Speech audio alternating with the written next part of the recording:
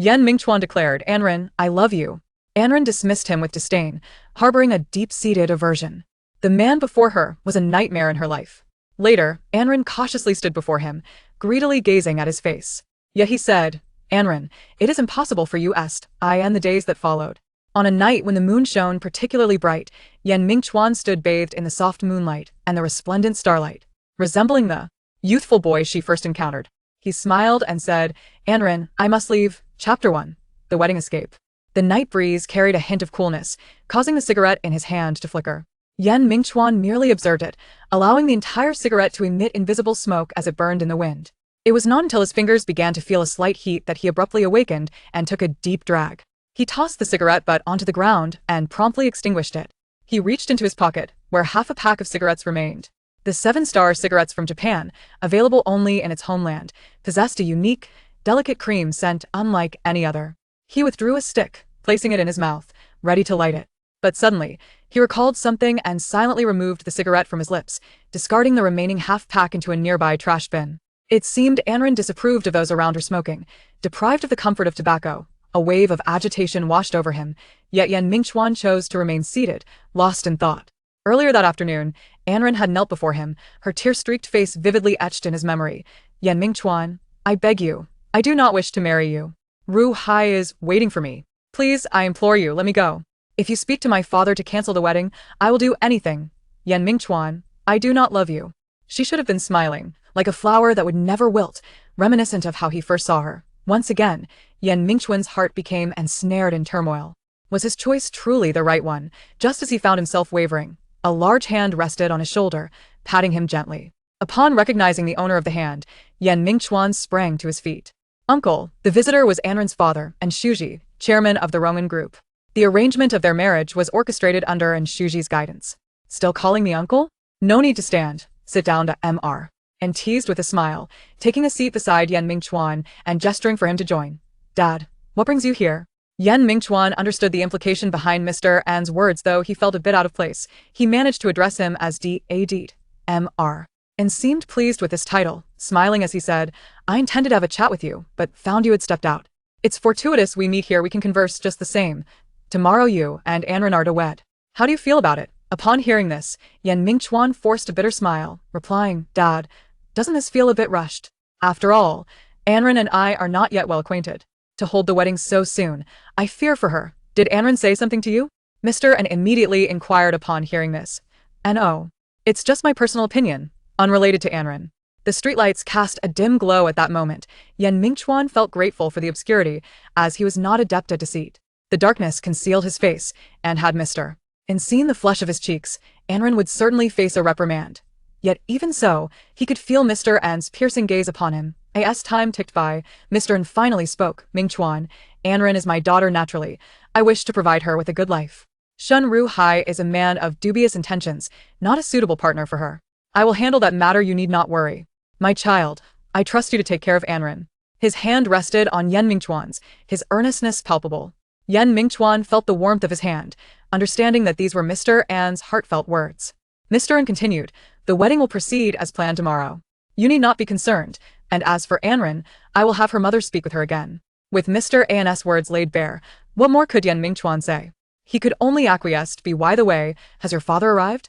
Mr. An inquired, for such a significant event as a wedding would surely invite ridicule if both families were not present. He arrived this morning. I've secured accommodations for him at a nearby hotel. And leaned back against the chair, rising to pat Yan Mingchuan's shoulder with a smile, saying, Rest easy tonight, you must not appear fatigued at the wedding tomorrow. Yes, I understand. Thank you, Dad. With that, Yan Mingchuan had no further words. Although marrying Anren had long been his dream, the image of her tear-streaked face dampened his happiness. Yet within the heart, there always lingered some private desires. Though Anren currently rejected him, he believed that with patience, one day he would win her heart. One day, she would forget Shinru Hai and come to love him instead. Yan Mingchuan lay in his bed, tossing and turning. Unable to find sleep, Anren sat quietly in a corner of her room, her eyes swollen from tears, clearly having just wept, staring blankly at the vivid red wedding gown laid upon her bed. The gown, a stunning blood red, was exquisitely crafted, the traditional robe a sight to behold, with every embellishment and pattern exuding opulence. This was the wedding dress Anren had once longed for. She had fantasized about marrying Shinru Hai, envisioning herself adorned in a traditional red gown, stepping into his warm embrace with a radiant smile. That sensation would surely have been blissful, yet now, the wedding dress lay before her, its vibrant hue glaringly harsh in her eyes. It mocked her love with Shinru Hai. And she could only curl up in the corner, clutching her body tightly. That moment, she yearned for Shinru Hai's presence beside her with him there. She would fear nothing. As her daughter prepared to marry a man not of her heart's choosing, Song Qingwan, filled with unease and having received Mr. An's admonition, came to console her. Upon entering, she found Anren barefoot, clad only in a thin nightgown, curled up against the wall. This sight pained her heart, and she rushed over to envelop Anren in her embrace. Anren remained silent as the two held each other, until after a moment, Song Qingwan sighed deeply. Anren, why must you do this to yourself? Her voice was soft and delicate, prompting Anren to lift her head, revealing her red-rimmed eyes. Mom. Her voice was hoarse from crying, a sound that pierced Song Qingwan's heart with pain. She gently caressed her daughter's head. She pulled and ran down onto the bed. Although the air conditioning was on, Anren was dressed too lightly, and her mother had already sensed that her daughter's hands and feet were icy cold. Tenderly assisting Anren to lean against the headboard, Song Qingwan covered her with a blanket and sat beside her on the bed, reaching out to softly stroke Anren's cheek. Her fingers glided ever so gently over the reddened corners of her eyes. This daughter of hers had always been endearing since childhood, and now, even after a bout of tears, she remained captivatingly beautiful, her peach blossom eyes blushing more delicately than ever. Mom, I don't want to marry Yan Mingchuan. Please help me, okay? Anren grasped the hand that Song Qingwan extended, letting it fall softly onto the blanket, her voice choked with emotion. She was unwilling to yield to fate, unwilling to relinquish her future with Shinru Hai. She still held on to hope. Her mother had always been the one who cherished her the most. If only her mother could listen to her heart, she would surely understand her plight. As long as she had her mother's support, everything would be possible. Alas, Song Qingwan gazed at her daughter, fully aware of Anren's heartache. Parents, above all, desire their children to lead happy lives. That is enough. Anren's heartfelt plea of mom pierced deep into her soul. Mom, there is no affection between Yan Mingchuan and me. We would not find happiness together. Rahai saved my life. In his efforts to rescue me, he endured injuries that cost him a hand and a leg. He loves me, Mom, and I love him too. Please help your daughter. How could she possibly entrust her daughter to someone like that? Yan Mingchuan, who had risen from nothing, had co-founded Xingjing Company with his classmates before even graduating from university.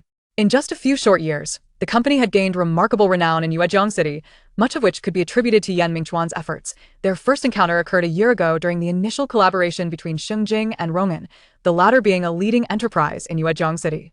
The swift partnership was a testament to Yan Mingchuan's extraordinary capabilities.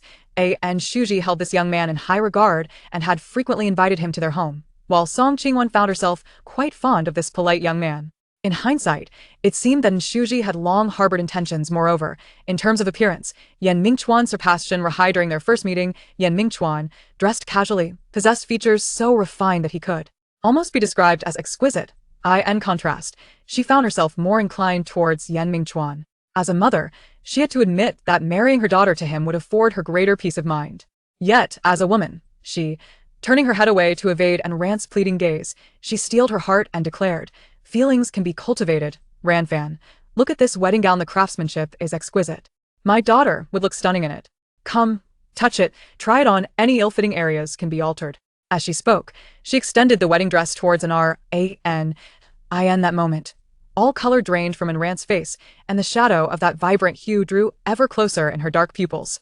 No, I don't want to. To her, the blood-red wedding dress appeared as the most potent poison in the world. Now her mother seemed intent on compelling her to consume it. With a sharp smack, Anren summoned all her strength to knock the dress from her mother's hands, then pulled the blanket over herself, burying her head beneath it, unwilling to confront this disappointing mother any longer. Get out. Get out. Don't let me see you again. You all want me to die? She wished to disregard everyone, finding solace only within her small cocoon of warmth. Song Qingwan observed her clearly unwilling daughter, lingering in silence for a long while.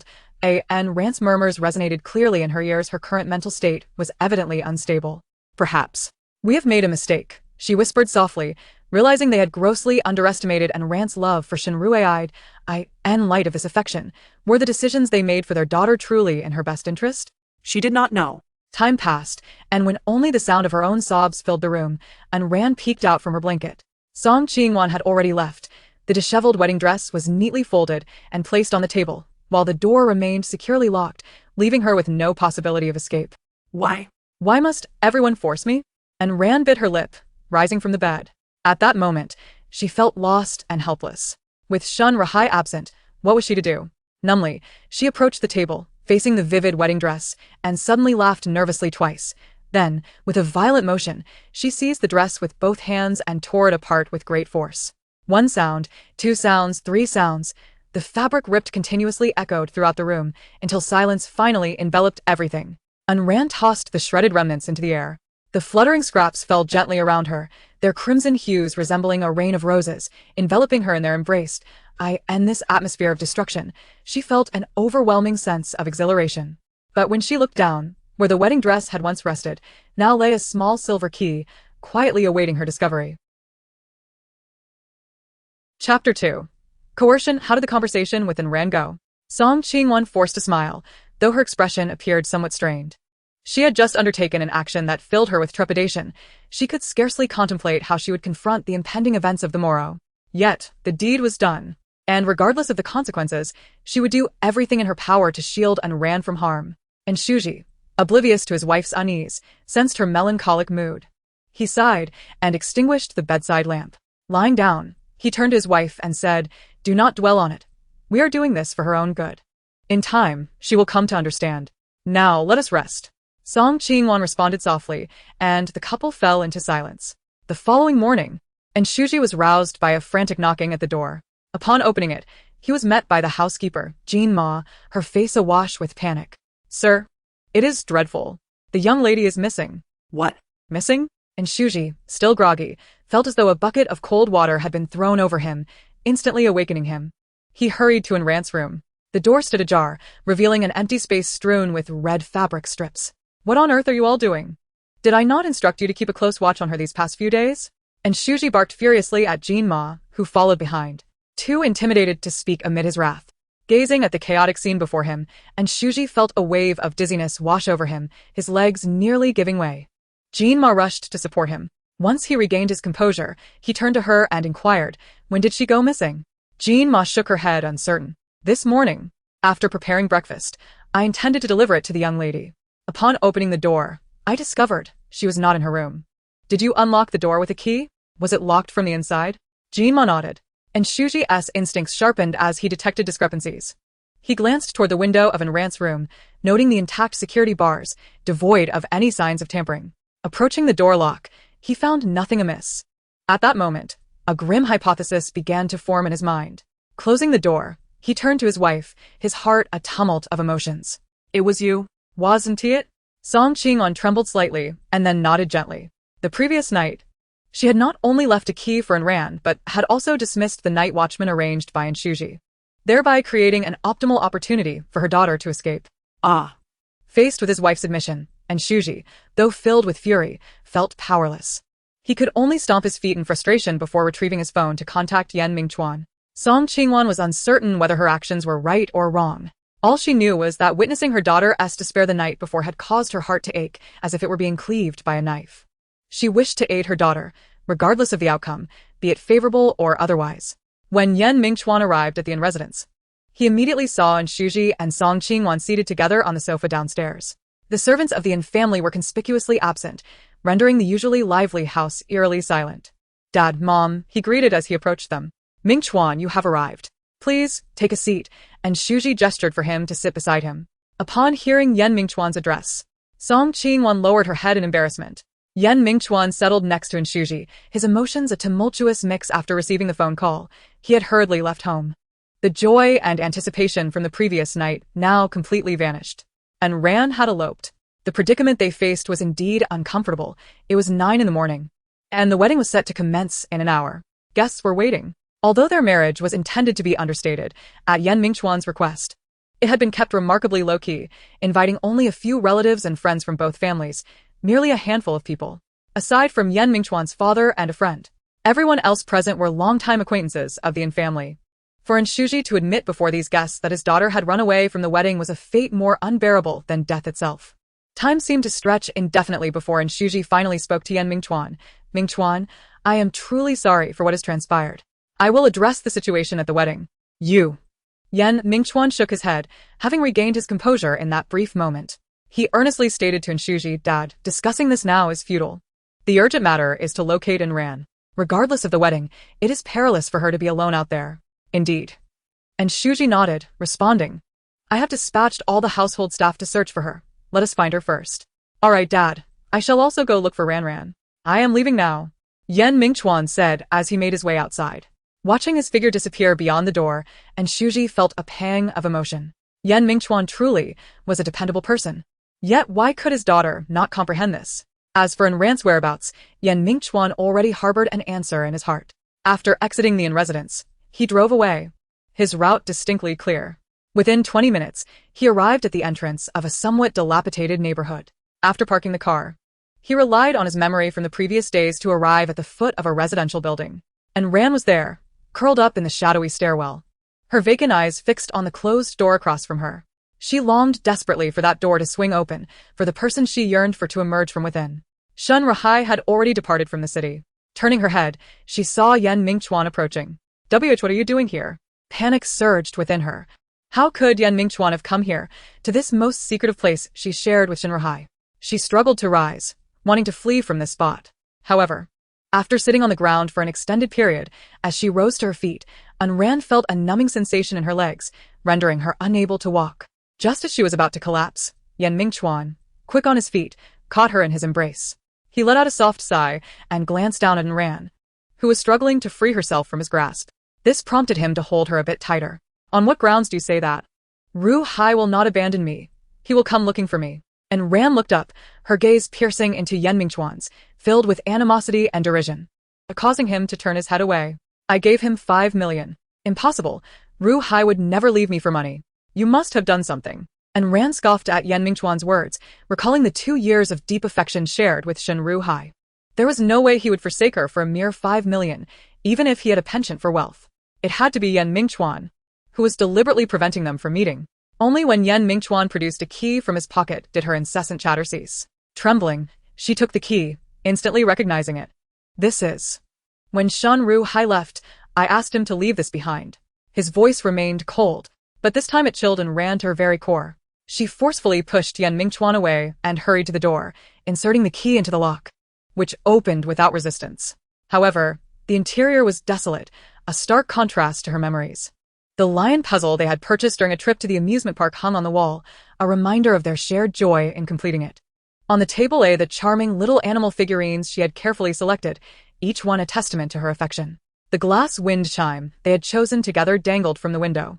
And Ran recalled how Shen Ru Hai had once said that although she could not always be by his side, the chime's melodious sound would make him feel as if she were with him.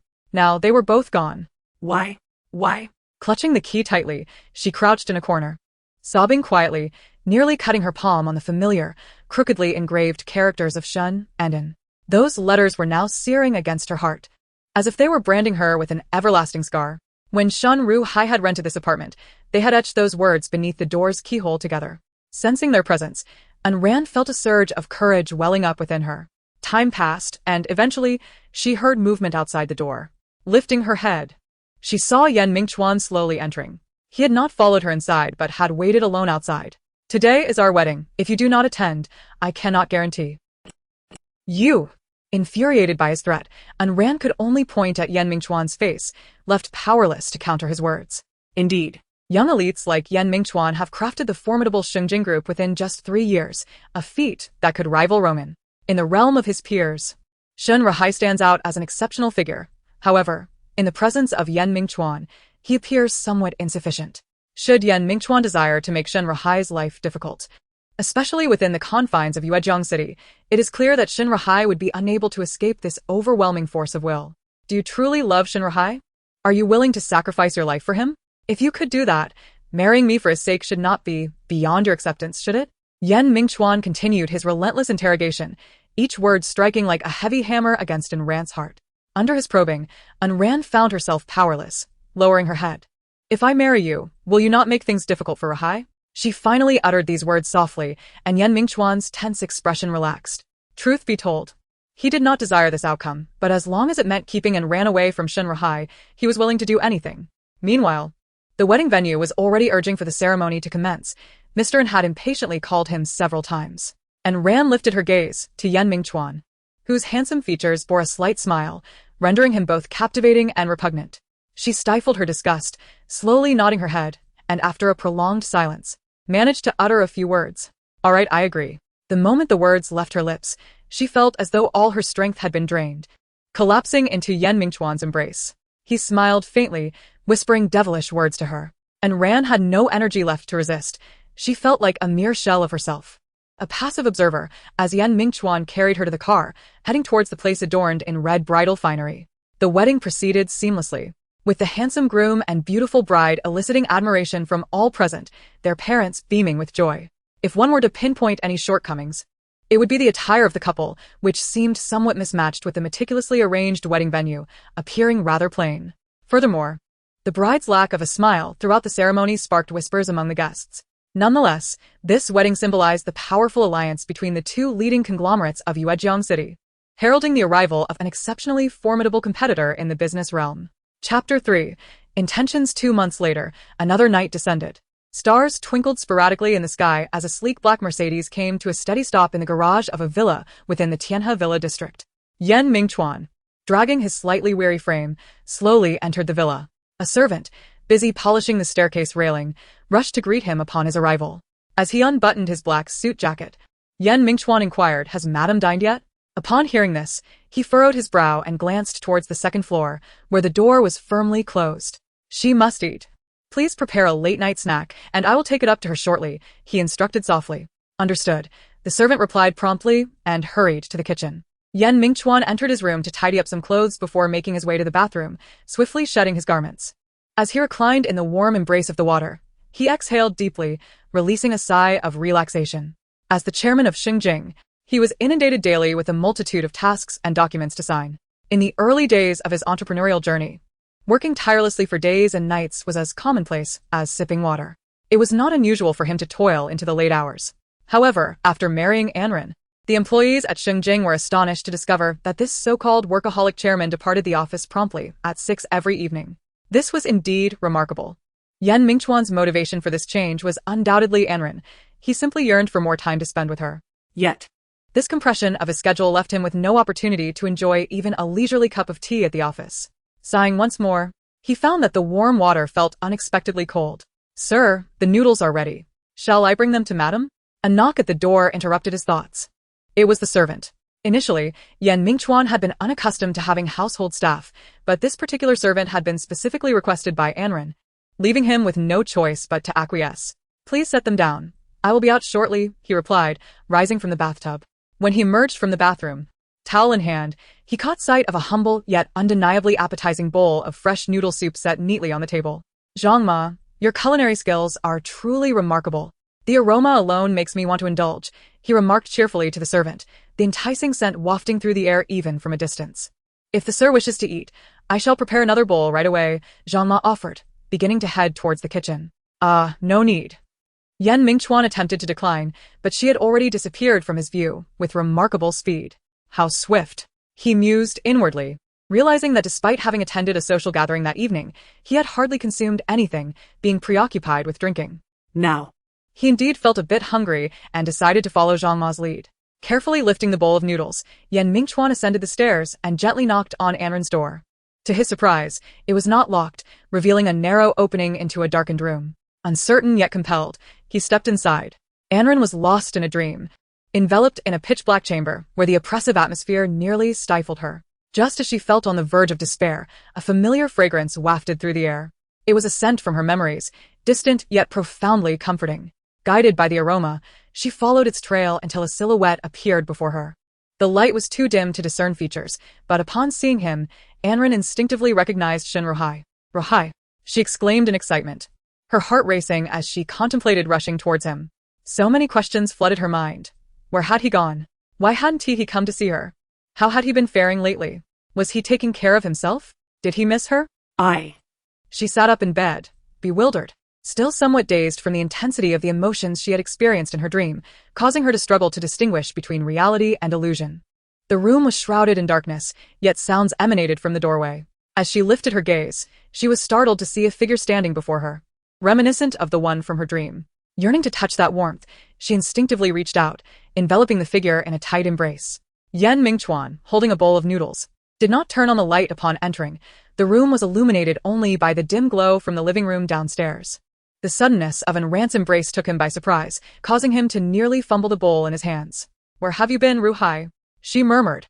Her voice soft and dreamy, yet to Mingchuan's ears, it sounded painfully discordant. "She is Ruhai again."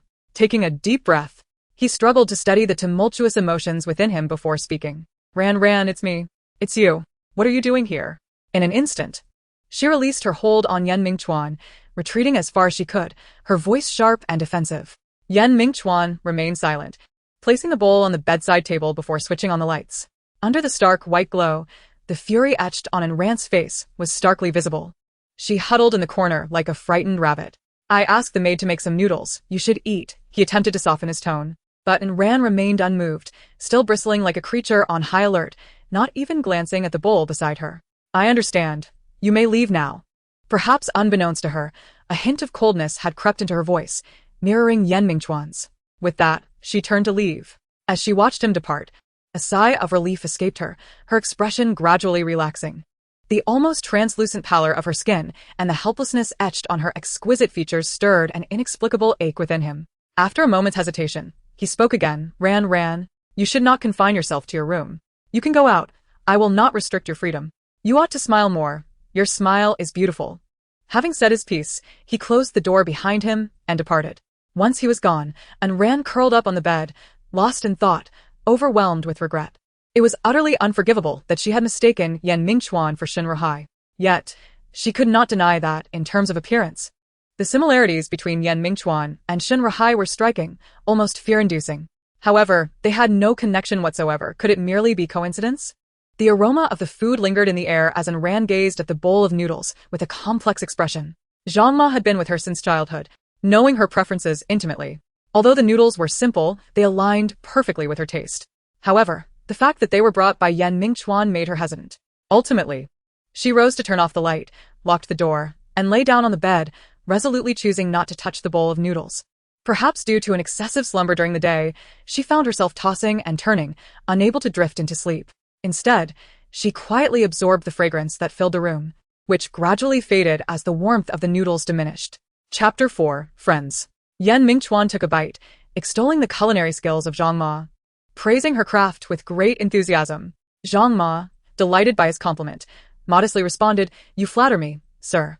The young madam's culinary prowess surpasses my own." "Is that so?" This piqued Mingchuan's curiosity. Zhang Ma continued, "Although I may have taught her, I must concede that her skills have truly flourished, especially her desserts, which rival those found outside.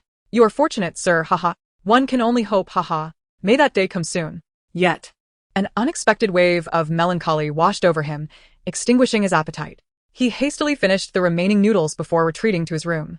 The master bedroom and Anren's guest room were separated by merely a wall. Though they were called husband and wife, they slept apart.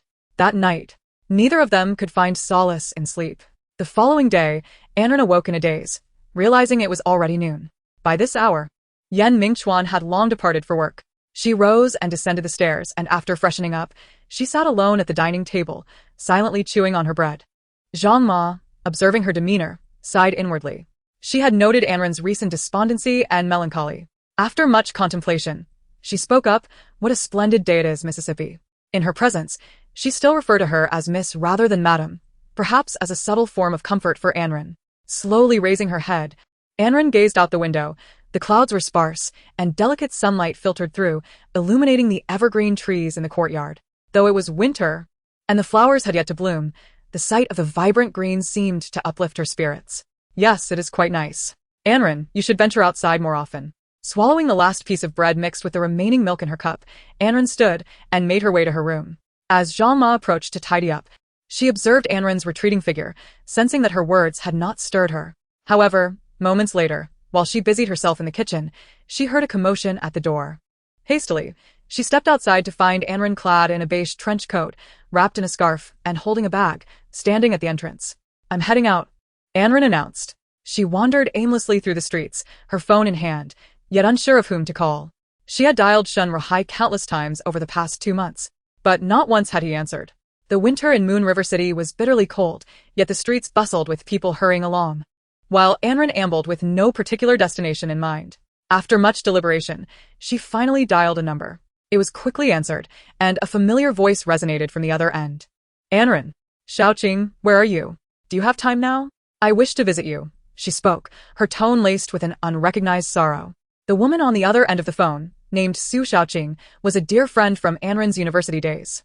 However, since their graduation this past summer, both had been preoccupied with the pursuit of employment, resulting in a significant lapse in their communication. Now, with a moment of leisure at her disposal, Anren considered it acceptable to meet, albeit suggesting they gather at their usual cafe instead of her home. Su Xiaoqing, sensing the hint of melancholy in Anren's tone, readily agreed without further inquiry. All right, I'll head over now, she replied. Feeling a flicker of joy at her friend's affirmation, Anren realized that life was not entirely devoid of pleasant surprises. She still had friends. This uplifting sentiment lightened her steps as she made her way to their rendezvous. Soon, Anren arrived at the familiar cafe, and upon seeing the well-known sign and decor, she was overwhelmed with nostalgia. Their last gathering had taken place here, a moment when she had felt utterly content, buoyed by her privileged background and an admirable boyfriend, which seemed to promise a blissful post-graduation life. Yet, reality often delivers a harsh slap. Who could have anticipated such a tumultuous shift in her circumstances within a mere 6 months? What are you thinking about? Su Xiaoqing's voice broke her reverie. Oh, nothing, Anren replied, turning to face her friend, a rare smile gracing her features as she took in Su Xiaoqing's transformation. It had been 6 months since they last met, and the change was striking. Su Xiaoqing wore a fitted white turtleneck sweater paired with a shawl, her hair elegantly styled in a bun, exuding sophistication and intellect, a stark contrast to her previously adorable university style. In response to Anren's astonishment, Su Xiaoqing smiled and said, Well, entering society necessitates change. Wearing those youthful outfits no longer seems fitting, haha. Nevertheless, this look suits you well, Anren replied. Come on, let us not linger outside. I'm starving after a long day. With that, Su Xiaoqing ushered them inside to escape the chilly air. They settled into their usual seats and ordered some refreshments before turning to conversation. It's been half a year since we last spoke. What have you been up to? Su Xiaoqing inquired, savoring a piece of cake brought by the server. Anren chuckled at her friend's ravenous appetite, but chose not to divulge much, simply stating, Oh, just handling some chores at home. And you? And me? Where are you working now? Su Xiaoqing asked, setting down her cake and taking a sip of her coffee. Well, I'm at a large corporation, can you guess? Su Xiaoqing's excitement was palpable. How could I possibly know? Anren laughed. After all, she had hardly ventured out in the past 6 months, leaving her oblivious to such developments. Noticing the bemusement on Anren's face, Su Xiaoqing leaned in closer and revealed, I'm at Shengjing Group. What? Shengjing? ISNT, that Yan Mingchuan's company? Anren exclaimed, genuinely taken aback. She had never anticipated that her dear friend would be working at Shengjing, leaving her momentarily speechless. Was this a twist of fate? The current prospects for Shengjing are truly remarkable. You cannot fathom the lengths to which I have gone to secure this position, nor the number of individuals I have surpassed. Su Xiaoqing, seated across from me, continues to speak incessantly, and it is evident to Anren that her friend is immensely pleased with her job. This realization brings forth a tumultuous mix of emotions within her. Are you all right? Even Su Xiaoqing, known for her carefree demeanor, detects something amiss after a few moments, noting Anren's silence as she sips her coffee, seemingly disinterested in the conversation. Chapter 5, A Visit. Fine. Upon hearing Su Xiaoqing's inquiry, Anren forces a smile. No, something is troubling you, I can tell. Su Xiaoqing, perceptive as ever, recognizes Anren's facade. As a good friend, she feels compelled to alleviate Anren's burdens. Is this not the essence of friendship? In response to this warm concern, Anren can no longer contain herself and bursts into tears, leaving Su Xiaoqing flustered. Please don't cry. If something is wrong, tell me. Who has wronged you? I will stand up for you. Is it Shun Rahai? Huh? Is it him? As she rummages through her bag for tissues to offer Anren, she attempts to comfort her visibly distraught friend. During their university days, it was always Su Xiaoqing who came to Anren's aid when faced with difficult situations, a pattern that persisted even after Anren began dating Shun Rahai. Anren lifts her tear-streaked face, and even Su Xiaoqing, a woman herself, is moved by her delicate beauty. Xiaoqing, you cannot help me. Anren shakes her head in despair. Her sobs are so intense that they draw the attention of other patrons in the quiet cafe. Though Anren remains oblivious to their curious gazes, she has bottled up her grievances for far too long. Seeing her friend in such distress, Su Shaoqing refrains from further conversation, choosing instead to quietly accompany her until the tears subside. She understands that some things must be released through tears, and she casts a few sharp glares at the onlookers who dare to intrude upon their moment. After a lengthy silence, Su Shaoqing is at a loss for words. The thought that Anren, under parental pressure, had to part ways with her beloved and marry a stranger is a narrative one would expect only in novels. Yet, the genuine sorrow etched upon Anren's face confirms its reality. Damn it! Su Shaoqing cannot restrain herself from cursing. So Shan Rahai truly, hasn't he reached out to you since then? Did he really take that 5 million? I can't seem to contact him. It's as if he has vanished from my life. He is no real man. Su Shaoqing never anticipated Shan Rahai's disappearance would be so absolute. Reportedly, over a mere 5 million. How had she failed to see his foolishness before? 5 million? Did he not understand the true worth of Anren's family name Rongan? This holds true. Given Anren's lineage, 5 million is hardly a trivial sum, yet it certainly does not constitute a monumental issue. Could Shin Rahai truly be so blind to this fact? I also find this quite peculiar. Although Ru Hai does have a penchant for money, it seems unnecessary for him to abandon me over 500,000. I wonder if he has encountered some predicament that prevents him from meeting me. At that moment, and Ran had also calmed her emotions and began to voice her speculations.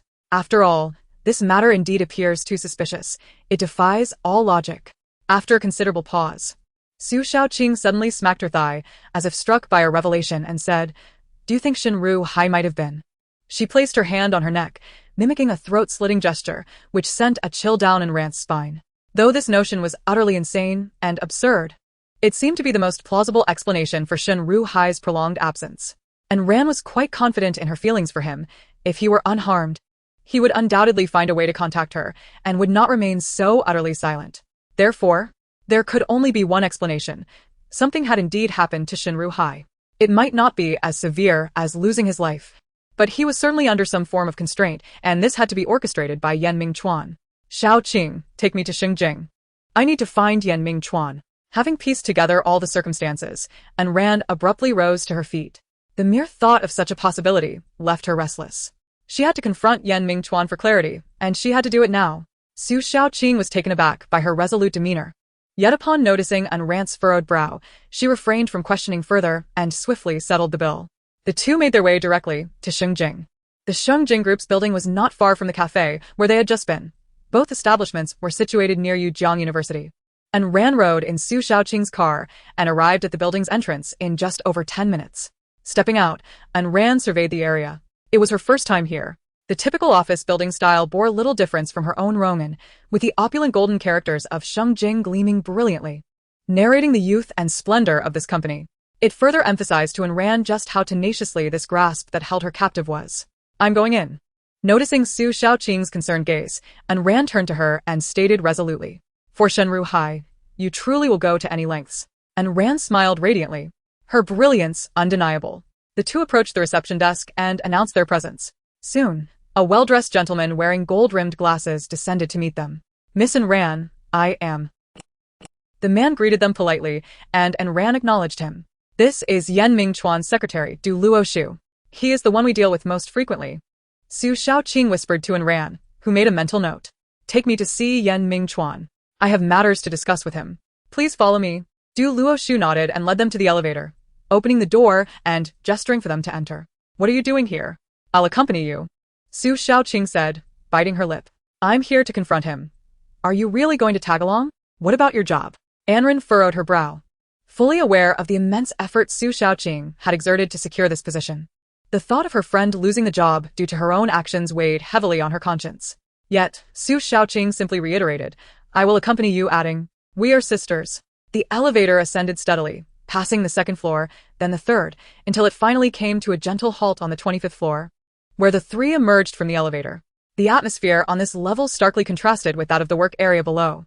The corridor was suffused with a warm yellow light and a faint fragrance of osmanthus, imparting a sense of comfort.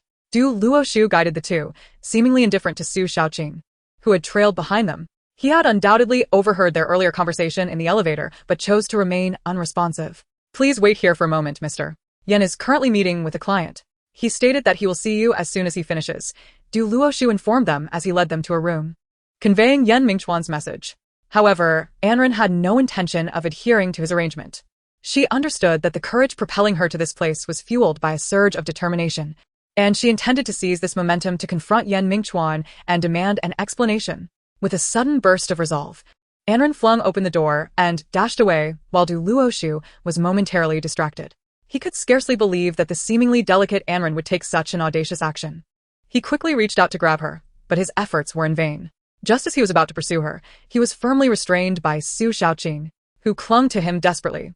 By the time he managed to drag Su Shaoqing out of the room, Anren had already vanished into the distance. Chapter 6. Interrogation. In a nearby office, Yan Mingchuan engaged in animated conversation with a middle-aged man. Although both wore smiles, the atmosphere was laden with palpable tension.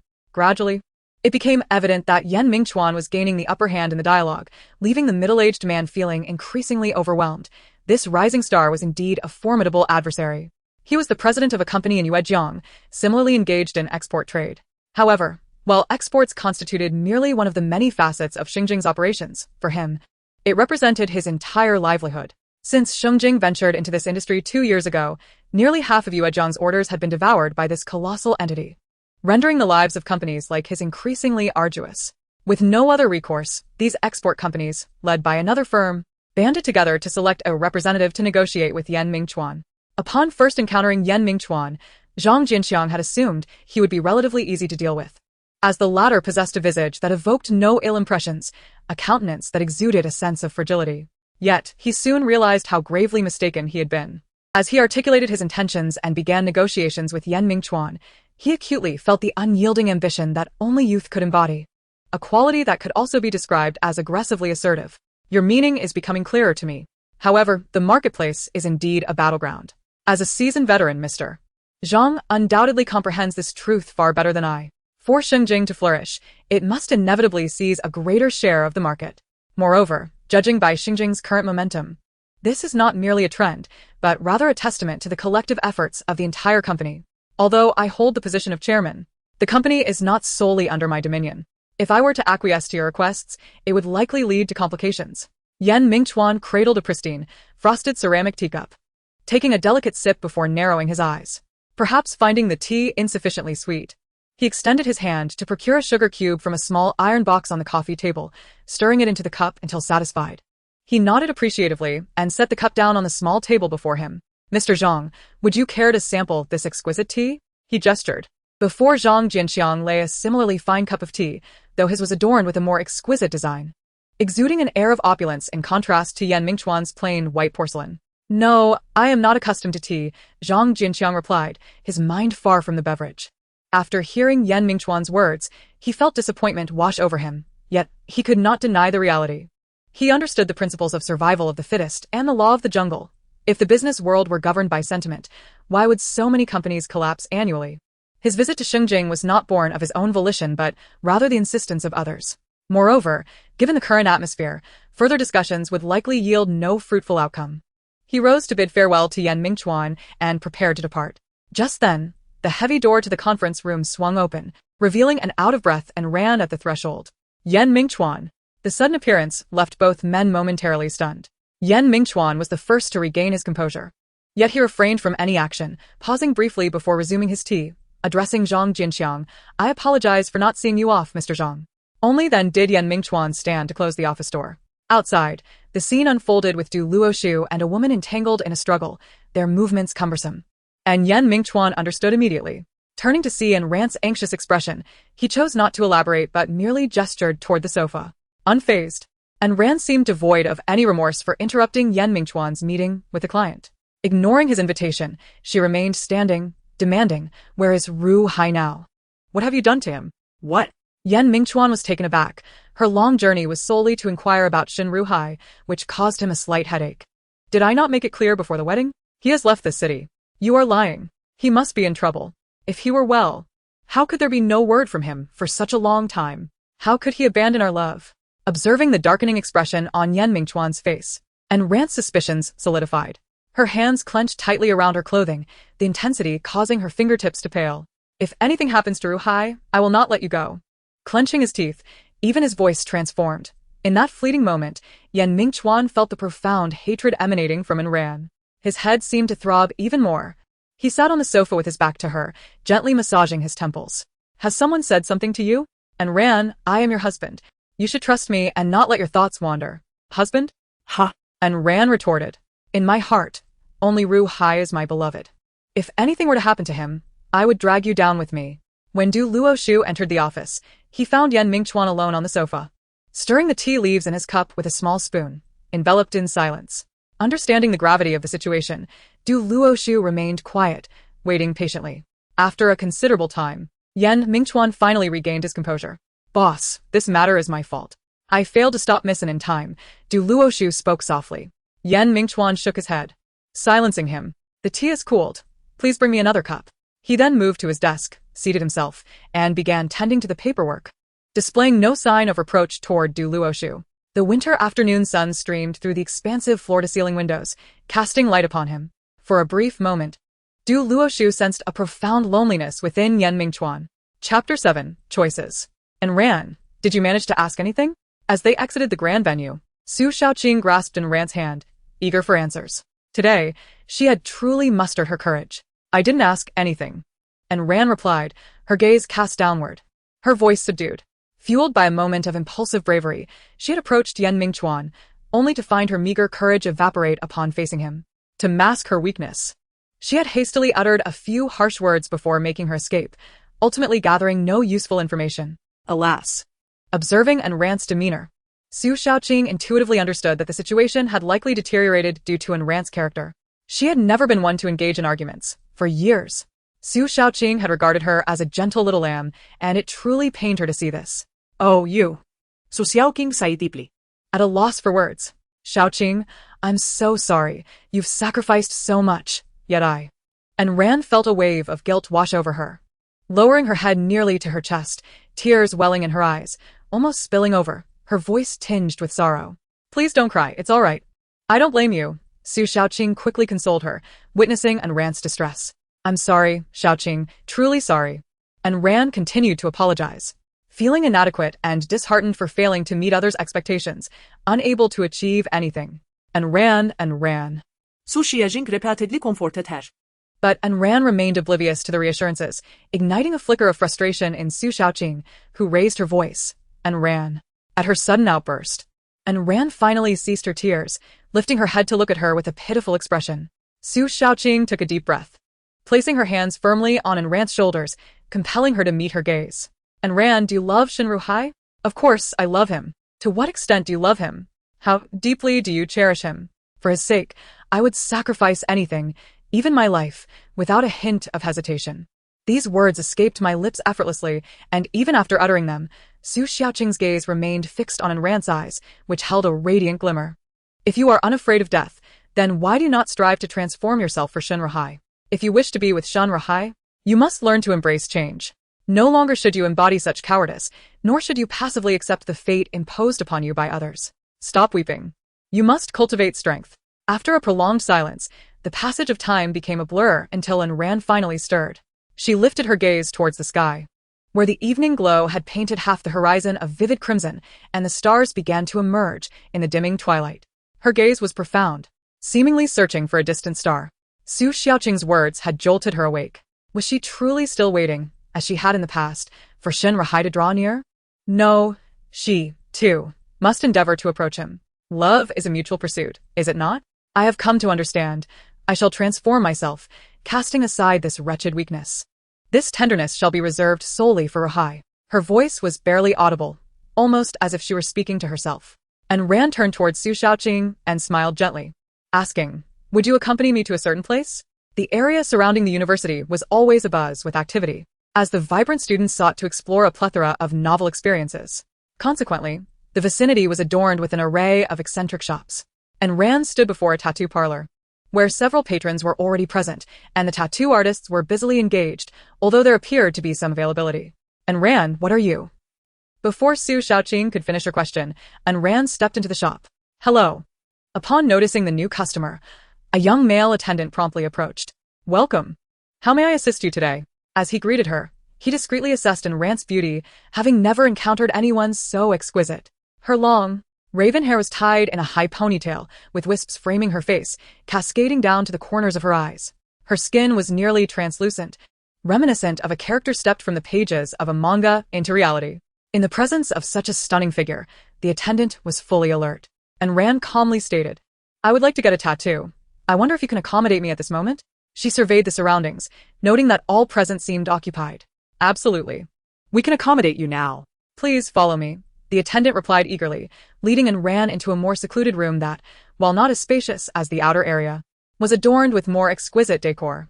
After asking and Ran to wait momentarily, the attendant ascended to the upper floor, leaving and Ran and Su Xiaoqing together. And Ran, "What brings you to a tattoo parlor?"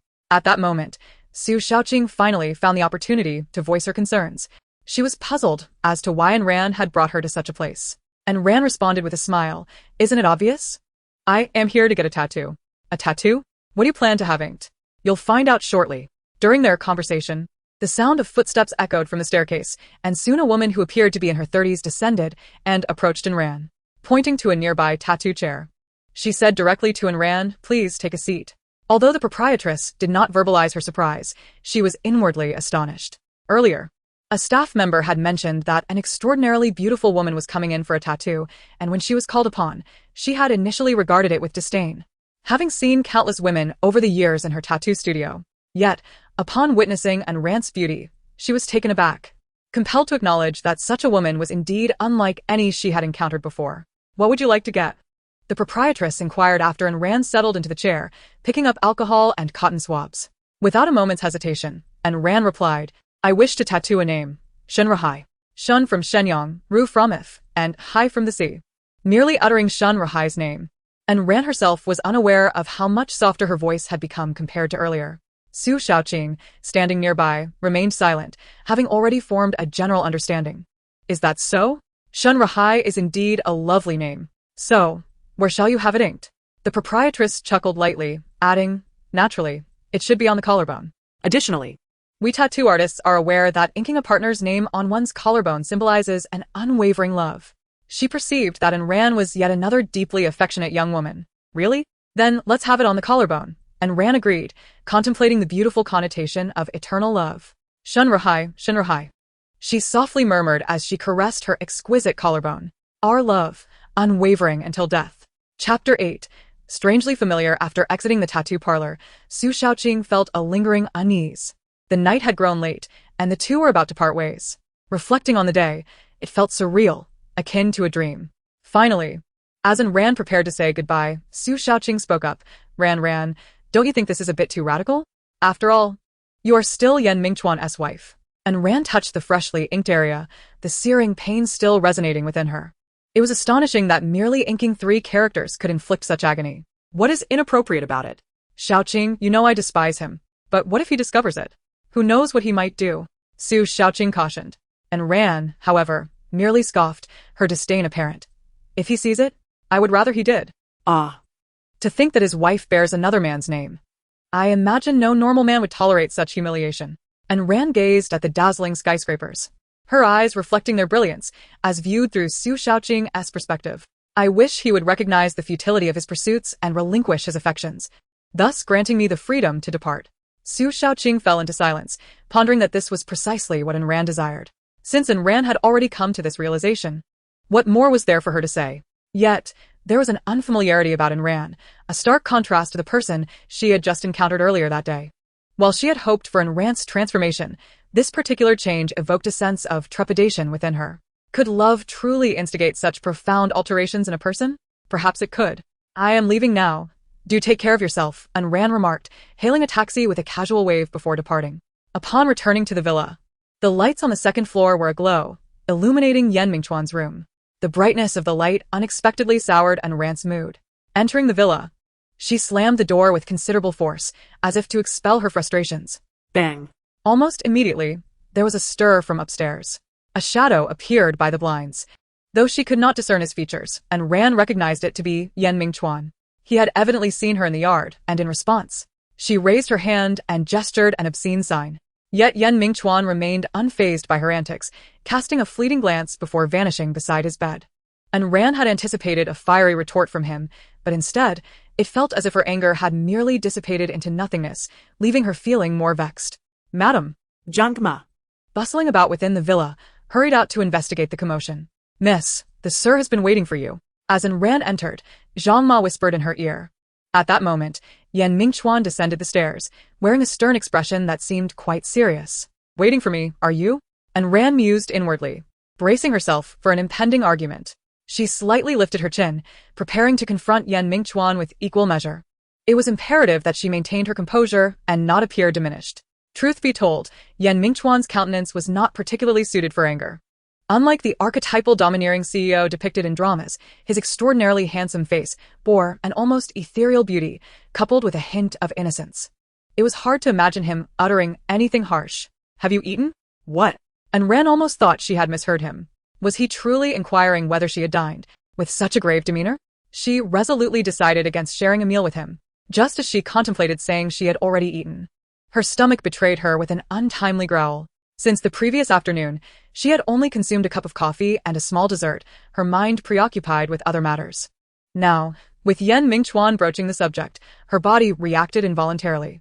Ran felt her cheeks flush crimson as she distinctly observed a hint of a smile tugging at Mingchuan's lips. "Then let us dine together. I had Zhang Ma prepare your favorite dishes." He turned and instructed Zhang Ma to bring the meal from the kitchen to the dining table.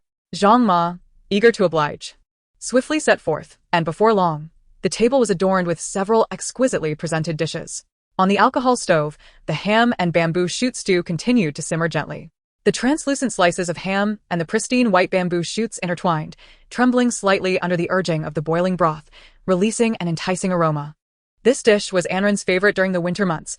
A bowl of it on a chilly day enveloped her in warmth, bringing immense happiness. However, upon witnessing the scene, Ran's expression turned cold, as if her fluctuating emotions had been suppressed. Without even glancing at Mingchuan, she ascended the stairs, retreated to her room, and firmly closed the door behind her, shutting out that essence of happiness. Downstairs, as Mingchuan watched Ran ascend and enter her room, a veil of disappointment settled upon his face. Why should he feel disheartened? Was her reaction not within his expectations? He truly did not know how to interact with Ran, how to gradually dismantle the defenses she had built against him, how to lessen her animosity. Lacking any romantic experience, he could only clumsily attempt to love her. Seated alone at the dining table, he picked at his food, finding it tasteless. Despite the sumptuous array of dishes, they lacked flavor on his palate. After about half an hour, a knock resonated at Ran's door. Initially, she intended to ignore it, convinced it was Mingchuan returning to disturb her. However, the persistent knocker continued for nearly 10 minutes, the sound of knocking proving relentless. Even when Ran buried her ears in her pillow, she could still hear it clearly. Enough already. Unable to endure any longer, she flung open the door, only to be surprised that it was not Mingchuan standing there, but rather Aunt Zhang. "Miss, please have something to eat," Aunt Zhang implored, holding a tray that bore a bowl of soup, her absolute favorite. "At least eat a little, otherwise, your health will suffer." Aunt Zhang spoke earnestly, genuinely concerned for Ran.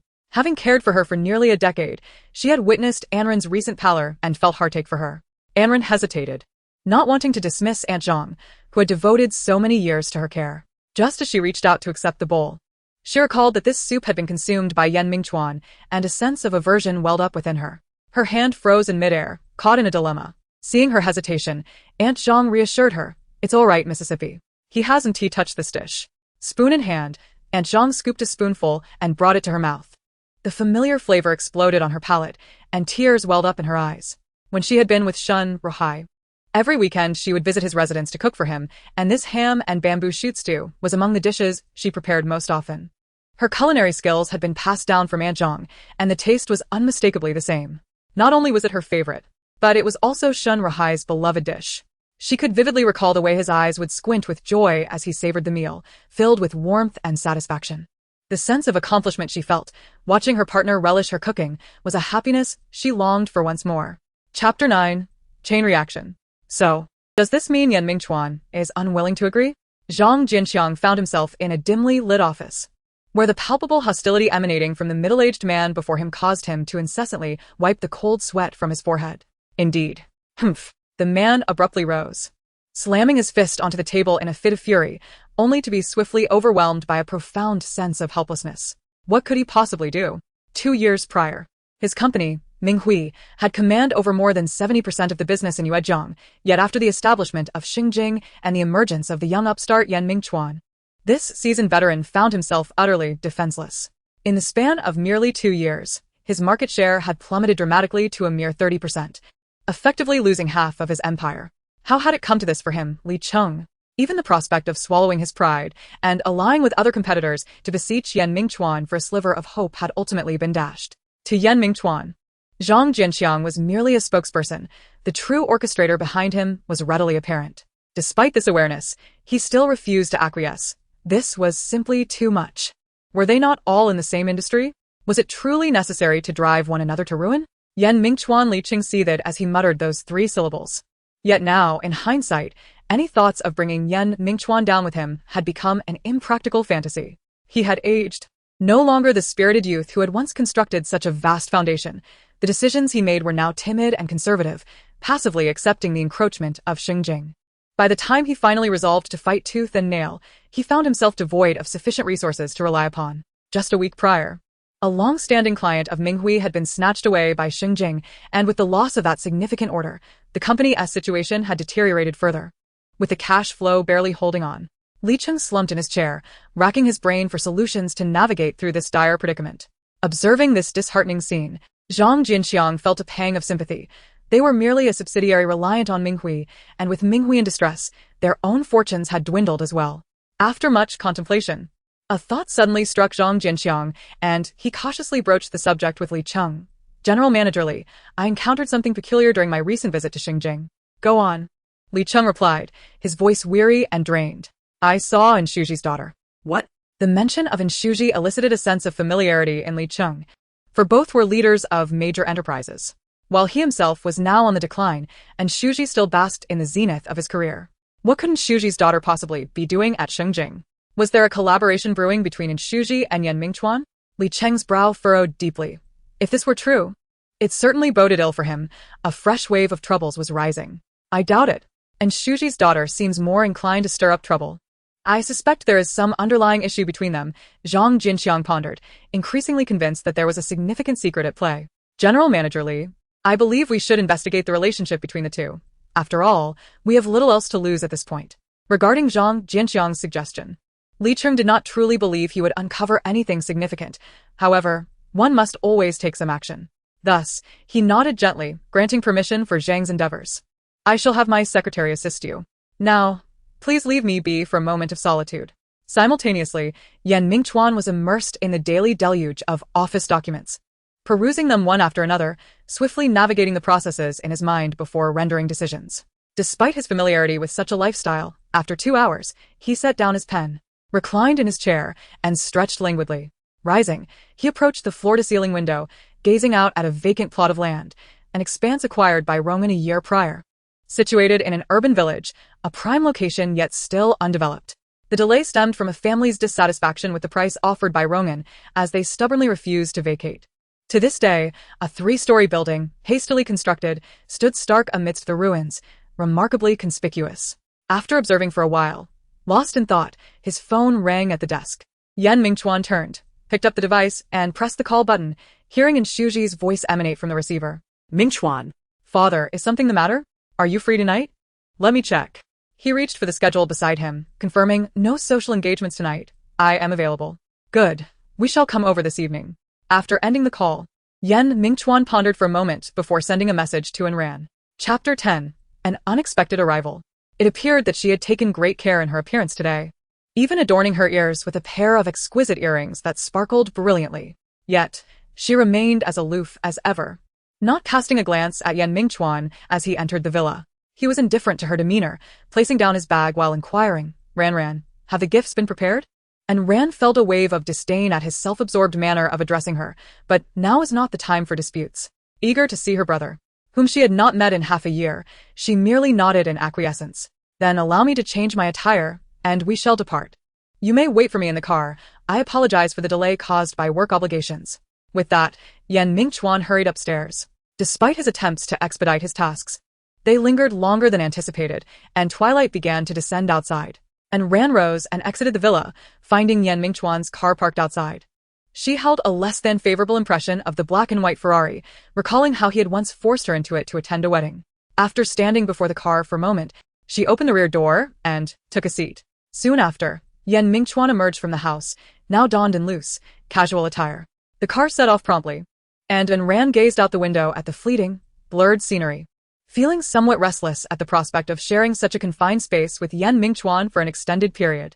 Speaking of which, I have yet to meet Xiao Yuan, and I find myself somewhat anxious.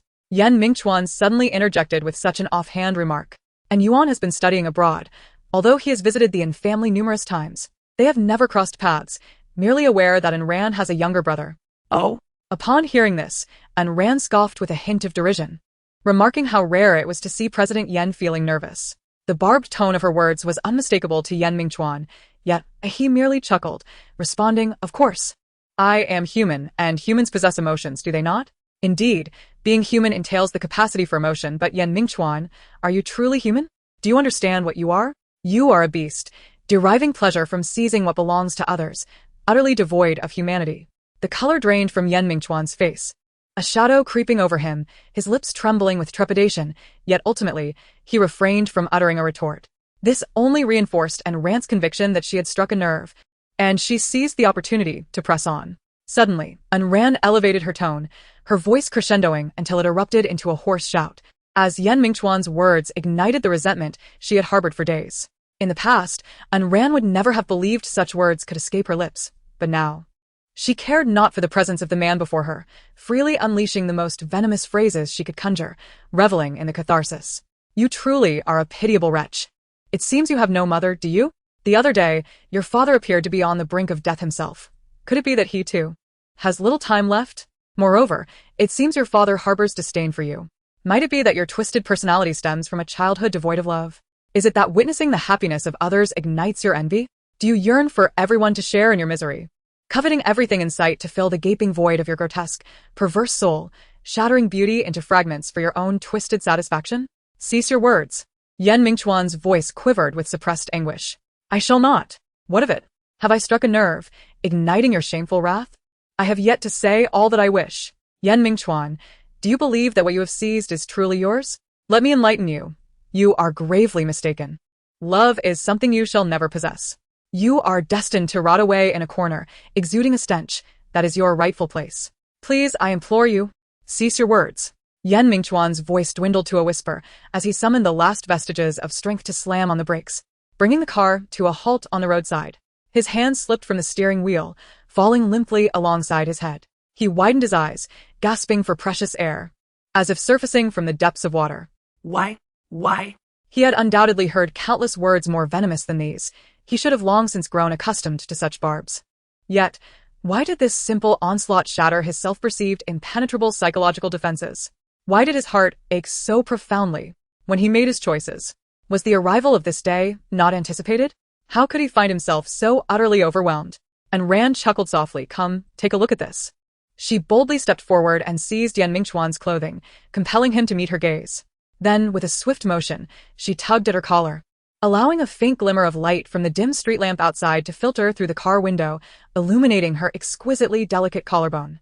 Yet, even in such meager illumination, the striking three characters stood out vividly. Shun, Ru, Hai. Ran observed as Yan Mingchuan's pupils constricted abruptly, a smile adorning her face. She leaned in closer to whisper in his ear, her warm breath stirring the strands of hair beside his ear. This is a gift for you. What do you think? Are you satisfied with it, my husband? The last two words she enunciated with particular emphasis, yet within the charged atmosphere, they resonated with an unmistakable mockery. Though she could not see Yan Mingchuan's expression, she could envision the myriad of emotions it might convey. Is that so? Shenru Hai, yet again it's him. Yan Mingchuan murmured softly, his voice reaching Ran's ears. Indeed. Do you naively believe that a tattered marriage certificate could compel me to love you?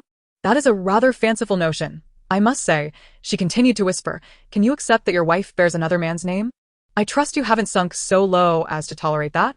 Perhaps we should part ways? You take your bright path, and I shall traverse my solitary bridge. Her voice was sweet and tender, akin to honey laced with poison. However, Yan Mingchuan did not respond as she had anticipated, with shouts or outright refusals. Instead, he enveloped them both in an oppressive silence. At some point, his expression reverted to its usual calm demeanor, his gaze cast downwards at his hands. Why does everyone adore Shenru Hai? Why do I strive for acceptance, yet find only disdain? Why can he seize what is mine, while I cannot claim his? Why is it that what I yearn for with all my might is effortlessly within his grasp? Anren, why do you love him and not me? His mental state appeared to be unraveling, and Anren felt a surge of unease. A foreboding instinct whispered to her. In desperation, she longed to escape this place, fearing what Yan Mingchuan might do next. Yet, no matter how fervently she attempted to push open the door, it remained as immovable as stone. Unbeknownst to her, Yan Mingchuan had locked the doors from the driver's seat. He leaned back, reclining the seat, and lunged toward her. Anren, you are my wife, the wife of Yan Mingchuan. We are married. Anren, I would rather you hate me. You've lost your mind. Let me go. Get away from me. Chapter 11, Untitled Yan Mingchuan. Let me go. Please, regain your senses. Anren struggled with all her might to push Yan Mingchuan away. However, the confined space of the car rendered her efforts futile. Despite his slight frame, he possessed strength beyond her own as a woman. Regardless of her resistance, Yan Mingchuan remained firmly atop her. His head nestled within the crook of her neck, and Anren could distinctly feel his breath against her skin. As it happens, this is the first time I have been so close to you. The names inscribed on the marriage certificate are ours. We are legally wed. Yan Mingchuan murmured softly, his hand beginning to explore Anren's body. What are you doing? Get away from me. Yan Mingchuan, I was wrong to speak to you that way. Please spare me. Anren initially lashed out with loud curses and screams, but soon transitioned to a pleading whisper, her voice trembling with desperation. Yet, Yan Mingchuan remained unfazed, continuing his advances. The residence of Anzhai differed from that of Yan Mingchuan, situated in a private courtyard on the outskirts of Yuejiang City. They had already traversed most of the distance, and at their current location, the traffic was sparse. Yan Mingchuan had switched off the interior lights of the car, rendering any commotion inside nearly undetectable to outsiders. Gradually, Anren's voice weakened. She began to grasp the reality that escape from this ordeal was unlikely. However, could she truly resign herself to this fate?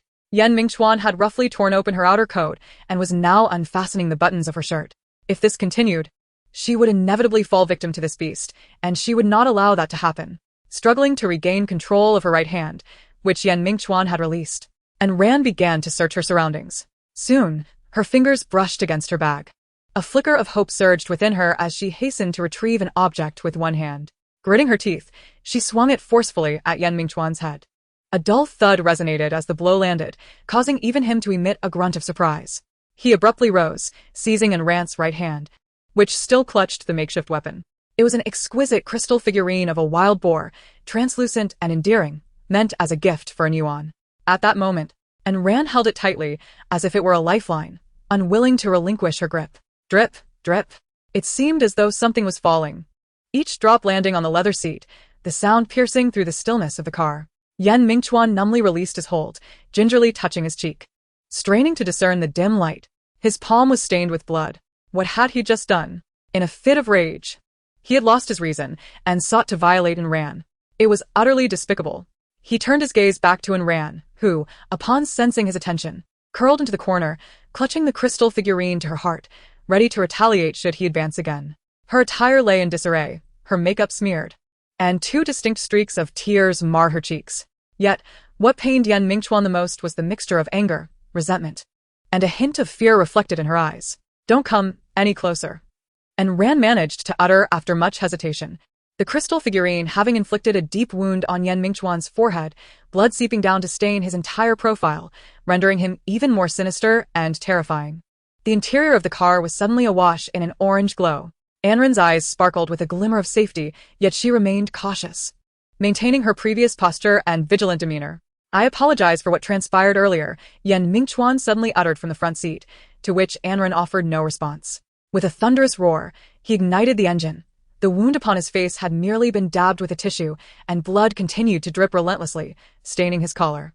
Moments later, they arrived at Anne's residence. Yan Mingchuan opened the car door and, turning his back to Anren, said, "You may alight, spend the night here, and I shall return to fetch you after work tomorrow.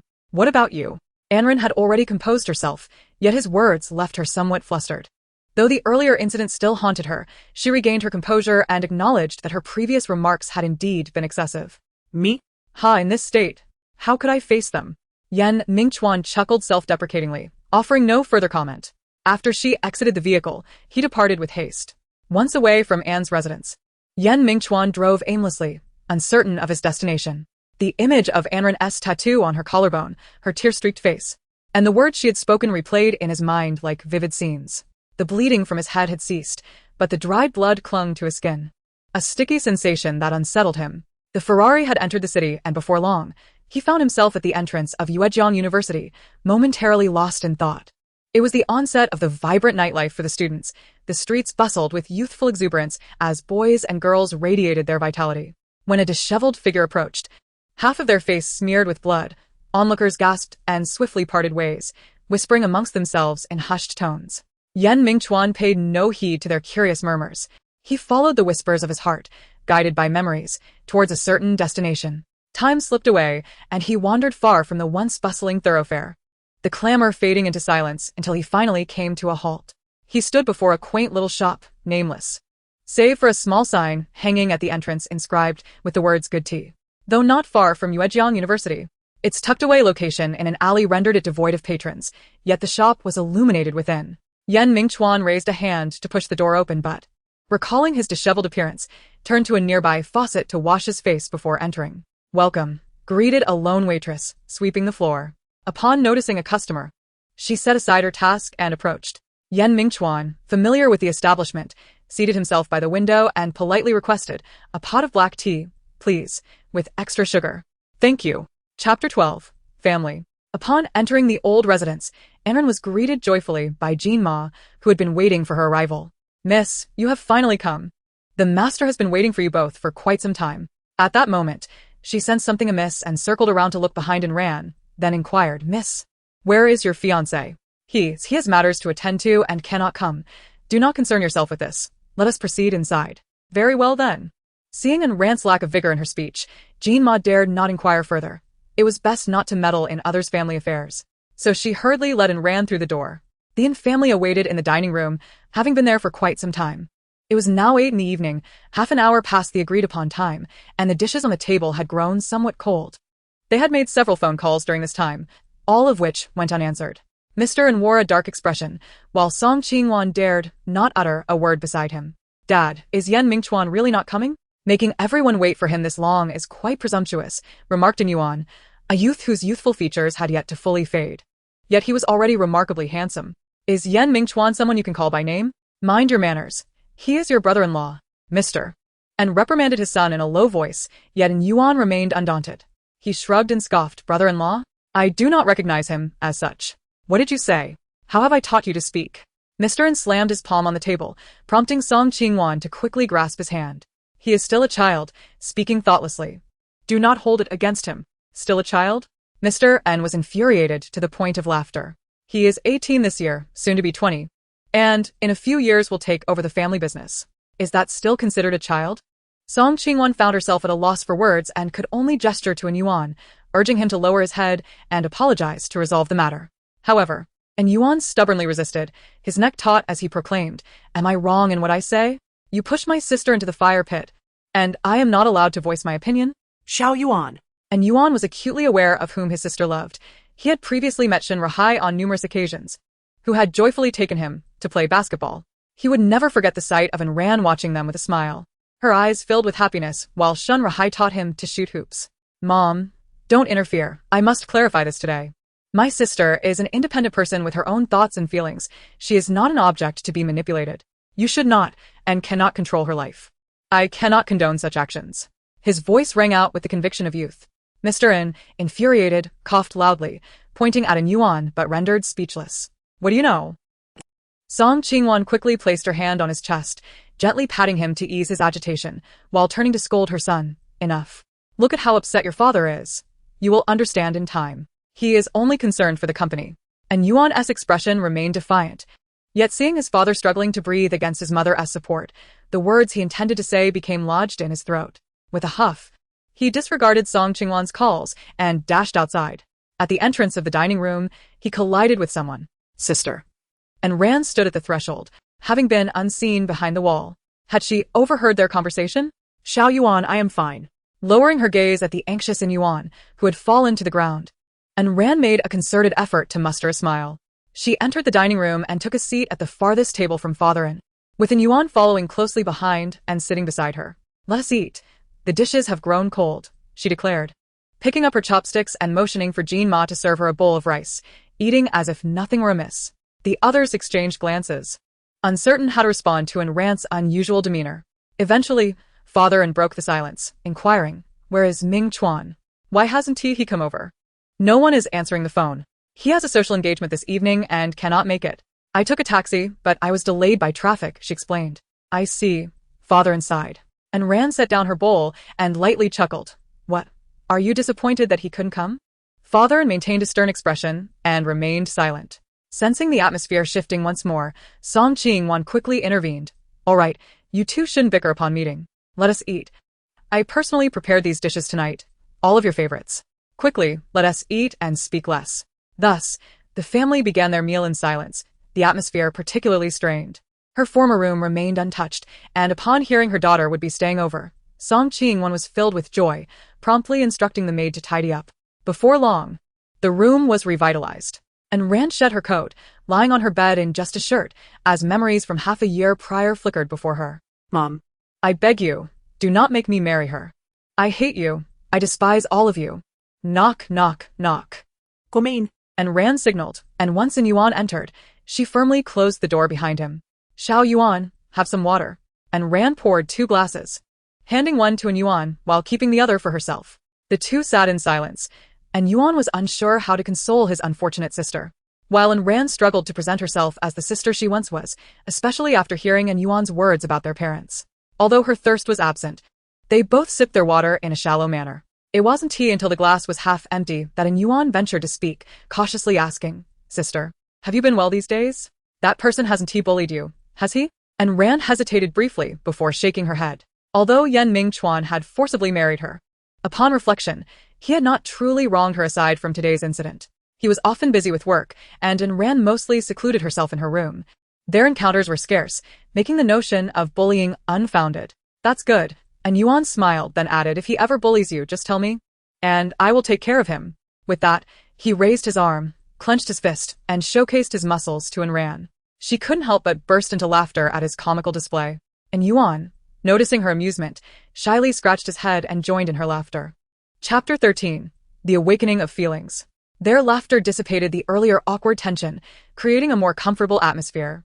"Indeed, we are a family, Xiao Yuan. You will protect your sister, and she knows it." And Ran lowered her head, an involuntary smile gracing her lips. It is truly comforting that, in her moment of isolation, her younger brother remains steadfastly supportive. And Yuan gazed at his sister's smiling face, feeling a sense of relief. Seizing the opportunity, he quickly voiced his concern. "By the way, sister, has Brother Haizi not reached out to you again? Do you still have any contact with him?" The Brother Haizi he referred to is Shunru Hai, whom Yuan had met through Ran. Due to their age difference and Shunru Hai's apparent fondness for such a colloquial title, He had continued to call him that. Upon hearing him mention Shunru Hai, Rand's expression dimmed slightly, and she shook her head gently, without further elaboration. And Yuan comprehended her meaning. He furrowed his elegant brows, exclaiming, "How could this be? From what I know of Brother Haizi, he is not the type to shy away from difficulties. Has something happened?" And Ran, sensing his bewilderment, shook her head and replied, "I do not know. It is as if he has evaporated over the past 6 months, with no word from him, and I have been unable to reach him. This is indeed peculiar. Brother Haizi is so devoted to you that he suffered grievous injuries while trying to save you, yet now, he is inexplicably absent." And Ran remained silent, reflecting on the incident that had transpired during her sophomore year at Yuezhang University when Shunru Hai had been injured in his attempt to rescue her. And Ran was exceptionally beautiful, and even at Yuezhang University, her allure was unparalleled, attracting numerous suitors, including some unsavory characters from outside the campus. Naturally, Ran, being timid and introverted, politely rejected these fervent admirers, yet her rejection still incited the ire of some. She had waited for a considerable time under the eaves of a street shop, growing increasingly anxious as no taxi arrived. Deciding to call home for a ride, she donned her headphones and immersed herself in music while awaiting her transportation. This distracted her from the commotion behind her, and by the time she realized it, it was too late. Someone approached from behind, pressing a cloth tightly over her mouth, rendering her voiceless, as several individuals seized her and carried her into a nearby alley. There, a group of unsavory characters awaited her arrival. Upon hearing the news, Rand's father was furious and immediately dispatched his subordinates to teach that ungrateful scoundrel a lesson. What happened thereafter remained unknown to Ran. However, the tactic proved effective, as Adu never appeared in her sight again. Yet, And Rand did not anticipate that Adu was merely lying low for a time. The men sent by her father had given him a severe beating that confined him to bed for a fortnight. Consequently, fueled by resentment, he directed his anger towards Anran, vowing to make her pay for her perceived transgressions. This time, his intention in abducting Anran was to violently subjugate her, to see her delicate visage shatter before him, and to exact a harsh lesson upon her. They found themselves in a secluded alley, a dead end with dilapidated houses on either side, unmistakably abandoned, an ideal location for nefarious deeds. Despite Anran's desperate cries resonating through the air, the individuals surrounding her remained unperturbed, even encouraging her to scream louder, with Adu wearing a lewd grin as he approached, step by step. No matter how hard Anran attempted to retreat, she found herself pressed against the wall, with the distance between her and her pursuers diminishing. Just as despair reached its zenith, and the repulsive hand was about to touch her face, tears streaming down her cheeks, Anran shut her eyes. At that moment, a boy appeared silently, brandishing a piece of brick seemingly salvaged from the nearby ruins, and without uttering a word, he launched himself at the assailants. The outermost thugs were no match for him. After a series of agonizing cries, they were swiftly incapacitated. The gang was thrown into disarray, and seizing the opportunity, the brave boy surged through the throng, reaching Anran. The darkness enveloped them, and without any nearby light, Anran could not discern his features. He stood protectively behind her, and as her hand involuntarily brushed against his back, she distinctly felt him tremble. "Stay close to me, and run," the boy urged in a hoarse voice, tinged with the remnants of a cold. Anran, filled with concern, asked, "What about you? There are too many of them. You cannot possibly fight them all." The boy merely replied, "Don't worry about me," pausing momentarily before gripping her hand tightly. Anran caught a whiff of a subtle, creamy scent emanating from him, which inexplicably brought her comfort. In the blink of an eye, he pulled her forward, charging out. The leading thugs, caught off guard, were forcibly shoved aside by the boy's body. Throughout the tumult, he was exceptionally cautious, ensuring that Anran suffered not a single bruise. However, fate seldom aligns with our desires. Adu had regained his senses. A man of notoriety in such circles possessed a certain ruthlessness, and he realized that should Anran escape, given the strength of her family, his own future might be irrevocably altered. In a fit of desperation, his true menace surfaced as he seized a rusted iron pipe nearby and pursued them.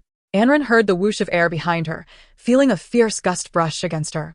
The boy managed only to shout, "Be careful," before exerting all his strength to pull Anran into his embrace, raising his left hand to intercept the impending blow. Anran could hear the sickening sound of bone fracturing and the boy's sharp intake of breath. Undeterred, he shielded her from every assault, continuing to propel them forward, though he too suffered a strike to his leg. Finally breaking free from the throng, they found themselves in a narrow alleyway, whereupon the boy released Anran, urging her to flee, while he turned to block the passage behind them. Anran was utterly overwhelmed by fear, instinctively fleeing until she reached a place bustling with pedestrians, where she engaged in a struggle with some ruffians, buying herself precious moments to escape. At that moment, her phone rang. It was the family chauffeur, who had arrived at the shop she had mentioned but found no sign of her. It was only then that she caught sight of Runaway. Chapter 14, A Chance Encounter from Years Past. The spring sun shone brightly, and a gentle breeze filled the air as Anran walked along the wooded paths of the campus, her expression heavy with contemplation. Although nearly a month had passed, the image of the boy lingered in her mind, the events of that day seeming like an ethereal dream, utterly surreal. She often found herself wondering if what transpired had truly happened in reality. If so, why had she heard nothing from him since? Her friends teased her about having a youthful infatuation, and surprisingly, Anran did not rush to refute them this time. It was a curious sensation, a yearning to see someone so intensely for the first time.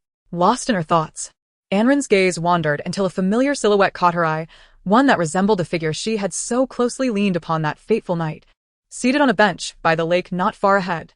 In that moment, a jolt of electricity coursed through her. Could it be him? The gloom of recent days evaporated, and she suppressed her excitement, approaching him step by step. As she drew nearer, she noticed something alarming. The boy's left hand and right leg were both encased in thick plaster casts. It confirmed her suspicions. She clearly remembered those were the injuries he had sustained while saving her that night. Noticing someone observing him, the boy turned to face Anran, smiling as he asked, "Is there something you need, classmate?" This allowed Anran to finally see his face clearly. The dim light of that evening had made it nearly impossible to discern his features. A lingering regret in her heart. Now, she beheld him in full. He was not exceptionally handsome, but his smile radiated warmth, and under his gaze, Anran felt her cheeks flush. No, the boy replied with a grin. Anren, blushing, took a seat beside him, her delicate hands gripping the hem of her skirt as emotions surged within her. She stammered, "Could you tell me your name?" Taken aback by her directness. The boy looked at her in surprise. Anren realized she might have been too forward. Surely, he must think her a frivolous girl. Yet, he chuckled heartily before responding in a gentle voice. "My name is Ruhai." What a beautiful name, Anren thought. A faint smile crept onto her face, as if something within her were beginning to blossom. Ruhai gazed at her with a smile and said, "Classmate, you haven't yet mentioned your name." "I am Anren," she replied. Upon hearing her name, Ruhai expressed surprise and asked, "You are Anren? I have heard of you, the most beautiful girl in our school, am I right?" Anren's face flushed to the roots of her ears. "Yes, that's me, but the title of most beautiful is just a rumor," she responded modestly. It was strange. Previously, if someone had spoken to her in such a manner, she would have felt disdain. Yet now, as Ruhai said those words, she found herself inexplicably elated. Suddenly, she remembered something and hurriedly inquired, "How is your injury? Is it serious?" "Injury?" Ruhai glanced at his arm and leg, both encased in plaster. "It's nothing major. The doctor said a few months of rest would suffice. However, we are not acquainted, so why do you ask?" He seemed puzzled, unable to comprehend Anren's intentions. Realizing that Ruhai was unaware that he had saved her that night, she quickly clarified, "I am the girl you rescued that night. Do you remember?" Ruhai's expression turned incredulous as he looked at her and exclaimed, "It was you?" Anren nodded vigorously. "Yes, it was me." He did not deny it. He acknowledged it. It was indeed him. Anren felt an overwhelming surge of excitement. She had finally found him.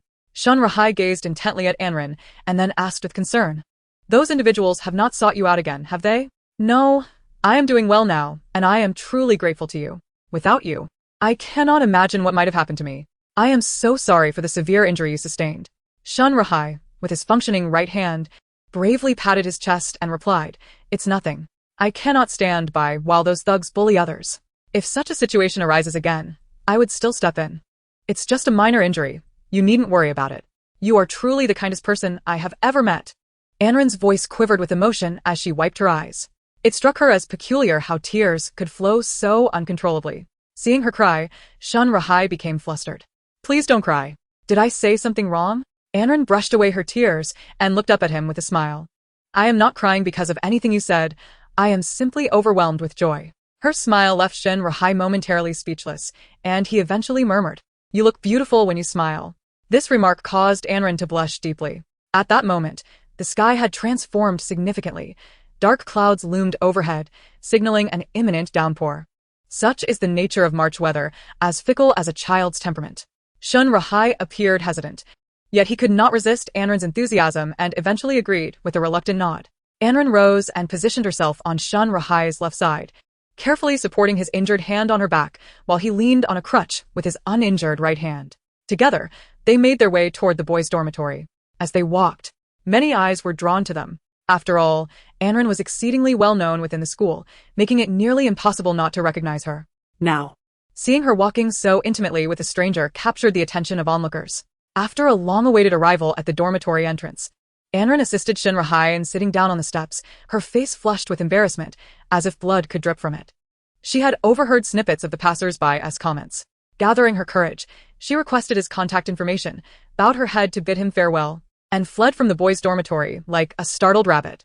As she dashed away, her mind lingered on how he seemed taller and broader than her initial impressions. In the first semester of their junior year, after half a year of exchanges, they began their relationship. Chapter 15. The Younger Brother. Anren had hoped they could continue on this path indefinitely, but fate had other plans. And Yuan observed his sister's agony and attributed it to Mingchuan. Had it not been for his interference, how could Heisi have vanished without a trace? How could his sister be in such a state? With tears glistening in her eyes, Anren sought validation from Yuan, asking, "Xiao Yuan, Mingchuan claims that Ruhai hasn't he come to find me because I accepted the 5 million he offered. Do you think that could be true?" Of course not. How could Heisi be that kind of person? Mingchuan must be deceiving you to make you misunderstand Heisi. If you truly believe that, then he has succeeded. And Yuan recognized that Anren's greatest need was security, and he endeavored to bolster her spirits. Moreover, even if Heisi had a penchant for money, would he really abandon you for 5 million? After being together for so long, does he not know how many 5 millions our family possesses? And Yuan scoffed, Mingchuan's excuse is utterly pathetic. I suspect he is engaged in some unsavory dealings. And perhaps it is for this reason that Haizi has not come to you. Anren fell silent, reflecting on how both her brother and Su Shaoqing had said the same thing. How could she doubt him? Surely, Shun Rahai must be facing troubles. A pang of guilt struck her. How could she question him? Yet, the prolonged silence had indeed led her to overthink, leaving her heart in disarray. Shaking her head vigorously, she resolved to set those thoughts aside, for they were exhausting. She retrieved her bag from the bedside and extracted a delicate crystal wild boar, forcing a smile as she presented it to Yuan. I know you adore such trinkets, so I bought this for you. Tell me if you like it. Yuan had a peculiar fondness for various translucent ornaments, particularly those crafted from natural materials. His room was adorned with a wall full of such treasures, locked away like precious gems, a fact Anren was well aware of. As expected, upon seeing the ornament, Yuan's eyes lit up, and he eagerly accepted it, examining it with delight. The wild boar gleamed under the light, a single piece of natural crystal, and it was quite valuable. Sister, this is wonderful. I truly love it. Seeing the joy on Yuan's face brought a sense of relief to Anren. Look, its eyes even have a hint of red. Red crystal is so rare and beautiful. Yuan, filled with excitement, expressed his gratitude towards Anren, recognizing the thoughtfulness that went into selecting this extraordinary gift for him. Following the direction of Yuan's gaze, Anren was suddenly struck by the realization that what she had presumed to be red crystal was, in fact, the remnants of blood from when she had struck Mingchuan on the head with a wild boar. Although she had diligently attempted to clean it, a thin layer lingered in the crevices of her eyes, refracting a ruby-like brilliance. Realizing this, Anren found herself at a loss for words. She wished to inform Yuan that it was not red crystal, yet she was unsure where to begin. Ultimately, the words remained unspoken. As Yuan departed, Anren accompanied him to the door. The clock had struck 10 in the evening, signaling that it was time to rest. Before leaving, Yuan earnestly looked at Anren and said, Sister, I will help you. Anren dismissed his words, considering him merely a fresh university student, lacking the means to confront Mingchuan. After bidding farewell to her brother, Anren suddenly felt a wave of exhaustion wash over her. She lay down on her bed, drifting into a hazy slumber without even turning off the light. The gift, small enough to fit in her palms, bore an attractive print and featured a somewhat understated color, just her style. Upon opening the box, she discovered a thick stack of letters. These were love letters penned by Shun Rahai during their courtship. Although she had coyly remarked in Shun Rahai's presence that the letters were embarrassing and had requested him to cease writing them, she had secretly cherished each and every one. Thankfully, they were still here. Anren felt a sense of relief. She had feared that once married, these letters would be uncovered by the servants tidying up her room, never to be seen again. She meticulously opened each letter, reading them with great care, absorbing the love Shun Rahai had for her through the words. To be candid, Shun Rahai's prose was not particularly refined. His letters lacked elegant phrasing and were straightforward. Yet, as she read, Anren felt her heart stabilize considerably. Touching the tattoo on her collarbone, she smiled silently. Indeed, there was no need for her to doubt the man's feelings for her. These letters served as the finest testament to his affection.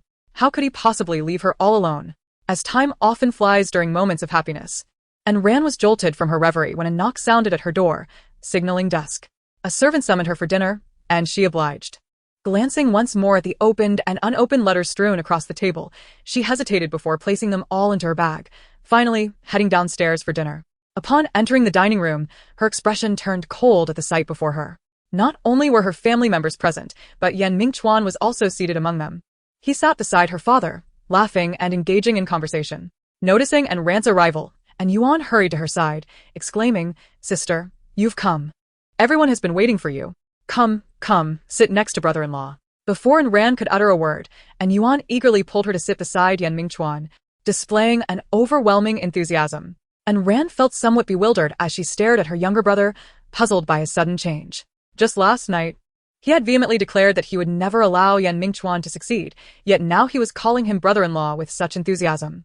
Yuan feigned ignorance, turning to Mingchuan and remarking, Brother-in-law, you are indeed fortunate to have married such a beautiful sister.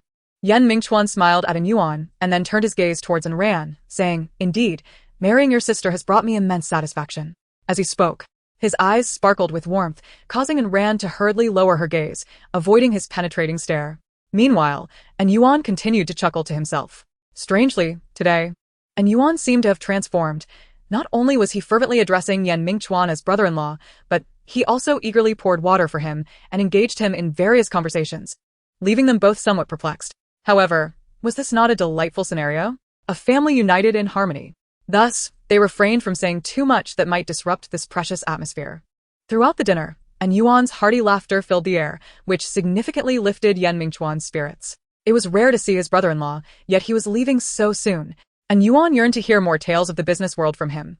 Upon hearing this, Ran's father shot him a disapproving glance. Look at this child. Still so immature at his age. Did your brother-in-law not mention that he has matters to attend to tonight? If you wish to spend time with him, there will be plenty of opportunities in the future. Yan Mingchuan added with a smile. Yes, Xiao Yuan, if you wish to find me, simply come to the company. And Yuan responded with an "oh," though a tinge of disappointment lingered on his face. And Ran's father shook his head in resignation, yet with a hint of delight. He said to Yan Mingchuan, "It is truly peculiar. Xiao Yuan has never been fond of business matters, much like his sister, who only thinks about artistic pursuits. Yet, why is he so willing to engage in conversation with you? Mingchuan, please teach him more. After all, Roman will eventually be entrusted to him." And Yuan, feeling somewhat defiant, interjected, "That's because the things you teach, Dad, are dreadfully rigid. They lack the intrigue of what brother-in-law shares." This elicited laughter from everyone, except for Ran. Yan Mingchuan nodded in agreement. "All right, Dad, rest assured, as long as Xiao Yuan wishes to learn, I will gladly guide him." Subsequently, the Yin family escorted the couple to the entrance, where Yan Mingchuan thoughtfully opened the passenger door for Ran. Initially, she intended to sit in the back seat, but with her parents present, she furrowed her brow and took her place in the passenger seat, gripping her bag tightly. After Yan Mingchuan got into the car and exchanged farewells, he drove away. Turning to his wife, he remarked, "Mingchuan is truly a commendable young man." Song Qingwan sighed softly. "He is a good child, but Ran. She had observed clearly during the meal the unmistakable disdain in Ran's eyes. As a mother, she could understand. As a wife, she recognized what it signified. And Ran's father caught the implication in her words and sighed deeply. "These matters are beyond our control. Let us trust that Mingchuan will handle them appropriately." He turned to An Yuan and said, "Xiao Yuan, you were speaking ill of your brother-in-law last night. How has your attitude changed so dramatically today?" An Yuan's face flushed, and he stammered in defense. "Well, that was before I had met my brother-in-law. I was somewhat biased. But after meeting him, I truly believe he is a wonderful person who would never mistreat my sister." Anne's father chuckled in disbelief, realizing the reason behind his son's shift in opinion. While he felt amused, he also worried that his son remained a bit too naive. Yan Mingchuan drove, occasionally glancing at Anren, who sat in the passenger seat, staring straight ahead with a blank expression. After a moment of inner turmoil, he finally broke the silence between them. "Xiao Yuan is quite nice and very polite." She unconsciously wrapped her arms around herself. Noticing her gesture, Yan Mingchuan asked with genuine concern, Ran, are you cold? Shall I turn up the air conditioning?" As he reached to adjust the temperature, Anren finally spoke, coldly halting him. "No need, I'm fine." "That's good," he replied. Yet his hands continued their task. Anren watched as he raised the temperature by 2 degrees, and her irritation suddenly surged. Turning to Yan Mingchuan, she exclaimed, "Do you even realize how repulsive you are? What gives you the right to care about me?" Yan Mingchuan felt overwhelmed. Ran, I was just what? You've turned my life upside down, and now you pretend to be the good guy. Haven to you?" She turned her head back, fixating on the road ahead, slowly adding, "I don't need anything from you. Also, stop calling me Ran. You don't deserve to." Recognizing her steadfast demeanor, Yan Mingchuan understood that no matter what he said, it would only invite more vehement resistance from Anren. He sighed, choosing to remain silent and focus on driving. The car sped along the highway until Yan Mingchuan abruptly stopped.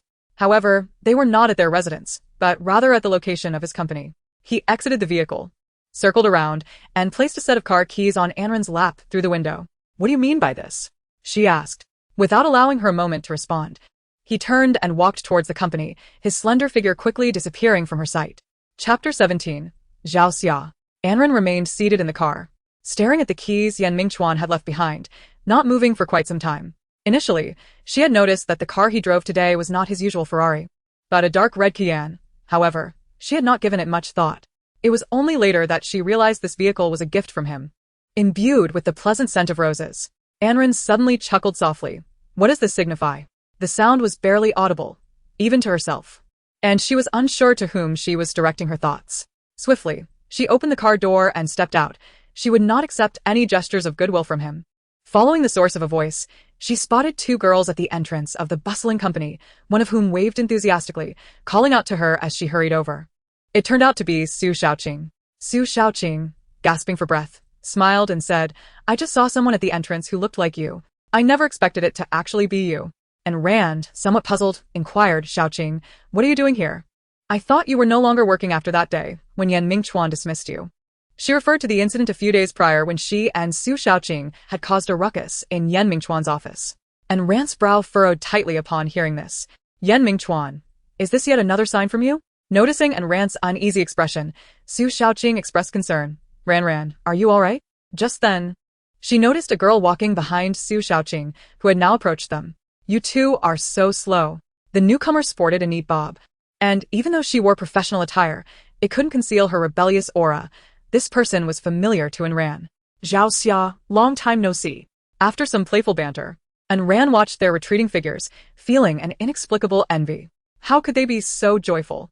She pondered. Impulsively, she called out to them. Could you take me along? Ha! Su Xiaoqing responded, passive.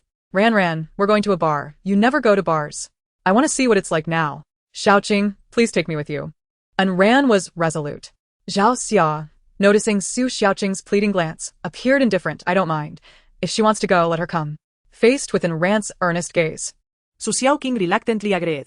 As the trio was about to hail a taxi, Zhao Xia's keen eyes spotted the car keys in Ran's hand and then glanced at the Qian parked nearby. Ran, isn't that Qian yours? Ran hesitated for a moment, but nodded. Great, let's take it to the bar, Zhao Xia declared. However, Ran instinctively declined. But why not? Zhao Xia scoffed. Ran, you don't think we're unworthy of riding in your car, do you? Ran hastily clarified, no, that's not what I meant. Then it settled. Zhao Xia said as she snatched the keys from Ran's hand and headed toward the car. Ran, I'm sorry, you know how Zhao Xia is, she never says anything nice. Su Xiaoqing apologized etmesiydi her. I understand, Ran replied. Zhao Xia was in the same university club as Su Xiaoqing and usually maintained a cold demeanor. Ran had seen her a few times before, giving off the impression of a street tough. Yet, intriguingly, she and Su Xiaoqing were inseparable friends. In Ran's mind, whenever they went out, Zhao Xia would undoubtedly accompany her. Get in the car, Zhao Xia called out, having already brought it over and rolled down the window. Despite feeling a twinge of guilt towards Ran, Su Xiaoqing had never been in such a fine vehicle and, driven by curiosity, climbed in. Ran, seeing that both had entered the car, felt there was no alternative but to join them. On the road, Su Xiaoqing couldn't stop praising the Qian, while Ran barely heard her questions due to the constant stream of curiosity. Ran, how much does this car cost? Ran shook her head, expressing her uncertainty. She typically did not pay attention to matters related to automobiles, and besides, this car had just been gifted to her by Mingchuan. How could she possibly know its price? The latest model of the Qian Turbo GT has an estimated on-the-road price of around 2.5 million. Suddenly, Zhao Xia, who was driving, spoke up. Upon hearing the price, Su Xiaoqing gasped in astonishment, exclaiming, wow, 2.5 million. I would have to work for 10 years and not eat a thing to afford that. She continued, Ran, your father is truly generous. Su Xiaoqing lamented, letting out a wail. Why am I not a rich second generation? I only wish my dad worked harder. Ran chuckled wryly. If only it were really my father's doing. Then who could it be? Ran stated that the car had nothing to do with her father, prompting Su Xiaoqing to ponder deeply. Soon, she arrived at a startling conclusion. Oh my gosh. Mingchuan? Just keep it to yourself, Ran thought, shocked that Su Xiaoqing would call out Mingchuan's name so loudly, especially with others in the car. She didn't wish for anyone to discover the nature of her relationship with him. Unfortunately, Zhao Xia had clearly heard it. However, she did not react. Su Xiaoqing soon realized her faux pas and looked at Ran with guilt. Ran, I'm truly sorry. I had too much to drink and couldn't help but blurt it out. Ran, though frustrated, couldn't bring herself to say anything harsh. After all, Su Xiaoqing was a friend she valued deeply, having helped her significantly during their school days. She felt unable to chastise her, and chose to let it go. Zhao Xia, listening to the conversation in the back seat, remained silent as she drove. At last, the car came to a halt in front of a bar. Ran and Su Xiaoqing exited first, while Zhao Xia, under the guidance of the bar staff, parked the car in the lot. As Ran glimpsed the neon lights spilling from the bar, a wave of anxiety washed over her, causing her to instinctively grasp Su Xiaoqing's hand. Noticing her tension, Su Xiaoqing asked with concern, Ran, are you okay? Ran replied, yes, it's nothing serious. Yet, despite her words, Su Shaoqing observed Anren's throat moving as she nervously swallowed. Anren had never been to such a place before. Looking around, she saw young men and women dressed provocatively. Under her strict upbringing, her family had never allowed her to frequent such establishments, and she had always adhered to their guidance. However, at this moment, she felt an unexpected urge to step inside and take a look. What are you standing there for? Let us go in. Zhao Xia had parked the car, and, noticing the two lingering at the entrance, urged them forward. After prompting them, she entered the bar without waiting for the others. Anren quickly followed, with Su Shaoqing hurrying after her. Meanwhile, Mingchuan glanced at his watch, noting the time was around 6:30 in the afternoon. He turned to Du Luoshu and inquired, "Are we all set?" Mingchuan nodded slightly, picked up the suit from the nearby hanger, and began to change. He was dressed in casual attire when picking up and ran, but he needed to present himself more formally to meet his partners. In a matter of moments, he had donned his attire, seized the documents from the table, and was ready to depart, with Du Luoshu hastily following suit. As they descended the stairs, Mingchuan instructed, "Luoshu, remember to grab some yogurt for me later, just to settle my stomach. Today's banquet promises to be quite challenging." Du Luoshu replied affirmatively, indeed. "I've been too occupied lately to keep up with the news on his side. Please be vigilant for me." Mingchuan nodded as they reached the ground floor. He settled into the back seat while Du Luoshu took the wheel, and they sped off. Originally, Mingchuan had intended to pick up and ran and leave promptly, but the warm hospitality of the Yin family had compelled him to stay for a meal, consuming a considerable amount of time. Upon arriving at their destination, Mingchuan glanced at his watch, realizing they were already 10 minutes past the agreed time. Furrowing his brow, he appeared lost in thought. After leisurely finishing a box of yogurt in the car, he exited with an air of composure as Du Luoshu went to park. Mingchuan entered the pre-reserved restaurant, Huihong Tower, a familiar venue for him, where the staff recognized him immediately. Upon sighting Mingchuan, someone promptly guided him to the reserved private room. At the entrance, he overheard a flurry of discussions within the room. After a brief pause, he pushed the door open and entered. As soon as he took his seat, someone remarked, "Mr. Yen, you've finally arrived. Everyone has been waiting for you, thinking you might stand us up." Another voice chimed in, ostensibly complimenting him. Yet the underlying sarcasm was not lost on Mingchuan. The attendees were primarily suppliers, many from out of town. Mingchuan had been focusing his efforts on export trade, which was flourishing, yet such rapid growth brought both advantages and drawbacks. Local suppliers could no longer fully meet their demands, prompting Mingchuan to consider expanding their business beyond the region, hence the presence of these out-of-town suppliers. However, despite the generous terms offered by Xingjing, some attendees remained dissatisfied. Feeling their expectations were not met, Mingchuan contemplated using this dining opportunity to address these concerns. Nodding apologetically, he said, "I was delayed by some matters. I hope for your understanding. Allow me to penalize myself with 3 cups of wine as an apology, if that is agreeable." As soon as he finished speaking, he reached for the bottle, pouring himself 3 cups in quick succession. After consuming them, he cheerfully turned the bottoms of the cups toward the crowd as a gesture. Though his face bore a smile, his gaze swiftly and discreetly scanned each attendee, silently committing a few faces to memory. Chapter 19. The Villain. Ran and Su Shaoqing followed Zhao Xia into the bar, but Zhao Xia soon turned and vanished from sight.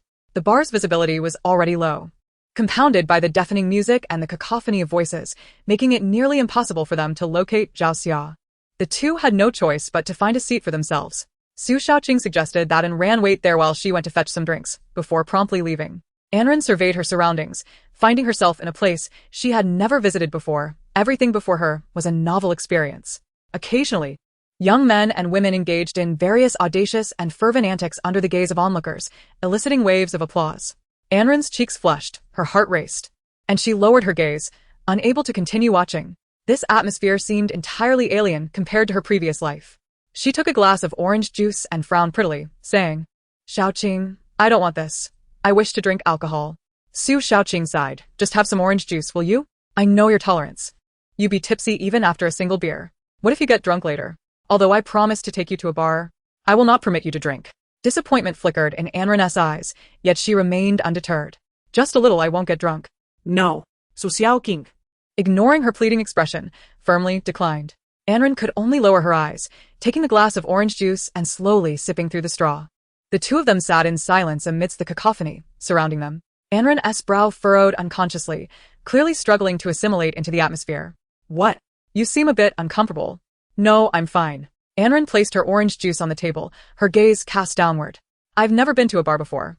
My family has always protected me well. Hai is the same. My life has been quite tranquil, and I thought the world would remain so. Su Shaoqing listened in silence. But one day, my world completely collapsed. It was then I realized how fragile I was, and that I had no idea how to salvage it. I could only watch helplessly. Anren confessed, I feel this is all my fault. That's why I want to change. To make an effort to engage with and understand the things I once didn't to experience more of the world. Su Shaoqing was at a loss for words. What could she possibly say? Anren smiled at her, then resumed her focus on the orange juice. At that moment, Zhao Xia, who had been absent until now, suddenly sat beside Anren. Why are you still drinking that childish drink now that you're at a bar? She inquired. Su Shaoqing quickly interjected, her tolerance is poor. How dull, Zhao Xia pouted. What is the point of coming to a bar if you're not drinking? She beckoned a waiter and ordered a Long Island iced tea. Turning to Anren, she asked, what will you have? Anren hesitated, completely unfamiliar with the peculiar names of the drinks served at the bar. Never mind. I'll order for you, Zhao Xia said, noticing her indecision.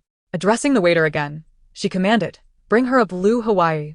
After the server confirmed and departed, Zhao Xia smiled at Anren. Don't be afraid of getting drunk. Tolerance is something you build up. Once you drink, just enjoy it. Why overthink? Anren nodded, still somewhat bewildered.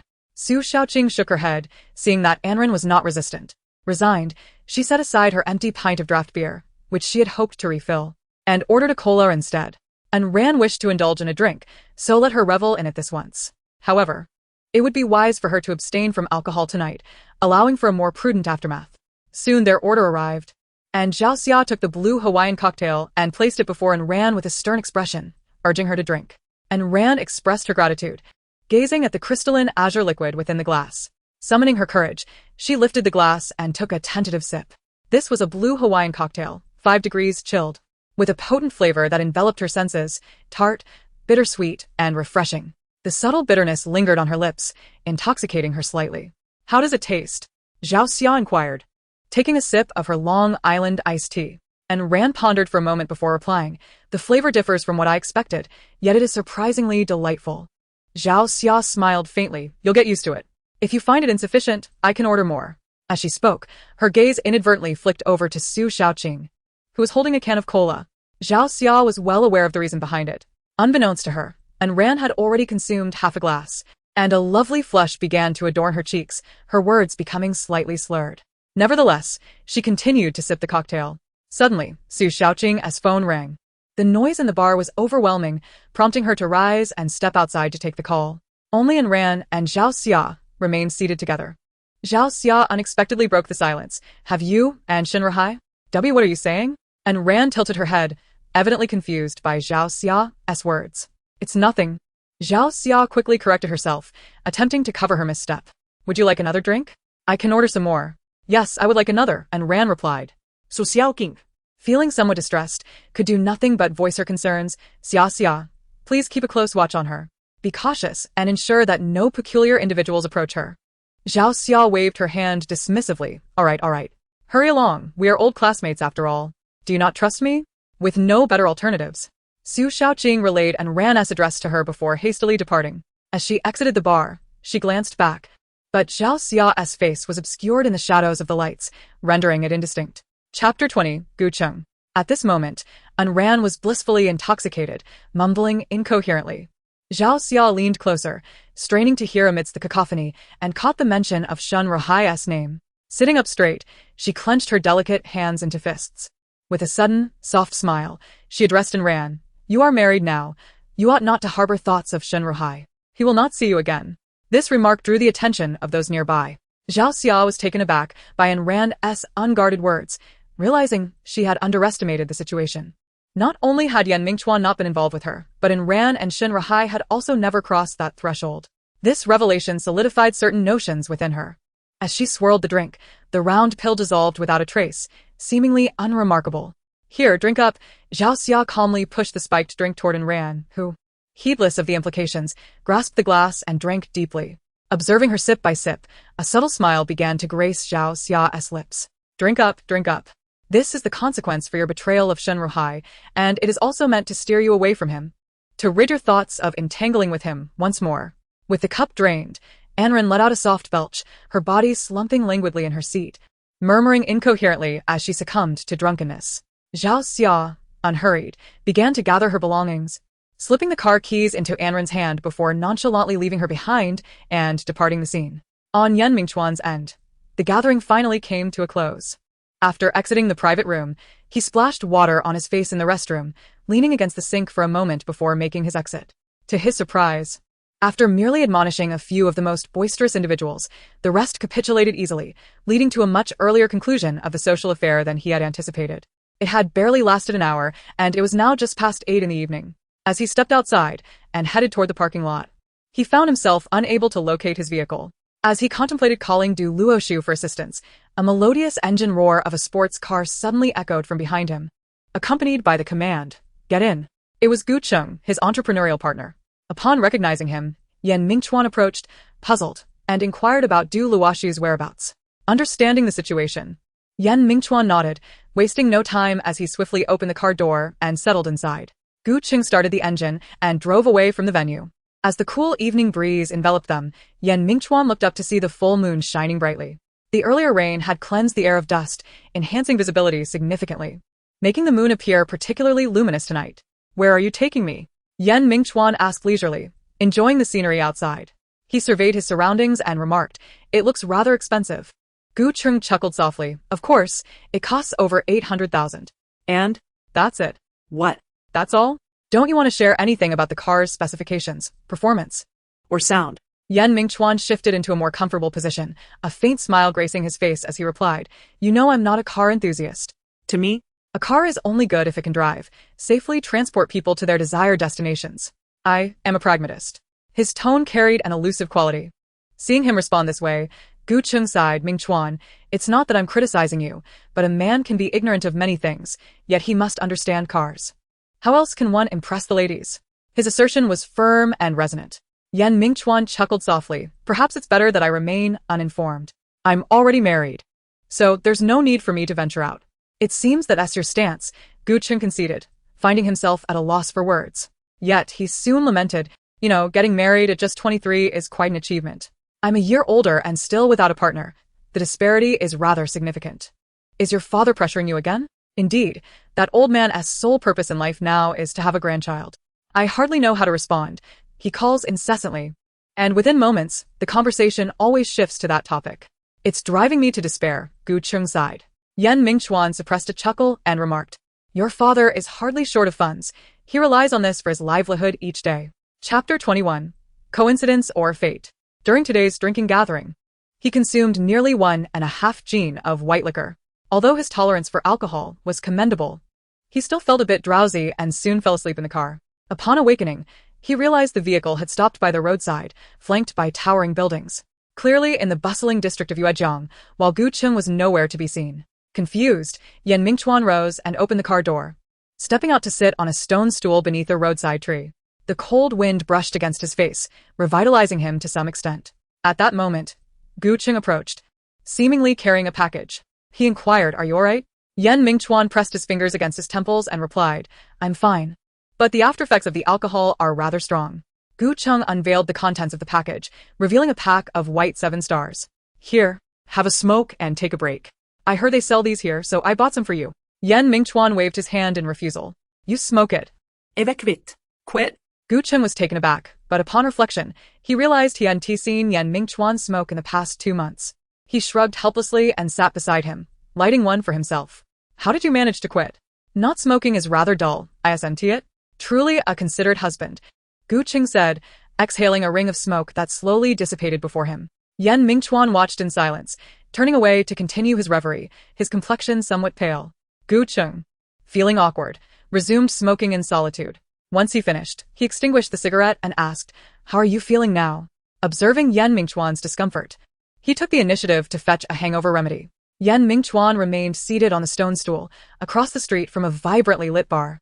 The sign, adorned with neon lights, boldly proclaimed night unending, radiating an aura of luxury. Yan Mingchuan gazed absent-mindedly, recalling his university days spent working in similar establishments, having witnessed the dark underbelly behind their glamorous facades, which fostered a sense of disdain.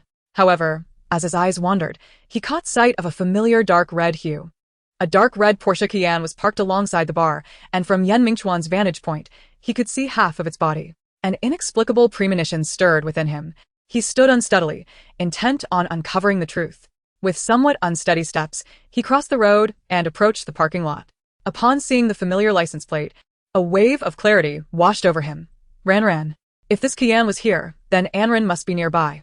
He turned his gaze toward the raucous entrance of the bar. Realizing there was likely only one answer, trusting his instincts, Yan Mingchuan entered the bar, where the waitstaff regarded the disheveled man with a mix of curiosity and skepticism. Having only heard of patrons coming to the bar to drown their sorrows, but never encountering someone who appeared inebriated upon arrival.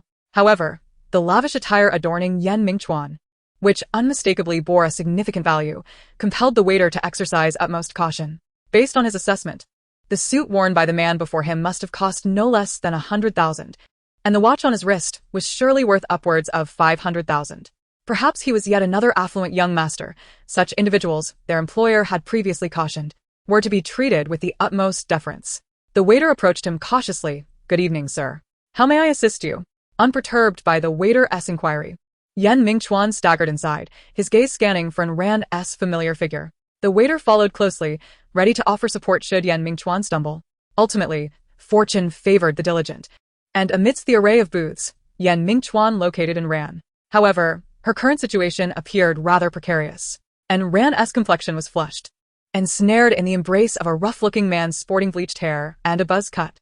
He toyed with the keys of a Cayenne, surrounded by several similarly dressed companions. "Bro, today we've hit the jackpot. This woman is exceptionally beautiful," a diminutive thug exclaimed, his eyes sparkling with excitement. "Indeed, with such beauty and a figure to match. She must be quite the delight. She drives a Cayenne. She's undoubtedly wealthy. Don't forget to take photos. We'll need some funds in the future." Another chimed in. "Photos alone won't suffice. We must record a video." Someone laughed, joining the revelry. The bleached-haired man, observing Ran's unconscious writhing due to the effects of a drug, smugly declared, "I had my eye on this woman the moment she arrived. I'll be the first to partake. You all can line up behind me. If I feast, you shall have your share." He spat on the ground, grinning at the others. "Look at this little enchantress. I haven't even touched her yet, and she's already eager." This comment elicited a chorus of lewd laughter. "Enough chatter. Let us get a room. I can hardly wait," one urged, prompting the bleached-haired man to lift Ran and prepare to exit the bar in search of a nearby hotel. But before he could steady himself, a powerful punch landed squarely on his face. "Are you seeking death?" Only then did the man realize the presence of Yan Mingchuan standing before him. Fueled by a surge of rage and adrenaline, Yan Mingchuan had long since regained his composure. He retrieved a business card from his pocket, maintaining an impassive demeanor as he instructed the bewildered waiter, "Please deliver this to your boss and ask him to come here." With one arm protectively around Ran, he shielded her in his embrace, casually picking up an empty bottle from the table, his gaze coldly surveying the group of thugs before him. Chapter 22. Once again. The subsequent events unfolded swiftly. Upon receiving Yan Mingchuan's business card, the bar owner rushed over. By this time, Yan Mingchuan had already subdued the bleached-haired man, leaving several of his associates sprawled on the ground amidst the chaos. Calmly seated on the couch, he adjusted his attire, his expression devoid of any emotion as he stepped over the fallen thug. The patrons of the bar watched the unfolding scene with astonished eyes, while Yan Mingchuan, having ensured that his attire remained unblemished, turned his gaze towards the bar owner, who was now drenched in cold sweat. The owner immediately recognized Yan Mingchuan. After all, the name of Xinjiang had become increasingly prominent in Yuezhong City, and he had heard of the esteemed leader of Xinjiang, hoping to one day cultivate a rapport with him. Upon confirming the identity, the bar owner inwardly lamented, "Mr. Yan, I sincerely apologize. I never anticipated such an occurrence." The server had already briefed him on the situation during the journey, and he wished to avoid offending Yan Mingchuan. Regardless of the outcome, it was prudent to acknowledge fault. Yan Mingchuan merely cast a cold glance at him and, with a stoic expression, stated, "I apologize for the disturbance today. I hope it did not cause you embarrassment. Rest assured, I shall compensate for the damages incurred here." He then tore off a blank section from a discarded drink menu, retrieved a pen from his pocket, and inscribed a series of numbers. Handing the slip to the bar owner, he added, "This is my personal phone number. Once you assess the damages, feel free to reach out to discuss compensation. Additionally, I would prefer that today's events remain confidential." Without further regard for the onlookers, he departed the bar, cradling the limp form of Anren in his arms. Upon exiting, he hailed a taxi, settled Anren comfortably, conveyed their destination to the driver, and promptly sent a message to Gu Chung. I have an urgent matter. I'm taking a taxi. Accompanying the message was an image of a pharmacy bag. The effects of the drug administered by Zhao Xia were beginning to manifest. Anren emitted soft, delicate moans that resonated deeply. Only a thread of her willpower remained, struggling to suppress her reactions. Yan Mingchuan furrowed his brow, sensing something amiss in Anren's demeanor, yet attributed it merely to intoxication. He embraced her, concealing her murmurs within the warmth of his body. However, he noticed the driver occasionally glancing at them through the rear-view mirror, seemingly perceiving him as one who scavenged the bar for fallen souls. After a moment's contemplation, he clarified, "She is my wife." The taxi sped along. Perhaps the driver was eager to escape the awkward situation. When Yan Mingchuan felt the car come to a halt, he opened his eyes to find they had arrived home. After settling the fare, he lifted Anren from the vehicle and made his way toward the villa. Hearing a commotion at the front door, Zhang Ma hurried out to investigate. Upon seeing Anren in Yan Mingchuan's arms, she inquired with concern, "Madam, what has happened?" As he gently placed Anren on the ground, Zhang Ma moved forward to assist. Yet. Anren clung tightly to Yan Mingchuan's collar, refusing to let go, softly murmuring, "Please don't leave. Don't go, all right?" She had caught a whiff of that familiar, comforting scent of cream from her memories, instinctively grasping the source of that fragrance, unwilling to release her hold. Zhang Ma attempted several times to pry her hand away, but to no avail, leaving her somewhat hesitant. Mr. Yan, observing this, sighed and decided to lift and ran once more, saying to Zhang Ma, "Never mind. I shall handle it. Please prepare some hangover soup for me." Zhang Ma dared not argue, nodding her head submissively before making her way to the kitchen. Meanwhile, Yan Mingchuan carried and ran to her room. Fumbling to switch on the light, he gently placed and ran on the bed. Feeling somewhat exhausted, the tension in his body eased, and the heavy sensation of intoxication returned. And Ran's hand remained stubbornly grasping his, and after several unsuccessful attempts to free himself, Yan Mingchuan surrendered to the situation. He turned over to lie beside her, raising his arm above his head to shield himself from the blinding light. In that instant, he succumbed to slumber. When Zhang Ma finished preparing the hangover soup and brought it out, she found no trace of Yan Mingchuan. Noticing the light still on and in Rant's room on the second floor, she went to investigate. Yan Mingchuan lay flat on the bed, emitting soft snores, while Ran nestled in the crook of his arm, motionless, her hand still clutching his collar. Witnessing this scene, Zhang Ma felt a sense of duty as a servant. Although she hesitated momentarily, she approached and carefully tucked them in, then extinguished the light and quietly closed the door behind her as she descended the stairs. Chapter 23. A point of no return at midnight, Yan Mingchuan was stirred awake by a peculiar sensation enveloping him. Groggily opening his eyes, he discerned a figure hovering above him in the silvery moonlight. And Ran was positioned above him, her head bowed, her silky hair brushing softly against his skin. He could feel the undeniable reality of her presence. Bathed in moonlight, her delicate form was fully revealed, and Yan Mingchuan couldn't help but swallow hard. He struggled to suppress the impulses surging within him, though he was oblivious to the preceding events. His rational mind warned him that Ran was evidently not quite herself at that moment. He called out softly, "Ran, what is wrong?" The only response was her shallow breaths, the warm air enticing his heartstrings. The temperature of the air conditioning in the room was perfect, yet Yan Mingchuan felt parched. The stirrings in the room continued until the break of dawn, finally subsiding. At 7 o'clock the following morning, Zhang Ma rose to commence her day, bustling about in the kitchen before serving up a steaming breakfast. However, upon entering the living room, she sensed something amiss. Normally, this was the time when Yan Mingchuan would come downstairs for breakfast, yet today, he was nowhere to be found. Given that he had spent the night with Miss Ran, she wondered if. But she quickly shook her head. Both had been quite intoxicated the previous evening. It was unlikely. With a flutter of unease in her heart, Zhang Ma knocked on the door. "Is there something you need?" After a moment, Yan Mingchuan's cool voice, tinged with the remnants of slumber, responded from the other side of the door.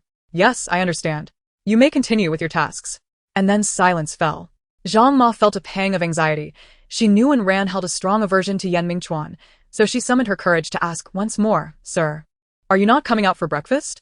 After a brief silence, she replied, "I truly apologize for forgetting to mention this to you yesterday. I am taking the morning off and will not be going to the office. I wish to indulge in a bit more sleep." Zhang Ma felt an overwhelming urgency in her heart, yet with Yan Mingchuan having spoken so definitively, any further insistence on her part would be seen as ungratefulness. Besides, she had not heard any unusual sounds, so she had no choice but to leave. However, as time passed, she remained vigilant, closely monitoring the movements on the second floor, ready to intervene at the slightest hint of trouble to rescue Anren. She anxiously wandered nearby until around 11 in the morning, when a blood-curdling scream pierced the air. "What are you doing?" It was Anren's anguished cry. Miss. Zhangma immediately retrieved her spare key and swiftly opened the door, charging in with a mop in hand. She aimed to put an end to Yan Mingchuan's actions at once. Yet, the scene that met her eyes left her utterly stunned.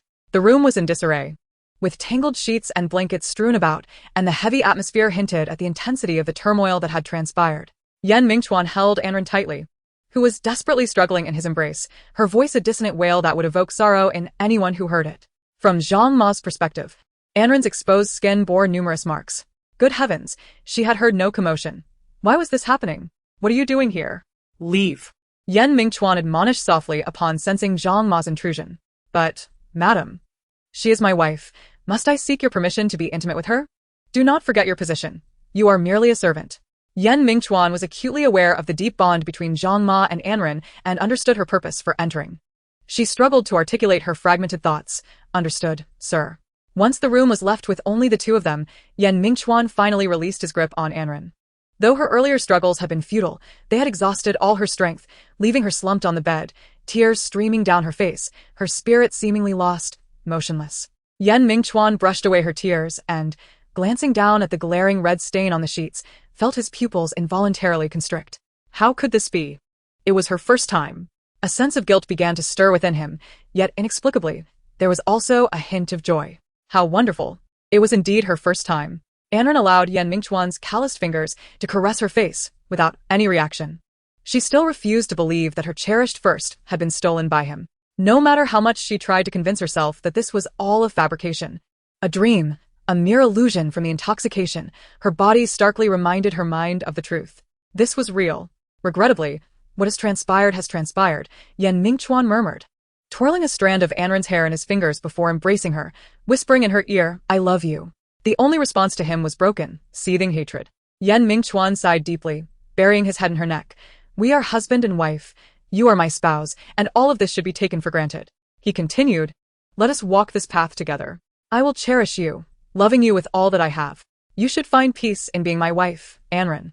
We shall be truly happy." Seizing the moment, Anren broke free, shouting, "Get away!" Simultaneously, she grabbed the scattered objects on the floor, regardless of what they were, and hurled them at Yan Mingchuan. Caught off guard, he stumbled into the bedside table with a dull thud. The sound echoed as papers rained down around them. The items she had thrown were his own bag. Upon impact, the clasp of the handbag opened, spilling forth love letters from Shen Rahai, written for her. They littered the ground. A few fluttered to Yan Mingchuan's side, and as he picked them up, Anren rushed over, desperately trying to snatch them away, her heart-wrenching cry echoing, "Don't touch them with your filthy hands." Unfortunately, before she could seize the papers, Yan Mingchuan had already glimpsed their contents. His expression gradually dulled as he watched Anren frantically gather the scattered pages, striving to smooth them out one by one. In the dim light of the evening, he clearly saw the name etched upon her collarbone, glaringly bright. The crimson of it seeped into his heart. Chapter 24. Him and him. Then, he lowered his head with a soft chuckle. "Anren, you are already mine. You should let go of the past. I can overlook all of it. However, you must recognize the reality. You and Shen Rahai have no future together. Do you not agree?" After washing up, he quickly changed into a fresh set of clothes. Glancing at the clock to find that it was nearly midnight, time to head to the office. He left the room, lingering for a moment in front of Anren's door, yet ultimately refraining from entering. Upon seeing him, Zhang Ma hastily tried to retreat, but Yan Mingchuan called out to her, "Zhang Ma." Noticing her demeanor, he paused and added, "Please go check on her shortly." Zhang Ma nodded silently. Satisfied that his instructions were understood, he made his way toward the door. However, just before exiting, he hesitated, not turning around, and softly said, "I may have been too harsh with my words before. Please do not take it to heart." Only then did he step outside. Zhang Ma, grappling with complex emotions after hearing his words, soon heard the sound of a car starting outside, gradually fading away. She knew Yan Mingchuan had left. Shaking her head, she ascended the stairs to check on Anren's state. At this moment, Anren was no longer kneeling on the floor. She sat cross-legged on the bed, tightly enveloped in her blanket, utterly still. Zhang Ma approached softly, calling out, "Miss, the sir has left." Anren turned her head in a daze, her vacant gaze nearly shattering Zhang Ma's heart. She urged gently, "Miss, perhaps you should wash up." Anren responded with a mere, emotionless, She rose from the bed with a stiff movement, the sharp pangs coursing through her body rendering her pallid. The thin blanket slipped from her, unveiling her concealed form. Goodness, how could it be? Despite having witnessed it once before, Zhang Ma was still taken aback by the marks adorning Anran's skin. Yet, almost immediately, she noticed the name inscribed upon Anran's collarbone, leaving her at a loss for words, sighing heavily within her heart. I will take you there, Anran said weakly. Observing her unsteady steps, Zhang Ma stepped forward to assist her, guiding Anran into the bathroom. After adjusting the water temperature and filling the bathtub, she turned to Anran with gentle words, Miss, take your time washing. I will tidy up the room. I have prepared your favorite dish. Please remember to come downstairs to eat once I am done. Call me if you need anything. Anran nodded like a puppet. Although Zhang Ma felt a twinge of concern, she had done all she could. Once Zhang Ma departed, Anran slowly settled into the bathtub, beginning to wash her body. However, as time passed, her pace quickened, as if she were desperate to scrape off her very flesh. Her skin turned a fiery red, the stinging sensation intensifying. Yet the marks remained glaringly visible, refusing to fade. Gritting her teeth, she continued with her futile efforts until she could bear it no longer. Ah! She cried out in despair. Yan Mingchuan's words echoed in her mind. She was tainted. Shen Rahai would no longer want her. And her life had been shattered by this beast's hands. Miss. Hearing that heart-wrenching scream, Zhang Ma, who was outside organizing the room, called out anxiously. She rushed into the bathroom and saw Anran in a state of frenzy, tightly embracing her. Anran nestled into her arms, her tumultuous emotions finally finding an outlet as she wept openly. Zhang Ma gently patted her back, offering soft words of comfort. At Minghui Corporation, Zhang Jinxiang stood outside Li Cheng's office, accompanied by a gaunt man clad in a noticeably ill-fitting suit, with baggy trousers that created a disjointed appearance. During their wait, the man incessantly tugged at his unkempt hair, occasionally pulling out a few strands, which he then spread out in his palm and blew upon, watching them cascade to the floor. Zhang Jinxiang cast a sidelong glance at his actions, feeling a strong aversion, had it not been for the man's significant utility to them. He would have preferred to avoid such individuals altogether. Just then, the door opened, and Zhang Jinxiang let out a sigh of relief. He quickly addressed the man. Come with me to meet General Manager Li. The man ceased his fidgeting, dusted off his attire, and adjusted his tie with feigned seriousness before following Zhang Jinxiang into the office. General Manager Li, I've brought him, Zhang Jinxiang announced. Seated in the office chair, Li Cheng looked up, scrutinizing the two before his gaze settled on the man. Is this Shen Rahai? Are you certain? Li Cheng inquired, furrowing his brow. Jinxiang, are you not jesting with me? With his appearance, how could Shuji's daughter possibly be interested in him? He gestured for Zhang Jinxiang to step forward, whispering his query. Upon hearing these words, Zhang Jianxing wore a troubled expression and replied, Indeed, General Manager Li, the individual before you is none other than Shen Rahai, the first love of Yan Mingchuan's newlywed wife. As for his current demeanor, you are well aware that the harsh realities of society often shape the youth in such a manner. I brought him here as soon as I found him. Without taking the time to refine his presentation, Li Cheng nodded, recognizing that Zhang Jinxiang lacked the audacity to deceive him. He merely inquired casually. As this individual starkly contrasted his expectations, he lifted his gaze to Shen Rahai, whose youthful face betrayed a veneer of composure. A playful smile crept across Li Cheng's face as he rose and strolled over to Shen Rahai's side. Shen Rahai endeavored to straighten his posture, puffing out his chest. Thinking it prudent to greet Li Cheng, he stammered, Li General Manager, hello. However, his words faltered, revealing his apprehension. Li Cheng found his reaction amusing, bursting into laughter as he heartily patted Shen Rahai on the shoulder, repeatedly exclaiming, Good, good. You're also good. Ha ha ha. Shen Rahai was left bewildered by the jovial remarks, awkwardly forcing a smile while Li Cheng basked in high spirits. Turning to Zhang Jinxiang, he praised, Jinxiang, you have handled this matter commendably. I will arrange a position for him. He is now under your purview. Regardless of the methods you employ, I expect to see results within 6 months. Do you have confidence in this? Zhang Jinxiang eagerly agreed, but noticing Shen Rahai still standing motionless, he hastily nudged him. What are you dawdling for? Don't you have anything to say to General Manager Li? Li Cheng's amusement grew, and he nodded approvingly. Remember to select a few individuals to cultivate his demeanor. At present, he stands like a mere weed by the roadside next to Yan Mingchuan. How can he assist us in our endeavors? He requires specialized training. Once he has developed a semblance of refinement, we can engage him in our affairs. Chapter 25, The Farthest Distance. Upon exiting Li Cheng's office, Zhang Jianxiang guided Shun Rahai downstairs, who followed with his head bowed. The two departed the company building, and Shun Rahai was led to an apartment not far from the office. He nodded in acknowledgement. Noticing his acquiescence, Zhang Jianxiang further instructed, "Ensure your phone is always on standby. In the coming days, I will arrange for someone to train you. You must exert yourself fully. Do not bring shame upon me." Shun Rahai nodded again, and Zhang Jianxiang, satisfied with their exchange, prepared to leave. However, Shun Rahai called out to him, his voice trembling as he quietly inquired, "General Zhang, may I know why you are seeking me? Could you provide a brief overview, so I might have some clarity?" He felt an intense unease. This group had unexpectedly rescued him from the clutches of debt, settling all his gambling obligations, and had brought him here, inexplicably offering him a position. Could he truly live up to such a gift? Moreover, he had developed a profound sense of inferiority, nay, terror, toward this place Yuejiang. During his days of wandering, countless times, he had been haunted by dreams of that man, waking in fright repeatedly. He was genuinely afraid, and it was a palpable fear. Zhang Jinxiang observed the anxiety etched upon his face and gently patted his shoulder. Shun Rahai's body trembled, despite standing over 6 feet tall. The months spent in hiding had rendered him frail and vulnerable. No, I cannot bear it," Shun Rahai stammered, his lips quivering. Satisfied, Zhang Jinxiang nodded. "That is good."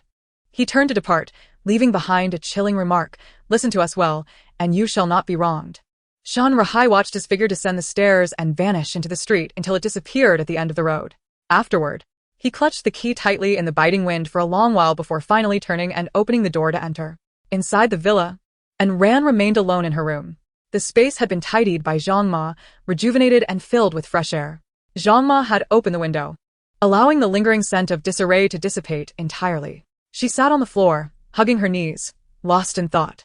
"Miss, I have entered," Zhang Ma called from outside before pushing the door open. Balancing a tray in her hands, she presented a glass of beverage and a box of medicine. She placed the items on the bedside table, visibly out of breath, indicating her hurried arrival. "Miss, I brought the medicine. Please take it." She opened the box, retrieved a capsule, and handed it to Ran. Then she picked up the glass of juice. "The lady sent over some grapefruit earlier. I tasted it, and it was delightful. I made it into juice for you. Drink it. Something sweet might lift your spirits." The lady she referred to was Ran's mother, Song Qingwan.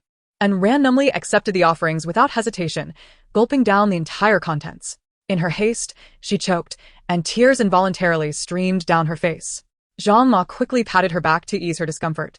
"Auntie, is this medicine truly effective? I do not want to become pregnant. Please let me take a few more." She grasped Zhang Ma's hand tightly, like a drowning person clinging to a lifeline. Zhang Ma hurriedly reassured her. "Miss, the pharmacist stated that this is an emergency medication. 1 capsule is sufficient. Taking more could harm your body. Rest assured, you shall be fine." At this point, she no longer knew how to comfort Ran. Perhaps it was best to let nature take its course. After taking the medicine, whether due to its effects or sheer exhaustion, Ran soon succumbed to sleep. Zhang Ma gently tucked her in before leaving the room, as she had many other tasks to attend to. Time passed unmeasured, and when Ran awoke, twilight had already descended. The glow of the street lamps outside illuminated her window, casting intricate black shadows across the quilt. Propped against the headboard, she sat up, the sensation of suffocation enveloping her. To her, those shadows resembled the sinister claws of Mingchuan, perhaps a haunting she would never escape. With each successive loss of the most cherished things, she pondered what might come next. What would she lose when the next wave of misfortune arrived? Pain radiated throughout her body, piercing her to the core. Stumbling to her feet, she accidentally knocked something to the floor. Ran glanced down to discover her bag, which Zhang Ma had placed on the bedside table. She rose to retrieve her phone, eager to check the time. However, the device was powered off, indicating it had run out of battery. Enduring her physical discomfort, Ran plugged it into charge. Once it powered on, a flurry of messages inundated her screen. Chapter 26. Undercurrents. The call connected swiftly, and Su Xiaoqing's anxious voice resonated from the other end. "Ran, are you all right? Zhao Xia said she got drunk and neglected you. I was frantic. You didn't answer my calls." "Yes, I'm fine," Ran murmured, only to realize her voice was hoarse. "That's a relief. But why does your voice sound like that? Are you unwell?" Su Xiaoqing's concern was palpable. Having repeatedly attempted to reach Ran before finally getting through. "I overindulged last night, and now have a slight cold. It's nothing serious." The garish revelry of the previous night, with its loathsome laughter and a vaguely familiar scent, flashed through her mind. Soon, as was customary, The distinctive roar of a Ferrari engine echoed from outside. Upon hearing it, Anren instinctively straightened her posture, bracing herself for an impending confrontation. She had no desire to see that face again, yet could she truly evade it forever? It was better to confront it boldly, lest she lose her own confidence. Mingchuan appeared punctually at the door, his attire consistently dark and his expression typically devoid of emotion, presenting a cold visage. Upon seeing Anren seated on the sofa, he appeared momentarily taken aback, though he quickly regained his composure. Unexpectedly, from behind Mingchuan, Su Shaoqing sprang forth, like a rabbit, hastening to Anren's side for a thorough examination. Anren, taken aback, furrowed her brow and inquired, "Shaoqing, what brings you here?" With a smile, Su Shaoqing glanced at Mingchuan before responding. "After our call, I felt unsettled. On my way out from work, I ran into Mr. Yan and shamelessly asked him to bring me to see you." Anren turned her gaze to Mingchuan, who displayed no reaction, merely stating, "I'll go change," before ascending the stairs, leaving the two women alone in the living room. Clearly, the arrangement was intentional. As Mingchuan's figure vanished upstairs, Su Shaoqing settled beside Anren. Grasping her hand, "Anren, I was genuinely worried about you. You have no idea how anxious I felt when I heard Zhao Xia mention her drunkenness. We should never have taken you along last night." She paused, then continued, "I'm so relieved you're okay, otherwise I—" Anren lowered her gaze, remaining silent. Suddenly, Su Shaoqing noticed something amiss. The air conditioning was on, yet Anren wore only a thin long-sleeve shirt, exposing her neck, where peculiar marks marred her otherwise pristine skin. As an adult woman already engaged in the workforce, Su Shaoqing was certainly not oblivious to these matters. She immediately recognized what it was. Noticing Su Shaoqing's gaze, Anren hurriedly looked up, raising her hand in an attempt to conceal the marks, but it was a futile endeavor, ultimately leading her to abandon the effort. Observing her dejected demeanor, Su Shaoqing steadied her thoughts, repressing her shock, and cautiously inquired, Ran, "If I am not mistaken, that on you is?" And Ran remained silent, evidently acquiescing to the implication. She gave a slight nod, though she was reluctant to admit it, had it not been for Mingchuan. Given her state at the time, compounded by the environment of a bar, the outcome could have been dire. Chapter 27. The Past. The room was cold, devoid of air conditioning, and the breath she exhaled was visibly frosty. Mingchuan glanced down at his hands, rolling up his sleeves slightly, then approached the window to gaze outside. The vehicles on the road flowed incessantly, yet their roaring sounds faded into near silence after passing through several layers of foliage. Through the trees, Mingchuan could discern the scattered lights outside. At just past 6 o'clock, the sky was already enveloped in darkness. He pushed the window open, resting his arms on the sill, and leaned out to inhale the frigid, arid air deeply. Instantly, it cleared the confusion clouding his mind. Earlier that afternoon at the office, Mingchuan had sensed his inability to concentrate fully on his work. The events of the previous night continued to disturb his thoughts. To be frank, he felt a twinge of fear, uncertain of how to confront Ran. He knew he had the capacity to prevent what transpired, and he recognized that Ran had not been herself, that her actions were not indicative of her true nature. Yet, he had neither refused nor resisted. Instead, he had acquiesced to the unfolding situation. Mingchuan understood that it was his own desires at play, an ugly sin born of his yearning for her. However, Ran's reaction that morning left him feeling unsettled and apprehensive, particularly the name etched upon her chest like a fresh wound, which caused him indescribable anguish. His mind was a tumult of conflicting thoughts, rendering him dazed throughout the day. A series of knocks resonated at the door, followed swiftly by Zhang Ma's voice. "Sir, dinner is ready." "I understand, I will be down shortly," he replied, closing the window and switching on the air conditioning before descending the stairs. Upon entering the dining room, the previously tranquil atmosphere shattered with his arrival, and Ran's gaze was unmasked, brimming with raw animosity, while Su Shaoqing, who had stayed behind to dine, regarded him with a complex expression. Zhang Ma, on the other hand, averted her eyes, unwilling to meet his gaze. "I am full, Shaoqing. Let us leave," and Ran declared, forcefully setting down her bowl and clattering her chopsticks, pulling Su Shaoqing with her as she attempted to exit. Though Su Shaoqing yearned to voice her thoughts on Ran having eaten scarcely 2 bites, she obediently rose to her feet. At that moment, Zhang Ma timidly interjected, "Miss, you have hardly eaten anything all day. You should eat a bit more." Without a second thought, he grasped Su Shaoqing's hand and ascended the stairs. Immediately engulfed by the resounding slams of the doors behind them, Zhang Ma, at a loss for words, could only sigh in dismay from the sidelines. She had intended to nourish Ran, having painstakingly prepared a nourishing chicken soup and fish broth, but with Su Shaoqing's unexpected visit, She had added several sumptuous dishes to the table, making tonight's dinner rather lavish. However, to her astonishment, Ayn Rand's temper had flared unexpectedly, rendering all her preparations futile. Mingchuan served himself a portion of food, yet chose to ignore the aromatic delicacies before him, opting instead for a simple plate of stir-fried asparagus. Once he had finished his meal, he carefully stacked his bowl and chopsticks on the table and softly suggested to the ever-quiet Zhang Ma that she should call them to dinner, as he had matters to attend to outside. After tidying himself up, Mingchuan slipped out discreetly. He did not drive, clad instead in a casual hoodie. And although he claimed to have business to attend to, he was uncertain of what that entailed. He simply understood that Ayn Rand did not wish to see him. Feeling a twinge of restlessness, he stepped outside to clear his mind. Unbeknownst to him, he found himself once more standing before the quaint tea house. The establishment radiated the same warm, amber glow as it always had. He lifted the door curtain and entered. The number of patrons inside was modest, at least in Mingchuan's eyes, far fewer than the bustling crowds he recalled from his time working part-time there. The small shop was not crowded, with empty seats scattered throughout. He approached the counter, intending to order a pot of tea to savor leisurely. The proprietors, an elderly couple, were, as he remembered them, always greeting each customer with cheerful smiles. At that moment, a girl stood with her back to him, animatedly conversing with the couple, clad in a long white down jacket.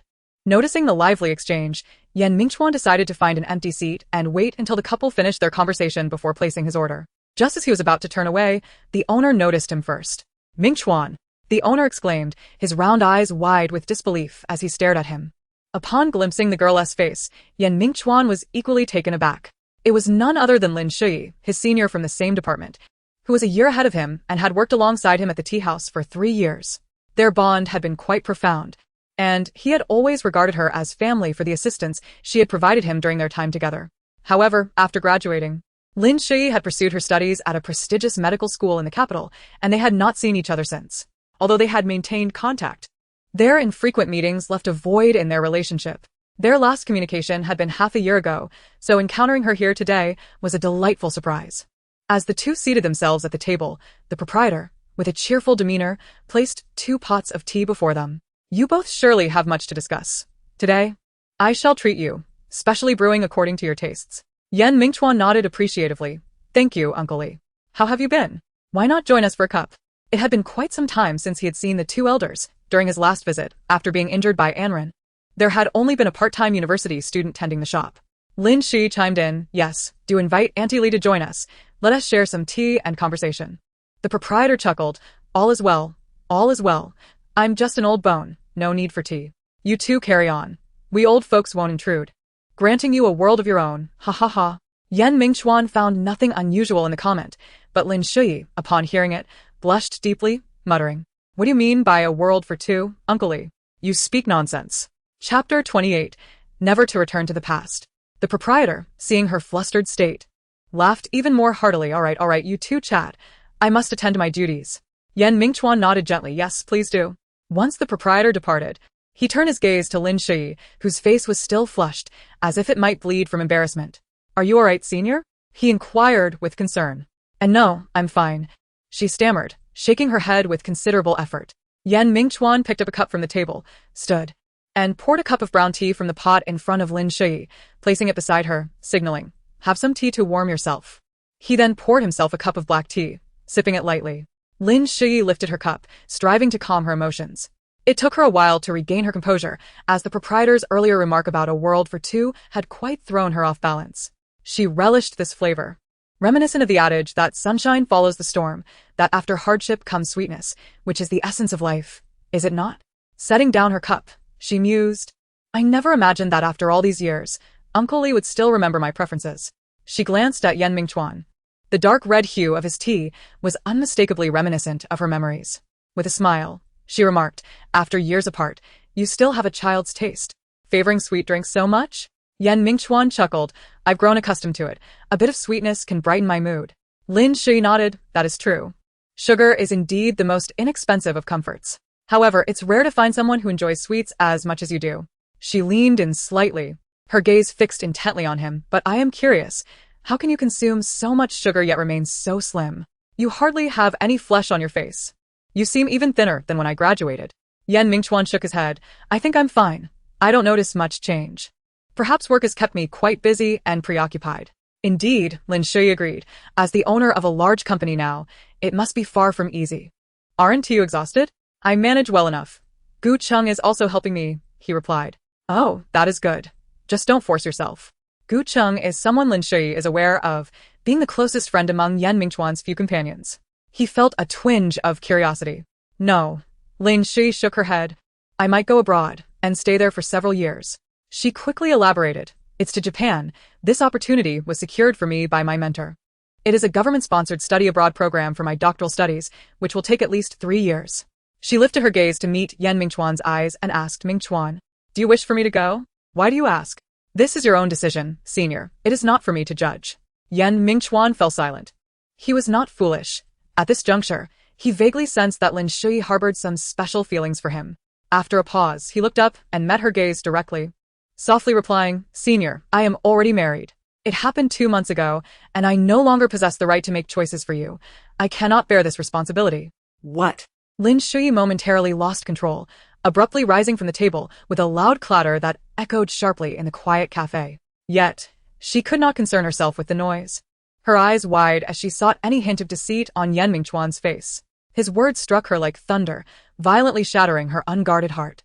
After a long moment, she tremulously inquired, what is her name? Yan Mingchuan replied and ran. The name and ran was not unfamiliar to Lin Shui.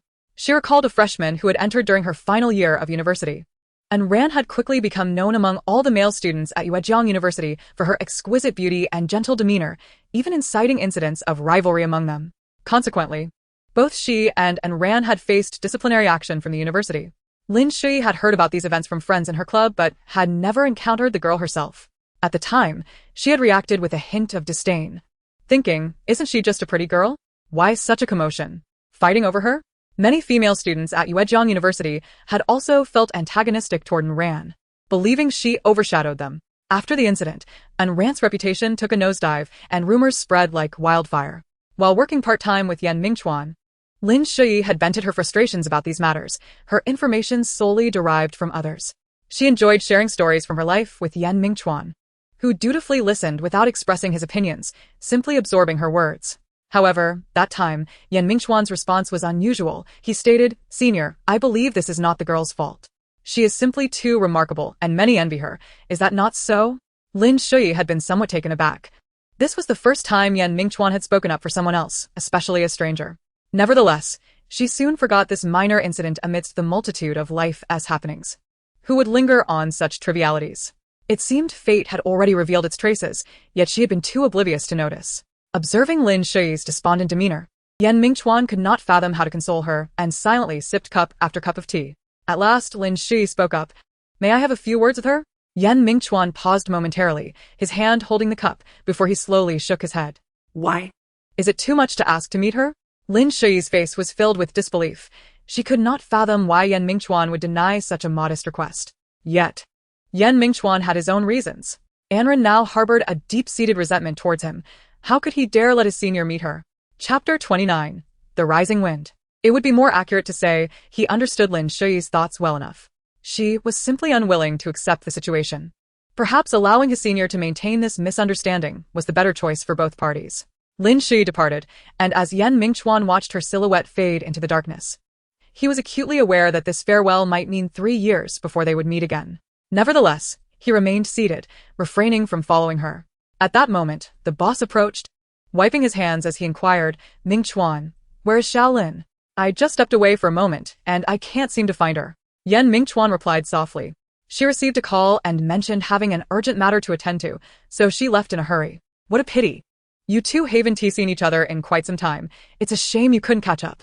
Busy lives, I suppose, the boss lamented, seemingly sympathizing with them. Yan Mingchuan shook his head. No, I am already quite happy to have seen her this time. He stood up, took out some money, and handed it to the boss. Uncle Li, keep the tea money. I've stayed here too long. It's time for me to leave. However, the boss gestured dismissively.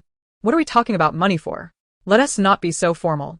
As Yan Mingchuan exited, the boss accompanied him to the door. Standing at the threshold, Yan Mingchuan bid the boss farewell once more before turning to head home.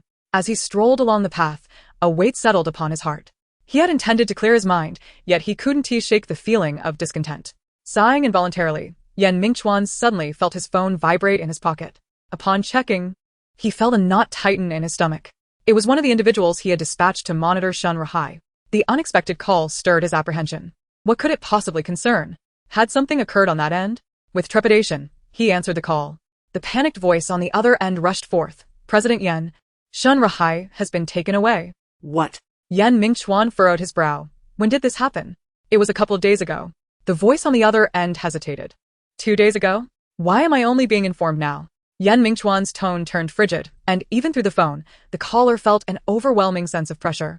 Cold sweat trickled down his back as he stammered an explanation. President Yan, I feared you would blame me. So I thought I would try to remedy the situation first to see if I could locate him, which led to the delay of 2 days. Remedy? Humph. Yan Mingchuan scoffed. What have you managed to salvage? The caller remained silent, intimidated. Yan Mingchuan continued, I won't hold you accountable for your mistake just yet, but I require the most comprehensive information available from that time. Tell me everything you remember. The individual across from Yan Mingchuan listened intently as he mentioned not to dwell on past grievances, as if granted a reprieve. Eagerly, they began to recount the events of that day.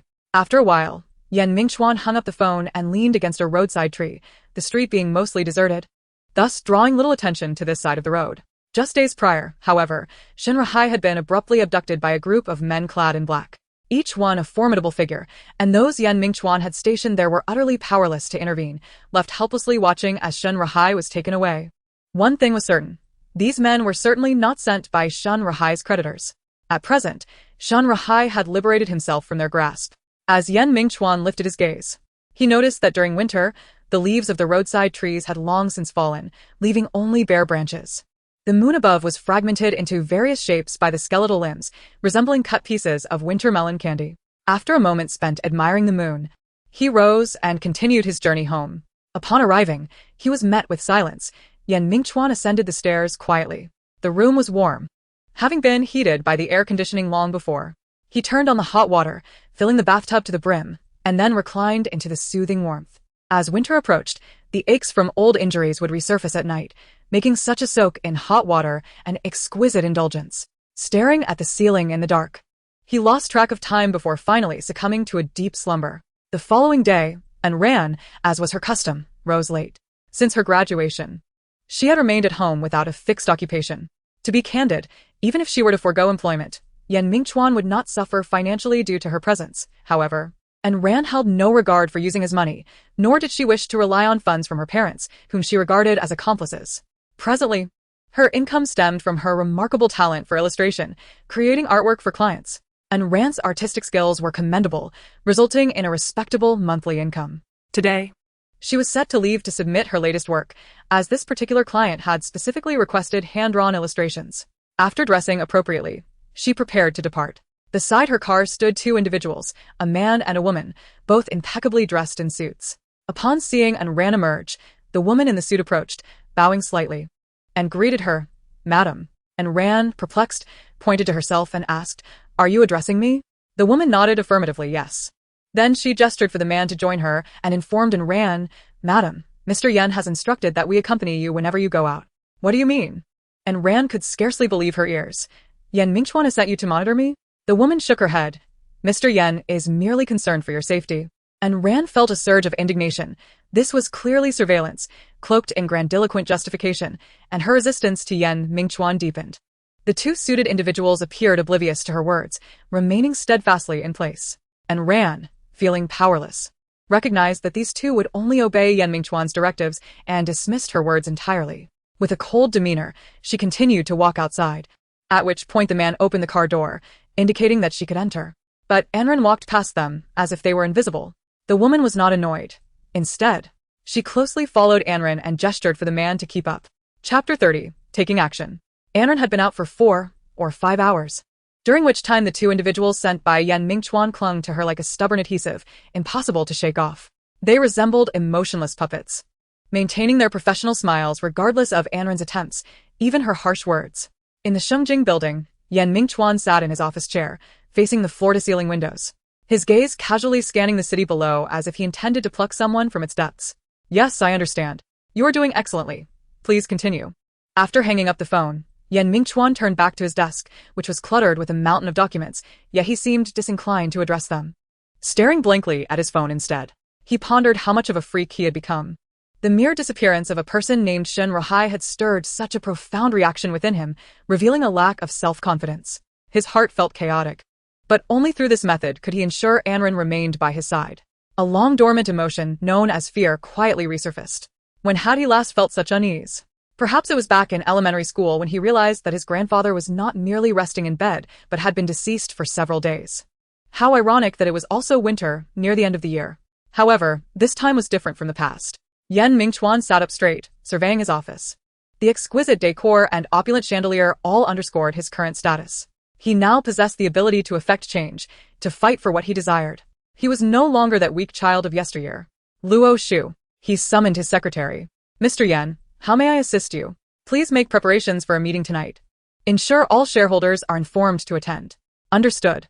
Luo Shu adjusted his glasses, acknowledged the request, and proceeded to carry out Yan Mingchuan's instructions. Yan Mingchuan resumed perusing the documents on his desk. Regarding Shen Rahai's matter, he was now certain it was orchestrated by rival companies seeking to exploit the relationship between Shen Rahai and his wife against him. Therefore, while maintaining a defensive stance, he would also take the initiative to counterattack. Since you hide in the shadows, let me create a commotion and see if you dare to reveal yourself. Alone in the dining hall, Anren consumed the meal prepared by Aunt Zhang before ascending the stairs. Recently, she had received numerous orders and needed to work overtime to complete them. Anren frowned as she listened to the noises outside her door, her mood souring instantly. Nevertheless, she shook her head and focused on her painting, hoping Yan Mingchuan would refrain from bothering her. After an indeterminate amount of time, a sudden knock echoed on her door. It must be Aunt Zhang delivering food. Anren contemplated the events that had transpired before ascending the stairs, recalling her earlier instructions to Zhang Ma to prepare a late-night snack for her. Barefoot, she descended from her bed and approached the door, ready to open it. However, as soon as the door had been pulled ajar, a pale arm forcefully thrust itself through the gap, startling Anren and draining her complexion of color. It was not Zhang Ma's hand. It was Yan Mingchuan. No. In a panic, Anren attempted to push the arm away and close the door. But her strength paled in comparison to his, especially with Yan Mingchuan already having inserted one hand inside. Her resistance was utterly futile. He effortlessly invaded her sanctuary. Clad only in a nightgown and wearing cotton slippers, he tucked a blanket under his arm as he closed the door behind him and leaned against the wall. Fixing his gaze upon Anren. What do you intend to do? Anren's face was a mask of fear as she anxiously regarded Yan Mingchuan.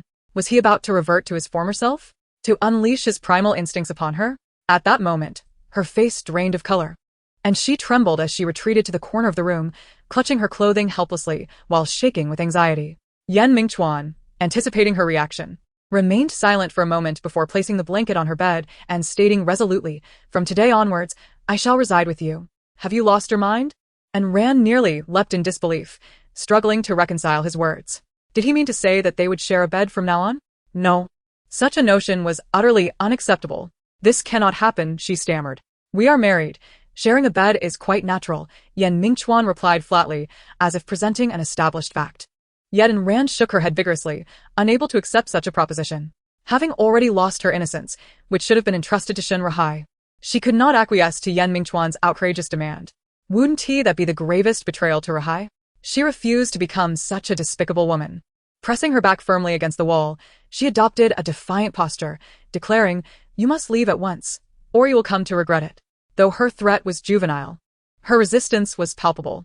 Yan Mingchuan remained unperturbed, simply seating himself on her bed and coolly stating, "If you do not heed my words, I will ensure Shen Rahai suffers the consequences." Anren inhaled sharply, chilled by his threat. How could he be so contemptible? With great difficulty, she managed to retort, "You promised me that as long as I married you, you would not harm him." Yan Mingchuan scoffed derisively. "Indeed, we are wed. But have we acted as a true couple these past 2 months? You know I desire more. Do you wish to see Shen Rahai harmed? He tilted his head, scrutinizing Anren. Anren wanted to voice her refusal, but the fear of Yan Mingchuan's wrath against Rahai paralyzed her. The word caught in her throat, refusing to escape. "You are truly a despicable person." Anren spat through gritted teeth. "And you?" Faced with Yan Mingchuan's words, Anren felt an overwhelming sense of helplessness. Indeed, Shen Rahai was her Achilles heel, and Yan Mingchuan had a firm grasp on this vulnerability. even if the path ahead led to a bottomless abyss. She could only proceed with her eyes closed. Her legs seemed to lose the strength to support her body, and Ran helplessly slid down to lean against the cold wall, which drained her heart of warmth. Mingchuan, however, pressed on relentlessly. So, will you agree or not? She raised her gaze towards the door, where Mingchuan sat on the bed. If she wished to flee from this place, it was not beyond her reach. Yet, what would happen to Rahai if she refused him? And Ran bit her lip tightly, and before she knew it, tears brimmed at her eyes as she softly sobbed. Mingchuan, witnessing her distress, felt a pang of pain in his heart. He suddenly yearned to abandon this coercion. Seeing Ran cry was never his intention.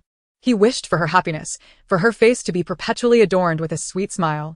However, he found himself with no choice. Rahai was already beyond his control, and Ran's recent attitude toward him left him feeling insecure. He could only tighten his grasp on her while time still permitted. With a long sigh, Mingchuan approached her, crouching before Ran. He gently brushed away the tears from her face and then enveloped her in his embrace. Leaning close to her ear to whisper, Ran, happiness is within your reach, if only you are willing. His cool voice resonated in her ear, akin to a devil's whisper. Ran, tears streaming down her cheeks, closed her eyes and nodded in resignation. All right, I agree. But you must never go back on your word, and you must not harm him. Aware that he had achieved his objective, Mingchuan softened his approach, nodding gently while solemnly promising, I promise you. Half a month later, Mingchuan sat in his office, reviewing this year's reports. Overall, the momentum of prosperity continued unabated, not only capturing a larger share of the local market but also showing promising developments in overseas projects.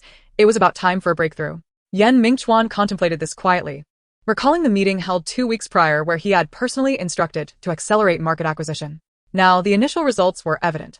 The other companies in the same business sector within the city had suffered a thunderous blow over the past fortnight, each one severely impacted. This was precisely what Mingchuan desired to see. In due time, everything would become clear. He already had a vague suspicion of who this emerging force was, but he was in no rush to unearth it. Sometimes, watching an opponent struggle in their final throes was a source of amusement. Closing the document, he picked up his phone and dialed a number. Once connected, he spoke softly to the person on the other end. Rand, I would like to discuss something with you. And Ran remained silent for a considerable time before replying. Go ahead.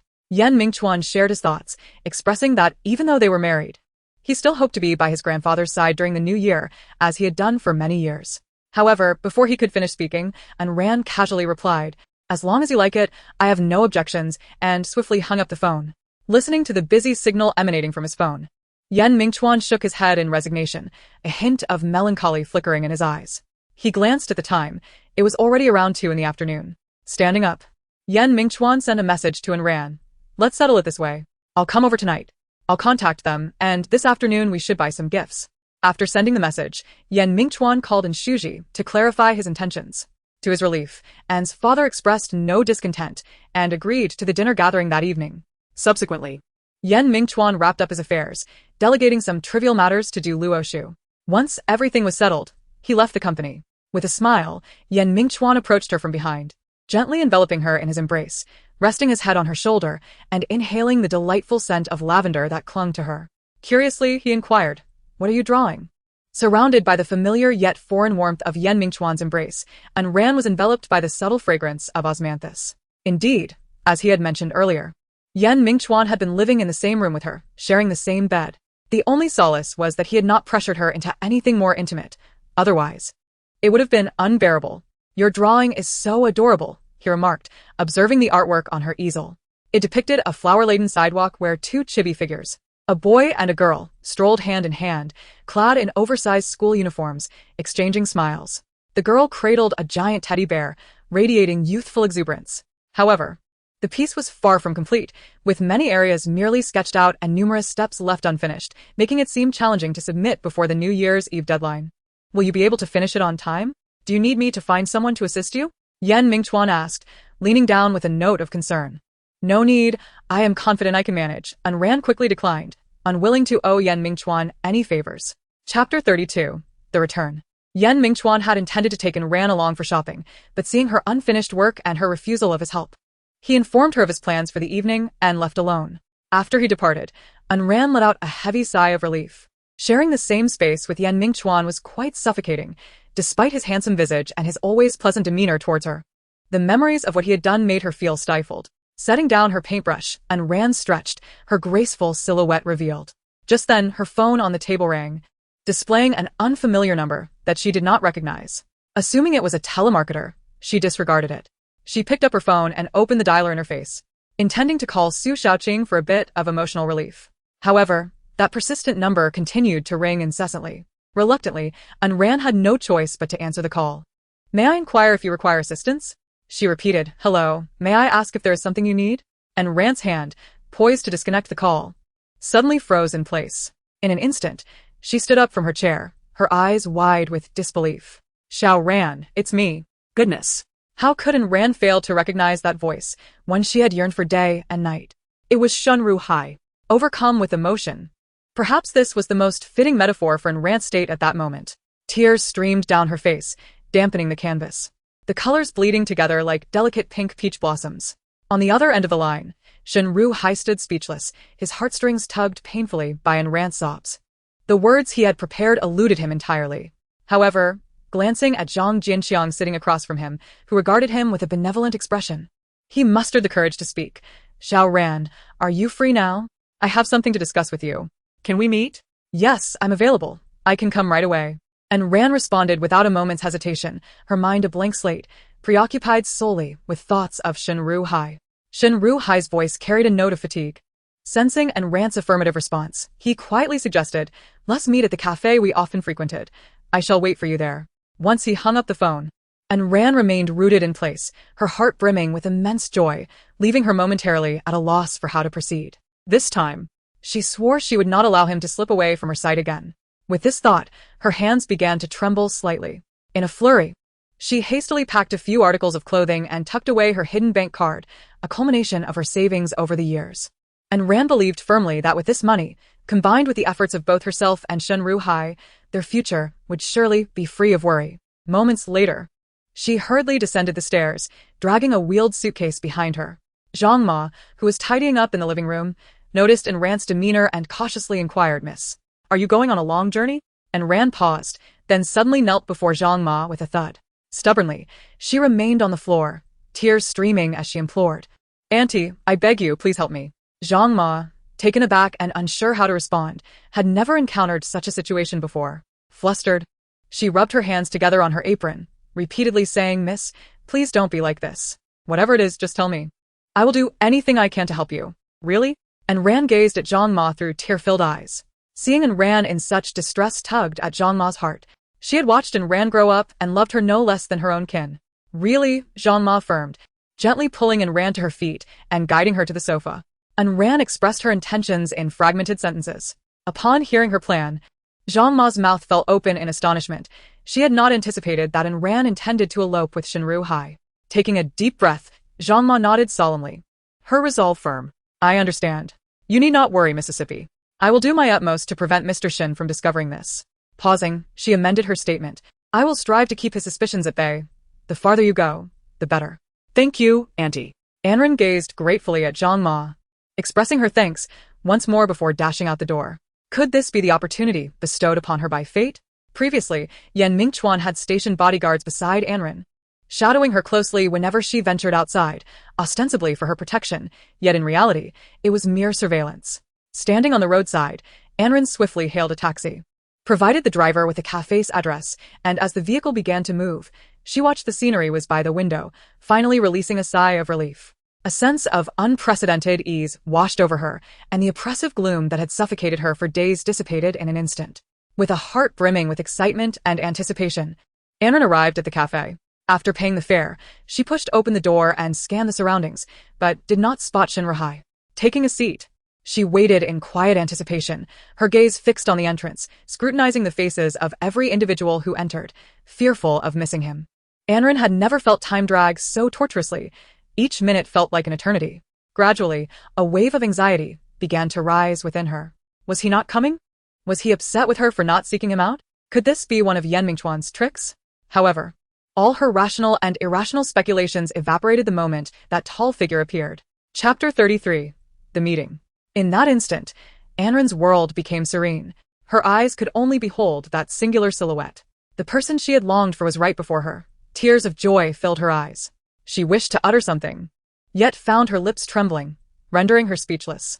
The mere prospect of seeing him again was overwhelming. Fueled by unrestrained emotion, she sprang up and rushed into his embrace. Weeping openly as Shun Rahai gently patted her back, his eyes reflecting an inscrutable complexity. When her tears had subsided, Anren lifted her head, reaching out to caress his face. Her tear-streaked cheeks betraying her emotions as she whispered, "Do you know?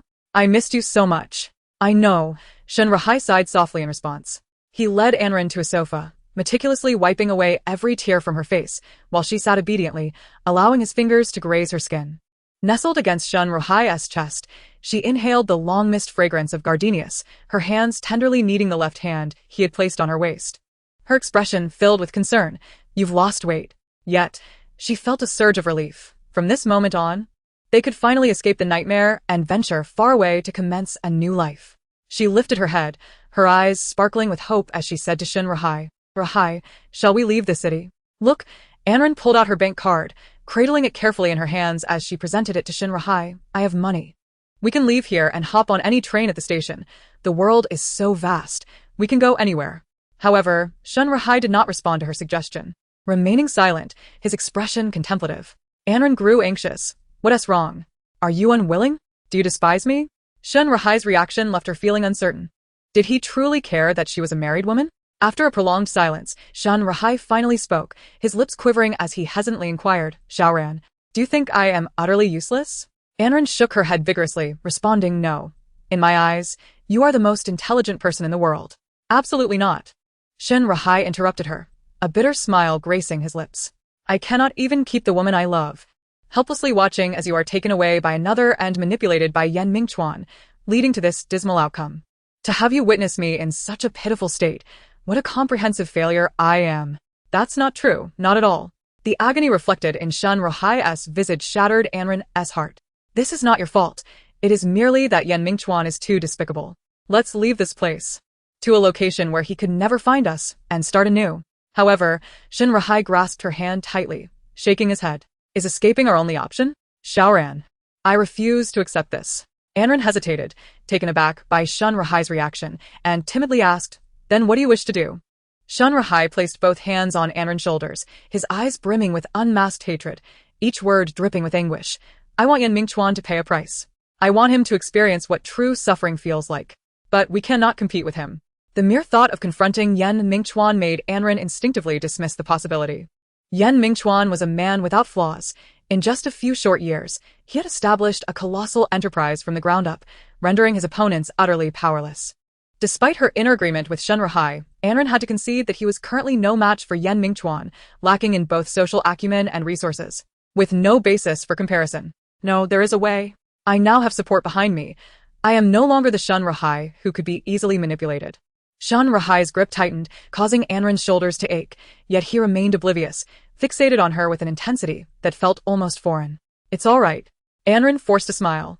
The earlier version of Shun Rahai felt so unfamiliar. To be honest, she was somewhat frightened. But this was not his fault. If there was someone to blame, it was Yen Mingchuan. Without him, Shun Rahai would undoubtedly still be the cheerful and sunny youth she remembered. Shun Rahai quickly clarified. "I am now employed at a company called Minghui with a generous salary. They rescued me from Yen Mingchuan's grasp. Xiaoran, Minghui is also a significant enterprise. And now I have the means to confront Yen Mingchuan. If you're willing to assist me, we can swiftly make him pay." A layer of inscrutable emotion clouded Anren's gaze. She had heard of Minghui before. It was mentioned during her father's discussions with Yen Mingchuan. From their fragmented conversations, Anren understood that it was a company with a similar business to Yen Mingchuan's, and it was currently on a downward trajectory. A company that is barely able to sustain itself has suddenly emerged, not only rescuing Shun Rahai but also entrusting him with significant responsibilities. Considering Shun Rahai's identity, the intentions behind this are glaringly evident. After a moment of contemplation, Anren resolved to persuade Shun Rahai to leave this precarious situation with her, urging him to avoid the treacherous waters ahead. Her desires were modest. She simply wished for them to be together, enjoying their own little life. They could live without abundant wealth, yet joy would surely accompany them. She hurriedly explained the convoluted nature of their predicament to Shun Rahai, but he appeared oblivious, resolute in his course. He merely inquired, "Xiaoran, do you love me?" In the face of this question, everything crumbled. Anren, already burdened with guilt towards Shinrahai, found her words stuck in her throat, unable to surface. He then pressed further, if you love me, you must understand how much pain Yan Mingchuan has caused me. Why do you wish to hinder my revenge against him? Xiao Ran, have you changed your heart? She opened her mouth, the air seemingly frozen around them. Ultimately, she gently leaned against Shinrahai, wrapping her arms around his waist, and asked softly, what do you want me to do? Chapter 34, A Farce. Seeing An Ran relent and willing to assist him, Shinrahai felt a warmth spread through his chest from her breath. Yet, a weight lingered in his heart. He gestured towards the window, and shortly after, Zhang Jinxiang entered the cafe. He casually took a seat opposite them. An Ran regarded the man before her with some confusion and turned her gaze towards Shinrahai, seeking clarification. Shinrahai quickly released An Ran from his embrace, straightened his clothing, and introduced, this is my superior, Mr. Zhang Jinxiang, the one who orchestrated my rescue. An Ran scrutinized Zhang Jinxiang, an unremarkable middle-aged man, one of many. Yet, she found his eyes unsettling, darting around like a thief's. Sighing inwardly, she realized that this meeting had been orchestrated by him. And he was about to reveal his intentions. Good day, Mrs. Yen, Zhang Jinxiang greeted with a smile, using a title that was acutely sensitive to both present. Instantly, Shinrahai's expression darkened, his hands clenched tightly beneath the table, veins protruding. And Ran's demeanor cooled as she glared at Zhang Jinxiang, asking tersely, What do you mean by that? Zhang Jinxiang shrugged nonchalantly. Nothing much, just a casual address. As a server delivered a cup of coffee, he took a sip, holding the cup while looking at the pair with a mocking gaze. He leisurely stated, we are all on the same side, with only one adversary to contend with, Yan Mingchuan. If we topple him, we can all enjoy better days, and the brilliance of Minghui can be restored. Then, you two lovebirds can also be together. I wonder if Missin has considered this. Aiding us is akin to aiding yourself. And Ran bit her lip. On what grounds should I believe that you possess the capability to overthrow him? You yourself are in a precarious position, are you not?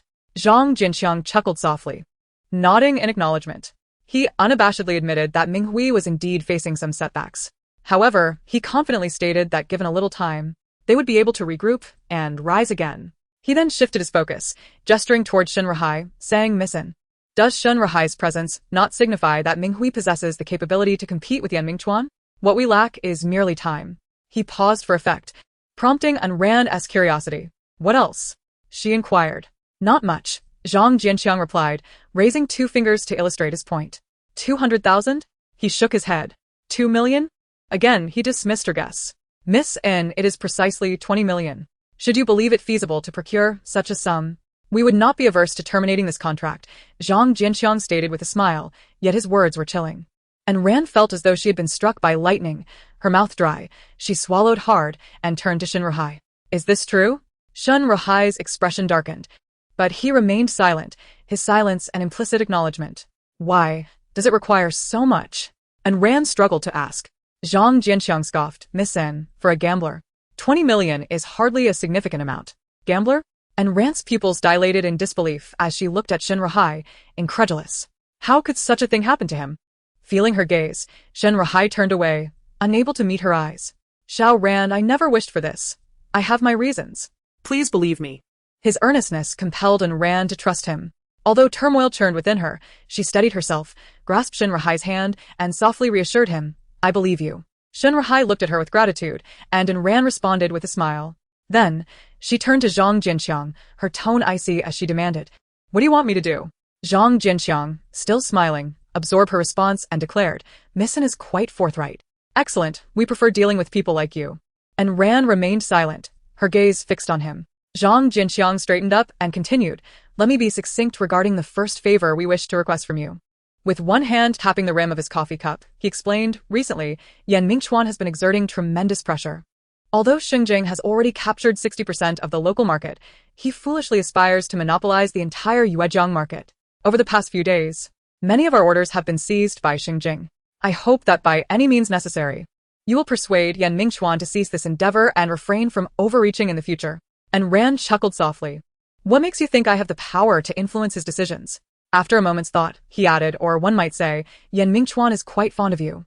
You could easily utilize his affection to assist us, perhaps whisper some sweet nothings to him. I believe such tasks would be effortless for you, Miss N. Anren bit her lip tightly, quietly absorbing all that transpired, her heart wrestling with turmoil. This encounter exceeded her expectations. She had anticipated a joyful reunion with her beloved, only to find herself ensnared step by step in the whirlpool of commercial strife. What path lay before her? Zhang Jinxiang exuded the aura of a seasoned fox in the business world. Collaborating with such a person posed the risk of being devoured by his cunning. To have her feign a romance with Yan Mingchuan? That was an unreasonable expectation. Setting aside her capabilities, simply facing Yan Mingchuan required every ounce of her strength.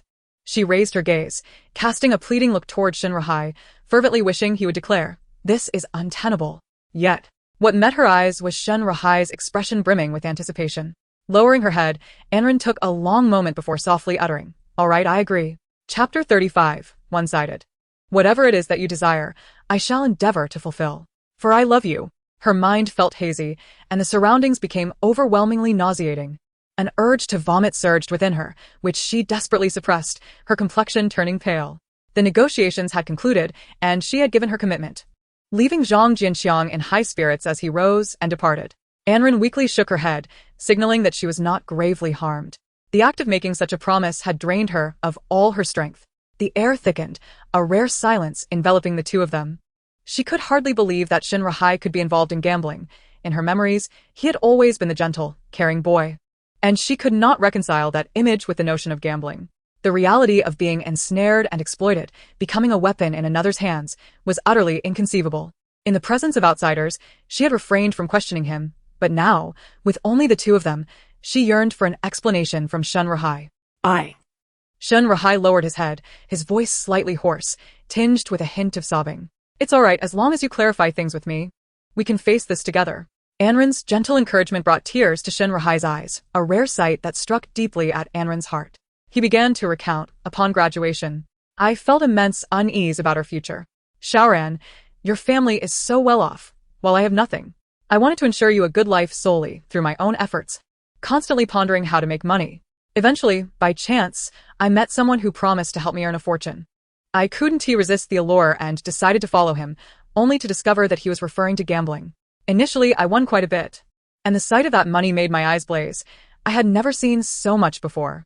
I thought that, at this rate of earning in just a few weeks, we would never have to worry about food and drink again." But then, "What happened next?" Anren asked anxiously. "Yan Mingchuan repaid my debt, returning 5 million to me, with the condition that I depart from your life and never again set foot in Yuezhang. Xiaoran, I find myself bereft of options." Shen Ruhai spoke with profound sorrow, tears streaming down Anren's cheeks. "What unspeakable deeds has this beast, Yan Mingchuan, committed?" Shen Ruhai rolled up his sleeves, revealing his battered arms. A tapestry of old and new scars interwoven, countless and overwhelming, each mark etched deeply into Anren's heart. If his arms bore such harrowing wounds, one could only imagine the horrors concealed beneath his clothing. The two embraced, weeping with heart-wrenching intensity, their sorrow resonating in the quiet cafe, drawing the gaze of other patrons who whispered about this peculiar pair. Perhaps sensing the inappropriateness of the scene, a server approached, mustering the courage to remind them, "Dear guests, this is a public space. Please maintain silence." Only then did they part. Anren sniffled, her voice still choked with emotion as she produced her bank card, pressing it into Shen Ruhai's hand. "Ruhai, this too shall pass. Here is a little money I've saved. Please use it for now. The password is your birthday. You will undoubtedly need funds in your career ahead. Use it freely, and I shall strive to replenish it."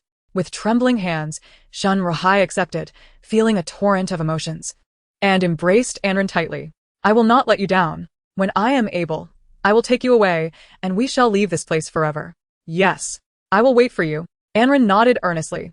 Meanwhile, Yan Mingchuan drove through the streets, seeking gifts for the evening. He had intended to consult Anren, but with her work commitments, he had to manage alone. Gift selection was a realm he was wholly unfamiliar with. Throughout his life, few had given him gifts, and he rarely gifted others. The notion of social reciprocity was foreign to his family, and typically, such matters were delegated to secretaries. In the upscale mall of Yuezhang, however, everything was available. With the enthusiastic guidance of a sales associate and bolstered by his ample finances, Yan Mingchuan stumbled through the process and eventually procured items that he deemed satisfactory. As he prepared to leave, a garment in a clothing store caught his eye. Unable to resist, he entered and approached the piece, a long, pure white trench coat, reminiscent of jade, elegant yet simple, exuding an air of nobility. Yan Mingchuan had always admired trench coats. In his eyes, they were the epitome of human design, both aesthetically pleasing and practical, resistant to dirt, and capable of providing warmth in cold weather. Noticing a customer, the sales associate promptly approached him, inquiring, "Sir, are you interested in this trench coat?" Mingchuan merely nodded, envisioning how splendid Anren would look in it. Chapter 36, A Meeting. The waiter pondered for a moment before speaking up. "Sir, this trench coat is designed by a renowned foreign designer and crafted from exceptionally high-quality fabric, which may account for its slightly elevated price. Perhaps you would like to reconsider?" "No need for that. I will take this one. My wife will look splendid in it," Mingchuan replied, affirming his decision with a smile. Money was no concern for him. He quoted a few figures, and the waiter's heart soared with delight. This sale would earn her a commission sufficient to cover a month's salary.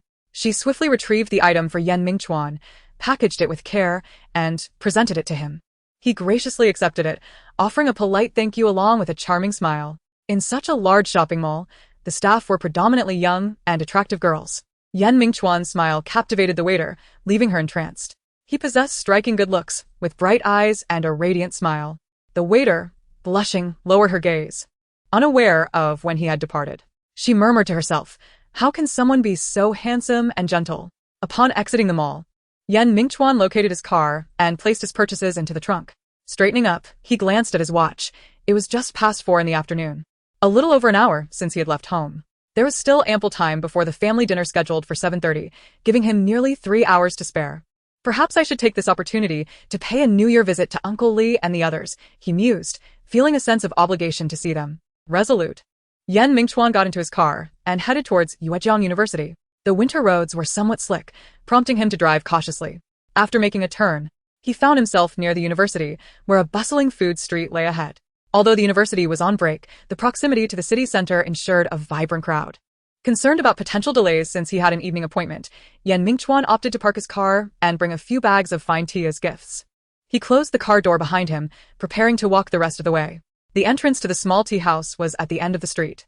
He strolled leisurely down the entire length of the street, which was lined with an array of eclectic shops catering to the insatiable curiosity of young students. Mingchuan recalled that during his own university days, this street had already been quite prosperous, yet he had little money then. Not only were tuition fees a concern, but he often worried about daily meals, rarely having the chance to visit. Now that financial worries were behind him, he found himself ensnared in an endless cycle of work, busy from dawn till dusk, making it difficult to carve out time for leisure. After the new year, "I should take a few days off to accompany Anren for some outings," he thought to himself, feeling that he ought to spend more time with her. A smile crept across his face at the mere thought of Anren, instantly softening his heart. Indeed, she is his salvation, the beacon illuminating his path through the shadows of existence. To this day, Mingchuan vividly recalls the hauntingly delectable taste of that apple candy. From that moment forth, he has pursued her, and now, he has finally embraced this radiant light. Even if he were to be scorched beyond recognition, he would harbor no regrets. However, the smile on Mingchuan's face abruptly faltered as he caught sight of the figures within a nearby cafe through the glass. Inside, Anren and Shun Rahai remained oblivious to the world outside. Shun Rahai accepted the passbook from Anren, and the two once again enveloped each other in a tight embrace, burying their heads in the crook of one another's necks, inhaling deeply the scent of the other. Anren strained to lift her head, yearning to discern the identity of the newcomer. Upon recognizing his face, she nearly gasped, Mingchuan. Mingchuan lowered his gaze, offering her a frosty smile. "It is I." Shun Rahai rose from the sofa, as if confronting a formidable adversary, enunciating each syllable with clenched teeth. Mingchuan. Yet, Mingchuan treated him as though he were invisible, casting a glacial stare that weakened Shun Rahai's resolve, compelling him to brace himself against the table to avoid collapsing. In response to Shun Rahai's embarrassing demeanor, Mingchuan bestowed upon him a sardonic smile, disregarding Anren's protests as he seized her hand and exited the cafe. Shun Rahai stood rooted in place, his feet refusing to budge. "Let go of me, you scoundrel. Release me at once." Anren exclaimed. Yet, Mingchuan had lost all desire to visit the tea house. He dragged and ran through the entirety of the street, while she incessantly cursed and struggled against his hold. But her efforts were in vain, drawing the attention of numerous passers-by. Undeterred, Mingchuan's mind was consumed by the image of Anren and Shun Rahai locked in a tender embrace, a sight that pierced his heart. With a stormy expression, he thrust Anren into the passenger seat, followed closely behind, opening the door on the opposite side to sit beside her. Resting his hands on the steering wheel, he did not start the vehicle but instead gazed out the window, fixating on the young couples milling about. Ran, you owe me an explanation, he declared. And Ran smirked nonchalantly, retorting, an explanation? What do you expect me to explain? It was she who deserved an explanation. He should elucidate why he had orchestrated Shun Rahai's downfall, why he had compelled Shun Rahai to vacate the premises, and why, even after Shun Rahai's departure, he continued to torment him, burdening him with insurmountable debt that would ensure his perpetual downfall. It was she who deserved answers. Chapter 37. Dissonance. And Ran sneered at Yen Mingchuan. Why the haste? I am not yours. I bear no obligation to clarify anything for you. Having uncovered the depths of his treachery towards Shun Rahai, Ran felt an indescribable loathing towards him. He was the architect of shattered dreams, a predator cloaked in a facade of civility. Her gaze lingered wistfully towards the cafe, even though she could see nothing, unwilling to look away. The faint fragrance of gardenias still clung to her, as if Shun Rahai were still by her side. He was woefully careless, allowing the lurking Shun Rahai the opportunity to meet with Ran, something he should have anticipated. Damn it. Clearly, Ran's current resistance toward him had intensified significantly, undoubtedly influenced by something Shun Rahai had said. Upon noticing the tenderness in Ran's gaze, his heart suddenly swelled with agitation.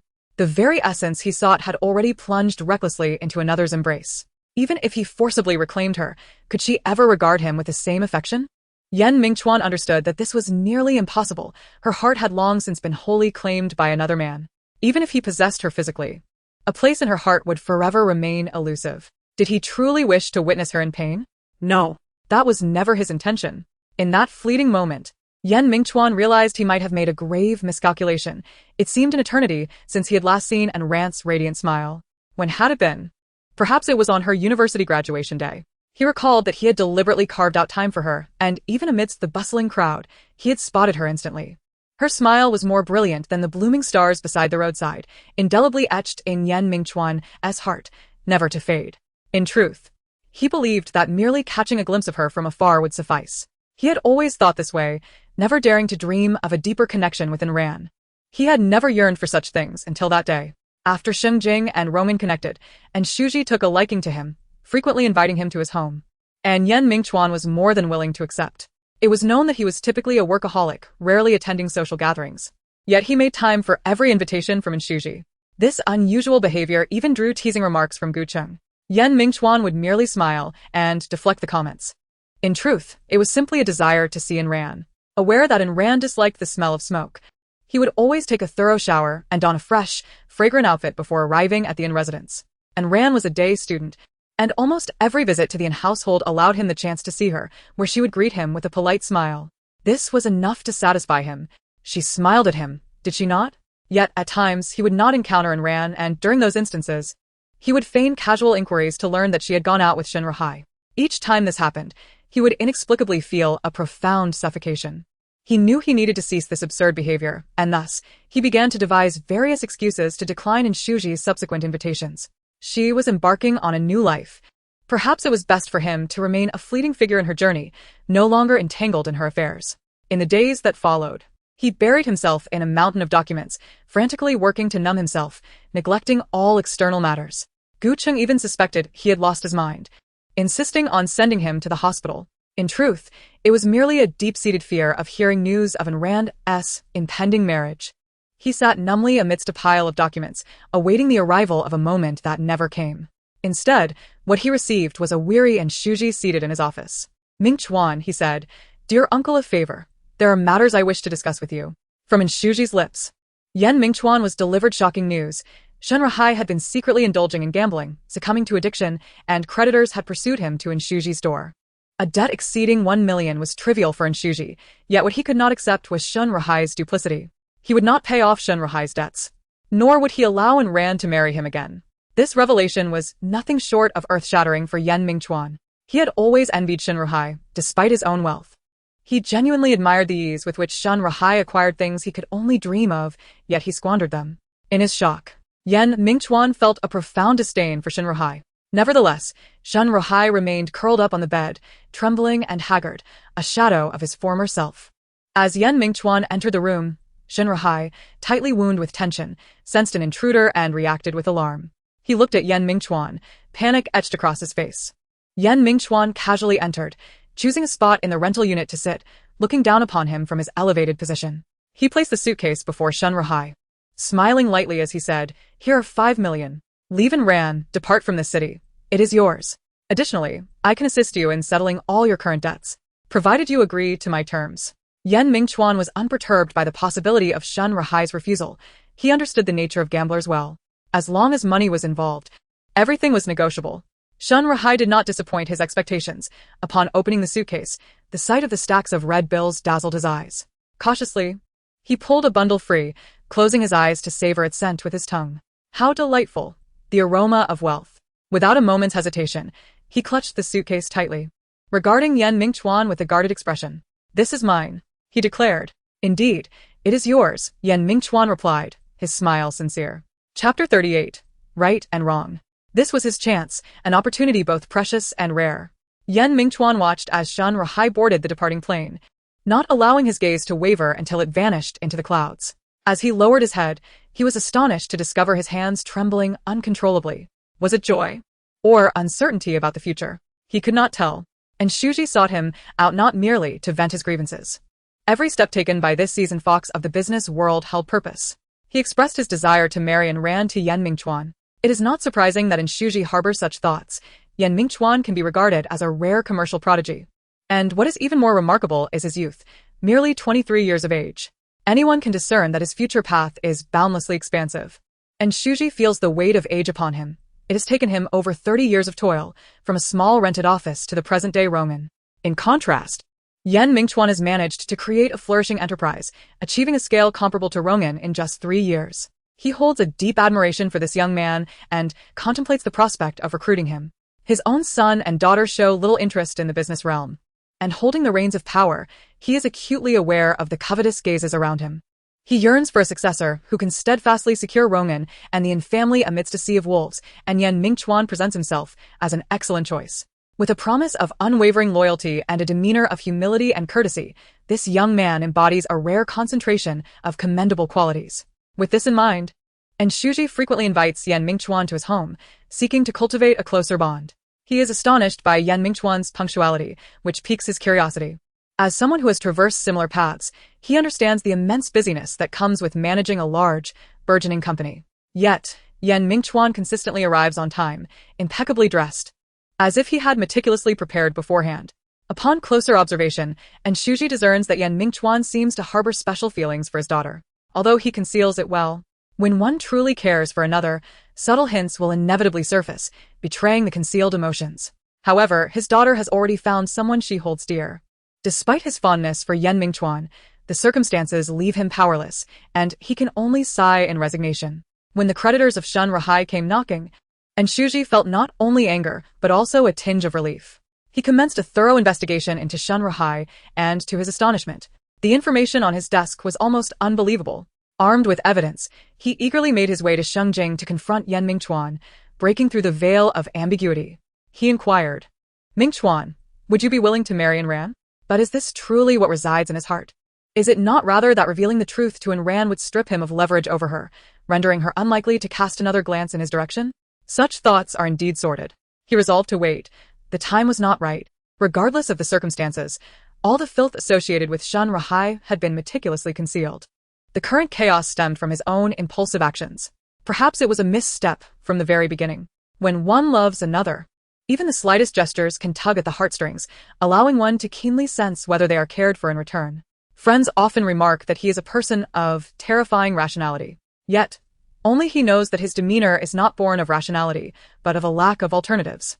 Deep within his heart, which had been closed off for many years, lies a small boy who once cried for candy from his grandfather. Each of Ran's actions resonates within him, and he is acutely aware that she does not love him. He endeavored to win her acceptance, but it became evident that his affections were merely unreciprocated. In light of this realization, it would be wiser to let her go while there was still time. He could continue to observe her from afar. A fleeting glance would suffice. Off she went, to her parents' home. Yan Mingchuan suddenly felt a wave of relaxation wash over him as he started the car, remaining silent throughout the journey. And Ran, noticing the sudden tranquility in Yan Mingchuan, suspected he had some ulterior motive and turned her gaze out the window. And Fu seized the rare opportunity to converse with Yan Mingchuan, enthusiastically discussing recent events. Yan Mingchuan appeared to have cast aside the earlier matters, fully engrossed in the dialogue with Fu. although An Yuan found it difficult to comprehend their conversation, and Fu insisted that he join them to learn a thing or two. With his father's command, An Yuan could only sulk, disinterestedly listening. Their mother had gone out to purchase New Year gifts for the family, leaving An Ran momentarily, without a companion. She considered sitting in the living room to watch television.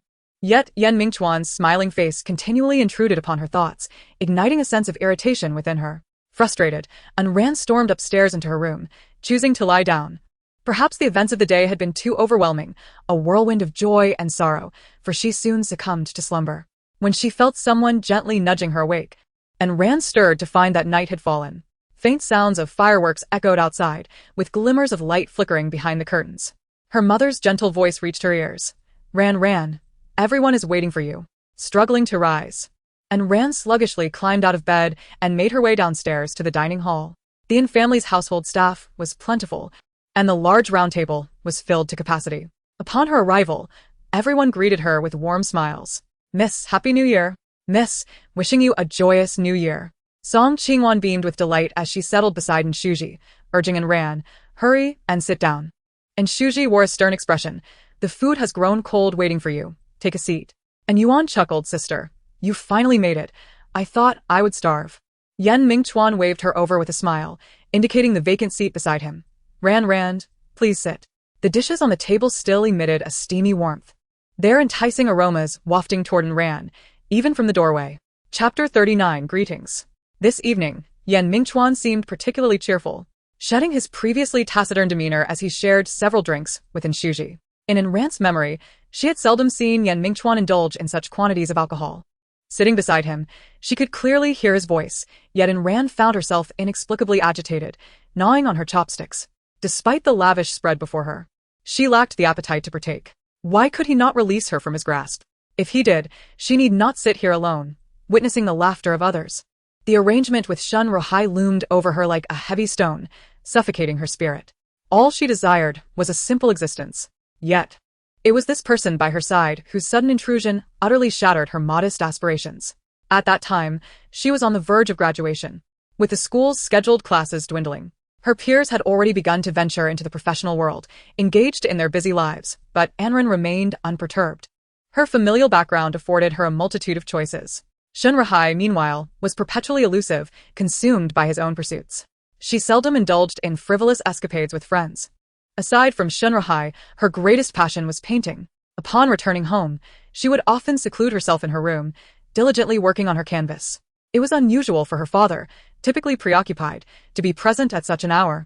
And even more surprising was the presence of a young man she had never encountered before, seated across from him at the tea table, engaged in a game of chess. The young man was slender, which was her first impression, with medium-length hair and bangs falling over his forehead, secured in a small ponytail at the back. He wore an oversized black and white jacket that appeared ill-fitting, revealing pale, delicate arms. Upon hearing the sound of someone entering, the young man turned his head and looked in her direction. He possessed a strikingly attractive visage, prompting a flurry of conjectures within her mind. Her father gestured for her to approach, and upon reaching him, she learned through his introduction that the young man was Yan Mingchuan, the chairman of Xingjing, a male. The name Yan Mingchuan was not unfamiliar to An Ran. Her father had frequently spoken of him at the dining table with evident admiration. Through the scattered bits of information shared over meals, An Ran had come to know of him. In her imagination, based on her father's descriptions, Yan Mingchuan should have been a tall, decisive figure with a fierce gaze, reminiscent of the archetypal CEOs depicted in television dramas. Yet he stood before her, extending a hand in greeting with a disarming sincerity reflected in his bright eyes. Not only was his physique quite slender, but he also fell short of the imposing height she had envisioned, standing merely half a head taller than her. At nearly 1.7 meters, she was considered tall among women, but among men, this stature was merely average. Hello, I am Yan Mingchuan. Oh, hello, I am An Ran. The instant their hands met, one thought crossed her mind. His hands are so cold. An Ran initially believed her meeting with Yan Mingchuan to be a mere coincidence, and aside from the initial shock, she did not dwell on it. However, Yan Mingchuan soon became a frequent guest at her family's dining table. Her father would engage him in lengthy conversations, and she watched, inexplicably envious. It was perplexing. When Shun Rohai visited, her father displayed none of this warmth. Instead, he wore a countenance as if someone owed him millions. Hardly uttering a word despite Shun Rohai's earnest attempts at conversation, During those moments, as Shun Rahai's girlfriend, she felt a pang of sadness, yearning for him to receive her father's approval. Consequently, with this emotional entanglement, Yan Mingchuan's presence began to loom increasingly large in her perception. And Ran was acutely aware that her father harbored a disdain for Shin Rahai, believing him to possess neither a distinguished lineage nor remarkable abilities, merely a brawny yet simple-minded fool. Yet, she found herself drawn to him. And Ran could never forget the immense solace she felt from the figure that boldly shielded her in that narrow alley, nor the reassurance that resonated in his hoarse voice. She firmly believed that if her father were to accept Shin Rahai, given the resources of the Yin family, he would not fare any worse than Yan Mingchuan. Her father had subtly and overtly expressed his approval of Yan Mingchuan on numerous occasions. She understood her father's intentions. How could she possibly acquiesce? To do so would render her the most despicable of women, and she refused to be that. To dispel her father's notions, on the eve of her graduation, and Ran dragged the hard-to-find Shin Rahai to her home. Serendipitously, Yan Mingchuan was also present. However, this was fortuitous.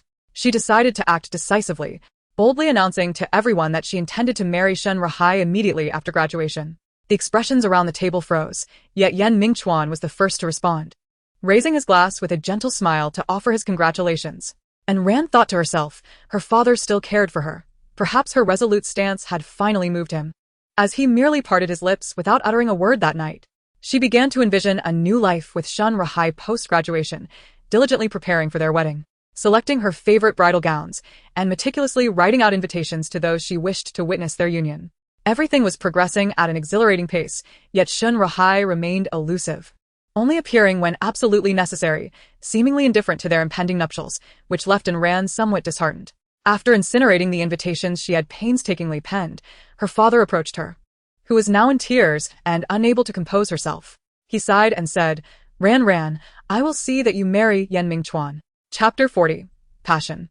And Ran took a deep breath and tilted her face upwards, fearing that her tears might spill forth. Yan Mingchuan noticed her distress, gently patting her hand and murmuring, Do not worry, it will soon be over. Soon over? What did that mean? Everything had only just begun, and it was a painful beginning. Ignoring Yan Mingchuan's words, she hastily ate a few bites of her meal, excusing herself due to feeling unwell, and left the table early. Yan Mingchuan watched her retreating figure, a fleeting shadow of gloom crossing his face. Turning back, he raised his glass with enthusiasm to toast with Ran's father. As the evening wore on and the wine flowed, the gathering eventually began to dissipate. Yan Mingchuan had consumed a considerable amount of alcohol, yet he showed no signs of inebriation. He simply did not enjoy drinking, though he was quite capable. In fact, his tolerance exceeded that of Gu Cheng, who had frequented various indulgent establishments since high school. In a tipsy fervor, he presented the carefully chosen gifts he had procured earlier, distributing them to everyone, ensuring even the household staff received a delightful token. Although ostensibly a mere token of appreciation, the gifts bestowed by Yan Mingchuan are far from trivial. Each one is nearly equivalent to the salary of a servant for half a month. The servants are all smiles, showering Yan Mingchuan with an array of well-wishing remarks. Once they have expressed their sentiments, they disperse in a flurry to tend to the aftermath. Yan Mingchuan reclines on the sofa in the living room, his eyes gently closed.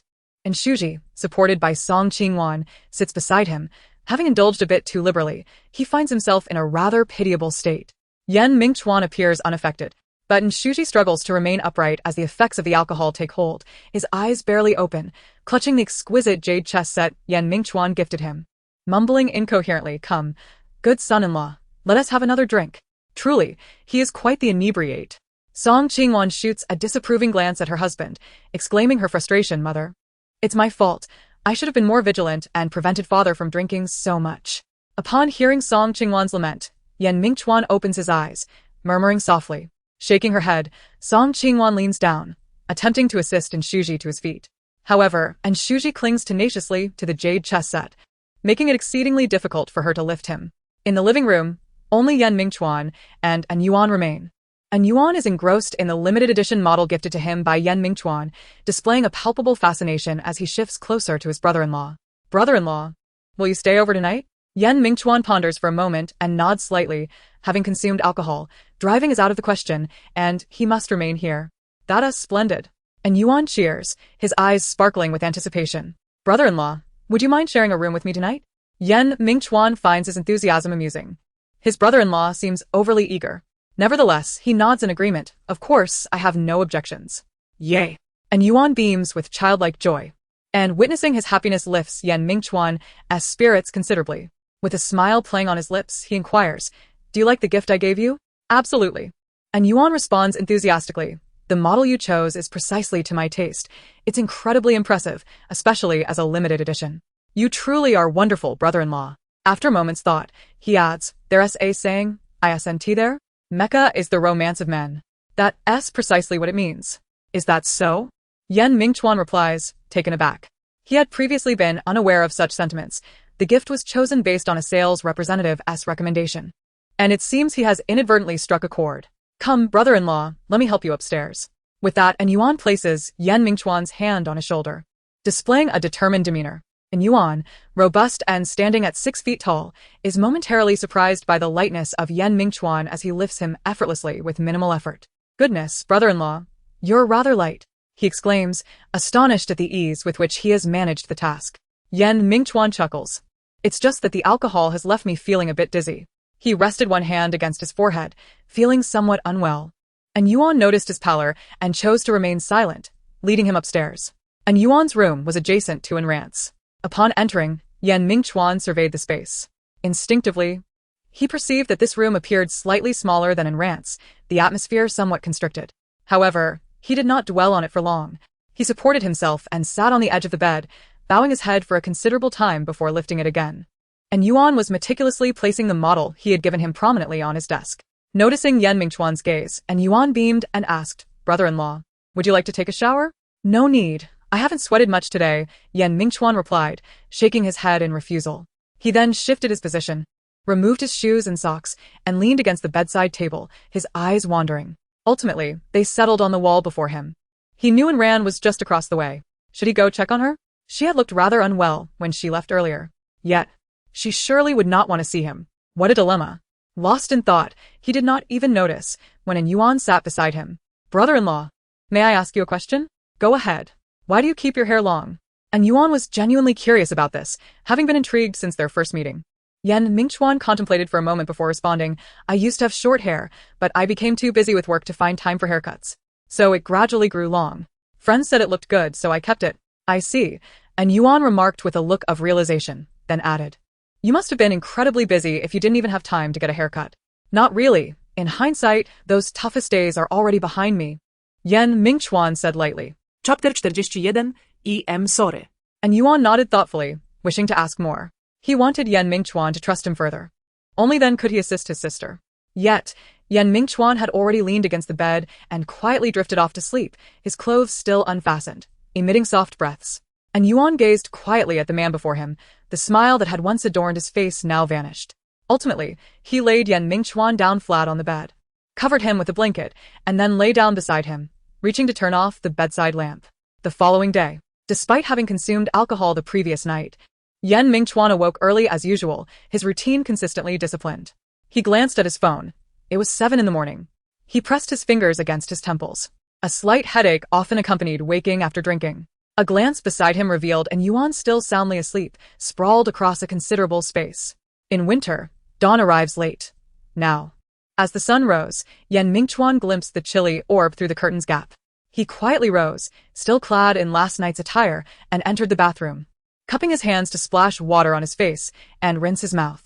After gently exiting the room and closing the door behind him, he descended the stairs. As he passed by Amran's door, his footsteps faltered. He felt that certain words, once a choice had been made, ought to be expressed promptly. His hands, hanging at his sides, clenched and unclenched, yet he still knocked on the door. The door was swiftly opened, revealing Amran's weary face, her eyes tinged with bloodshot veins, suggesting a restless night. Yan Mingchuan was somewhat taken aback. He had presumed she was still asleep. Upon recognizing him, Amran's expression morphed into one of unabashed hostility. She left the door ajar, peering at him warily from behind it. Yan Mingchuan smiled and inquired, "May I come in?" "There are matters I wish to discuss." Initially intending to convey his thoughts at the doorstep and depart, he reconsidered, finding such an approach overly hasty. Amran instinctively desired to rebuff him. Yet the arrangement with Shun Rahai resurfaced in her mind. Under these circumstances, she felt compelled to indulge Yan Mingchuan in the charade. At the very least, she could no longer evade him as she had in the past. Silently, she stepped aside, allowing a narrow passageway. This is my home. He wouldn't dare act recklessly, she thought. Mingchuan entered, his gaze drifting towards a soft chair by the balcony. He approached but refrained from sitting, merely standing there as the morning breeze rustled the foliage outside. He glanced upwards, where a waning moon lingered on the horizon, soon to vanish. Please, speak quickly, Anren said coldly, seated distantly on the bed, her eyes fixated on the floor. His tone was surprisingly cheerful, rendering Anren momentarily unable to grasp his meaning. When comprehension dawned, she incredulously lifted her gaze to meet his, while Mingchuan's attention remained fixed on the nearly vanishing moon, as if his previous words were merely casual pleasantries. What did you say? Anren found it hard to believe those words had come from Mingchuan, and in her shock, she sought confirmation. Yes, he replied, lowering his gaze and nodding. I've thought it through. Perhaps I should leave. Anren lay back against the bed, staring at the ceiling, an overwhelming urge to weep suddenly surging within her. As soon as she closed her eyes, Shun Rahai's battered arms materialized before her. On what grounds? She rasped. You have turned my life into chaos, dragged my loved ones into despair, stripped away my dearest possessions, and upended everything, only to casually utter the word divorce. Mingchuan, who do you think you are? Do you believe you can dictate the course of events at will? Mingchuan parted his lips, yet ultimately bowed his head in deep remorse, murmuring, I'm sorry. I'm sorry for causing you such pain, for disrupting your life, for bringing you distress. Those were the only words he could muster. Sorry? She replied, her voice heavy with disbelief. What use is a mere apology? Can it restore everything to how it once was? With a numbed gaze, tears cascaded down her cheeks, soaking the bed linens. It's too late. Everything is far too late. Her lament resonated deeply, and Mingchuan felt a pang of sorrow within his heart. I apologize, but I am unaware of what Shin Rahai has conveyed to you. However, Anren, have you ever contemplated the veracity of his words, discerning the truth from the falsehood? What? Are you bold enough to act yet timid enough to acknowledge? Mingchuan shook his head and replied, regarding Shin Rahai, I am unable to clarify the entire sequence of events at this moment. Nevertheless, your father is cognizant of the details. He possesses comprehensive information. Anren, you may certainly inquire with him, yet I urge you to prepare yourself mentally beforehand. He is not the person you perceive him to be. All my actions concerning him were predicated on his voluntary consent. He once believed that with his protection, Anren could strive to evade the shadows of these dark facets. Yet now he has retreated. In such circumstances, it would be better to lay everything bare. Even if Anren's world were to collapse catastrophically, it would be preferable to her being exploited by Shun Rahai once more. He still hesitated, aware that he had a far superior alternative, one that could ensure Shun Rahai would never reappear in Anren's life, yet he opted for the gentlest approach. What was he apprehensive about? Beyond Anren, did he still harbor thoughts for that woman who had long since departed? Mingchuan, you truly are a feckless individual, a coward, he silently chastised himself. Chapter 42, Homecoming. Exiting Anren's chamber, Mingchuan made his way towards the inn residence. As he traversed the courtyard, he noticed Song Qingwan engaging in her morning exercise routine. He greeted her with a smile. Mother, good morning. Song Qingwan halted her movements. Mingchuan, are you leaving so early? Stay for breakfast. Her inquiry led to a hint of confusion. Is your father not home? The new year is approaching. Mingchuan chuckled. He is staying elsewhere. Understanding dawned upon Song Qingwan, and Mingchuan chose not to elaborate further, continuing towards the entrance. However, Song Qingwan called out to him from behind. Mingchuan, wait a moment, I have something for you.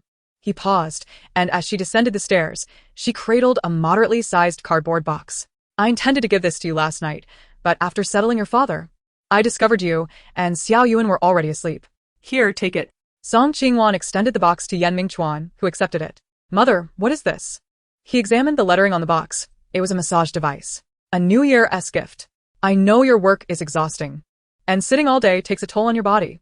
I bought you a massage device to help you unwind. Your father neglected self-care, and now that he is older, he constantly complains of back and neck pain. You are still young.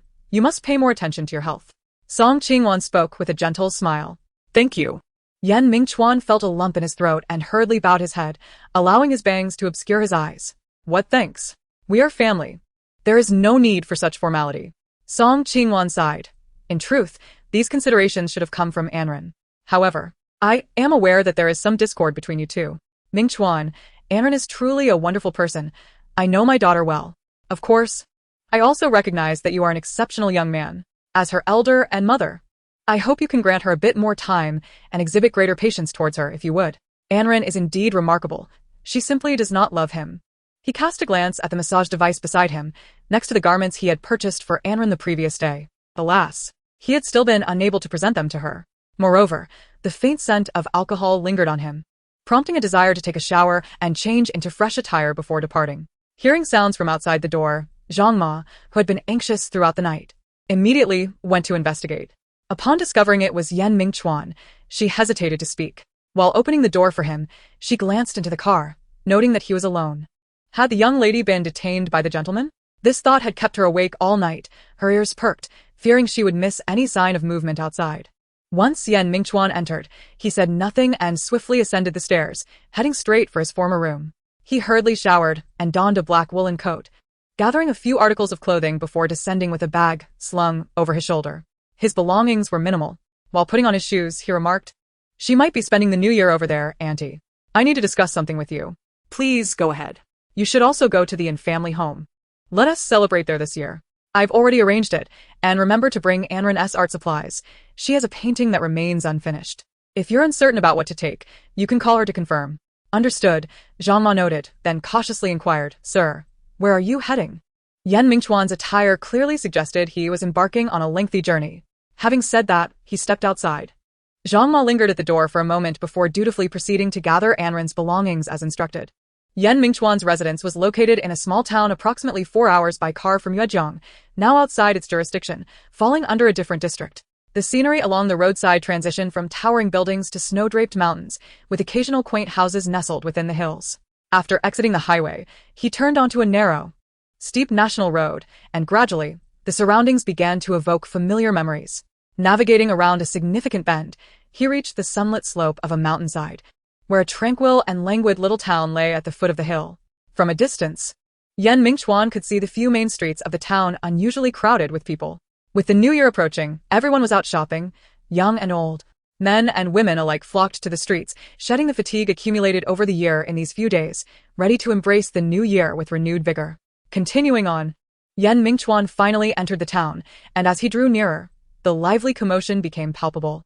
The various calls and sales pitches, rarely heard in the bustling metropolis, filled the air, awakening some deep-seated memories within him. He halted by the roadside, retrieved the scarf, hat, and gloves he had long prepared from his bag, and finally opened the car door to step out. This region, being slightly further north than Yuejiang, was naturally colder. While Yuejiang had only seen a light dusting of snow that quickly melted into slush, here, the snow was deep enough to cover his ankles. And despite the sun shining overhead, the ground showed no signs of thawing. Relying on his recollections of the route, he turned several corners until arriving at a shop that sold incense. When it was his turn, Mingchuan purchased an entire large box of yellow paper, along with a considerable quantity of other offerings such as candles, ingots, and incense sticks, astonishing the shopkeeper, who presumed he was there to stock up. Ignoring the gazes directed at him, Mingchuan settled the bill and loaded the items into his vehicle. He then procured some instant food and water before returning to the car and driving towards the edge of the town. Along the way, he encountered a vendor selling candied hawthorn skewers. After a moment of contemplation, he decided to disembark and bought several skewers of apple candy. Chapter 43. Family at the periphery of the town. The houses no longer stood in neat rows as in the streets, but were scattered haphazardly, with considerable gaps between them. The atmosphere of the approaching new year permeated the area. Every household had hung up couplets and lanterns. Amidst this festive scene stood a particularly striking bungalow, isolated on a hillside, separated from its neighbors by at least a few hundred meters. It appeared to be quite ancient, with peeling walls, a faded door, and a cracked concrete entrance. The windows were obscured, and the entire house exuded a sense of desolation. Mingchuan halted his vehicle before the house, retrieved a long-stored key, and pushed open the long dusty door. The door creaked ominously on its rusted hinges, producing a heavy, grating sound. A musty odor greeted him as he stepped inside. He promptly opened the windows and doors to let in fresh air, then began transferring his belongings into the house. He rummaged through the storage room, retrieving a broom, a bucket, and some cloths. After filling the bucket with water, he commenced a meticulous cleaning of every corner of the house, laboring until darkness descended, at which point he had made substantial progress. In his former bedroom, he flicked on a yellow desk lamp, biting into a piece of bread he had purchased on the street. He unearthed some leftover tea leaves from the cupboard and boiled a kettle of water, preparing himself a cup of tea, the electricity he had paid for 2 years prior still remaining. Sipping the still hot tea, Yan Mingchuan furrowed his brow slightly. There was little food in the house, and the tea, devoid of sugar, spread a bitter taste across his palate. Setting down the cup, he took out his phone to check the recent news, particularly the economic sector, an area he, as a decision-maker, needed to monitor closely. He sipped his tea lightly while scrolling through his phone, and after the tea leaves had steeped 3 times, losing their flavor, he finally set his phone aside and lay down on the bed. The quilt in the wardrobe had long since grown moldy, but fortunately, the coat he wore was fluffy and warm. He shed the coat and used it as a blanket, drifting off into a hazy slumber. On the morning of New Year's Eve, Yan Mingchuan prepared a bowl of instant noodles. After finishing, he opened a package of apple candy he had bought the previous day. This apple candy was indistinguishable from candied hawthorn, the only difference being the contents encased within, both coated in a glossy red syrup. He savored the sweet flavor, tinged with a subtle apple fragrance. Once he finished, Yan Mingchuan tidied his attire, grabbed a bag, donned a hat, scarf, and gloves, and prepared to step outside. Outside, snowflakes gently descended from the heavens. Yan Mingchuan did not drive. He retrieved an umbrella from the trunk, shielding himself from the chill as he navigated the snowy terrain, leaving a series of footprints in his wake. The destination was not far, merely a 10-minute stroll, leading him to a dilapidated house even more worn than before. If the previous bungalow was merely abandoned, the 2-story building before him exuded a sense of despair. Yan Mingchuan turned the doorknob, and, to his surprise, the door creaked open. Unlatched, he stepped inside, following the sound of a television echoing through the disarray. The interior was cluttered with refuse, scarcely a spot to tread upon. And he gingerly ascended to the 2nd floor, finally opening the bedroom door. Inside lay a multitude of scattered liquor bottles, their mingled stench causing Yan Mingchuan to grimace. He approached the television and switched it off, moving to the bedside where a disheveled man lay, resembling a slothful beast. His clothing was filthy, and it was impossible to tell how long it had been since he last changed. Yet, traces of his former handsomeness remained, overshadowed by a life surrendered to intoxication. In his grip, he clutched a half-full bottle of liquor, and with the television silenced, the room was filled solely with the man's sonorous snores. Yan Mingchuan shook his head and nudged the man.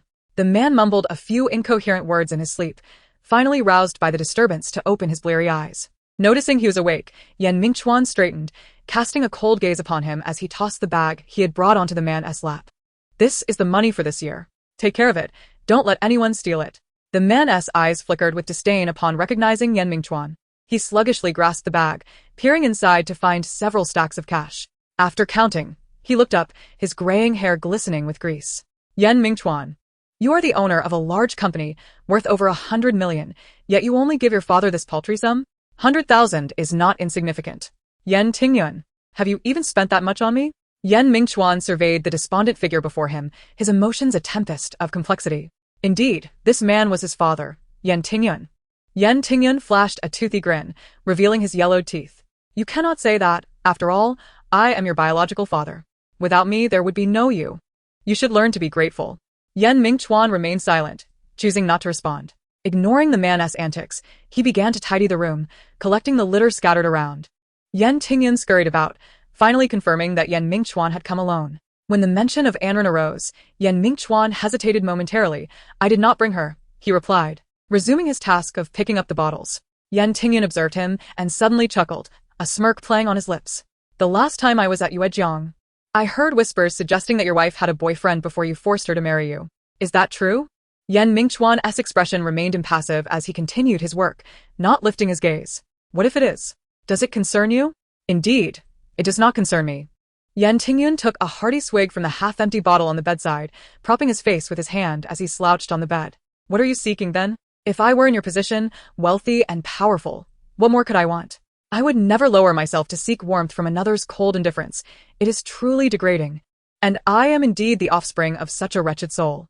Suddenly reminded of vexing matters, Yan Tingyun felt a surge of anger, drowning his frustration in a mouthful of liquor. In Chapter 44, titled Fish and Winter, Yan Mingchuan remained unfazed by Yan Tingyun's outburst, calmly gathering the refuse into 2 large woven bags. Such occurrences were nothing new. His heart had grown impervious to any ripples of emotion.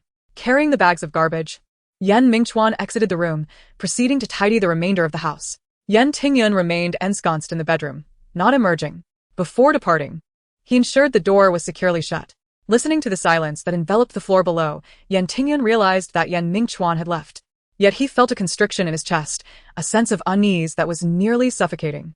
Unsteadily, he rose and switched on the television, allowing the absurd laughter to fill his ears, which somewhat alleviated his distress. Raising the bottle, he tilted it back to consume the last drop of alcohol, carelessly discarding the empty vessel onto the freshly cleaned floor.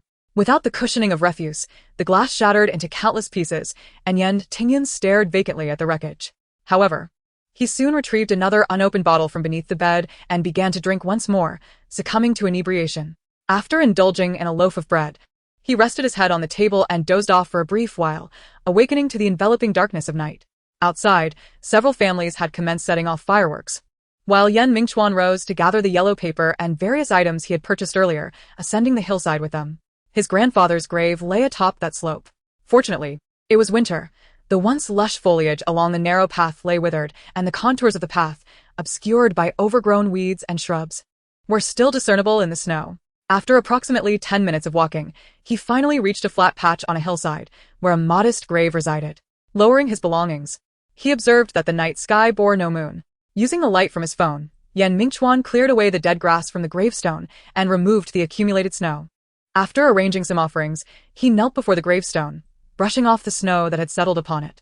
Bang! Bang! The fireworks from the houses at the foot of the mountain erupted splendidly in the night sky, illuminating the small clearing. Yen Mingchuan cleared a space and sat cross-legged, beginning to burn paper offerings. He folded several sheets of yellow paper and propped them upright to form a pyramid shape, then ignited one sheet, inserting the flame into the gaps of the stacked papers. The flames gradually intensified. The surrounding snow began to melt under the intense heat, dampening Yen Mingchuan's clothing that trailed on the ground, yet he remained indifferent, silently adding more yellow paper to the fire. By the light of the flames, the name on the gravestone became distinctly visible. Yen Mingchuan sighed and placed the gold ingots and paper money into the fire as well. Watching the paper curl, blacken, and ultimately turn to ash within the flames, a foolish smile graced his face. He murmured softly, "Grandfather, I was once very poor and couldn't offer you much money. Now that I have plenty, I will burn a great deal for you. I hope you are doing extraordinarily well over there." Back then, he would hide behind his grandfather, peering out with his head, feeling a sense of comfort that he still remembers.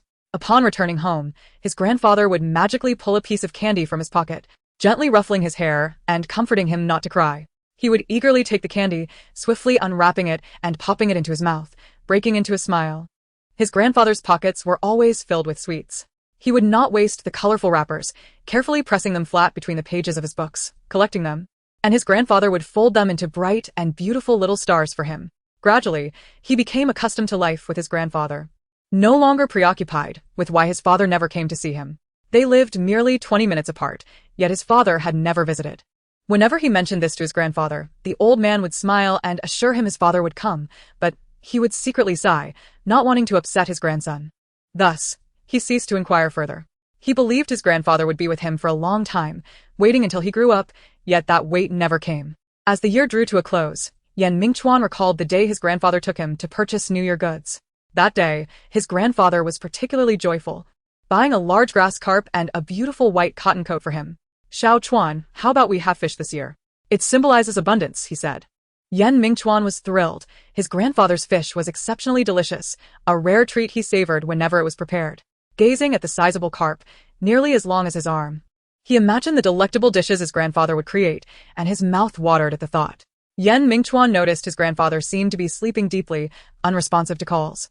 And by New Year's Eve, he had been asleep for 2 or 3 days without waking. On the eve of the festival, they were to have a reunion dinner. Yet his grandfather remained asleep, clad in the new clothes his grandfather had bought. Yen Mingchuan looked at the fish in the basin and resolved to prepare a dish for his grandfather, believing it would bring him joy when he awoke. Clumsily, he picked up the heavy knife, extracted the fish, and, recalling how he had seen his grandfather prepare fish before, he toiled until the fish was finally stewing in the pot. He remained by the stove, diligently adding firewood. Yen Mingchuan proudly announced that he had made fish for his grandfather, but the guest sensed something was amiss and inquired about his grandfather's whereabouts. He honestly replied that his grandfather had been sleeping for several days. The subsequent events became a blur for Yen Mingchuan. He only remembered many people arriving at their home, carrying his grandfather away, stating he had been dead for quite some time. Fortunately, it was winter, so there was no foul odor yet. He also recalled that the fish that day was particularly unpalatable, with scales not cleaned properly, an excess of salt, and lacking any ingredients to mitigate the fishy taste. His first bite made him gag. Tears fell like raindrops onto the still warm ashes, stirring up a wisp of smoke. Yan Mingchuan wiped his eyes. His voice tinged with a hint of sobbing. Grandfather, you didn't even leave me a photograph or anything. It's been nearly 20 years. I can scarcely remember what you looked like. Yan Mingchuan abhorred winter and had little taste for fish. Chapter 45, Differences. He had brought numerous offerings, the flames consuming them for a full 3 hours, leaving behind a towering pile of ashes at the foot of the gravestone. A gentle breeze wafted through the mountains, lifting a cloud of dust. Glancing at the time, it was nearly midnight. The dawn of a new year approached, and the lights in the town at the mountain's base grew increasingly vibrant. From afar, Yan Mingchuan could already see children playing with firecrackers in the streets. He settled down once more, eager to witness the forthcoming fireworks that heralded the new year, wishing to linger a bit longer with his grandfather. Just then, his phone rang at the most inopportune moment. Upon checking, he saw it was a call from Nshuji. With a sense of curiosity, he answered. As soon as the call connected, Nshuji's voice came through. Mingchuan, Happy New Year, he exclaimed cheerfully. Happy New Year, Yan Mingchuan replied. Dad. Why are you calling so late?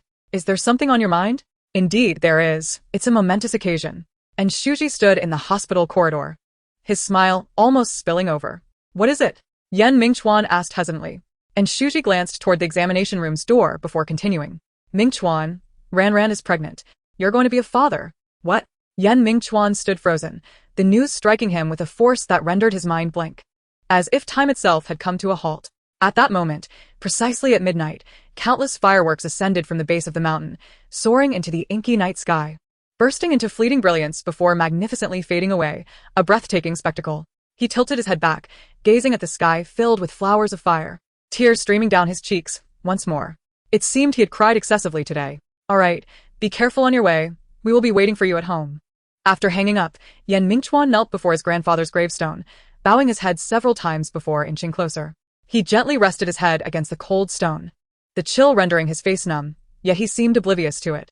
He pressed his face closer, as if his grandfather's hand were once again tenderly stroking his head, whispering to him, Xiaochuan, a true man does not shed tears. He murmured softly, Grandfather, I beg of you, please bless me. And family. The 29th day of the 12th lunar month. After Yan Mingchuan left his room, Ran continued to curl up in bed, wrapping herself snugly in her quilt from head to toe. Her heart was in turmoil. She wished to sleep, but found it elusive. Each time, she closed her eyes, the face of Shun Rahai would appear, and occasionally, Yan Mingchuan's visage would float through her mind. He had said, and Ran, let us divorce. And Ran could not fathom why Yan Mingchuan would suddenly utter such words. To her, each step he took seemed calculated. What could his motives be this time? What was he hoping to achieve? She was left in a haze of confusion. In addition, there was another troubling thought that plagued her.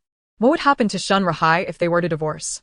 For Minghui, their leverage over Shun Rahai was a means to contend with Yan Mingchuan, a strategy rooted in the pursuit of commercial gain. Should she sever her ties with Yan Mingchuan, Shun Rahai would lose his utility, leaving her to ponder how she would manage the 20 million debt he owed. She certainly did not possess such a substantial sum, relying solely on her art. That figure was astronomical. Although her family was affluent, Anren was acutely aware that requesting such a significant amount would invite scrutiny from her father, placing Shun Rahai back under his watchful eye. She had witnessed firsthand her father's regard for Yan Mingchuan. He would never invest in Shun Rahai's interests.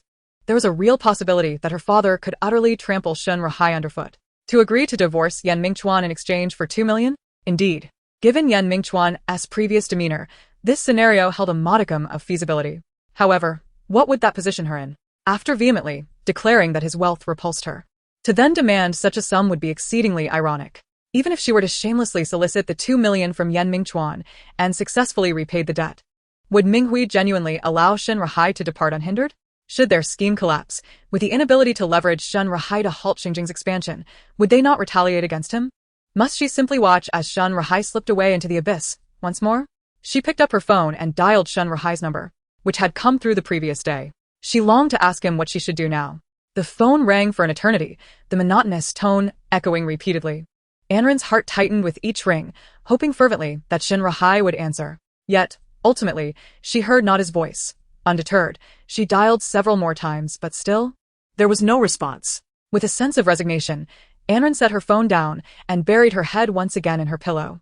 At that moment, someone pushed the door open and entered. It was Song Qingwan. Breakfast time had arrived, yet her daughter had not come downstairs. Anren had hardly eaten the previous night, which caused her some concern, prompting her to check in. Upon entering, she found Anren lying motionless on the bed. Worried, she approached and gently patted her. Come now. It's time to rise and have breakfast. Mom, I'm not hungry and don't feel like eating. You all go ahead, Anren mumbled, her face buried in the bedding. Song Qingwan, upon hearing this, did not leave. Instead, she sat on the edge of the bed, turning Anren over and placing her hand against her forehead. Oh, dear Mom. Why are you doing this? You're making it impossible for me to sleep. Anren pouted in complaint, yet she allowed her mother's hand to rest on her brow. Fortunately, there was no fever. I was starting to think you were unwell since you haven't eaten, Song Qingwan remarked. Mom, I'm not a child anymore. I don't think about meals constantly. Anren turned her head away, muttering softly. Song Qingwan smiled gently, playfully tapping Anren's little nose. Yes, yes. My daughter is no longer a child, yet still quite the big kid, always reluctant to leave her bed. Her tone brimmed with affection. Anren, feeling a tad embarrassed by her mother's teasing, retorted defiantly, I do not linger in bed every day, Mom. Who told you that? Who else could it be? Song Qingwan gestured toward Anren. The evidence is right here. Oh, Mother, you're incorrigible. I won't talk to you anymore. Anren turned away, pulling the covers over herself. With a resigned shake of her head, Song Qingwan sat at the edge of the bed, gently pulling Anren back into her embrace. Nestled in her mother's warm and familiar hold, Anren closed her eyes, while Song Qingwan's hand tenderly caressed her face, again and again. To Anren, her mother had been the only one to support her in her most desperate times. Although she had not managed to escape then, her gratitude remained profound. She regarded her mother as the sole confidant in her home. In this warm embrace, time seemed to slow. Song Qingwan gazed down at her daughter's exquisite features, reflecting on the passage of time. Once a tiny bundle, Anren had blossomed into such a graceful young woman. Time flies, she mused softly. Soon, Zhang Ma will come over. Shall we ask her to make your favorite cookies? Yes, I want cookies. I haven't had them in ages, Anren purred sweetly, nuzzling her head against Song Qingwan's belly. How could it have been so long? Zhang Ma has been living with you in Mingchuan, hasn't she? If you wanted cookies, you could have asked her to make some. Anren merely sighed wearily, as if burdened by an immense weight, pressing deeper into her mother's embrace. Mom, it's so hard for me. It truly was difficult for her. Living in the same house as Yan Mingchuan was a constant torment. Every day required extraordinary caution, leaving no room to think of cookies. Alas, Song Qingwan sighed, fully understanding her daughter's sentiment, yet feeling helpless in the face of circumstances already set in motion. From a mother's perspective, she believed Yan Mingchuan to be a fine young man, deserving of her daughter in every respect. After some contemplation, she decided to offer her daughter some counsel. Anren, Mingchuan is quite a good person. You need to learn to relax. The past is behind you, and it cannot be changed. Why not settle down and get to know Mingchuan better? Anren shook her head. Mom, I do not like him. Marrying someone I do not love is the most excruciating experience imaginable. Each day feels like an eternity. You and Dad are so loving. How can you understand my pain? Song Qingwan was left speechless. After a long pause, she finally managed to utter, but you are already married. Mingchuan treats you well, does he not? Anren cast her eyes downward. Mom, I thought you were the one person I could rely on. Now, are you going to pressure me like Dad and the others? Her words felt cold, infused with a deep sorrow. Mother only wishes for your well-being. I merely desire my daughter to find happiness, Song Qingwan murmured softly. But my happiness solely lies with Ru Hai, and Rand exclaimed fervently. She broke free from Song Qingwan's embrace, kneeling on the bed, her eyes pleadingly fixed upon her mother. As Song Qingwan gazed at her daughter's face, the scene felt hauntingly familiar. It seemed reminiscent of the night before in Rand's wedding. That evening, she had ultimately relented, leaving her with a key. But now, Song Qingwan closed her eyes and shook her head. The memory of her furious husband hurling documents at her that morning was still vivid. She had made a grave mistake once. She would not repeat it. She resolutely refused to cast her daughter into that inferno. The thought of it brought forth an involuntary pang of sympathy for Yan Mingchuan, the young man. Rest well. Don't overthink things, Song Qingwan said, rising to leave the room. And Ran watched her mother depart, a myriad of emotions swirling within her. Why had even her mother changed? Once, she had been the one who cherished her most. Now, she seemed to side with Yan Mingchuan. Upon descending the stairs, and Shuji, seated on the sofa, inquired, Is Ran all right? She asked fine, and Yuan quickly stood up.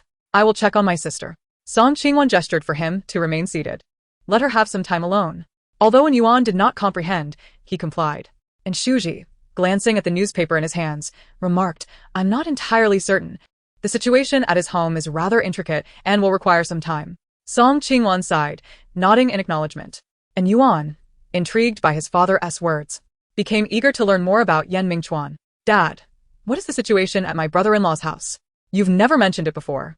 And Shuji shook the newspaper, looked at Yuan and leisurely asked, Why are you so interested in your brother-in-law? And Yuan chuckled sheepishly, scratching his head. It's nothing. I just think he is quite remarkable. A person like him must have many tales to tell. And Shuji straightened up on the sofa, placing the newspaper on his lap. And without raising his gaze, said, Why ponder so much? Your brother-in-law's journey thus far has not been easy. You will learn what you need to know in due time. And Yuan, feeling somewhat disheartened, slumped on the sofa and began playing a game on his phone. And Shuji brewed a cup of tea made from leaves gifted by Yan Mingchuan and eagerly invited Song Qingwan to join him for a couple of rounds of chess with his exquisite jade set. Though she feigned reluctance, her body betrayed her as she sat down to play with her husband, occasionally glancing up at him and smiling at his animated demeanor. The family basked in an atmosphere of tranquility. Around 10 in the morning, Zhang Ma arrived at the inn residence. After exchanging pleasantries with Shuji and Song Qingwan, she hurried upstairs and knocked on Ran's door. When Ran opened the door and saw her, she was taken aback.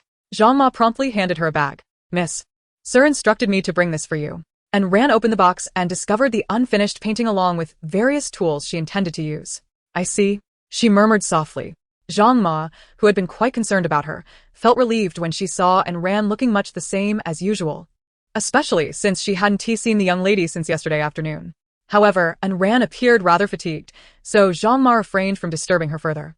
After taking a brief rest, she went to the kitchen to prepare cookies for Ran, as instructed by Song Qingwan. Seated at her easel, Ran diligently filled in the blank spaces of her artwork. Chapter 47. The entire afternoon was spent with Ran sequestered in her room.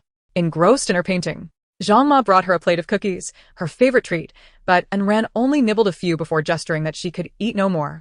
Although she emerged for dinner, she barely touched her food before hastily retreating upstairs, wholly absorbed in her unfinished masterpiece. She painted late into the night, finally laying down her brush in exhaustion. Allowing the completed sections of the painting to dry on the easel, Ran stood up, picked up her phone, and illuminated the screen. To her disappointment, there were no messages regarding Shen Ruhai. She bit her lip, feeling a trickle of blood surface, yet still. No one answered her calls, and Ran felt a pang of anxiety. What could Shen Ruhai be doing? Clutching her phone, she sank into a soft chair by the balcony, where snow was gently falling outside. Perhaps stirred by the wind, the snowflakes danced gracefully, delicately settling on the balcony, even dusting the floor-to-ceiling windows. It was beautiful, and Ran loved the snow, yet now she felt no inclination to appreciate its beauty. With a heavy heart, she watched the snowflakes collide with the window, quickly melting into droplets that traced down the glass, leaving streaks behind. A restless night coupled with a day spent on edge left her feeling dizzy and slightly nauseous. It was not until the following morning that she was roused by the persistent ringing of her phone. Blinking her eyes open, she realized she had unknowingly dozed off in the chair, her phone having slipped to the floor. The ringing continued, and as she bent down to retrieve it, the number displayed jolted her fully awake. It was Shen Ruhai calling. Eagerly, she pressed the answer button, and his rich, gentle voice flowed through the receiver. Xiao Ran? His voice bore an unmistakable weariness, and Ran's heart raced. Ruhai, are you alright? I called you numerous times yesterday, but you didn't answer. That's good. She sighed in relief. You're fine. Xiao Ran, you must have something urgent to discuss. Otherwise, you wouldn't have called so many times. Yes, and Ran replied softly, rising to her feet. After a night spent in a seated position, her body ached. She opened the floor-to-ceiling windows and stepped onto the balcony. The snowfall had ceased, and the sun had yet to rise, leaving a thin layer of snow that crunched underfoot, clearly revealing her footprints. The cold breeze invigorated her mind considerably. She said, Ruhai, if I were to divorce Yan Mingchuan, which is to say, if you would be willing to leave this place with me? Shen Ruhai fell into a prolonged silence, and Ran nearly believed he had stepped away from the phone, yet she could still hear his heavy breaths. Tentatively, she inquired, Ruhai, are you listening? I am, Shen Ruhai replied with a gentle sigh. Xiao Ran, did we not agree on this? Why do you? There was a hint of displeasure in his voice, as if reproaching himself for wavering. And Ran hastily clarified, No, I was merely asking. I promised to fulfill what I agreed to. Truly, I was just inquiring. That's good, Xiao Ran. You need not worry excessively. Once I manage to bring Mingchuan down, we can go wherever we desire, free and unencumbered. For now, we must unite our efforts against Mingchuan. That is our priority. I understand. Then let us leave it at that. If there is nothing else, I shall hang up now.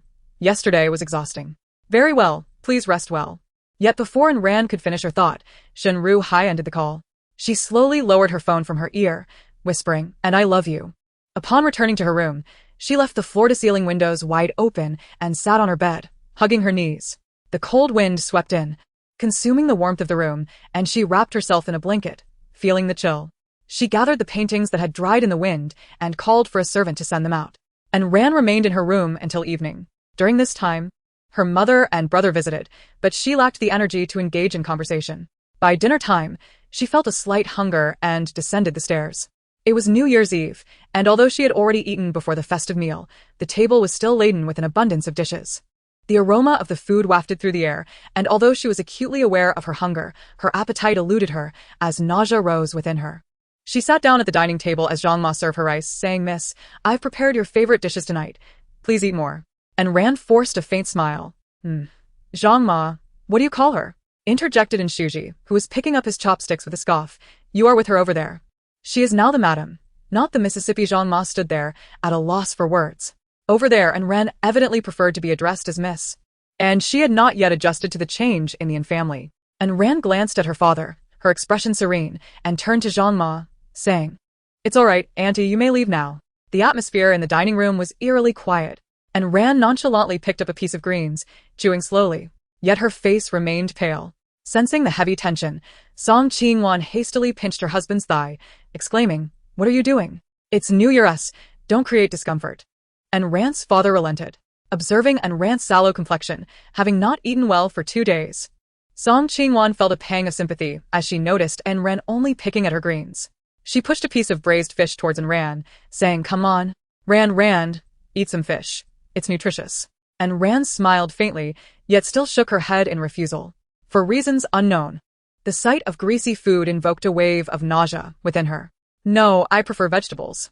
Before she could finish her sentence, Ran clamped her hand over her mouth, the scent of braised fish wafting too close for comfort.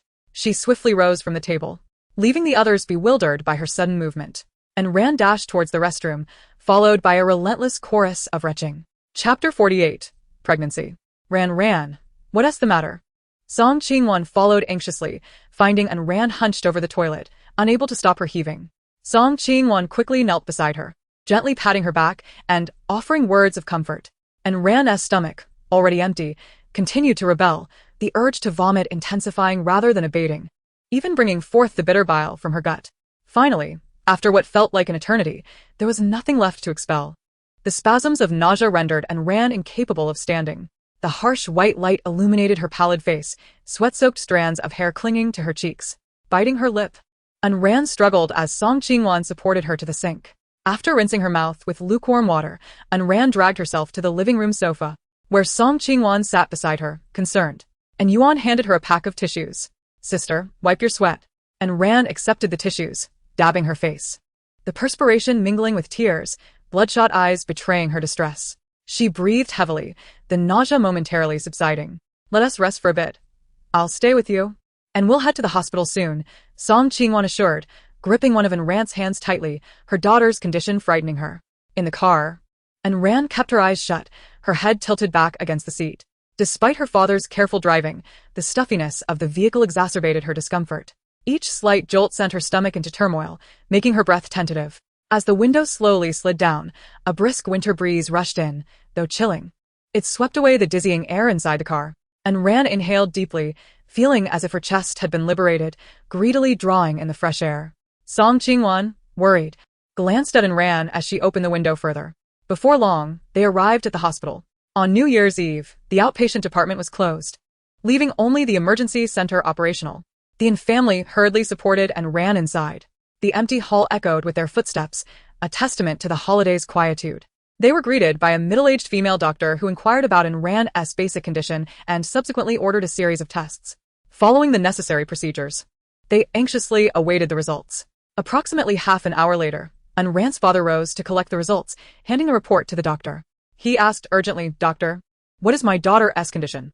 The doctor perused the report, her brow furrowing slightly. And Rand's father watched her expression with growing concern. Her various bodily metrics were all within normal limits, indicating no sign of illness.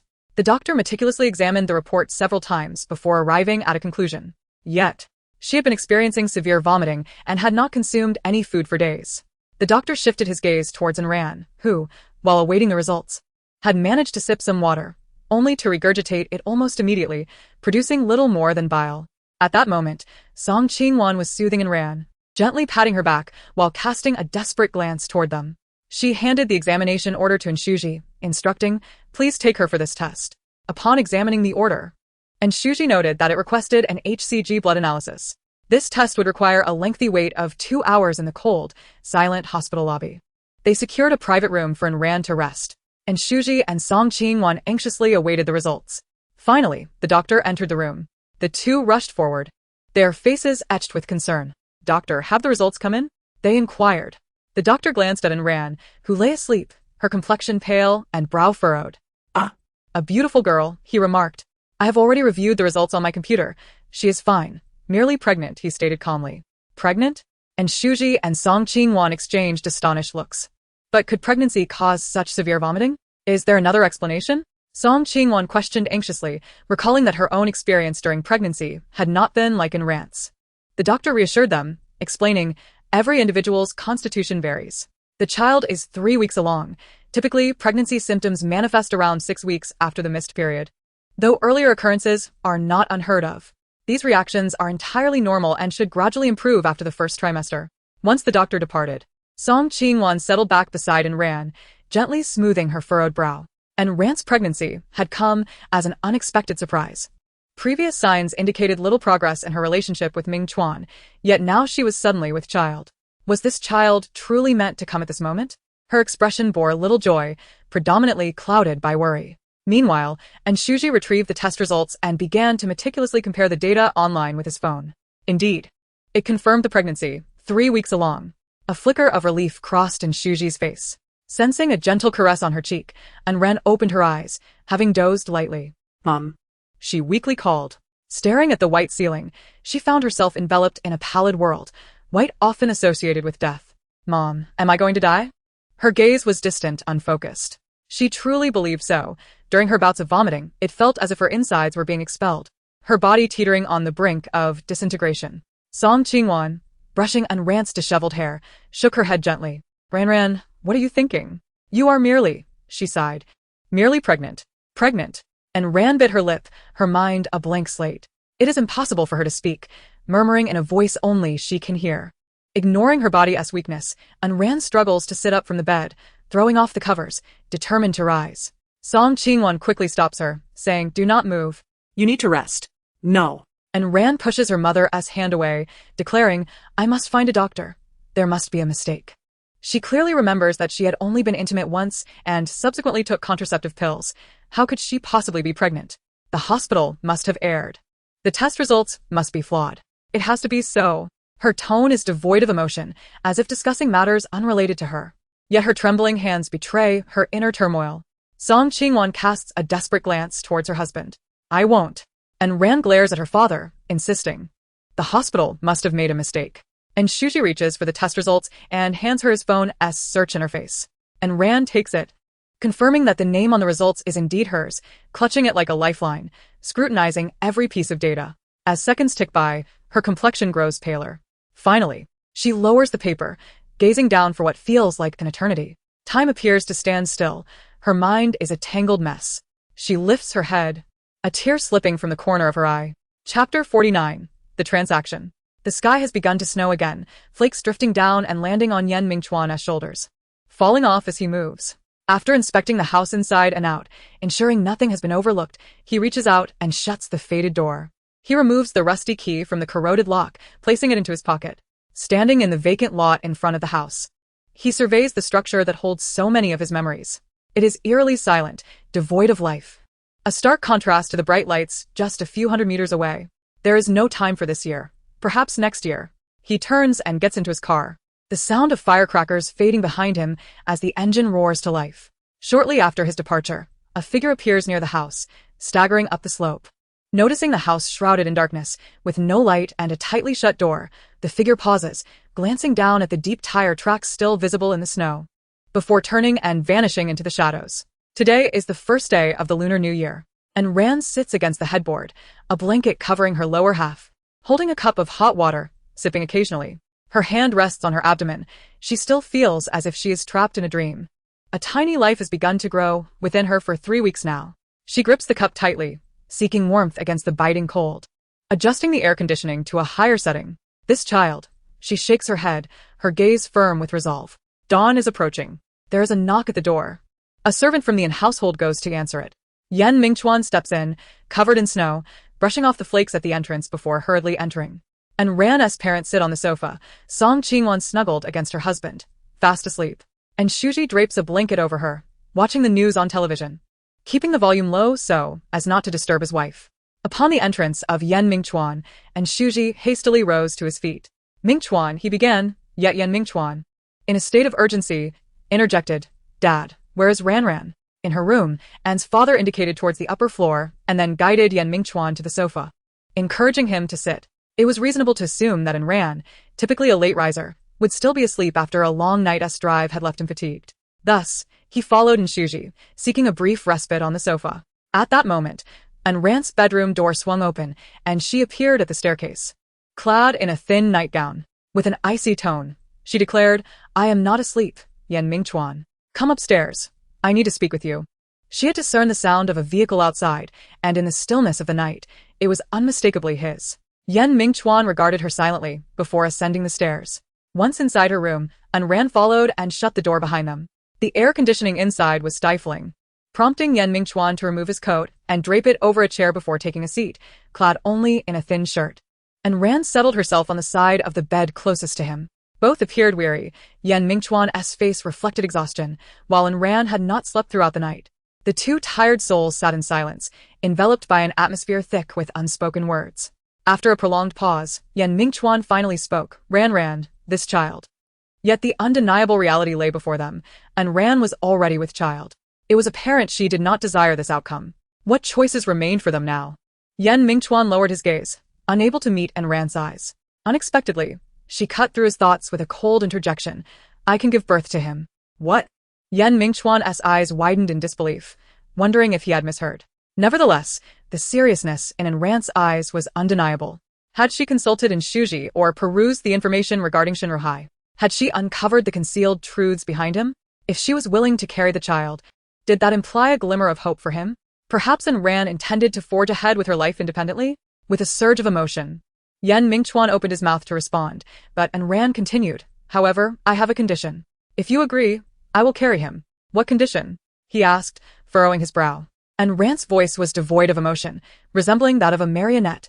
Shengjing must maintain only a 50% market share. You are not permitted to interfere beyond that. Mingchuan paused, his expression dimming as he extended his hands before him, observing the faint scars from earlier when he had inadvertently cut himself while tending to the grave. Is this for Shenrahai? He inquired, though the answer was already evident in his heart. Rising to his feet, he gazed out the window for an extended period. Ran watched his silhouette, noting the wrinkles and damp spots on his shirt. As dawn broke, she finally heard his typically cool voice. Very well, I agree. However, he shifted his tone. In addition to bearing this child, I require you to fulfill your duties as a wife. Can you do that? Ran bit her lip until it bled. Impossible, Mingchuan. We are merely engaged in a transaction, a purely transactional affair. Should you refuse, I shall immediately take action against him. She could bear this child, leveraging it as a means to negotiate with Shenrahai and Mingchuan. Yet she would never acquiesce to Mingchuan's unreasonable demands, nor fulfill her duties as a wife, even if only in pretense. From this perspective, the arrival of this child was indeed timely, albeit unwanted. She was gambling, wagering on Mingchuan's resolve to have this child.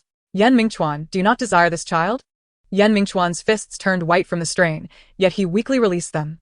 He picked up his coat from the back of the chair, turned, and as he closed the door, he glanced back at Ran. He then shut the door behind him. As he departed, Ran collapsed onto the bed, gasping for breath, tears of laughter streaming down her face. She knew she had triumphed. Chapter 50. New Year's Day. Yan Mingchuan exited in Rant's room and descended the stairs, arriving in the living room wherein Shuji was incessantly flipping through channels with a remote control. The flickering light of the television cast an erratic glow, oscillating between brightness and dimness. Upon seeing Yan Mingchuan, and Shuji appeared surprised, believing they would linger longer. Yan Mingchuan settled beside Shuji, who wore a questioning expression. He shook his head. Dad, I shall rest for a while. You all must have been waiting for quite some time. Perhaps you ought to get some sleep. No need. I shan't sleep for long. Yan Mingchuan donned his overcoat. And soon, only the faint sound of his breathing filled the room. Despite the multitude of questions swirling in his mind, it was best to let Yan Mingchuan rest. He was utterly exhausted. As the sun ascended the horizon, finally breaching the wall and illuminating the family's window, its rays fell upon the sofa and Yan Mingchuan's form. In the dry winter air, the sunlight rendered every speck of dust in the atmosphere visible.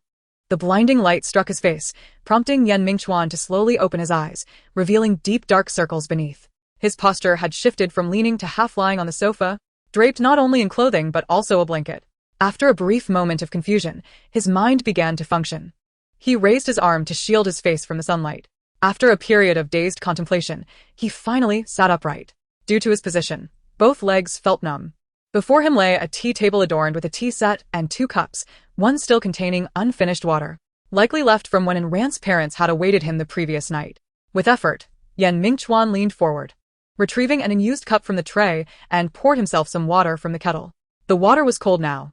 Perhaps it had once been hot the night before, but had since cooled entirely. He took a small sip, feeling the chill penetrate him, gradually finishing the glass. The numbness in his legs began to dissipate. He dressed, neatly folded the blanket, and placed it on the sofa, his overcoat still retaining warmth. Opening the door, he stepped outside, immediately confronted by a rush of cold air. The snow had ceased, and in the courtyard, a servant was sweeping the snow, clearing a path. The snowfall was particularly heavy, a rarity for the Moon River area. Yan Mingchuan had spent several years here without witnessing such a significant accumulation of snow.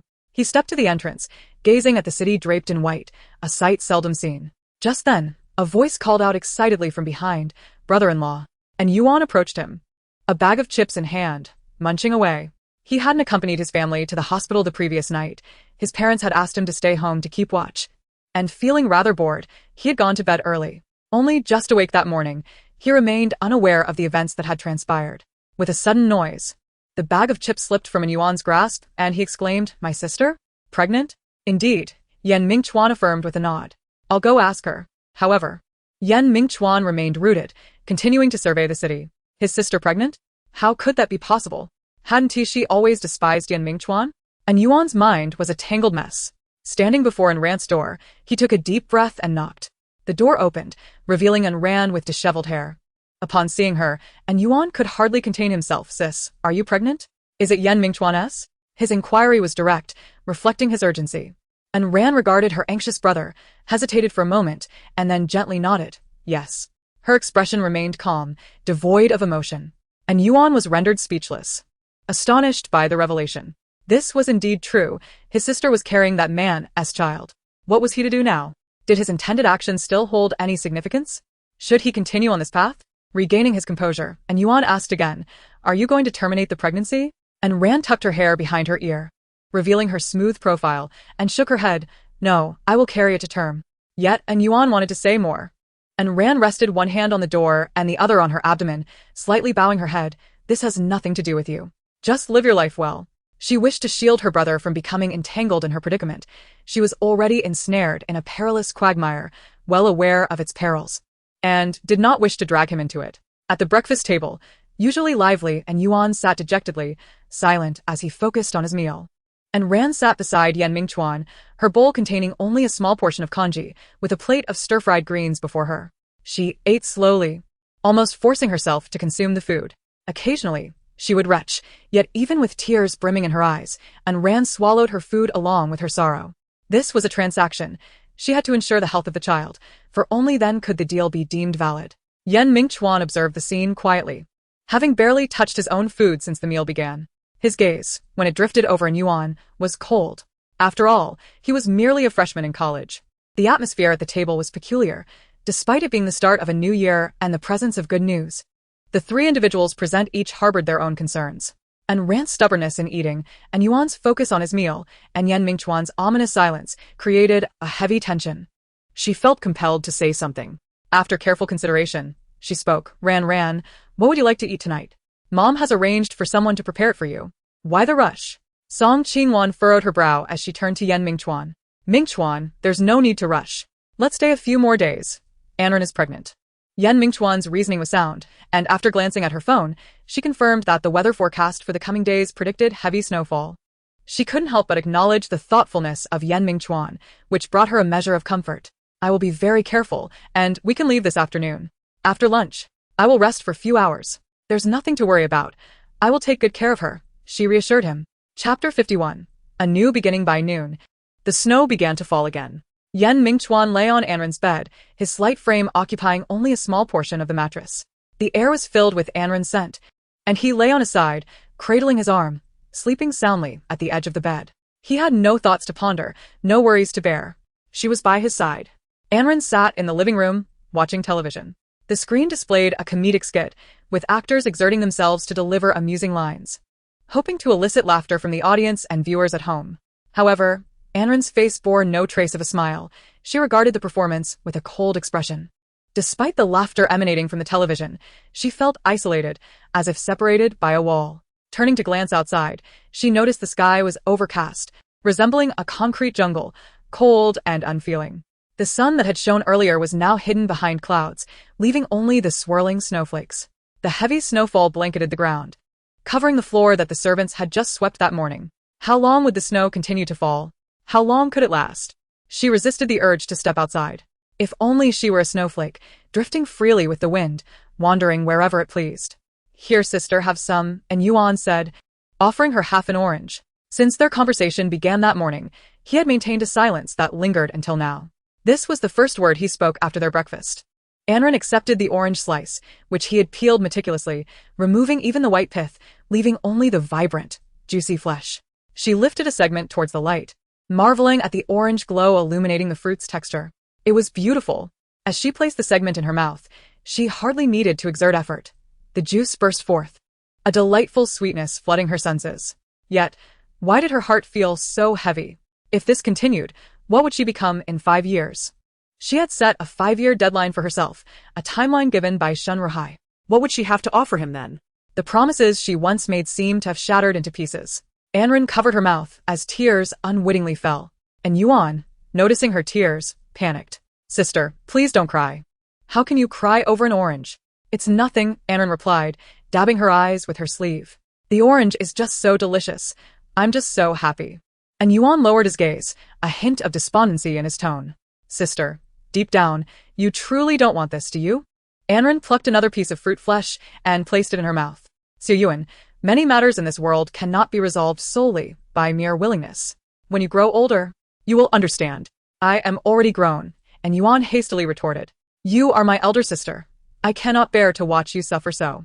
He placed his hand over his heart and gazed earnestly at Anren. Sister, I can help you. You need not keep this child. You may terminate the pregnancy.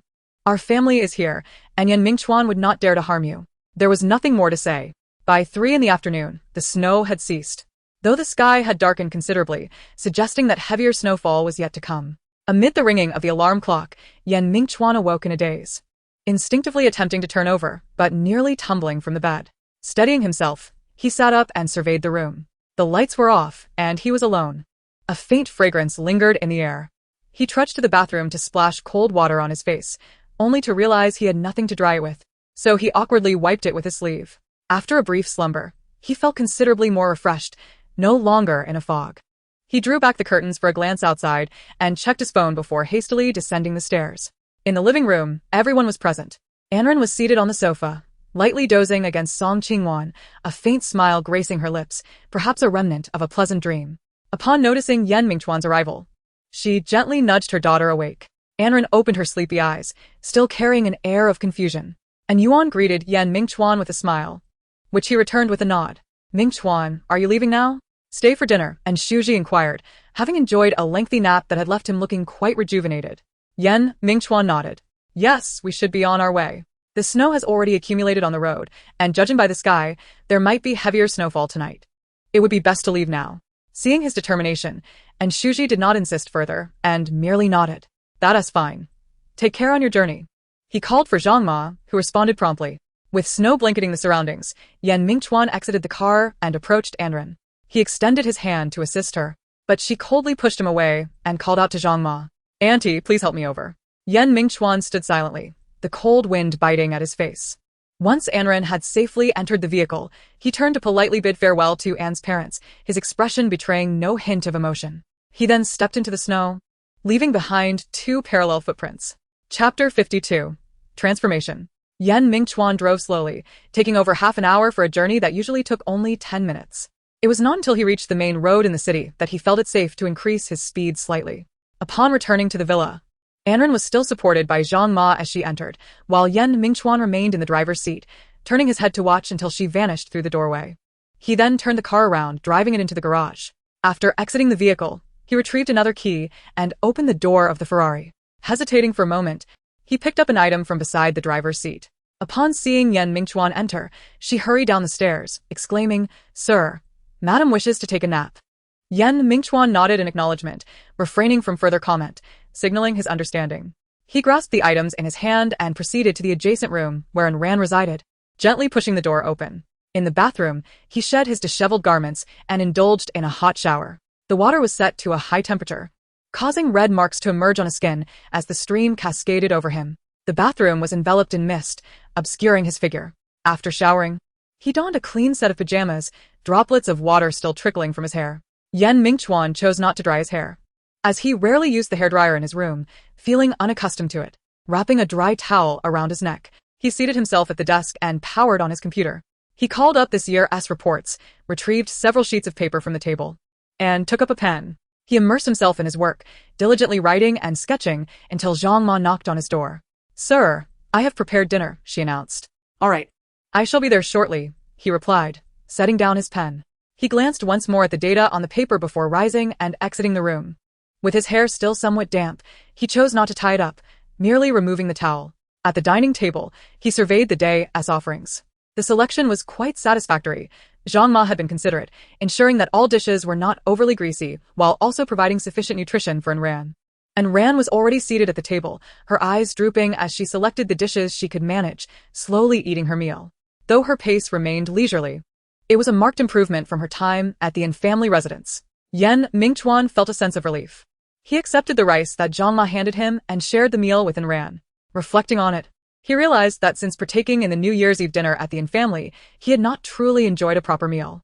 Though it had only been 2 or 3 days, it felt like a distant memory. So much had transpired in these past few days. After finishing dinner, Anren ascended the stairs in silence. Mingchuan also set down his chopsticks as Zhang Ma began to clear the table. After sipping a glass of water, he walked to the living room window.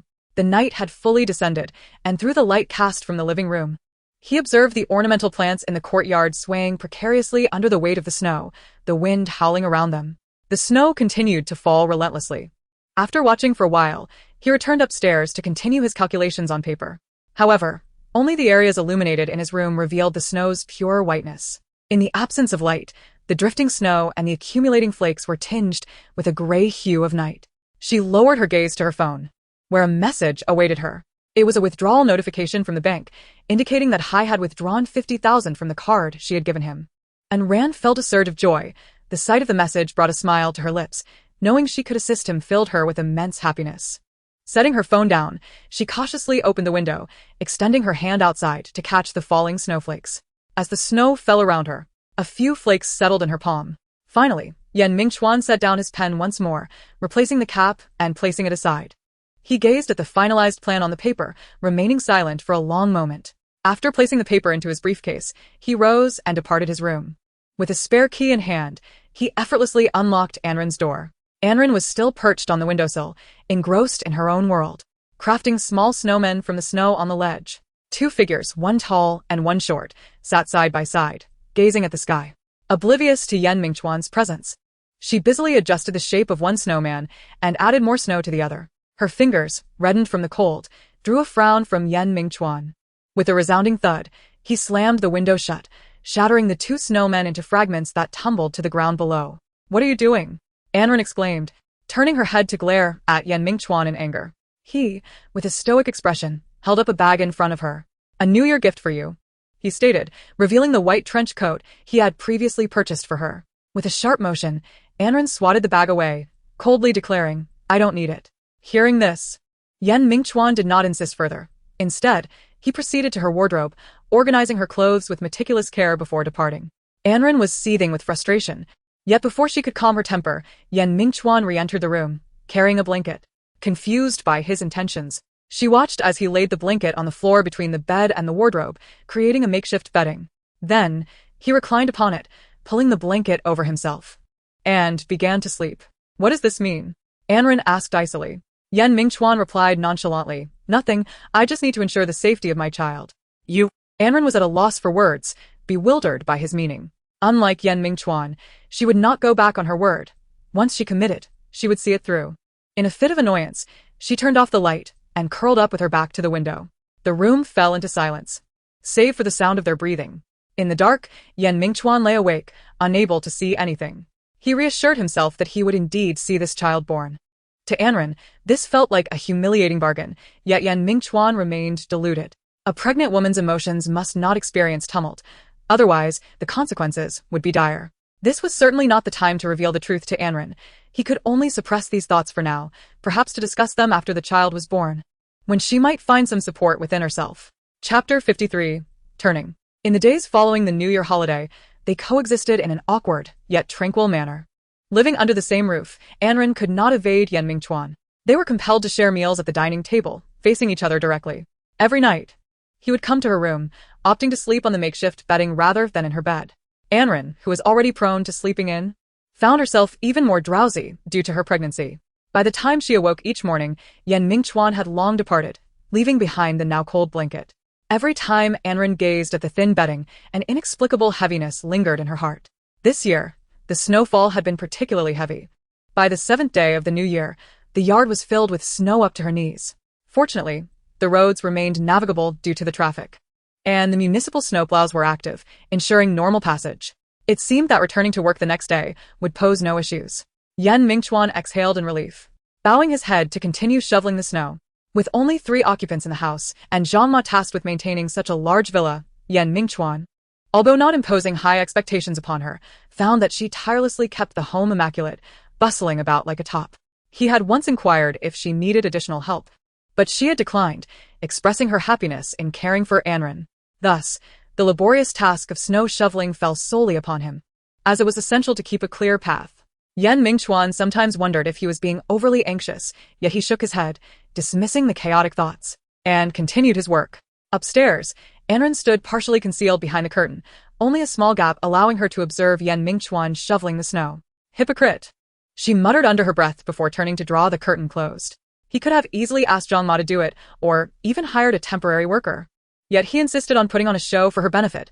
Was he merely acting? Seated at her desk, she noticed the empty box of emergency contraceptive pills she had once taken, its exterior the only remnant remaining. Anren had researched it thoroughly. This was indeed the most commonly available emergency contraceptive, to be taken within 48 hours post-unprotected intercourse. She had followed the instructions meticulously, taking the pill that very afternoon without exceeding the time limit. Yet, placing her hand upon her abdomen, she acknowledged that the child was now a month along. Perhaps it was a mere illusion, but her fingertips seemed to sense a flutter. Shaking her head, she began searching online for answers. Although she had resolved to carry the pregnancy to term, she still yearned to understand the underlying reasons. As she searched for information on why emergency contraceptives might fail, she found herself confronted with an overwhelming number of results. Anren scrolled through them intently. Finally, amidst the dense array of information, she stumbled upon the term grapefruit.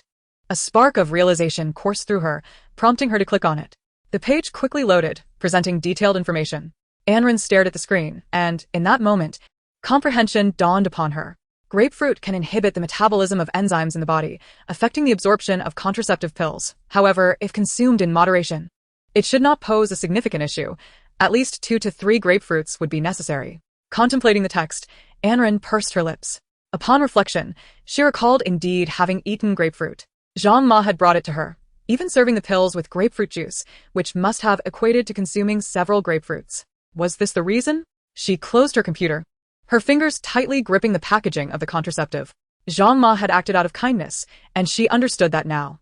In matters of sentiment, Zhang Ma has cared for herself for so many years, undoubtedly aligning herself with my side.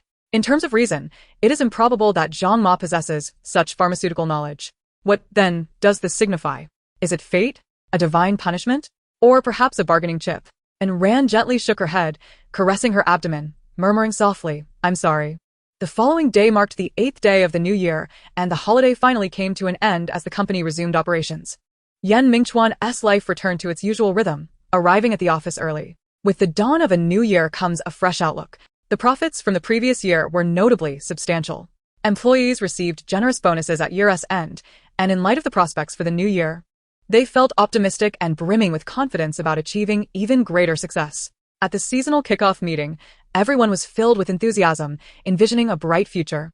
Only Mingchuan sat calmly in the main seat, silent and contemplative. Gu Cheng, noticing his solemn demeanor, gently nudged him and whispered, "What's bothering you?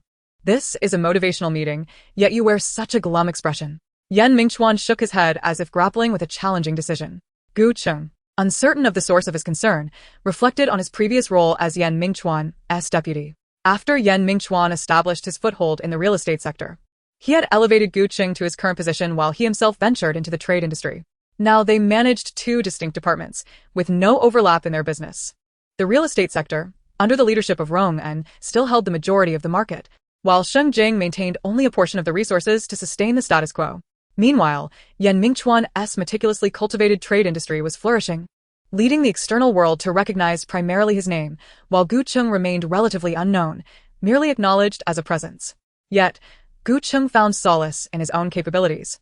Understanding the challenges of his position, he felt genuine happiness for his friend's rising fame, believing there was nothing beyond Mingchuan's reach. Yet, this very person now bore a troubled expression, seemingly faced with a difficult choice. As the meeting finally concluded and employees began to exit, Mingchuan stood up, calling out a few names to request their presence. Gu Cheng, feeling a sense of unease, decided to stay behind. Chapter 54. Decision-making. Mr. Yen, is there something you haven't addressed? The 8 individuals who remained were all project managers under Mingchuan's supervision. They exchanged puzzled glances, unsure of why they had been summoned. "Indeed, there are matters to discuss," Mingchuan replied with a slight nod. "Let us proceed to my office." He led them to the elevator, ascending to his office. He preferred working at a higher vantage point, where the distant scenery brought him tranquility. The sun shone outside. The sky, clear and pristine after the snowfall, revealed an unobstructed view. After inviting them to sit on the sofa, he summoned Du Luoshu, who poured each project manager a cup of hot water. The managers wore expressions of pleasant surprise, with the exception of Gu Cheng. Du Luoshu was Mingchuan's personal secretary. It was indeed remarkable for him to serve them personally. Could it be that Mingchuan intended to place significant trust in them? As they exchanged glances, a palpable sense of excitement shimmered in the eyes of each individual present. Facing his exhilarated subordinates, Mingchuan spoke with an air of calm resolve. "I've made a sudden decision to relinquish the orders in your possession and to halt the project." The managers were taken aback, as if doused with a cold splash of water. Their smiles froze upon their faces, unable to dissipate. Even Gu Cheng widened his eyes in disbelief, staring incredulously at Mingchuan. What was he doing? Why abandon a project that was progressing so well? Did he not realize how much effort had been invested in these projects? He yearned to confront Mingchuan but knew he could not, at least not in front of such a multitude. Gu Cheng remained seated, his patience waning, while the paper cup in his hand crumpled under the intensity of his grip. Just last year, a notice had been issued urging the company to strive for the foundational support of Yuezhong, yet now they were being told to abandon hard-won orders. This was a capricious reversal. They were indignant. Having immersed themselves in their field, what would they do without orders? Leaning against the office desk, Mingchuan sipped from his porcelain cup and shook his head. "There is no rationale. This is my impromptu decision." The Shengjing building was the tallest structure in the vicinity, and from Mingchuan's office, he could overlook the rooftops of surrounding buildings. The rooftop was blanketed in thick snow, reflecting sunlight that streamed through the glass, creating a blinding glare that unsettled the heart. After a moment's pause, he added, "Of course. If anyone is unwilling to forsake the orders they have worked so hard to secure, you are free to take your business to other companies. Your subordinates may accompany you if they choose. I shall not impede your departure. I will personally explain to our partners and will not impose any restrictions upon you." As his words lingered in the air, the office fell into a profound silence, each person deep in contemplation. Eventually, Two young managers stepped forward, inquiring Mr. Yen, "If we were to change companies, would you take full responsibility for all matters?" "Indeed," Yen Mingchuan affirmed with a nod. "I will see it through." With this assurance, the two young men, gritting their teeth, resolved to bow respectfully to Yen Mingchuan before exiting the office. Yen Mingchuan recognized these two. They had joined the company just last year and had proven their mettle, quickly ascending to project manager positions by year's end. This order had represented their first independent undertaking, and letting it go was no easy feat. Following the two young managers, a man in his 30s hesitantly stepped forward, had bowed, and murmured a quiet, "I'm sorry, Mr. Yen," before hastily leaving the room. Yen Mingchuan watched the man's retreating figure with a contemplative gaze. This individual had been under his guidance for 3 years. Despite his earlier appointment as a manager out of consideration for their long-standing relationship, he lacked decision-making capabilities and often handled only minor tasks. This year, he had finally secured a significant order, yet he was acutely aware of his limitations in pursuing overseas opportunities. Yen Mingchuan sighed softly to himself. "It was my fault." Surveying the remaining individuals in the room, 5 in total, both familiar and unfamiliar, they deliberated extensively before ultimately deciding to stay. After all, Yen Mingchuan had made a promise to venture abroad, where greater opportunities awaited. They chose this path. Once everyone had departed, only Yen Mingchuan, Du Luoshu, and Gu Cheng remained. Without outsiders, Gu Cheng could no longer restrain himself. He abruptly stood up, placing his hands firmly on Yen Mingchuan's desk. "Mingchuan, what are you doing?" he demanded. He could not comprehend Yen Mingchuan's decision to abandon a batch of orders that were operating smoothly, with the company's financial resources and personnel being more than sufficient. There was no justifiable reason for such a relinquishment. If they pressed on, they could dominate the market in Yuezhong this year. Yet, Yen Mingchuan merely lowered his eyes, his face devoid of the calm demeanor he once possessed. Exhausted, he said, "Gu Cheng, please don't ask, all right?" He was reluctant to divulge the reasons, unable to articulate them, driven solely by personal motives. Observing his friend's expression, Gu Cheng felt a lump form in his throat, words catching in his chest. And after a prolonged silence, he stormed out in frustration. His anger was not directed at Yen Mingchuan for making such an absurd decision, but rather at the fact that Yen Mingchuan hadn't confided in him beforehand. Once Gu Cheng had left, Du Luoshu closed the office door and, as was customary, stood beside Yen Mingchuan. It took some time for Yen Mingchuan to regain his composure. He instructed Du Luoshu, "Disperse the theoretical bonuses from those orders to the individuals who chose to remain. This sum should not pass through the company's finances. It will come directly from my account, and I will transfer it to you later." Du Luoshu nodded in acknowledgement. Yen Mingchuan rested his head on his hand while seated at his desk. The blinding sunlight reflecting off the snow outside cast harsh rays on his face, igniting a sense of agitation within him. He rose and drew the curtains closed. Chapter 55. Turbulence. News travels swiftly. The conversation Yen Mingchuan had that morning reached Minghui by afternoon.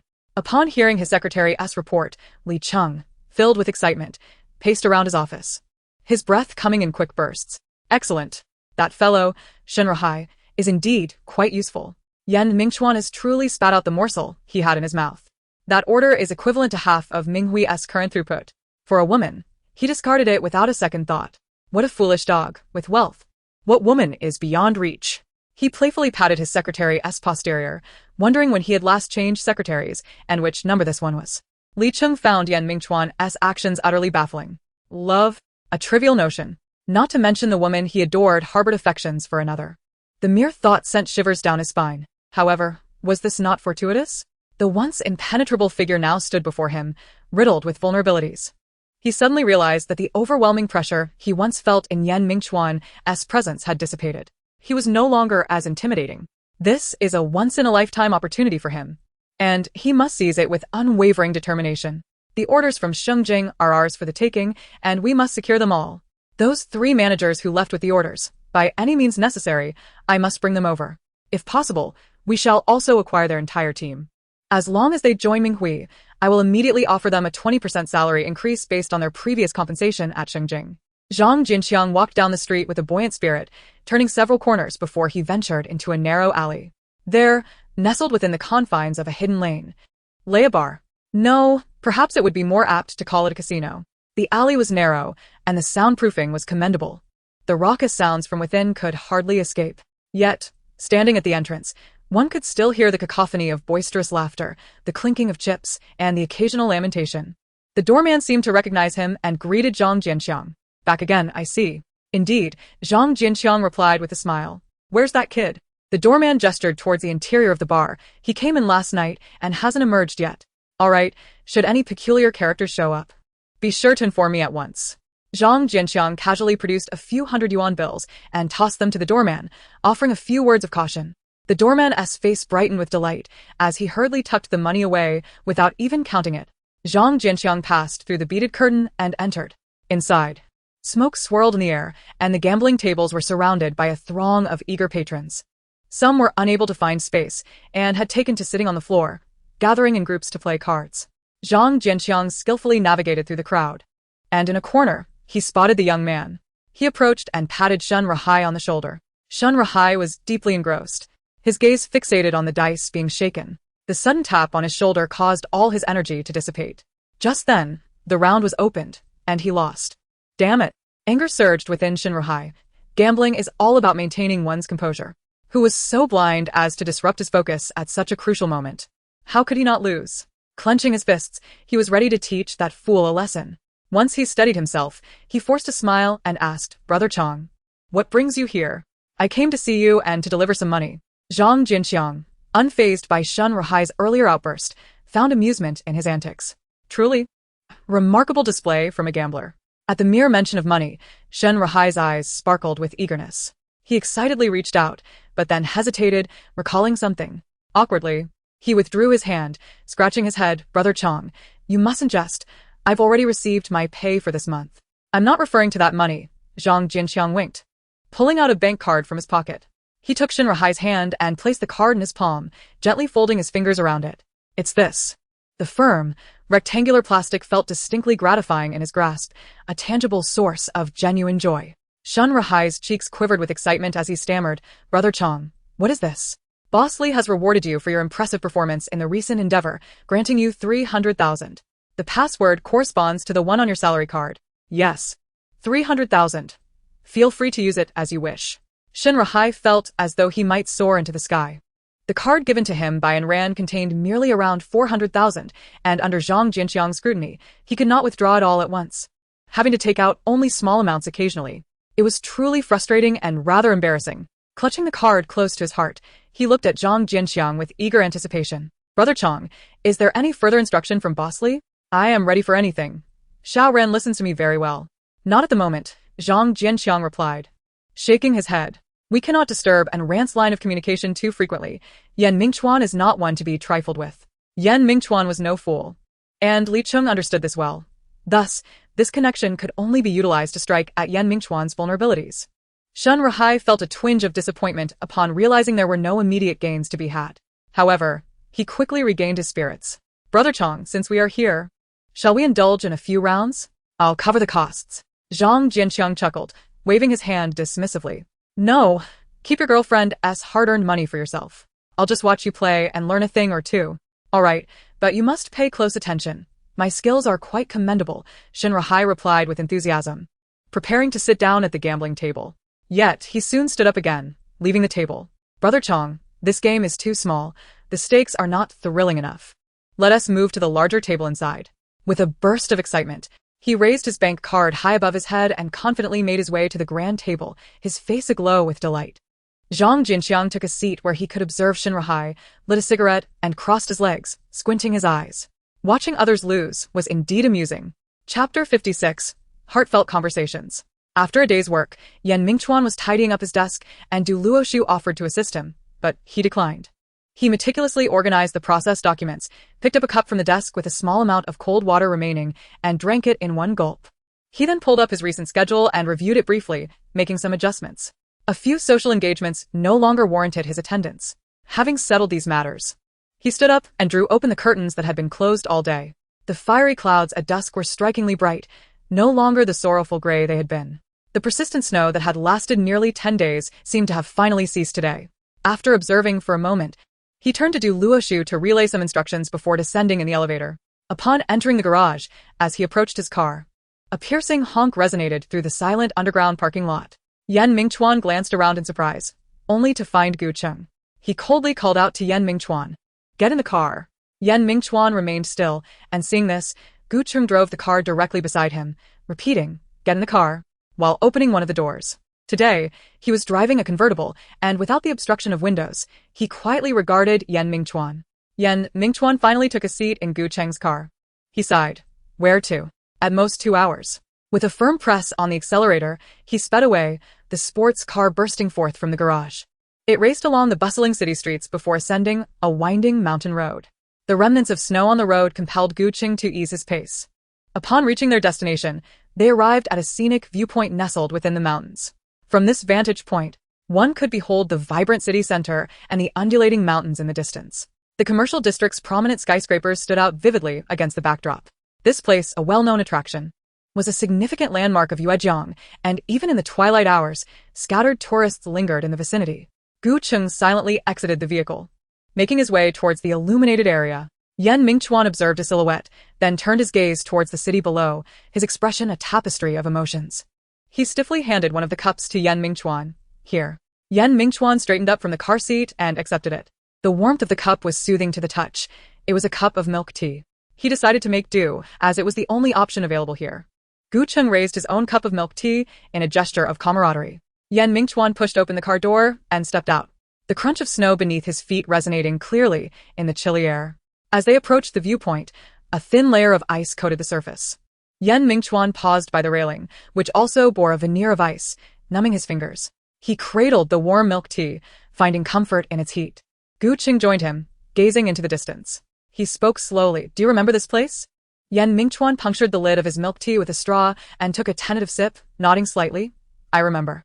We came here to admire the scenery when we started our venture. Indeed, it was merely 3 years ago when we gazed enviously at those skyscrapers in the commercial district, never imagining that the tallest one would now belong to us. Gu Cheng exhaled deeply, gesturing towards the magnificent building with a sense of nostalgia. Before sharing these thoughts, Gu Cheng had taken a hearty sip of his milk tea, which was at room temperature, failing to emit any steam even in the winter's chill.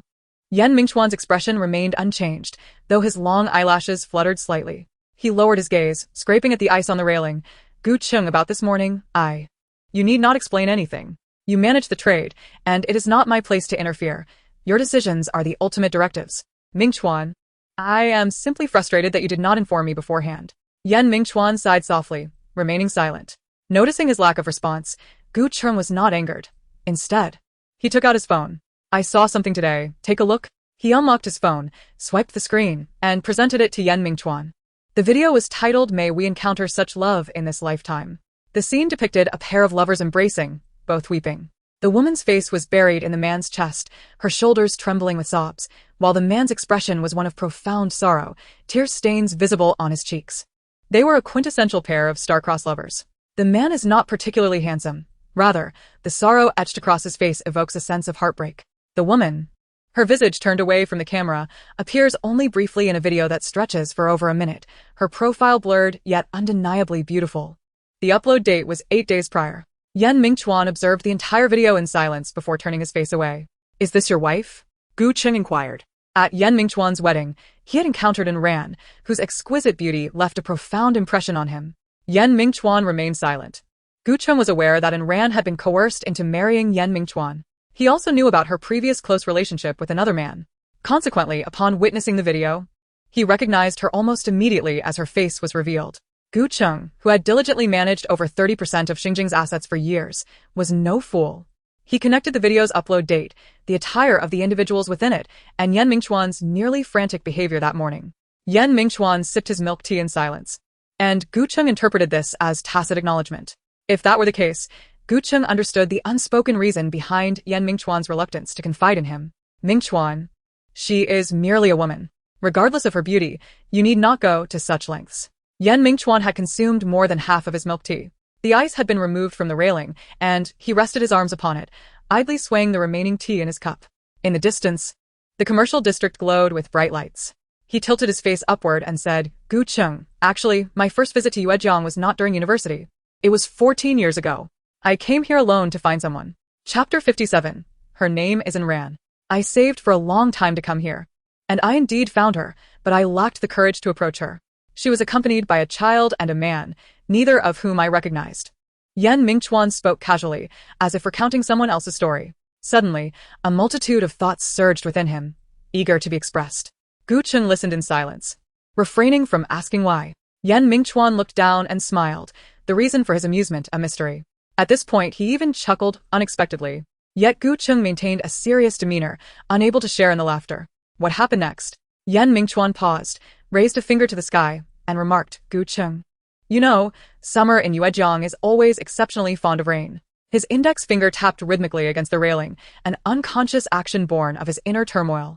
Whenever it rained, I had nowhere to go. I wanted to seek shelter beneath someone's eaves, perhaps to sleep for a while, but my clothes were tattered and filthy from prolonged wear, and no one would allow me to stay there. Thus, I had no choice but to temporarily reside in houses slated for demolition, sleeping inside during the day and venturing out at night to scavenge for food. Yan Mingchuan lifted his hand and took a sip of his milk tea, which, once warm, had now cooled to a temperature still slightly above room temperature, making it palatable. Gu Cheng lowered his gaze, listening quietly. Yan Mingchuan moistened his lips before continuing his unremarkable account. I cannot recall how long I have been living this way. I have grown too weary to keep track. During that time, life was indeed chaotic. One day, while I was still asleep in the daylight, a little girl burst in and roused me from my slumber. She was of similar height to me, donned in a white dress adorned with countless bows, the ribbons fluttering gracefully, a sight to behold. In her hands, she clutched 2 large candied hawthorns. I must have looked quite disheveled at that moment, yet she approached me without fear, beaming as she greeted me. She introduced herself as An Ran. As Yan Mingchuan recounted this, he tilted his face towards Gu Cheng, reiterating, Gu Cheng, she is An Ran. Gu Cheng gazed silently at his tranquil expression. While enjoying the candy, I conversed with her for a while and learned that this was her family's land. She was visiting with her father, and she eagerly insisted that I meet him. I yearned to stop her, but after days of hunger, I was devoid of strength and dared not seize her, for my hands were grimy and her dress was pristine. Ultimately, she still dragged her father inside. Yan Mingchuan lowered his gaze to his hands. The sky had turned completely dark, yet lights were left on the viewing platform for the visitors. Beneath the illumination, his hands appeared pale and clean. After a prolonged silence, Gu Cheng finally spoke. Is it in Shuji? Yes. Yan Mingchuan nodded. At that time, his hair was still jet black, and he was quite tall, striking an imposing figure. I felt an overwhelming fear, covering my face with my hands, unwilling to look at him, yet At this juncture, Yan Mingchuan fell silent, turning to face the snow-covered mountains. He inquired earnestly, Gu Cheng, were you in my position? When presented with the chance to approach that individual, would you grasp it tightly and never let go? Gu Cheng pondered for a long while before hesitantly shaking his head. I do not know. Yan Mingchuan had never shared these matters with him before. Yet today he unveiled everything, stirring a tumult of emotions within Gu Cheng. Many perplexing questions finally found their answers. Why, despite achieving considerable success in the real estate sector, would he willingly abandon it to start anew in an unfamiliar realm? Simply because Yan Mingchuan did not wish to compete with Roman. Why, despite my earnest counsel, did Yan Mingchuan stubbornly insist on marrying An Ran? Merely because he did not want to miss that almost miraculous opportunity. After a brief silence, Yan Mingchuan regained his usual demeanor. He smiled, patting Gu Cheng on the shoulder. Oh, it's just idle talk, don't take it to heart. I didn't mean to express any grievances. I merely wanted to clear the air regarding this morning's events, fearing you might harbor some lingering discomfort. After so much conversation, the milk tea had long since cooled. Yan Mingchuan tasted it, realizing that the sweetness which had once been abundant had significantly diminished. It felt numbing in his mouth. He sighed, stowed the milk tea away, and discarded it in the trash bin. As he rose, he glanced at his watch. 2 hours had already slipped away. Chapter 58. Solitude. The night wind swept through, rolling down the trash left by tourists, cascading down the mountainside. Yan Mingchuan descended from the observation deck and glanced at his phone. The notification bar was pristine, devoid of unread messages or missed calls. The clock read approximately 8 in the evening, a time when he would typically have already finished dinner at home. He turned to Gu Cheng, who was following closely behind. They entered the vehicle, with Yan Mingchuan occupying the passenger seat, his gaze wandering aimlessly outside. Gu Cheng's hands rested on the steering wheel, yet he hesitated to start the engine.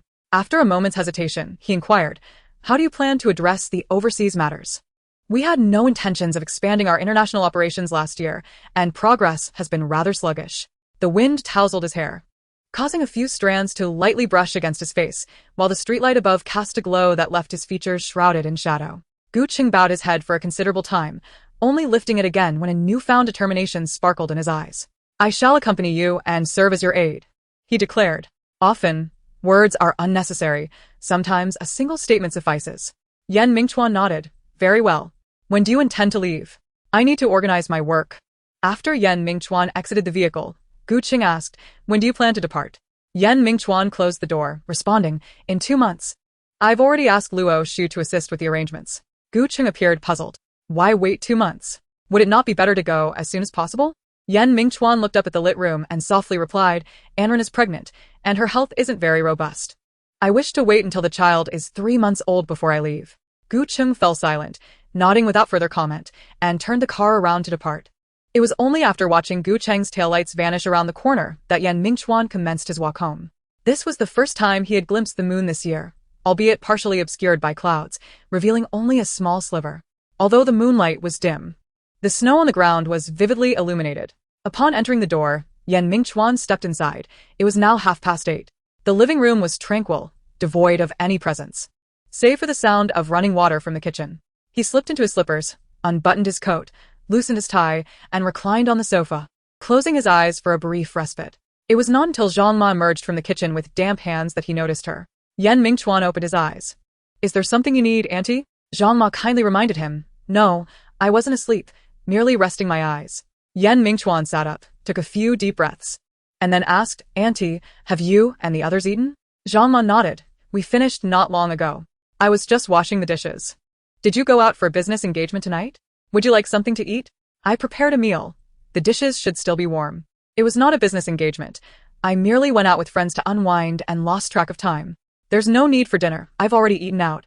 Yan Mingchuan replied casually. He then asked, by the way, how was Ranan's appetite today? Did she eat well? It's improved somewhat. She finished an entire small bowl of rice today, Zhang Ma informed him. Yan Mingchuan nodded in response. That's good to hear. Auntie, please inquire with her more often. If she has a craving, do your best to prepare it for her. Zhang Ma acknowledged this. He donned a suit today, not particularly thick, and stood on the observation deck for several hours, leaving his body somewhat stiff. A soak in the bath would effectively alleviate this fatigue. Immersed in the warm water, he felt no hunger despite having skipped dinner. That cup of milk tea had been quite filling. After emerging from the bathtub, he dried himself and donned his pajamas, standing by the window for a moment. He then turned towards Anren's room. Anren was seated by the bed, engrossed in a book. Upon noticing Yan Mingchuan's entrance, she merely lifted her eyelids slightly, offering no further reaction. Over the past days, she had grown accustomed to his presence, transitioning from initial resistance to her current indifference, learning swiftly. Today, she wore a pure white nightgown, her hair cascading down to her chest. Anren always looked beautiful, regardless of her attire. Yan Mingchuan stood by the bed, gazing at her, memories of his conversation with Gu Qing flooding back, preventing him from sinking into the depths of recollection. She wore a dress adorned with bows, its ribbons trailing down as she handed him a string of candied apples, her smile as sweet as the candy itself. Sensing his unwelcome gaze, Anren huffed softly, closed her book, turned, and extinguished the light, curling up under the covers with her face turned towards the window, leaving Yan Mingchuan alone in the darkness. Perhaps it was an illusion, but in the hushed room, Anren thought she heard a faint sigh. Shortly after, a rustling sound emerged beside her, quickly ceasing. She paid it little heed, closed her eyes, and prepared for sleep. These matters were of no concern to her. Yan Mingchuan lay on the floor, eyes wide open, seeing nothing, yet he remained awake for a long while. It was only when he heard the steady rhythm of breathing from the bed that he tightened his blanket and turned to sleep. Today had been filled with numerous activities and conversations. As soon as he closed his eyes, fatigue surged like a tide, utterly overwhelming him. Chapter 59, Established. Peaceful and uneventful. Everything continued to operate as usual. Yan Mingchuan had a trip overseas planned, leaving him with a tightly packed schedule and little time for rest. Anren seldom encountered others, and often, his absence at the dinner table brought her a sense of relief. Yet, at bedtime, Yan Mingchuan still made his punctual appearance in her room, stirring her unease. One morning, upon waking, Anren found herself alone in the room. After sitting on the bed for a moment, she rose to freshen up. While brushing her teeth, an overwhelming wave of nausea struck her throat, requiring considerable effort to suppress. After rinsing her mouth and wiping away the remaining foam with a tissue, Anren looked up at her reflection in the mirror. She appeared slightly thinner, yet also unchanged. A strained smile emerged on her face, quickly faltering. It was an awkward grin. The earlier bout of dry heaving had sapped her appetite for breakfast. After staring at the ceiling for a while, she picked up her phone from the bedside table and raised it to her face, discovering a message. It was from Yan Mingchuan. After a moment's hesitation, She decided to open it. I scheduled my prenatal checkup for this afternoon, so do remember to set aside some time. With a slight pout, Anren tossed her phone aside, sat up, and picked up her tablet, preparing to draw. Ever since her pregnancy, Mingchuan had cleared all her paints and related materials from her room, leaving her with no choice but to accept commissions online. Mingchuan merely regarded her artistic endeavors as a hobby, unaware of the deeper significance it held for her, and thus allowed her to pursue it freely. Recently, Shin Rahai had withdrawn some money from her card, instilling in Anren a profound sense of urgency. As her funds were quite limited, she needed to earn more. Before she could even begin to sketch, her phone, lying nearby, rang. Reluctantly, she set down her tablet and answered the call. It was Su Xiaoqing on the line. As soon as the call connected, Anren could hear Su Xiaoqing's enthusiastic voice. Ran. Are you free? How about we go shopping together? It's a lovely day. Anren moved to the window, pulled back the curtains, and glanced outside. The weather was splendid, bathed in sunlight, and a beam of golden light filtered through the gap in the curtains, warming her skin pleasantly. She felt a stirring within her. It had indeed been a while since she last ventured out. Yet, her enthusiasm was swiftly extinguished as she glanced back at the blank canvas on her tablet. With a tinge of disappointment, she softly replied, Xiaoqing, I have some tasks to attend to. After hanging up, Anren resumed her seat on the bed, holding her tablet, and began to apply color to the white interface with unwavering focus. She knew she had to be meticulous, leaving no room for carelessness. In order to deliver a piece that would satisfy, earning sufficient money was the only task she could engage in at the moment. Time slipped by unnoticed. And just as she completed the first layer of her artwork and contemplated adding a new layer, a series of rapid knocks echoed at her door. The urgency and volume of the knocks indicated it was not Zhang Ma. Who could it be at this hour? Anren glanced at the clock. It was only 10 in the morning, well before her scheduled time with Mingchuan. With a hint of suspicion, she descended from her bed and opened the door. Su Xiaoqing's cheerful face appeared instantly, beaming at Anren with a wide grin. Before Anren could step aside, Su Xiaoqing slipped into her room like a nimble fish. Anren sighed, realizing she should have anticipated this. Who else could knock so boisterously but the unabashed Su Xiaoqing? After placing her tablet aside, Anren poured a glass of water and handed it to Su Xiaoqing, who was now seated on the bed. Xiaoqing, what brings you here? Su Xiaoqing took the glass eagerly, gulping down a large sip and nearly choking. Anren quickly patted her back to help her catch her breath. With a playful wink, Su Xiaoqing responded, Thank goodness I visited last time. I know where you live now. Aren't you supposed to be at work? Did Mingchuan let you go? Anren was puzzled by Su Xiaoqing's insinuation. Had she really been home for 2 weeks? What did that imply? Was it possible that Mingchuan remembered the incident when Su Xiaoqing had aided her in entering his office, and thus dismissed her? No, that couldn't be the case. Su Xiaoqing hastily clarified, I wasn't fired. I'm currently on paid leave, lounging at home each day and earning money without having to work. Anren finally felt a sense of relief, thankful that her predicament had not entangled her friend. When will you be returning to work? Su Xiaoqing shook her head vigorously, akin to a bobblehead. I have no idea. Our manager has jumped ship with the project list, leaving me in a state of utter disarray. Anren furrowed her brow. Although her focus was not on business matters, being raised in a family that owned a company had imbued her with considerable knowledge. The notion of a manager absconding with project details was unprecedented. Legally speaking, it constituted a violation. This situation must be quite extraordinary, especially within a prestigious firm like Xinjiang, where such occurrences would be wholly intolerable. Steeling herself, she gazed at Su Xiaoqing. Please elaborate on the details. With a grimace, Su Xiaoqing confessed, to be honest, I don't know much either. We acquired that project last November and were set to continue until June of this year, performing exceptionally well. However, upon commencing this year, the project was abruptly halted from above. It's not just us. 8 projects in total were terminated, and the word is it was a decision made by Mingchuan himself. Furthermore, Su Xiaoqing furrowed her brow, tilting her head as she looked at Anren. Do you think Mingchuan is truly unwell for orchestrating such a situation? Anren fell silent. This was the very transaction between him and her. He had indeed accomplished it. Unconsciously, she placed her hand on her abdomen, her expression complex. Chapter 60 Strange.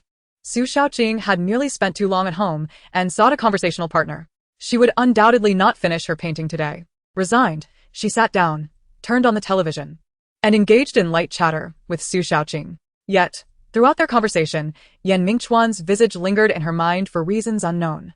In a daze, she found herself unable to recall the content of her own words. With Su Xiaoqing's arrival, the curtains in the room were drawn open. The weather was splendid, and they opened the window for a breath of fresh air. The curtains fluttered gently as a breeze wafted through, playing a delicate melody against the icy blue glass wind chimes. The crisp, melodious notes resonated in the room and echoed within Anren's heart, stirring her emotions. Since Anren had skipped breakfast, in concern for her well-being, Jeanma had prepared lunch a bit earlier. She recalled Yan Mingchuan's previous advice to inquire what Anren wished to eat before cooking. Given her pregnancy, Anren typically had a limited appetite and made few demands. However, with a friend present, Jeanma added a few extra dishes. The dining table was adorned with an array of delectable dishes, their aromas wafting enticingly. Su Shaoqing relished her meal, enthusiastically praising Jeanma's culinary skills while devouring her food. However, she was puzzled. Despite the plethora of dishes, Anren was solely consuming 2 plates of vegetables, and doing so with remarkable slowness. The vegetables were rather unappetizing, one plate completely vegetarian, while the other had a mere sprinkle of minced meat, lacking sufficient oil. Anren continued to eat her rice in small bites alongside the vegetables. As the meal neared its conclusion, she had yet to touch any of the other dishes. Unable to contain her curiosity, Su Shaoqing inquired, "Anren, why are you only eating vegetables?" Anren paused momentarily, her hand holding the chopsticks trembling slightly as her gaze fell to the ground.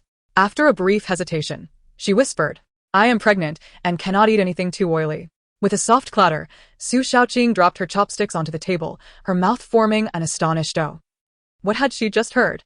Anren was pregnant? When had this occurred? Picking up the chopsticks once more, she cautiously inquired, "Is it Yan Mingchuan's?"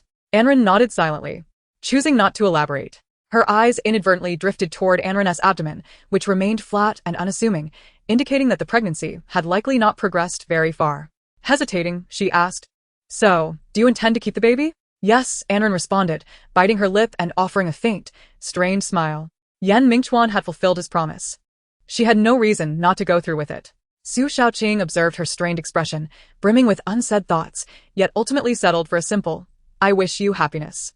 There must be a profound story behind this, yet Anren was reluctant to divulge much, so Su Shaoqing decided to refrain from probing further. Reflecting on it, Su Shaoqing realized that Yan Mingchuan was indeed an admirable man, managing a substantial company and demonstrating ambition, clearly displaying his care for Anren. Over the years, he had garnered no negative publicity, and even his personal secretary was male. He was indeed commendable. As long as Anren was willing, happiness was within reach. Thus, she chose to extend her blessings. "Thank you, Shaoqing." Anren accepted her well wishes with a smile, though it was subtle and not easily perceived. When he entered, Anren was in the living room, engrossed in a television show. Yan Mingchuan approached her from behind. The film was nearing its conclusion. Once it ended, he calmly stated, "It's time to go. Prepare yourself." After dressing, she tied her loose hair up into a ponytail. The window was still open, and the neatly trimmed strands of hair at her forehead were slightly tousled by the gentle breeze, accompanied by the sound of wind chimes. She glanced at herself in the mirror for a moment. Anren released the ponytail, opting instead for a bun, securing it with a hairpin that revealed her smooth forehead. Satisfied, she exited her room and descended the stairs, only to discover that Yan Mingchuan had fallen asleep on the sofa. Approaching him with a stern expression, she poked him gently with a finger. "Hey, don't sleep." Yan Mingchuan had merely dozed lightly and, after being roused by Anren, appeared momentarily disoriented. Noticing her change in attire, he nodded, rubbed his eyes, and rose from the sofa. "Let us go." His voice bore an unmistakable hint of fatigue. Anren followed him out the door, somewhat surprised when he did not drive but instead summoned a taxi. Once inside, he quickly leaned against the window, closing his eyes once more. It was uncertain if he had fallen asleep again. Quietly resting against the window, the sunlight streamed through, casting a golden glow upon him. His hair was fine, not purely black, but tinged with a hint of brown, the ends slightly curled. As sunlight filtered through, those scattered strands appeared almost translucent. Quite lovely indeed.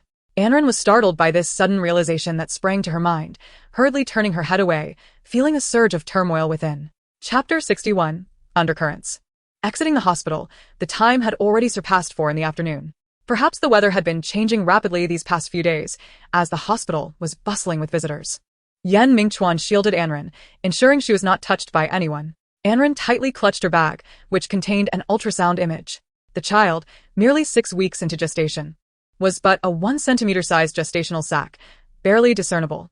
On the black and white screen, she could only make out a speck, faintly quivering with minimal movement. The doctor remarked that was the heartbeat of the fetus. Anren gazed at it, feeling an unreal sensation. Could such a tiny mass of flesh already possess a heart? It was only at that moment that she truly comprehended that her body cradled a new life. The fetus was developing well. Upon hearing this, Anren found herself at a loss for how to feel. Should she be joyous or dejected? As she stood outside waiting for a taxi, a gust of wind swept by. Anren rubbed her eyes, sensing her emotions had recently become unusually sensitive, which left her quite unsettled. Even her breathing had grown noticeably heavier. Mingchuan, sensing her unease, said nothing but tightened his grip on her hand. It was then that Anren realized he had been holding her hand since they left the hospital. In a flurry of confusion, she hastily shook off his cool hand and turned her head away. Mingchuan observed the flow of traffic in silence, lips pressed together. In his mind, he too pondered the sight from the examination room. So small, just that little bit.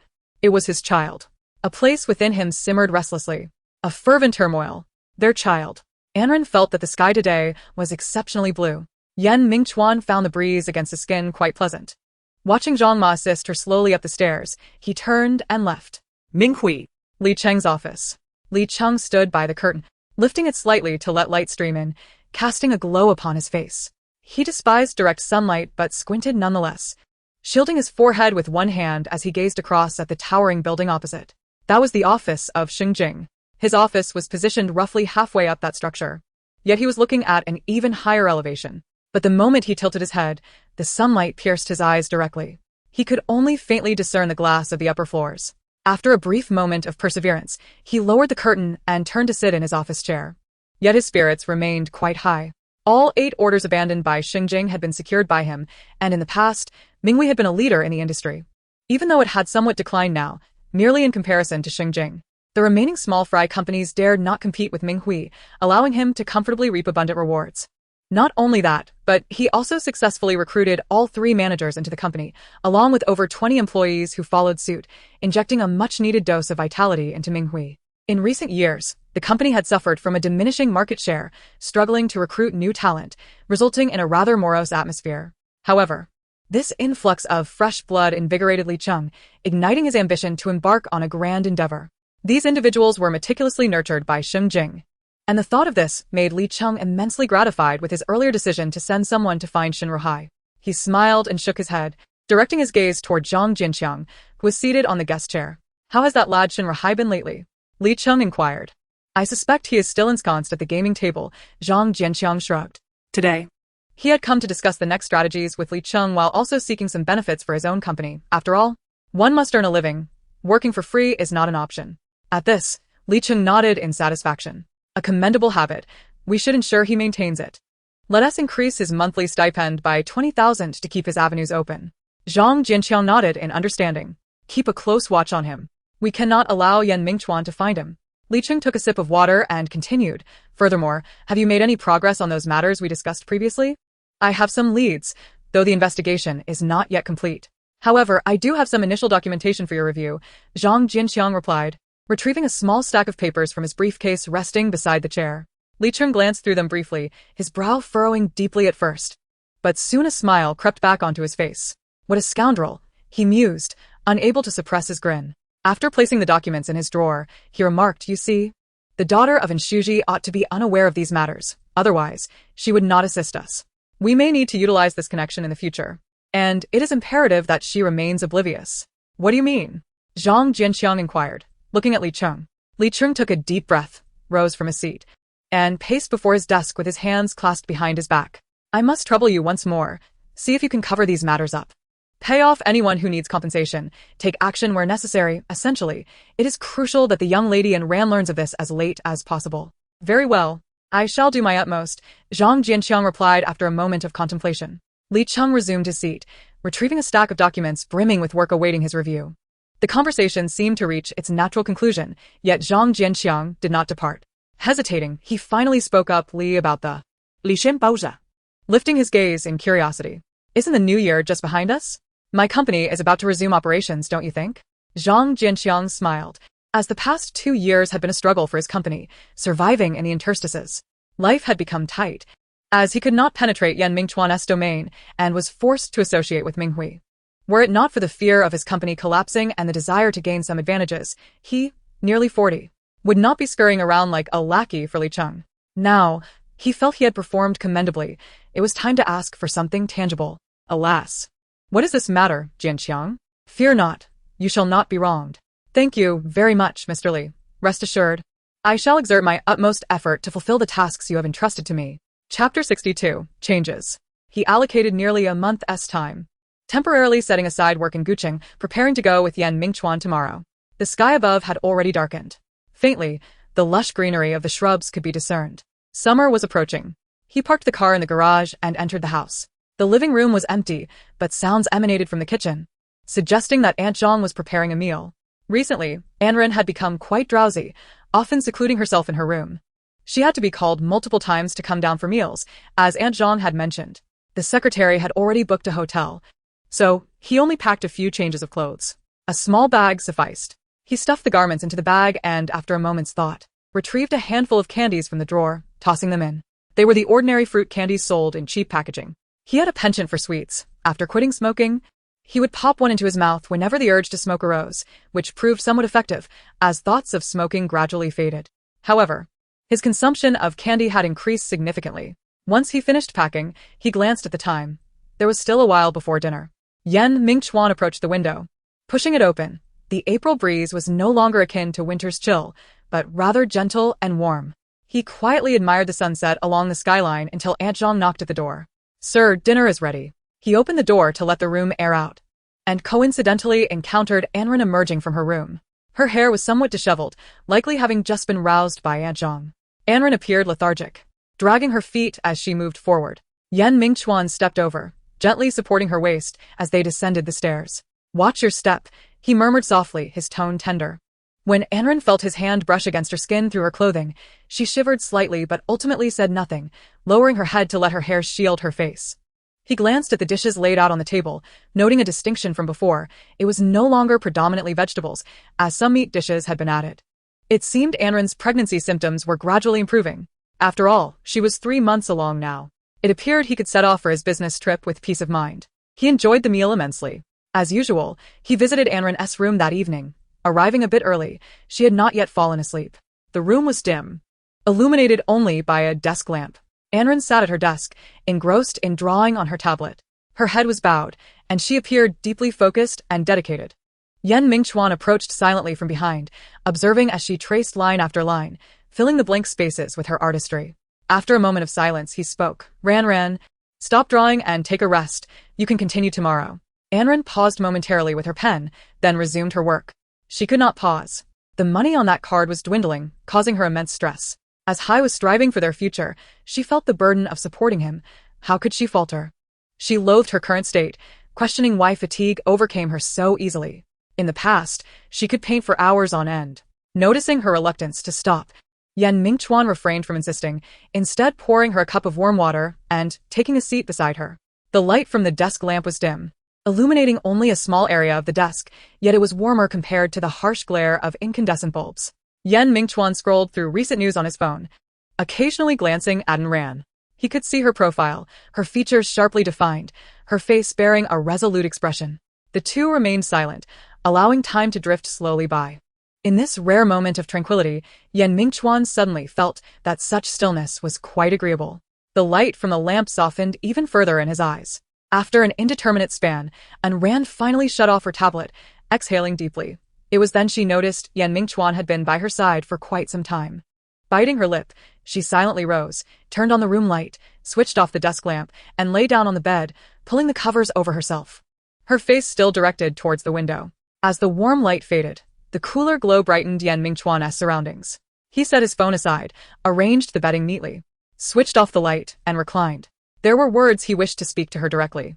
Mingchuan sighed. Ran, when I am not around, please take care of yourself. Don't spend so much time painting every day, just do what you can. Perhaps it was an illusion, but after a prolonged silence following his words, he seemed to hear a barely audible response in the stillness. Chapter 63. Anomaly. The next morning, when Anren opened her eyes as usual, she found herself alone in the room. Turning to glance at the side of the bed, she noticed the bedding on the floor had been neatly folded in the corner, showing no signs of anyone having slept there.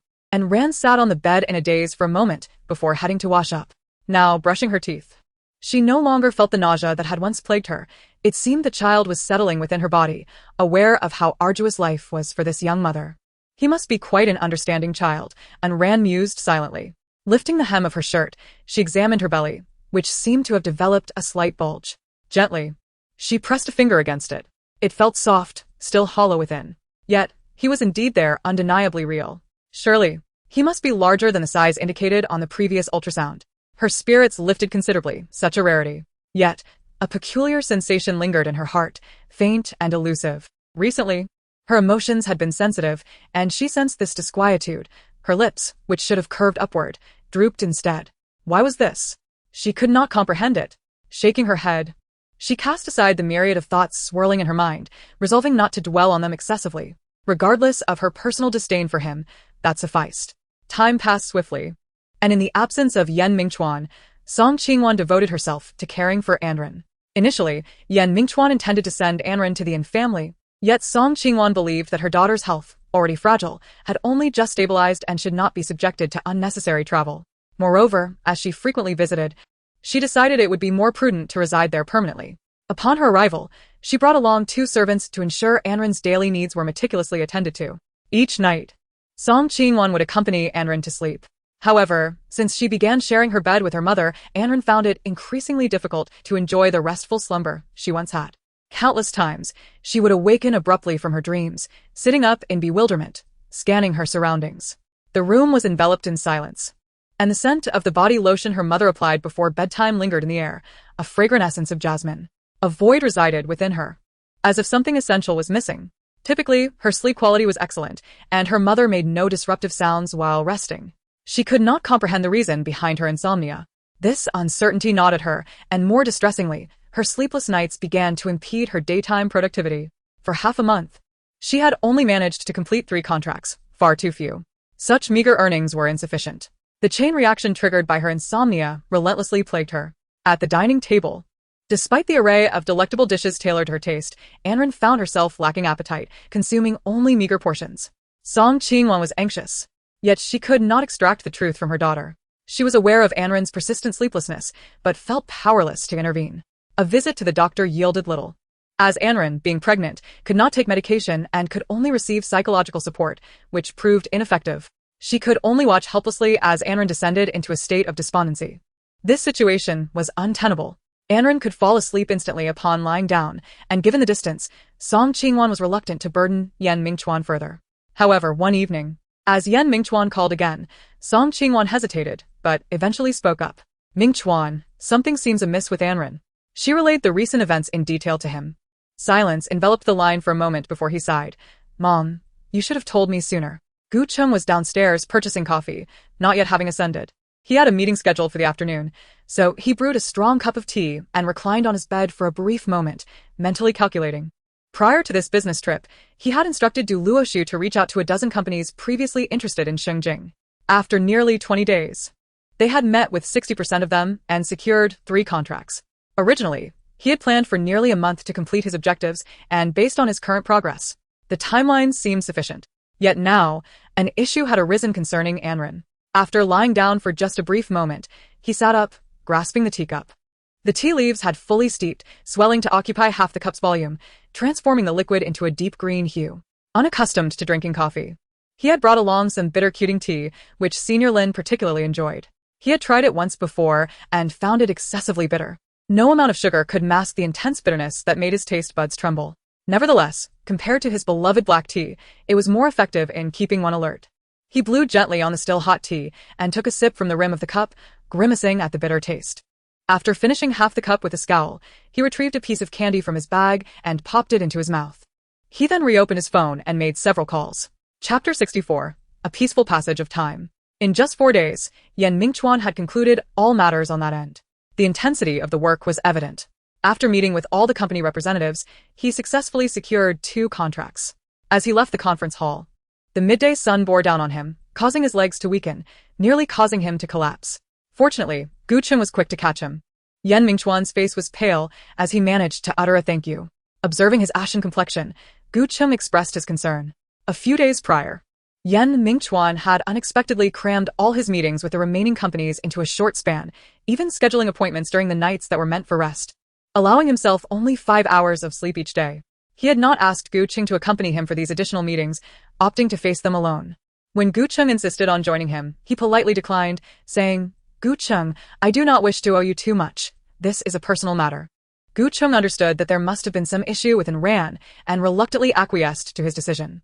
Once he regained his footing, Mingchuan leaned against his forehead on the sidewalk, sitting for a moment before rising. He returned to the hotel to pack his belongings and headed straight to the airport. His steps somewhat unsteady. On the plane, he finally felt a sense of calm, nearly falling asleep as soon as he settled into his seat. The following afternoon, upon returning to the company to hand over documents and attend to various matters, he pushed open the door to find Song Qingwan waiting for him in the living room. Sir, please hand me the items, she said, moving towards him. Mom, how is Ran doing? He inquired. Sighing, Song Qingwan shook her head. She just had some porridge. Now she's in her room. I don't know if she has fallen asleep. I haven't dared to check on her lately. She has been sleeping lightly. Waking at the slightest sound, Mingchuan remained silent, his brow furrowed. Then, Song Qingwan looked at him again. Mingchuan, you should rest a bit too. Your eyes can barely stay open. Don't overwork yourself. At her words, Mingchuan raised a hand to touch his face and nodded. I will go take a shower, and then check on her. He longed to see and ran quickly, but he was burdened with a strong smell of smoke. He smoked himself. It was merely the scent lingering from Gu Cheng's habit. During a business trip, in order to facilitate a more profound discussion regarding work, he shared a room with Ran. Several pieces of clothing had acquired a faint odor. After a simple hot shower, he recalled that he had not properly tended to himself in days, so he let his hair down and groomed it once more. The body wash and shampoo he used both carried the fragrance of osmanthus, reminiscent of the scent in his office. After changing into a fresh jacket and drying his hair with a hairdryer, he lingered alone in the room for a while before rising to open Ran's door. Ran had not yet succumbed to sleep. She lay in bed with her eyes wide open, beside her a blank tablet, her lips pressed together, her eyes devoid of focus. And her hair appeared somewhat dry. She looked considerably more haggard than before he left. Yet, the surprise was fleeting. At least, that was the impression given on the surface.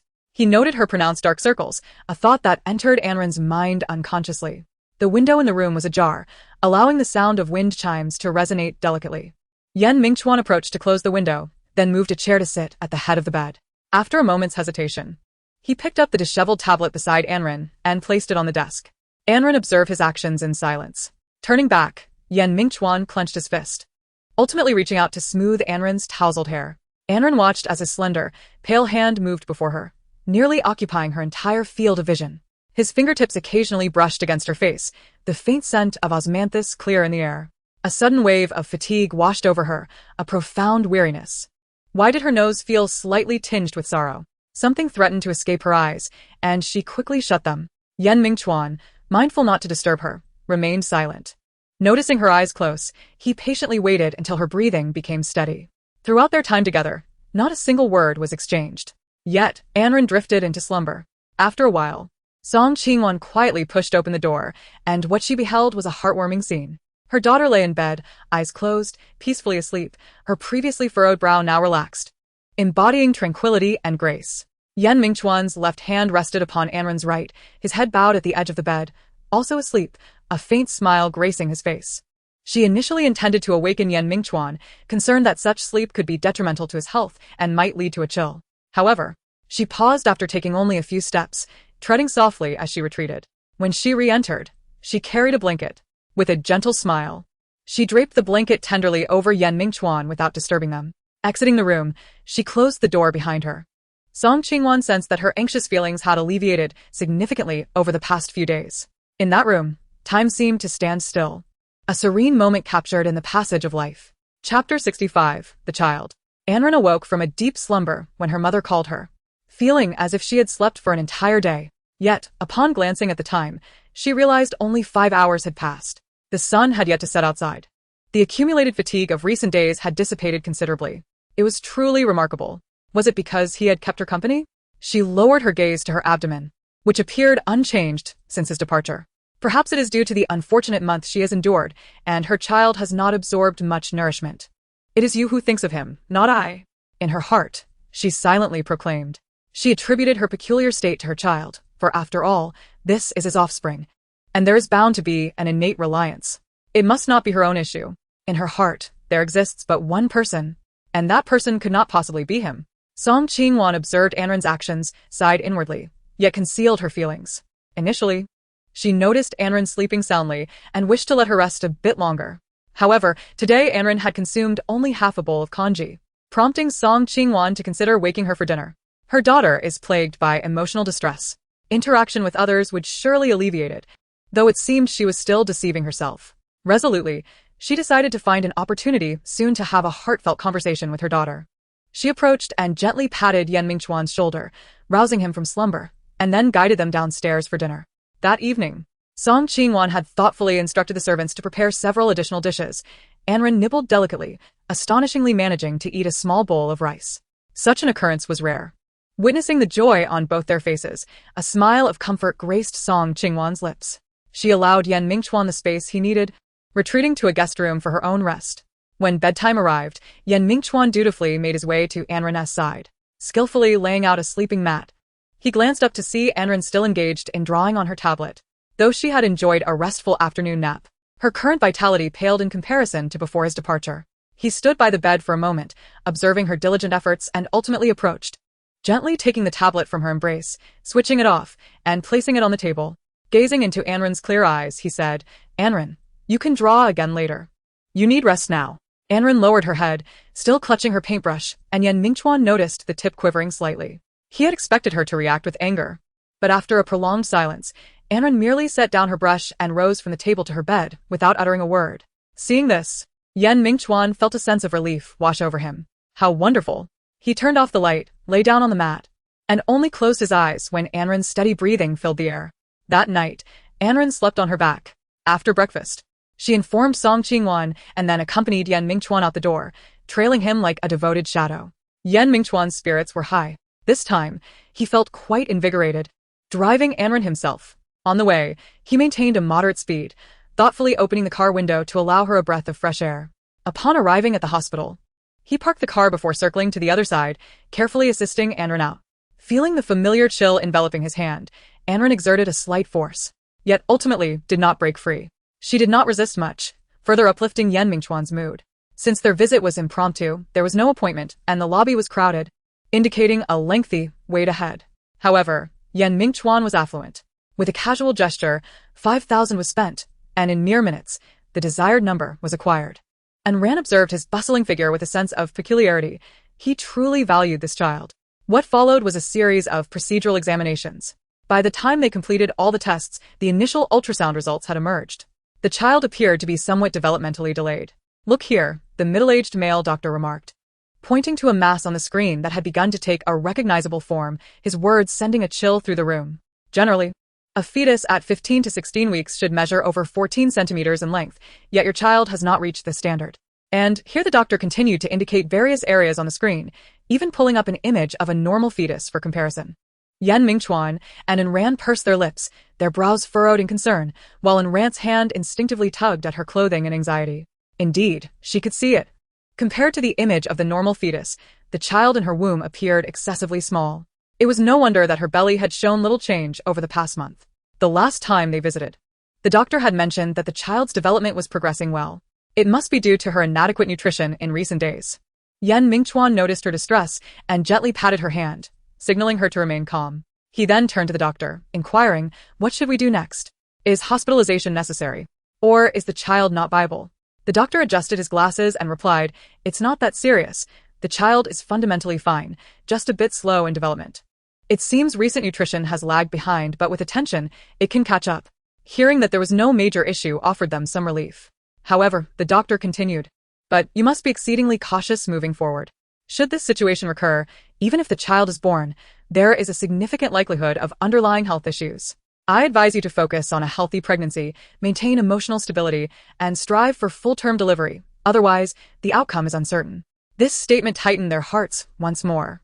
After leaving the hospital, Yan Mingchuan assisted and ran into the passenger seat before joining her in the car. The vehicle sped along the highway at the same pace as before. While waiting at a traffic light, Anren, who had been gazing downwards, suddenly murmured, "I'm sorry." "Sorry for what?" Without turning his head, his gaze fixed on the traffic lights, Yan Mingchuan asked. "The deal we made. You accomplished your part." But Ayn Rand struggled to articulate her thoughts. Listening to her, Yan Mingchuan calmly replied, "Don't dwell on that. Just rest and let things unfold naturally." Chapter 66, Suppression. Upon returning home, Song Qingwan awaited them in the living room. Before departing, it was essential to bid farewell. However, the expressions of the two were devoid of smiles. Their daughter kept her head lowered. Song Qingwan couldn't help but feel puzzled. What was the matter? Her heart began to race. Mingchuan, what's going on? She inquired hesitantly. There's a bit of a situation. Mingchuan gently nodded and said, Mom, I will talk to you later. Let Ranan rest for a while. She is a bit fatigued. Song Qingwan had no choice but to swallow the words that were on the tip of her tongue. Soon after, Mingchuan emerged from the room and seated himself opposite Song Qingwan. He refrained from speaking hastily, instead pouring himself a glass of water and taking a couple of sips. From the moment he entered, Song Qingwan's hands had been anxiously entwined, and only when Mingchuan set down the glass did she urgently inquire. Is there something wrong with the child? It's just a minor issue. Mainly, Ranan has been overly exhausted this past month, and the child is lacking some nutrition. Mingchuan replied calmly. Mom, you need not worry. The doctor said as long as we pay attention moving forward, everything will be fine. That's good to hear. Even though a flicker of unease lingered in her heart, Song Qingwan breathed a sigh of relief upon hearing Mingchuan's words. She nodded slowly, then recalled something. Mingchuan, when do you plan to tell Ranan about that matter? She hesitated before finally speaking up. What do you mean? Casting a glance upstairs to ensure that Anren's door was closed, she lowered her voice and said, about Runaway. Although she had kept her lips sealed regarding the information she had reviewed at her husband's insistence, because he said it was Mingchuan's wish that she remain silent for the time being, she still felt that such matters should not be concealed from Anren for too long. Now that her daughter was pregnant, revealing the truth would not cause any significant harm. With a husband and a child as her support, it was time to disclose the truth. Continuing to keep it a secret was not tenable. Upon hearing this, Mingchuan contemplated for a moment, his gaze dimming. Mom, we cannot rush this matter. Let us wait until Ranan has given birth. The doctor advised that her emotions should not be further unsettled. How he wished to share this information with Anren. Yet the timing was truly not right. If he were to reveal it impulsively, Anren would undoubtedly struggle to bear the blow. What might ensue then? He dared not entertain the thought. More than the well-being of the child, he was more concerned about Anren's physical and mental health. As the days passed, before leaving, Song Qingwan retained one of the servants she had brought along to alleviate Zhang Ma's burden. They meticulously cared for Anren, and she had promised to ensure that the child was delivered safely. A promise made would be a promise kept. However, this arrangement had inevitably affected her painting efficiency. Prior to her pregnancy, she could earn nearly 20,000 yuan each month, but now her income had dwindled to a meager 7 or 8,000. Runaway had called several times, inquiring if Anren could save a bit more money, as there were numerous clients to meet recently. His tone was gentle, yet to Anren, it felt more painful than being scolded. It was truly arduous. After every conversation with Runaway, she would use the guise of needing rest to lock herself in her room and weep quietly for a long while, loathing her own perceived inadequacy. She felt incapable of managing anything effectively. Furthermore, with overseas affairs to tend to, there were even more documents to review each day. Upon waking, Anren would only find her bed neatly made. By the time he finished addressing everything, it was already quite late, and Anren had long since fallen asleep. At the dining table, Anren sat face to face with Mingchuan. The moment she beheld his visage, thoughts of the child within her stirred her to compel herself to consume a few more bites. This, it seemed, bore some fruit. The subsequent prenatal checkups revealed that the fetus was developing relatively steadily, despite some areas remaining less than satisfactory. Nevertheless, it was a marked improvement compared to the report from 4 months prior. This was the sole solace Anren had clung to over an extended period. In the blink of an eye, she had entered her 8th month of pregnancy. Her belly had risen prominently, and she could distinctly perceive the little one moving about within her, exhibiting a robust vitality. Standing by the window, she felt the oppressive heat of the summer sun blaze down. Although the air conditioning was on, the room's temperature was not set particularly low. Being pregnant, Anren felt the sun's rays penetrate the glass and, after only a brief moment, she began to experience discomfort in her body, a slight dizziness overtaking her. This had become a frequent occurrence of late, likely due to the mounting pressures she faced. Yet, she paid little heed, as long as her child could be delivered safely. With her increasingly heavy body, she turned away from the window and laboriously settled down at her desk, wishing to engage in some drawing. Just then, her phone rang. Outside a gambling den, Runaway stood with his hands in his pockets, intending to enter, only to be halted by a hand outstretched to obstruct him. What are you stopping me for? Be careful, or I'll teach you a lesson. Runaway had initially been in high spirits, having dreamt the night before of winning the lottery, a grand prize in the millions. This seemed a fortuitous omen, leading him to believe he would be lucky that day. However, the staff at the gambling house barred his entry, thoroughly dampening his enthusiasm. Unmoved by his ludicrous threats, the burly man who blocked him replied coldly, "You currently owe over 100,000 in debts. We believe you lack the means to repay this amount. Until you settle your debts, you shall not be permitted entry. Furthermore, the owner has stipulated that you have a mere fortnight to pay up. Should the deadline pass without payment, I assure you, Mr. Shin, it will be an unforgettable experience for you." The staff of the gambling house delivered their chilling words with an air of indifference. Shin Rahai felt deflated, yet refused to concede in spirit. As he began to walk away, his feet led him outward, but he still felt compelled to utter a few harsh words. As he wandered the sun-baked street, the blazing sun overhead left him in a state of disarray, acutely aware of the emptiness of his pockets. The thought of his debt ignited a fire of unwarranted anger within him. Over 100,000. Was it truly so significant? They wouldn't even let him inside? When he had money, he had never regarded such a sum with any seriousness. Spitting vehemently towards the direction of the gambling house, he found this act only intensified his feelings of frustration. It was all their fault. Why did they only allocate him 40,000 each month? Without considering whether that was sufficient? What a stroke of bad luck. And then there was Anran, whose words were so sweetly spoken, yet amounted to nothing. A few months prior it had been manageable, but now she only provided him with a few thousand each month. Was he to be treated like a beggar? The audacity of Mingchuan's wealth. Does he not realize he could utilize his funds for himself? Painting? What a farce. Shin Rahai, feeling vexed, shook his head. He pulled out his phone, attempting to shift his mood, and contemplated calling Anran for some financial assistance. The matter the casino owner spoke of was no trifling issue, and he had no desire to provoke it. Yet, just as he dialed the number, he abruptly hung up, a bolder thought surging in his mind. Chapter 67, Torment. Anran answered the phone, noticing Shin Rahai's number. A sudden tension gripped her heart, an inexplicable heaviness that left her breathless. Rising to confirm the door was securely closed, ensuring no one could intrude, she finally answered the call. "Rahai, is there something wrong? Why are you calling now?" Upon connecting, she glanced at the clock. It was merely 2 in the afternoon, still a weekday. "Shaoran, are you home?" Shin Rahai gasped, his voice tinged with an uncontrollable excitement. "I am." His inquiry was unexpected, was it not? "Excellent. Shaoran, please come to the window." "What do you mean?" And Ran was perplexed by his words, her mind racing. Yet, she complied obediently. Rising, she approached the window, the sunlight still blazing outside. "Can you see me? I'm across at the villa." Shin Rahai exclaimed joyfully, and Ran's body jolted, her pupils constricting. The phone nearly slipped from her grasp. How did he come here? Was he unaware of the peril? What would happen if Mingchuan were to discover him? Hastily, she cast her gaze outside, searching intently. Soon, she spotted an unusual figure beneath the trees opposite the gate. In the sweltering heat, adorned with a cap, mask, and sunglasses, he stood in the shade, waving incessantly. So familiar was he, even without seeing his face. And Ran recognized Shin Rahai. Disregarding her reservations, she flung open the window, leaning half her body outside. Urgently, she implored through the phone, "You must leave quickly. What if someone sees you here?" Despite her urgency, she kept her voice low, ensuring Zhang Ma and the others remained oblivious. Shin Rahai, however, gazed at the radiant figure across from him, gently saying, "Shaoran, it's been far too long since I last saw you. I've missed you dearly. Would you come out to meet me?" The recent exchanges revolving around financial requests had proven exceedingly arduous, and after much contemplation, Shin Rahai resolved to meet and Ran face to face, to confide in her about his recent tribulations. He didn't intend to ask for much, just 200,000 would suffice. It would settle his debts while leaving him with a little extra. And Ran loved him dearly.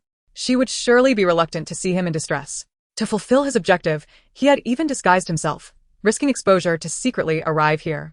Zhang Jianxiang had strictly forbidden him from appearing within Mingchuan's vicinity, but recently, it seemed Zhang Jianxiang had been preoccupied with other matters, loosening his surveillance over Shin Rahai. This is also the reason he accrued debts at the casino. Previously, Zhang Jianxiang would occasionally seek him out, and whenever he found himself devoid of money, he would be compelled to leave. He was steadfast in his belief that Anran would eventually come to see him, and his mind began to concoct ways to elicit sympathy. Anran bit her lip, tears streaming down her face. She had yet to disclose her pregnancy to him. Moreover, throughout their recent telephone conversations, it seemed that Shin Rahai had not gleaned this information from any other source. She was at a loss for words. Would he accept her behavior, even if her intentions were to assist him? This was her first pregnancy and her inaugural experience of motherhood, and initially, she was unaware of the complexities involved. She simply wished to support Runaway, and coincidentally, the child had come along. As time passed, she gradually realized that she had perhaps underestimated the gravity of childbirth. In their phone conversations, she urged, Xiaoran, I just want to see you. Yan Mingchuan must not be treating you well, and I'm genuinely worried about you. Can we meet? Just for a moment? No matter how delicately Anren declined, Runaway persisted in his desire to meet her. Yet, Anren was filled with trepidation. The bright sunlight made her forehead bead with sweat, and shimmering spots began to dance before her eyes. The sensation of dizziness returned, more intense than ever before. Her body felt as though it had lost all sensation, while her abdomen grew increasingly heavy. She strained to focus on the shadow beneath the trees, which was becoming ever more indistinct. It was a struggle to articulate her thoughts, and her voice sounded foreign, unrecognizable. Hi, I'm pregnant, almost ready to give birth. I cannot meet you. Finally, the words escaped her lips, and Anren wore a blank expression as tears cascaded down her cheeks. The days seemed to darken. Perhaps merely an illusion, as the sun still shone on her face. On the other end of the line, silence ensued. After a brief moment, a trembling voice broke the stillness. Xiaoran, you're not deceiving me, are you? All Anren could offer in response was silence, accompanied by quiet sobs. This shattered Runaway's last glimmer of hope. He stood beneath the tree, suddenly hunched over, struggling to steady himself against its trunk to avoid collapsing. Xiaoran, terminate the pregnancy. His voice was initially cold, devoid of emotion. Yet Anren could only weep softly. She could not. This was a transaction, and it was beyond her capacity to do so. The gestational stage had progressed too far to permit an abortion. Hi, I'm sorry, Straining to suppress her voice, Anren discovered that even breathing had become a daunting task. There was commotion in the courtyard. It seemed Runaway's earlier outcry had drawn the attention of those inside the villa, and someone was coming to investigate. She could not allow anyone in the house to see him. Anren, you have betrayed me, he spat, laden with venom, before swiftly disconnecting the call and fleeing. Runaway was bewildered by his own urge to escape. He could have walked away slowly, yet he chose to depart in such a frantic manner. Anren watched his retreating figure, overcome with sorrow. It is my fault. It is all my fault. A sensation akin to a downward pull gripped her lower abdomen, accompanied by the unsettling sound of something within her seemingly rupturing, unleashing a wave of excruciating pain. Overwhelmed by this agony, her body succumbed to weakness, rendering her incapable of even a groan. Her phone slipped from her grasp, shattering upon impact with the ground. Anren collapsed against the window, slowly sliding down the wall to the floor, her surroundings engulfed in darkness. Warm fluid began to seep from her lower body. In a daze, she faintly perceived someone calling her name urgently. Miss Zhang Ma, who had been tidying up in the living room, was startled by a man's shout from outside, though the muffled sound was difficult to discern through the walls. Concerned that Anren might be disturbed, she prepared to step outside to investigate the source of the ruckus. Yet, upon reaching the street, she found no one in sight. In the distance, however, she spotted a figure clad in black, sprinting away. A sudden thud nearby drew her attention upward. It was an object that had fallen from the second floor. As it came to rest on the ground, Zhang Ma realized it was a mobile phone. Her gaze darted back to Anren's room, where she caught a glimpse of a delicate white arm plummeting from the window. A sense of foreboding enveloped her heart. The door was locked from the inside, but as the caretaker responsible for Anren's room, she possessed a key. Trembling, she inserted the key and opened the door, only to be met with a suffocating stench of blood that pervaded the room. Anren lay on the floor, her body trembling slightly, emitting faint groans. Beneath her, a mingling of clear and crimson fluid spread, saturating her dress and the floor beneath. How could this be? Zhang Ma's face turned pale as she urgently called for another servant in the house. The ambulance arrived swiftly, and working alongside the medical personnel, the two servants carefully lifted Anren onto the stretcher. With the family temporarily absent, leaving only one person to tend to the house, Zhang Ma accompanied Anren in the ambulance. She held Anren's increasingly cold hand tightly, whispering, Miss, hold on, don't sleep. I've already called for Sir. He will be here shortly. Zhang Ma continued to encourage Anren, engaging her in conversation to prevent her from slipping into unconsciousness. Anren's consciousness had already begun to blur. The words of Runaway echoed in her mind. Anren, you betrayed me.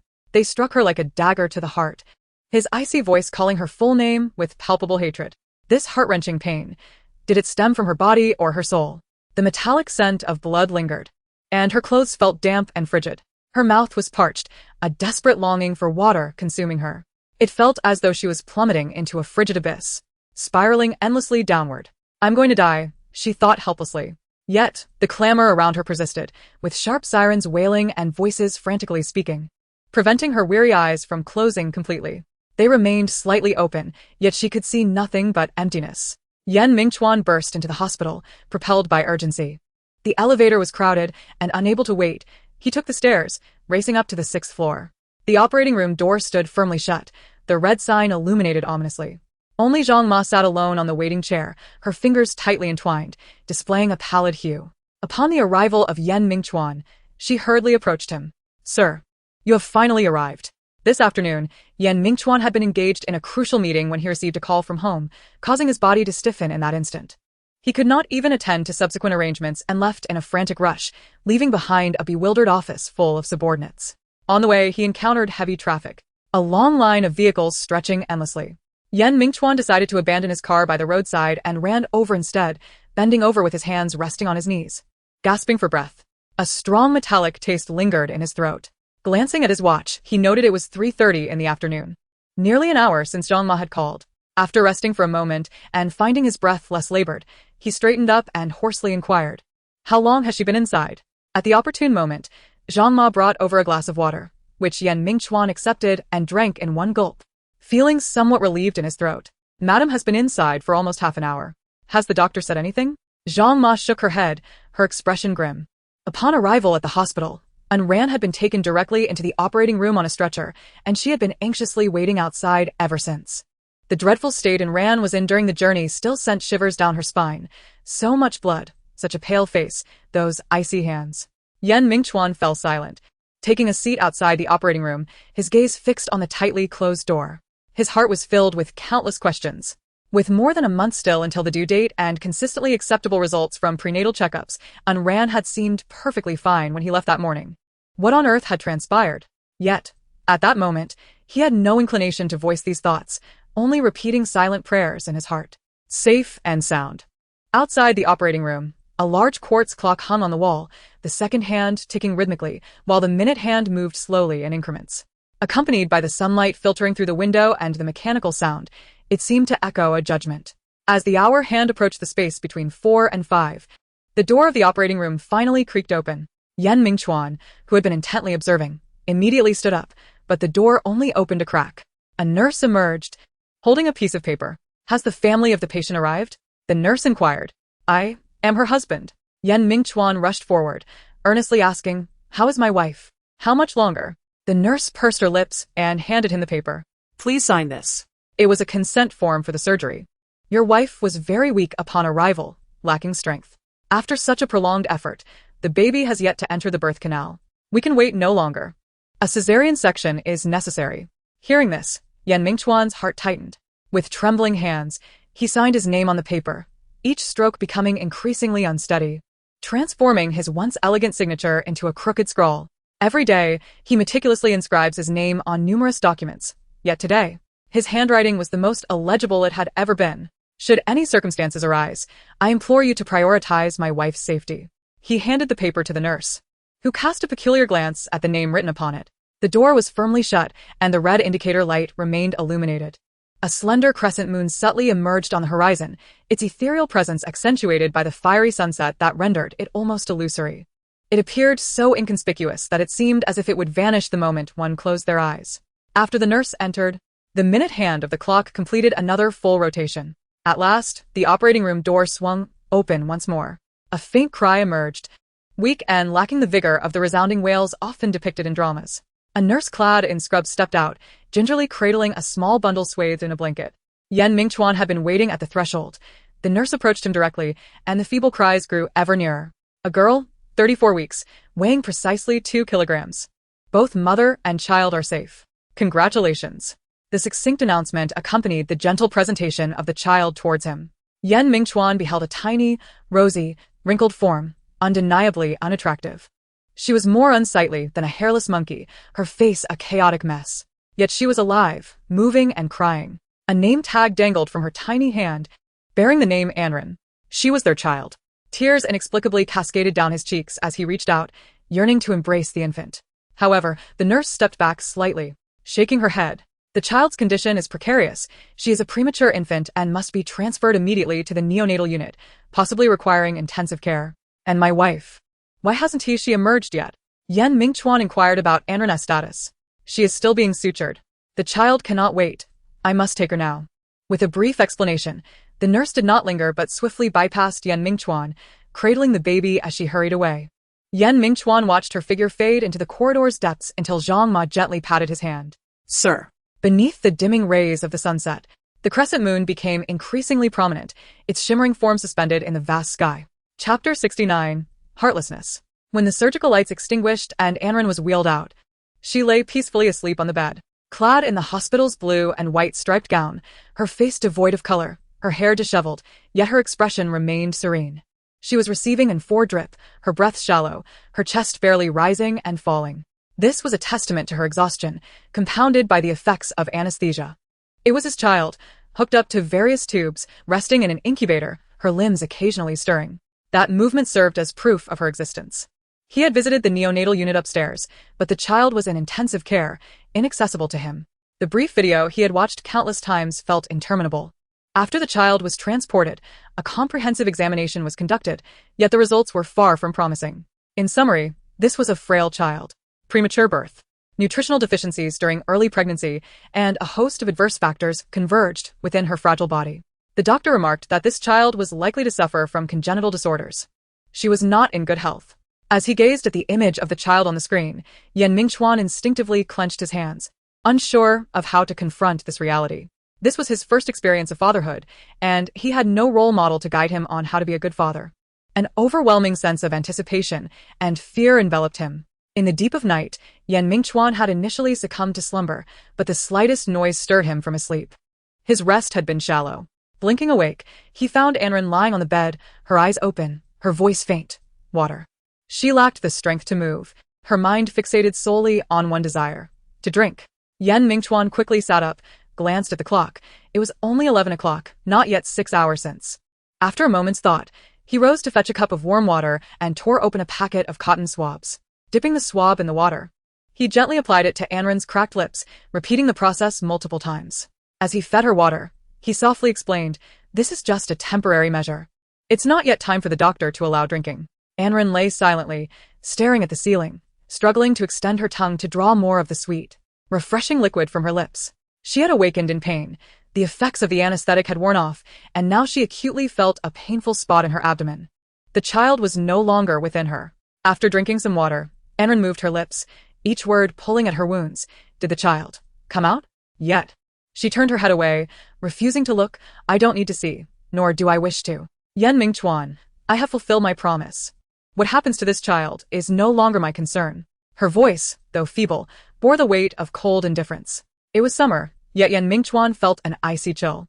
In the literal sense, this child belonged solely to her. Anren turned her head, eyes tightly shut, exerting all her strength. Every moment was excruciating. She loathed Mingchuan. And indeed, she felt justified in her hatred. This child was not hers. It was merely a transaction.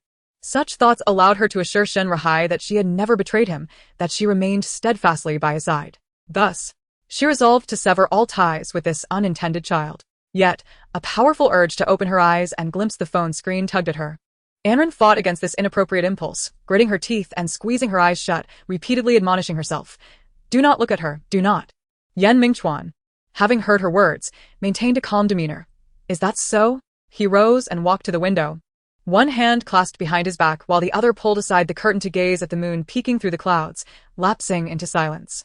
A sleepless night passed. The following day, Mingchuan canceled his work commitments and made a few phone calls before returning to the hospital room, speaking little.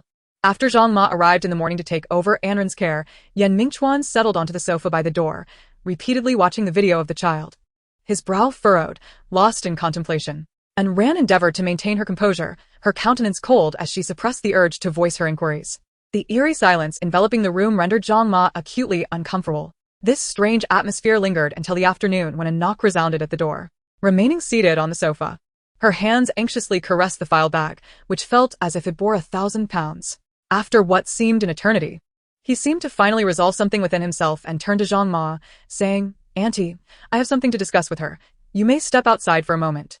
Although Jean Ma felt puzzled, she refrained from questioning him and nodded before exiting the room. Chapter 70. Errors. Once Jean Ma departed, only the two of them remained in the room, and Ran was still confined to her bed, having undergone surgery just the day before. And Jean Ma had just fed her a bit of liquid nourishment. Mingchuan rose from the sofa and approached the window, extracting a stack of documents from the file bag, silently scrutinizing them in the light streaming through the glass. He hesitated. The image of the child's labored breathing haunted him. Unconsciously, and Ran's gaze followed his movements, but upon realizing this, she quickly averted her head. A torrent of unspoken emotions lodged in her chest. No matter how much she urged herself, her mind remained fixated on the child she had yet to meet. The intensity of her fear grew. After a long silence, Mingchuan suddenly spoke. I have already inquired with Zhang Ma. It seems that when the incident occurred yesterday, you were on the phone. I surmise that call was from Shun Rahai. His voice remained cool and devoid of emotional fluctuation, merely stating what seemed an ordinary fact, eerily calm. He turned and approached the bedside, placing the papers next to Ran. I intended to show these to you after your discharge. But perhaps we should take a look now. After uttering this, he left the hospital room, instructing Jean Ma to wait outside for a while longer as he made his way out of the hospital building. Below, several vehicles awaited him. Aside from the foremost car, the others contained several burly men. Casting a cursory glance, he calmly remarked, "Let us go." And Ran watched as the door closed, her face taut and rigid. With Jean Ma absent, she was finally alone, able to no longer mask her vulnerability. Silent tears soaked into the pillow beneath her eyes. And Ran bit down hard on the blanket, swallowing her sobs. Yet, despite her efforts, her body remained tense, the wound in her abdomen pulling painfully. The agony was excruciating. Perhaps this was her penance. She felt herself to be an inadequate mother. It was only after giving birth to this child that she realized how much she had changed. The heart that once held only him now inexplicably bore another visage. Such a transformation felt wrong, an aberration. Rationality urged her to resist further descent into despair. It was enough as it was. It was sufficient for now. She must sever further ties with that child. She could still explain everything to Rahai, asserting that her actions were unavoidable. At that moment, Mingchuan was already preparing to divorce her. Only this child could offer her solace. Yet, emotionally, she felt as if she were separated by a layer of glass, able to glimpse the child within her, a child who had lingered in her womb for a mere 8 months. Mingchuan repeatedly watched videos of the child, as if the little one still occupied the space on the sofa. Countless times, she yearned to speak, to catch another glimpse. Two conflicting emotions fiercely tugged at her heart, and Ran was uncertain about her choice. Should she adhere to the vows of yore, allowing her spirit to follow that singular person, or should she part ways, allowing each to find peace in their own lives? With less than a year of their 5-year commitment elapsed, Ran felt a profound fear. The room was stifling, lacking ventilation, saturated with the scent of disinfectant. As she wiped away her tears, she noticed something Mingchuan had placed beside her pillow, several thin sheets of paper. Could they be the divorce agreement? A wave of unease surged through her, and trembling hands grasped the papers, bringing them closer to her eyes. They were not the divorce documents she had imagined, but rather photographs of a man and a woman, pages of hotel stay records, club expenditure receipts, and handwritten IOUs. Each page was a mishmash of sordid details, their only commonality being their association with one name, Shun Rahai. That name, etched upon her collarbone and burned into her heart. And Ran felt an icy chill wash over her, her soul rendered silent after merely glancing at a few pages. The dates on those records varied. Some were recent, traceable to the time of her university graduation, while others predated their acquaintance. Moreover, the amounts on the IOUs grew progressively larger with time. How could this be? And Ran trembled, her lips quivering as she muttered to herself. Had everything in the past, the gentle, sunny side of him, been a facade? Had she been deceived all along? Was this the reason her father had prevented her from marrying him? But could Shun Rahai truly be such a person? Despite the stark clarity of the written words, and Ran struggled to accept it. How could he be that kind of man? The one who had stood by her during that fateful night. How could he possibly be so different? They must have been mistaken. They had to be deceiving themselves. If this were true, why had she only learned of it now? Summoning every ounce of strength, she rose, yanked out the 4 from her hand, threw off the covers, and attempted to leave the bed. Blood seeped from her hand, staining the pristine white sheets, but Ran paid it no heed. The pain in her body was inconsequential. She needed to confront the truth. She had to leave this place.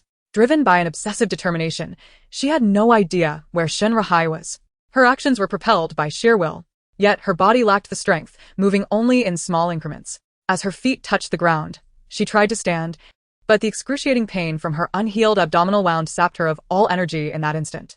She collapsed to the floor, along with everything on the bed and nightstand, creating a chaotic mess. Zhang Ma waited anxiously outside, adhering to Yan Mingchuan's instructions, though he had not specified how long she was to wait. She could only glance at the time repeatedly. Nearly half an hour later, the sound of shattering glass echoed from the ward, prompting Zhang Ma to rush in. There, she found and ran curled amidst a mess of debris, clutching her abdomen, tears streaming down her face, the paper in her hand crumpled tightly. Blood seeped through the bandages, gradually spreading across her blue and white hospital gown. Zhang Ma was taken aback by the sight, though the cause of the distress was unclear. She could not afford to hesitate.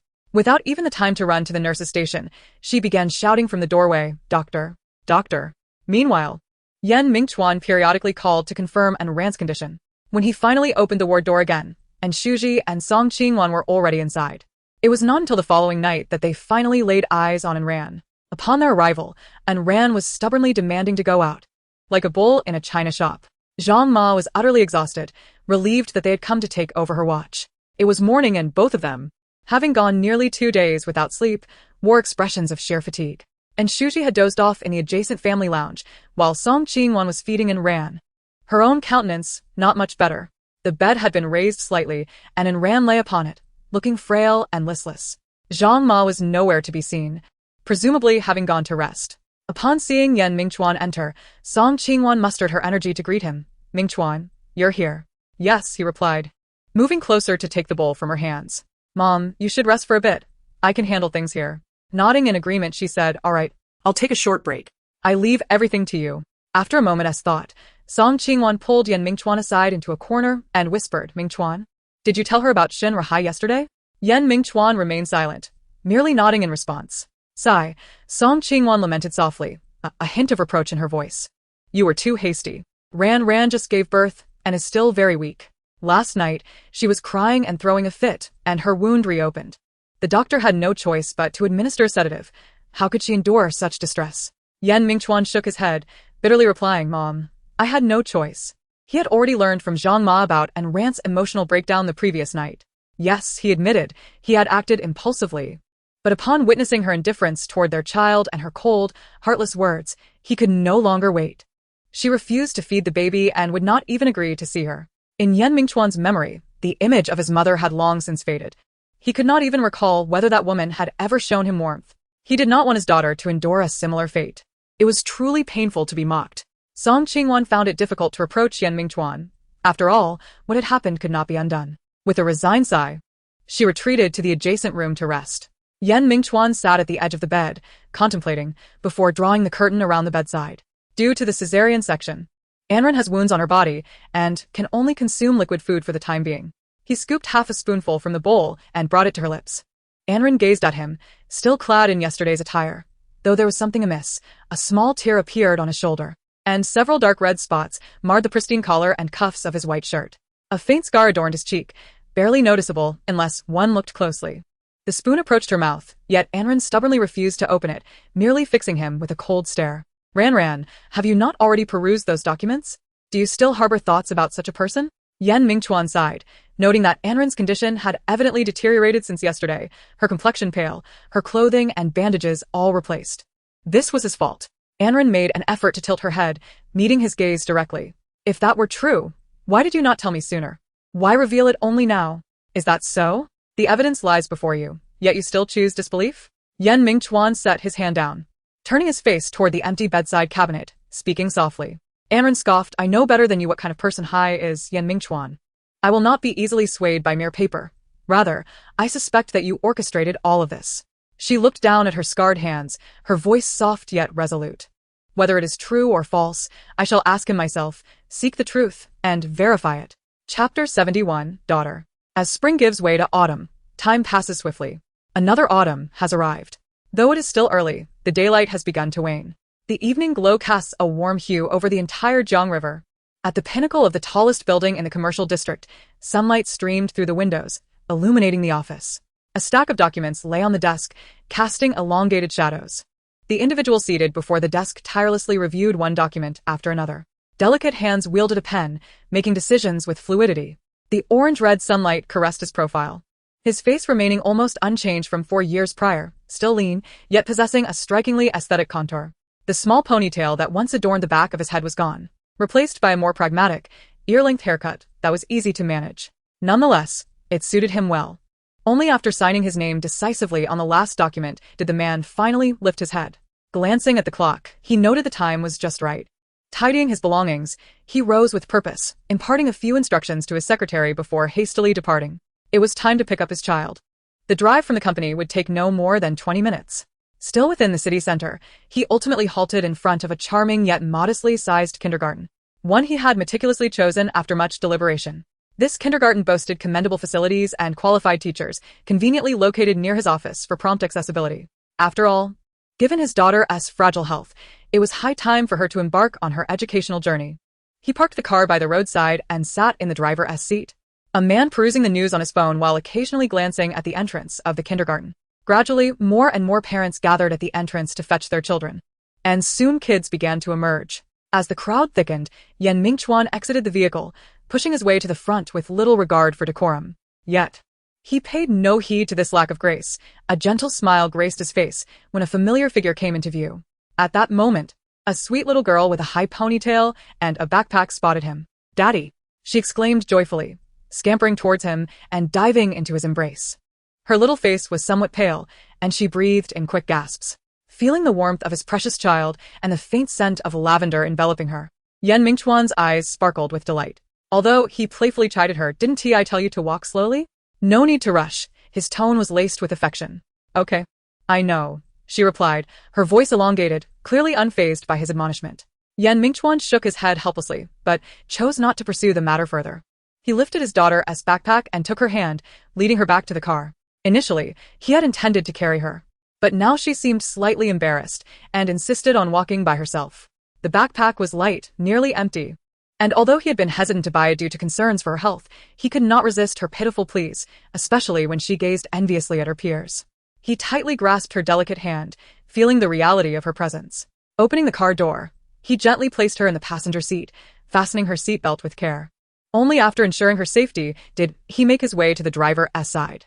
As they journeyed home, as was customary, she animatedly recounted the amusing events of her day at kindergarten. Mingchuan listened with rapt attention, interjecting with a few remarks, his smile unwavering throughout. Upon arriving at their villa, he once again carried her from the car and waited until she stood steadily on the ground before releasing her.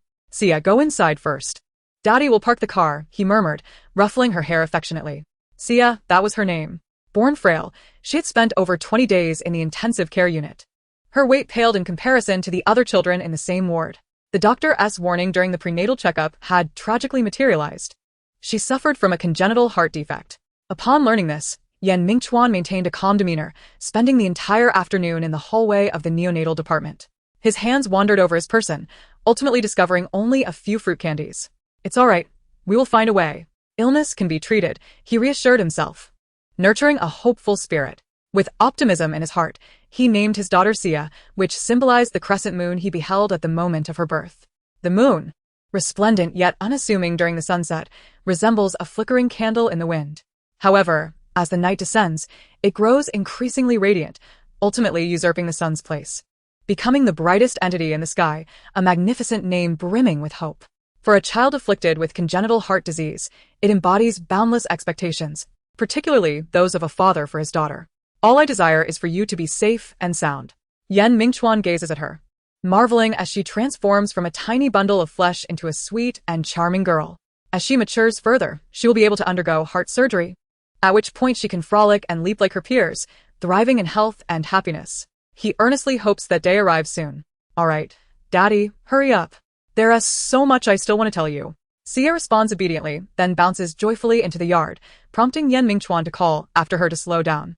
Feeling a pang of anxiety until she safely enters the house. The door remains ajar, allowing a warm orange light to spill out, accompanied by a soft feminine voice. "Were you a good girl today, darling?" To which their daughter sweetly replies, "Yes." Hearing this, Mingchuan's lips curve into a smile as he re-enters the car, turning around to head to the garage. Above the azure sky of the moonlit river hangs a bright moon. Chapter 72, Warmth. After parking, Yan Mingchuan steps out of the garage and directly opens the living room door. Upon entering the foyer, he removes his coat, only for a pair of delicate, fair hands to appear before him, the ring on the fourth finger gleaming.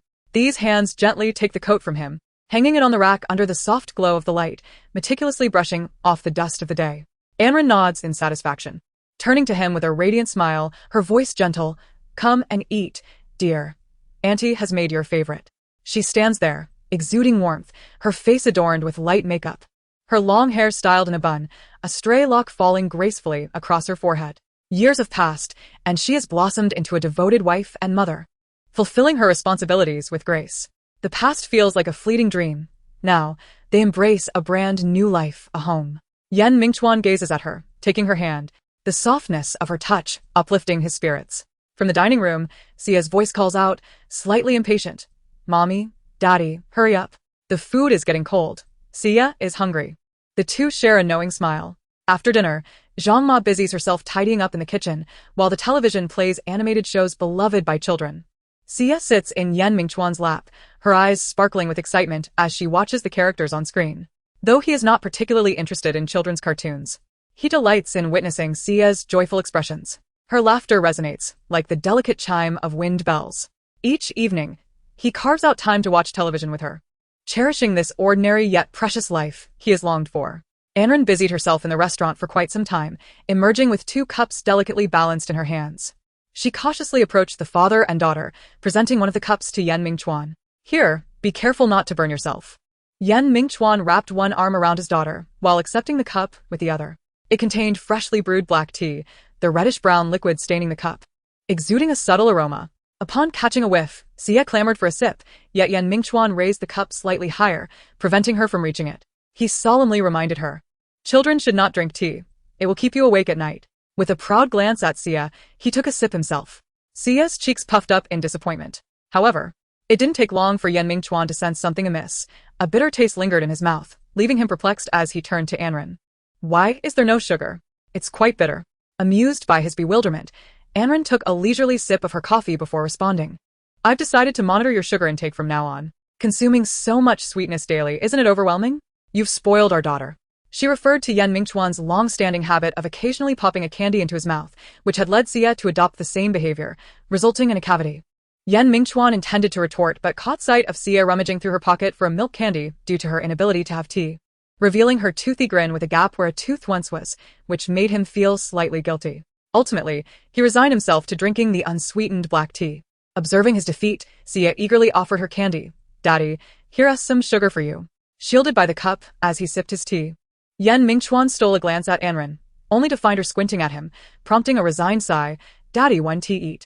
His tone was resolute. Satisfied, Anren simply acknowledged with a hum. Sia then turned her attention to her candy. When she noticed her father's refusal, a hint of disappointment flickered across her face. But she quickly brightened, skillfully unwrapping the candy to pop it into her mouth. However, before it could reach her lips, Anren intercepted her hand. "You should cut back too. Look at your teeth, they're all decayed." She adopted a maternal authority, seizing the milk candy. Sia gazed up at her with pleading eyes, climbing onto her lap, her tiny hands clasping in a gesture of supplication. "Mama, just this last one." No. Anren shook her head firmly, swallowing the candy herself.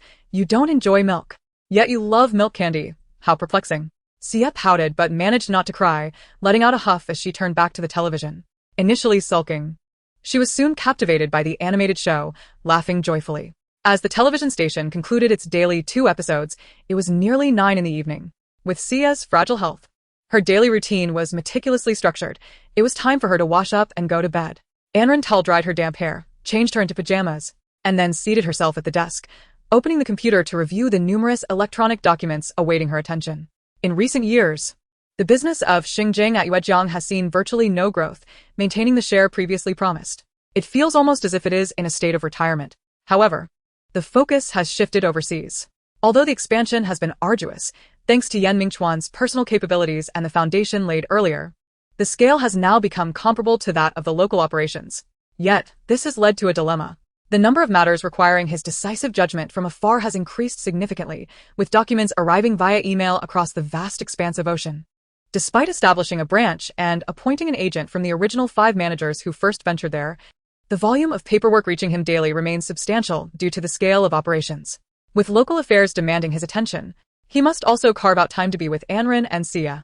As a result, he often finds himself making decisions only at night after his daughter has gone to bed. Upon opening his email, a deluge of messages inundated his inbox, leaving Mingchuan feeling somewhat overwhelmed. Fortunately, after sipping a strong cup of tea, his mind remained relatively clear. After a few deep breaths, he began to peruse each email one by one, unaware of when Anren had settled beside him. Anren had moved a chair closer, equipped with a tablet and brush, and sat beside him. The proximity was intimate, their elbows brushing against each other. Anren gently shook her head, leaning against him, her tablet in hand, revealing a blank canvas. "It's all right, I can do this. I wish to be with you," she spoke softly yet resolutely. Her fingers absent-mindedly played with her hair, exuding a sense of comfort. Mingchuan chose not to respond further, redirecting his attention to the documents. Anren began to paint on her tablet, occasionally glancing at his computer screen, contemplating the sheer volume of files for the day. It was not until the stroke of midnight that Mingchuan finally completed reviewing all the documents. A quick glance at the clock revealed it was nearly 3 o'clock. He exhaled wearily, shutting down the computer. The room, devoid of the computer's soft glow, succumbed to darkness, prompting him to rise and turn on the desk lamp. As he reached out to switch on the light, Anren instinctively leaned forward, her upper body pressing entirely into his embrace. It seemed that during the bedtime routine with their daughter, she had also taken the opportunity to shower, her hair cascading down softly. A refreshing scent of lavender wafted from her silky locks, yet Anren breathed evenly, blissfully unaware. Perhaps due to the prolonged wait, she had drifted off to sleep, having been engaged in a sleepy conversation with herself just moments before. Since she had developed the habit of accompanying him, it was perhaps the first time she had fallen asleep so late, succumbing to slumber in his presence. Mingchuan remained still in his chair, allowing her to maintain that position, his hand languidly resting on her. His life was often consumed by busyness, rendering this a rare moment of solace. Lowering his gaze to admire her face illuminated by the lamp's light, he noted the cool, pale skin that glowed softly, suggesting she must have applied skincare before arriving. She appeared radiant and enchanting. After giving birth, she found her figure even more voluptuous, gradually embodying the allure of a mature woman. Due to the constraints of her attire, the neckline of the nightgown she wore gaped open, revealing a generous expanse of pristine skin, with her elegant collarbones subtly visible, creating a harmonious aesthetic. However, there was one jarring detail that disrupted the overall coherence: a scar, 2 fingers wide, situated above her left collarbone, just beneath her heart. Its hue was faint, yet conspicuous enough to be noticed at a glance. Mingchuan was aware of its origin, as was Anren. They shared a tacit understanding not to mention it, even though the scar remained ever-present. After a while, Anren showed no signs of awakening, her slumber deepening. Mingchuan gazed at her sleeping visage, shaking his head in resignation. He gently adjusted Anren, helping her sit upright in the chair. Noticing that her tablet was still lit, he reached for it along with the paintbrush, intending to place them on the table so he could later carry her away. However, when he beheld the contents on the screen, his hand froze. When Anren had arrived, the tablet had been blank, but now it displayed the fruits of her labor from the previous night. In that instant, a myriad of thoughts flooded Mingchuan's mind. As many things suddenly became clear, Anren found herself amidst the bustling streets, surrounded by unfamiliar faces, all hurrying along. Even the slowest among them walked briskly. The sky was a monotonous white, stretching infinitely above. Each passerby seemed to be in a rush, while she stood alone, lost amid the torrent of people, utterly bewildered. An overwhelming sense of panic, starkly out of place in the world, surged within her. Dressed only in a sundress and barefoot, she began to run with all her might. She did not understand why she was running. Her legs simply moved of their own accord, mimicking the hurried pace of the strangers around her. Weaving through the crowd, she collided with countless individuals, pushing them aside while desperately trying to discern their faces. None were familiar. All were strangers. The burgeoning fear propelled her to run with every ounce of strength until she was utterly exhausted, eventually collapsing onto the ground, drained of all energy. The hem of her white dress fanned out like a blooming lily upon the earth. Rain began to fall from the sky. Anren laboriously lifted her head, allowing the raindrops to carve distinct channels through the grime on her face. The bizarre figures that had been running alongside her suddenly vanished, leaving the world in silence. Amidst the curtain of rain, a beam of light illuminated 2 figures, one large and one small, holding hands, familiar silhouettes turned away from her. It was Mingchuan and Sia, her husband and daughter. They stood on a sunlit patch of grass, a stark contrast to her own surroundings. Upon seeing them, Anren felt an inexplicable sense of peace. She rose from the muddy ground, dragging her sodden body towards them. Was she yearning for that patch of grass, the warmth of the sunlight, or perhaps for those two familiar figures? Anren did not know, but her heart urged her to draw closer. She moved step by step, gradually closing the distance. She could see the evening moon, adorned with her beloved high ponytail, perhaps warmed by the sun, which brought a newfound vitality to her daughter's face. Dispelling the pallor that had long lingered there, it seemed she had grown taller. She could perceive Yan Mingchuan clad in an ill-fitting yet pristine black and white jacket.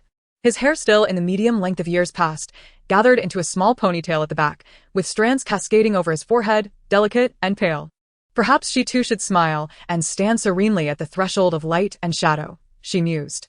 Lowering her gaze to her hands, she noticed them smeared with mud and marred by small cuts from which blood oozed. Hastily, she wiped them on her dress, striving to cleanse away the filth, leaving behind a patch of black and red on the fabric. She smiled genuinely, grasping that hand. In the moment their hands touched, she blissfully closed her eyes.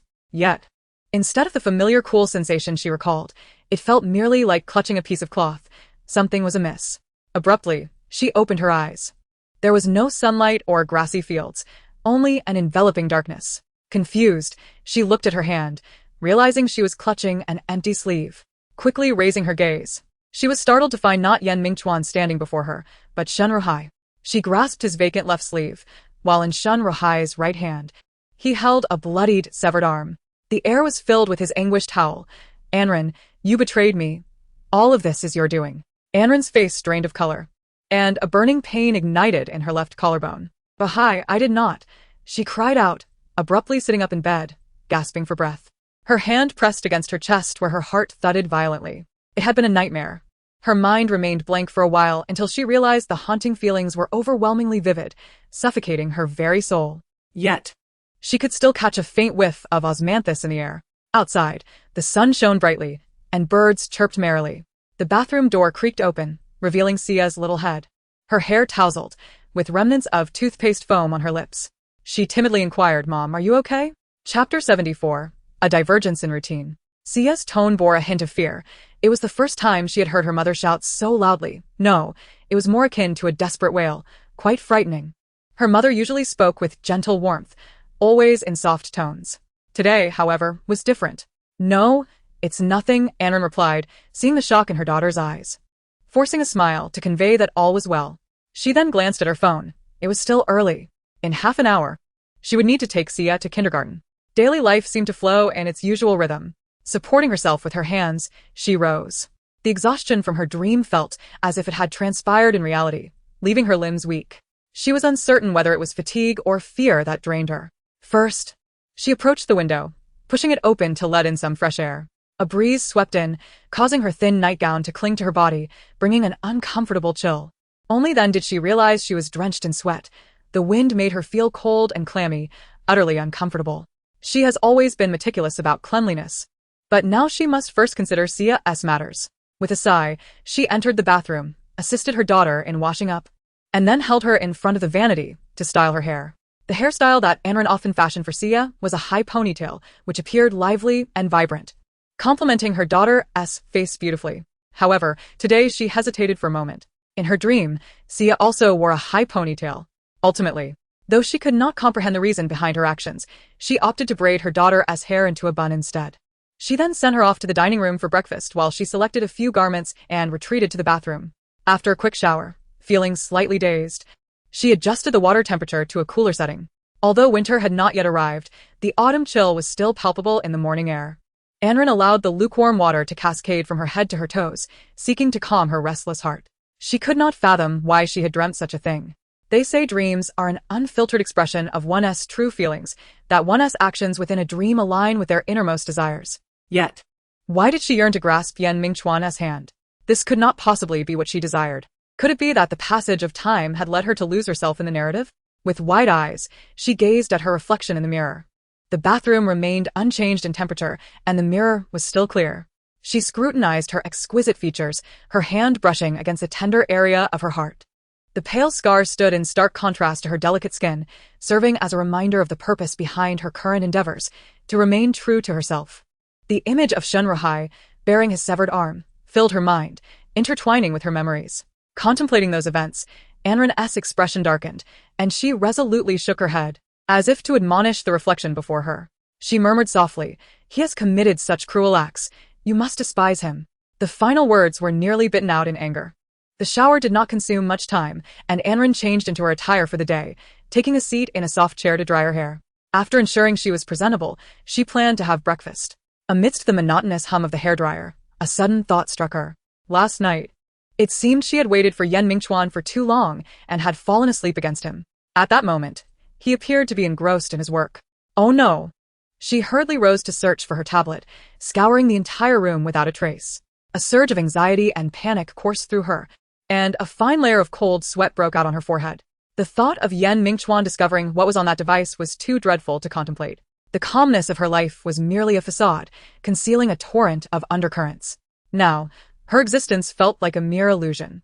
If Mingchuan were to uncover the truth after failing to locate it in her room, Anren decisively made her way to Mingchuan's workspace. Her heart was chaotic, brimming with various apprehensions, and she didn't even hear Jean-Ma greet her as she passed through the corridor.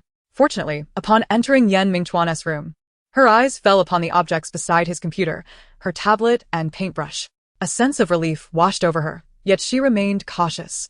With a steady demeanor, she approached, picked up the tablet, and opened it, her fingers trembling slightly as she pressed the button. To her great comfort, the contents remained unchanged.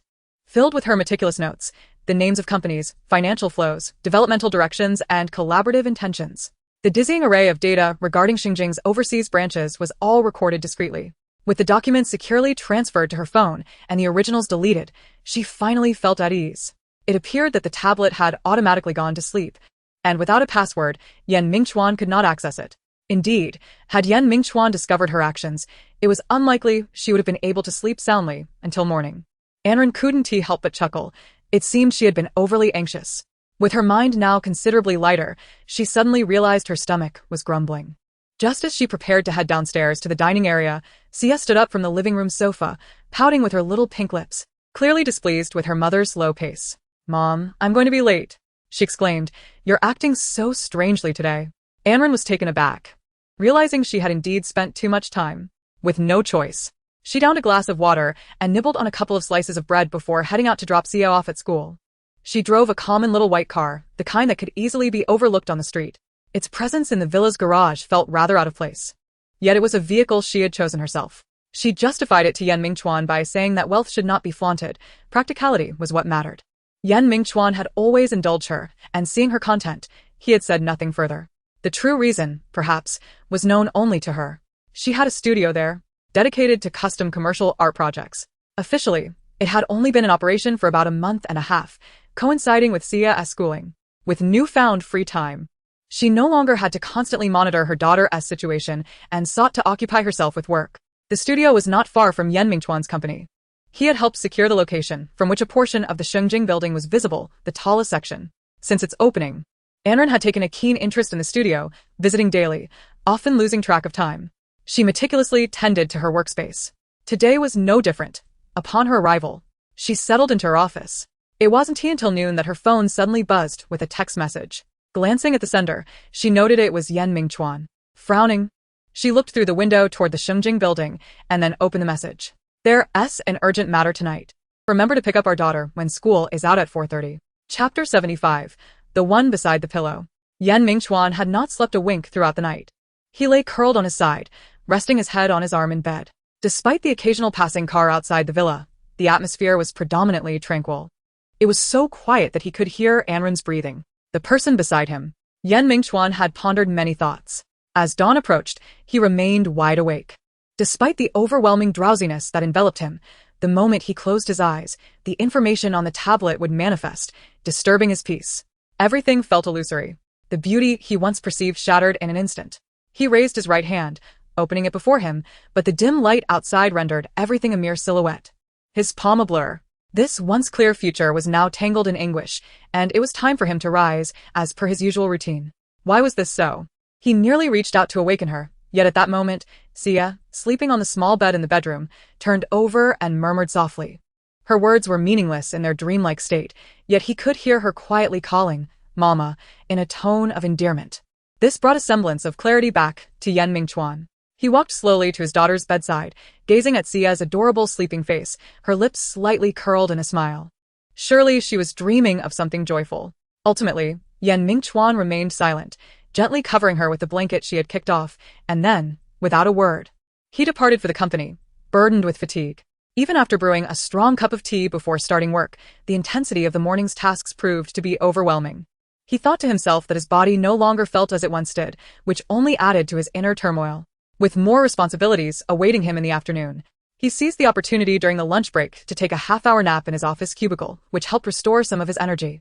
After rising, he stood by the window, hands clasped behind his back, lost in contemplation.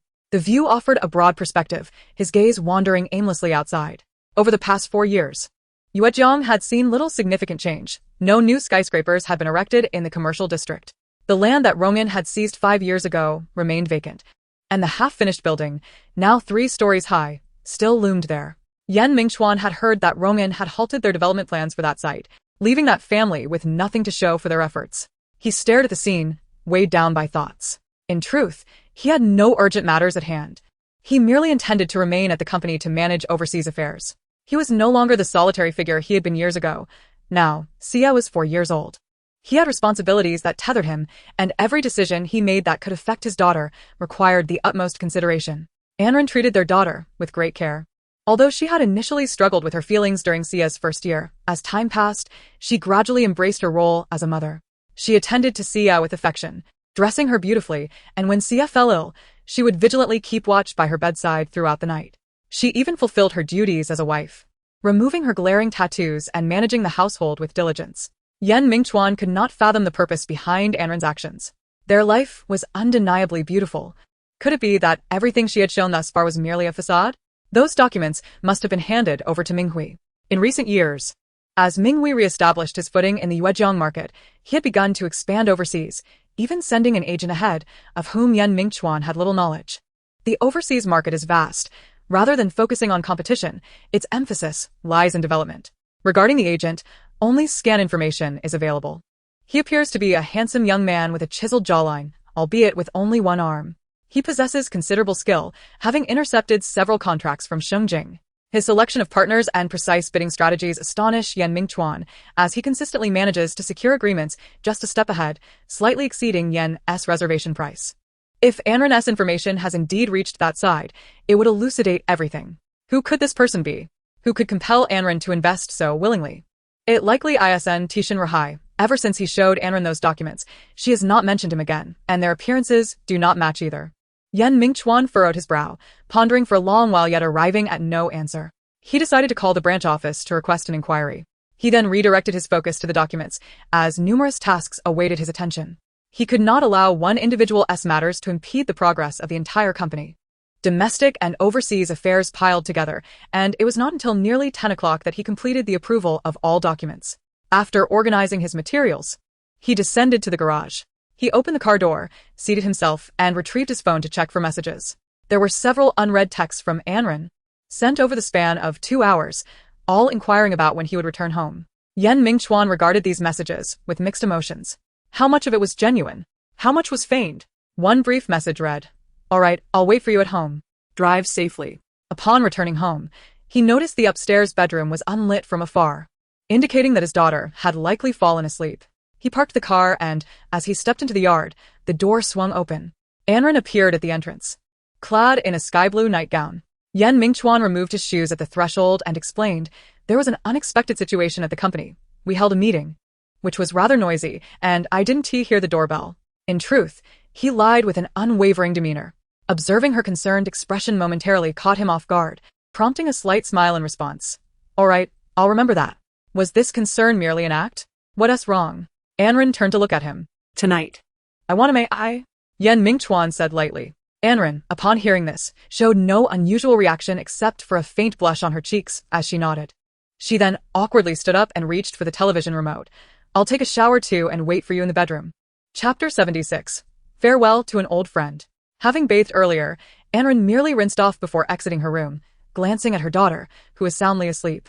She gently kissed her daughter's face before proceeding to Yan Mingchuan's room, dressed only in her nightgown.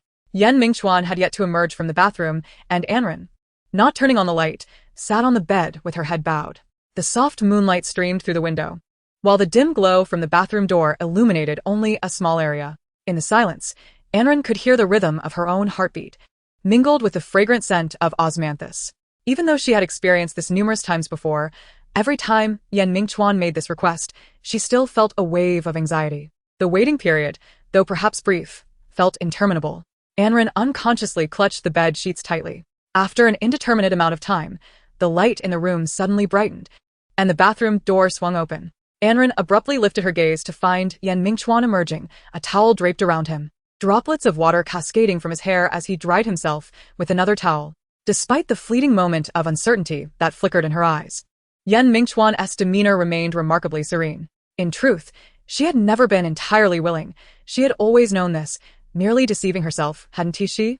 He approached the bedside and switched on the room's lights, instantly illuminating the space. This action left Anren feeling somewhat flustered, prompting her to stammer. "Why did you turn on the lights?" Her face flushed crimson, delicate fingers twisting together in a knot. "But we've always kept the lights off before. This is too sudden. I'm not mentally prepared. Let us wait until next time." Though she was willing to fulfill her marital duties with Yan Mingchuan, it had always been in the cover of darkness. Now, his abrupt request left her at a loss for words. The darkness had been her disguise. In the night, no one could discern each other's faces, thus alleviating her inner guilt. Although she was acutely aware that she no longer had the right to be with the one she loved, she could offer herself to Yan Mingchuan in exchange for her beloved's chance at rebirth. Still, she wished to prevent her entire being from succumbing to this fate. It was not love that motivated her, but rather a mere whisper of self-respect. Yet, as she attempted to articulate her refusal, the sight of Yan Mingchuan's lowered gaze constricted her heart. Tentatively, she murmured, "Next time, I will strive to adapt. Next time will be fine. So, let us not today." Yan Mingchuan said nothing, the creases in the sheets where Anren had grasped them starkly visible as he moved to the window. Gazing at the full moon, he softly replied, "No need." He then drew the curtains, poured himself a glass of water, and after sipping it slowly, donned his pajamas, leaving Anren feeling helpless as she watched him. Was he upset? Just as she contemplated how to express herself, Yan Mingchuan exited the room, stating, "It's getting late. Let us sleep." He lay down on the bed, not revealing whether he had fallen asleep. To avoid waking their daughter, Anren remained silent, hesitating for a moment before climbing into bed beside him and resting her head against his shoulder. Inhaling the fresh scent of osmanthus, she gradually drifted into slumber. The events of that night seemed to leave no lasting impact. In the days that followed, their routine continued as it always had, mundane yet monotonous. However, despite the normalcy, Anren sensed that something felt different. Indeed, everything seemed ordinary. Before long, the end of the month arrived, signaling the day to take Sia for her regular checkup at the hospital. Yan Mingchuan had taken leave early, coinciding with the weekend, allowing Sia to avoid school. As the weather grew cooler, Anren dressed Sia in a cartoon-themed jacket, a matching piece inspired by her recent favorite animated series. Sia's excitement painted her pale little face with a hint of crimson, her large eyes sparkling with delight as she embraced Anren's neck and planted a fervent kiss upon her cheek. With a beaming smile, she exclaimed, "Mommy is truly wonderful." As Yan Mingchuan pushed open the door, he was greeted by the sight of the mother and daughter immersed in joyous laughter, a subtle smile curling at the corners of his mouth. "Let's head downstairs. Breakfast is ready." After their meal, the trio proceeded to the hospital. During the drive, Yan Mingchuan navigated the roads while the laughter of his wife and daughter filled the back seat, creating a harmonious atmosphere under the clear blue sky and fluffy white clouds. The cardiology department was as bustling as ever. Most children around the age of 4 or 5 typically dread visiting hospitals, the stark white surroundings and the sharp scent of antiseptics often unsettling them. Yet, Sia exhibited none of these anxieties. The hospital felt undeniably familiar to her, almost akin to a second home. Numerous nurses recognized the sweet and adorable little girl, greeting her warmly as they passed.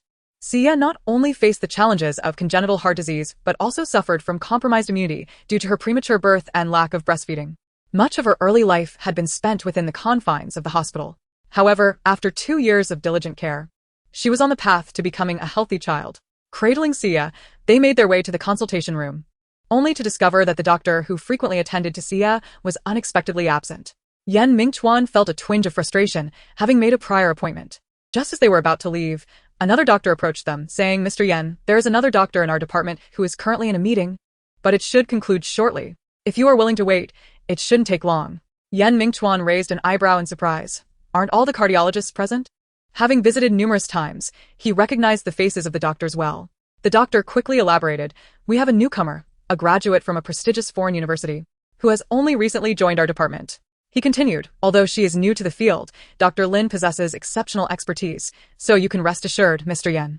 Understanding the difficulty of carving out this time in his schedule, especially with afternoon commitments ahead, Yan Mingchuan agreed to have the new doctor, Lin, see Xia. Seated on the sofa in the department, it was best to maintain decorum in the hospital. Anren held Xia and read her picture book, while Yan Mingchuan leaned against the side, fatigue creeping in as he had worked late into the night making arrangements. Supporting his head with one hand on the armrest, he felt his eyelids growing heavy. Just then, a voice, both unfamiliar yet resonant with familiarity, pierced through the haze of his drowsiness. Mingchuan. Startled from his stupor, Yan Mingchuan's eyes flew open. A pair of chestnut-colored ballet flats stood on the patterned tiles before him. Raising his gaze, he was met with the sight of a petite girl in a fitted white coat, her round glasses perched on her nose. "Senior?" he exclaimed in astonishment, the remnants of his drowsiness evaporating in an instant. "You." He was about to inquire why Lin Shui was present when he noticed her name tag hanging on her chest. Combining this with the doctor's earlier words, he refrained from speaking. It seemed that the new cardiologist was indeed her. Lin Shui remained silent, chuckling as she gazed at him. The atmosphere was one of comfortable silence rather than awkwardness. At that moment, Ran, who had been observing from the side, timidly asked, "Excuse me, are you Dr. Lin?" She found it peculiar that this young woman in a white coat with a bob haircut had been fixated on her husband since entering. That gaze stirred an inexplicable discomfort within her, as if someone were coveting her possessions. Furthermore, Yan Mingchuan had just referred to her as senior.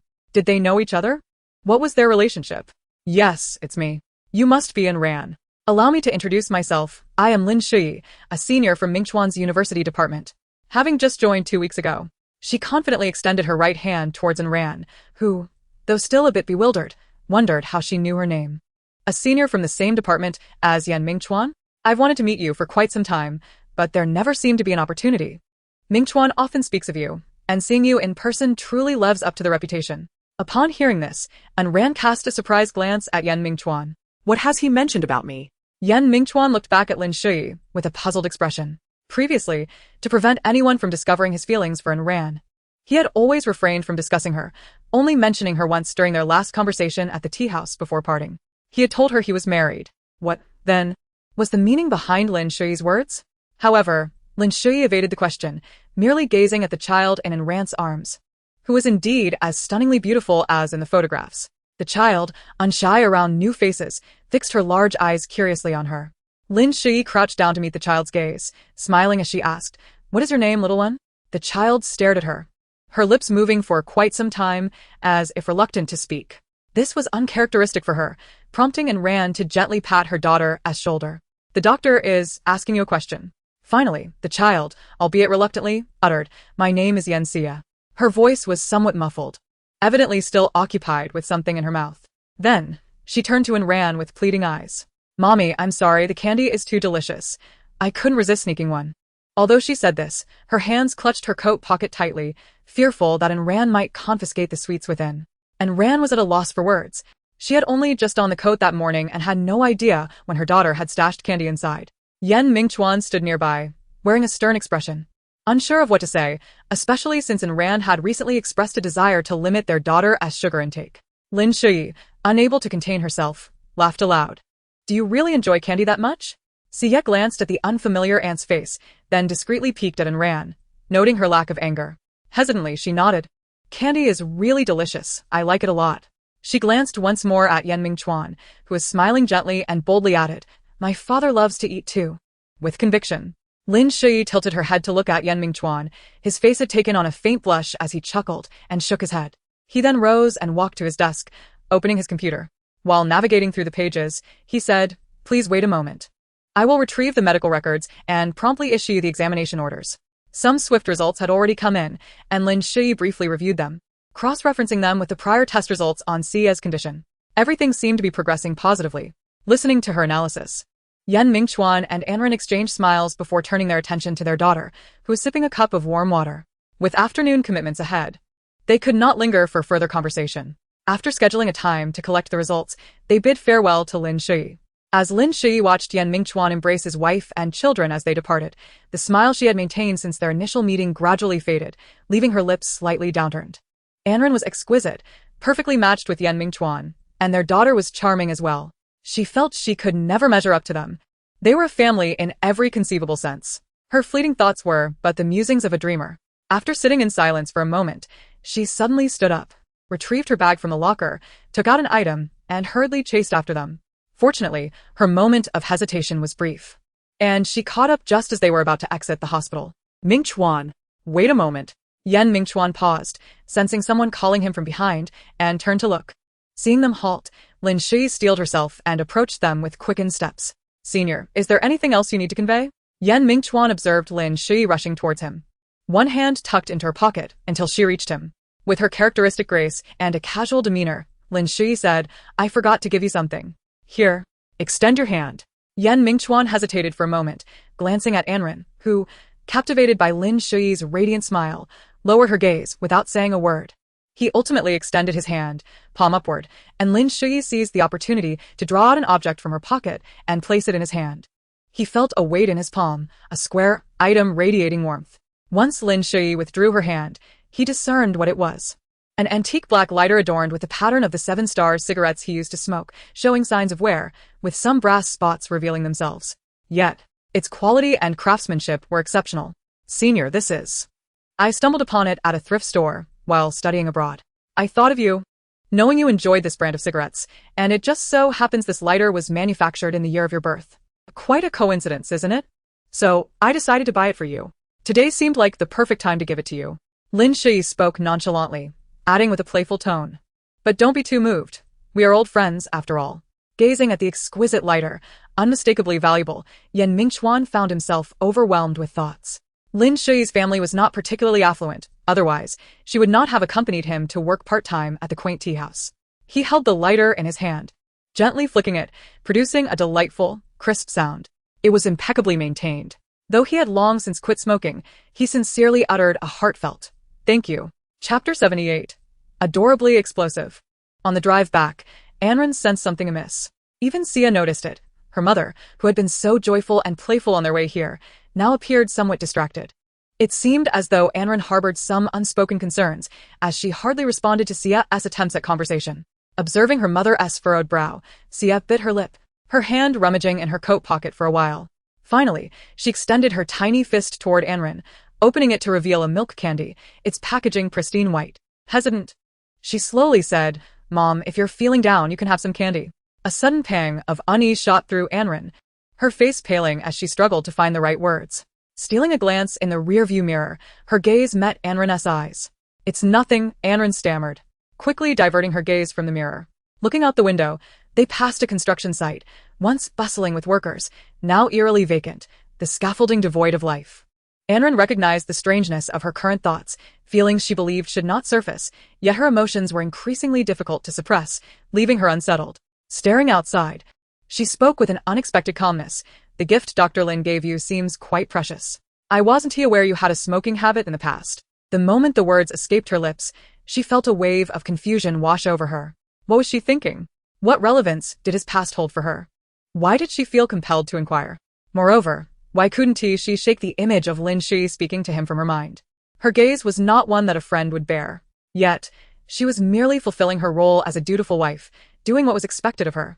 Why did she feel an uncontrollable urge to ask? Was she perhaps too deeply engrossed in her role? Was this truly a reaction befitting a normal wife? Yan Mingchuan remained silent for a considerable time, just as Anren began to think he would not respond. Finally, his cool voice broke the silence. I smoked for a few years before we got married, but I quit after marrying you. I didn't mean anything by it, Anren stuttered, but before she could finish, he continued, during my university years, Senior Lin helped me immensely.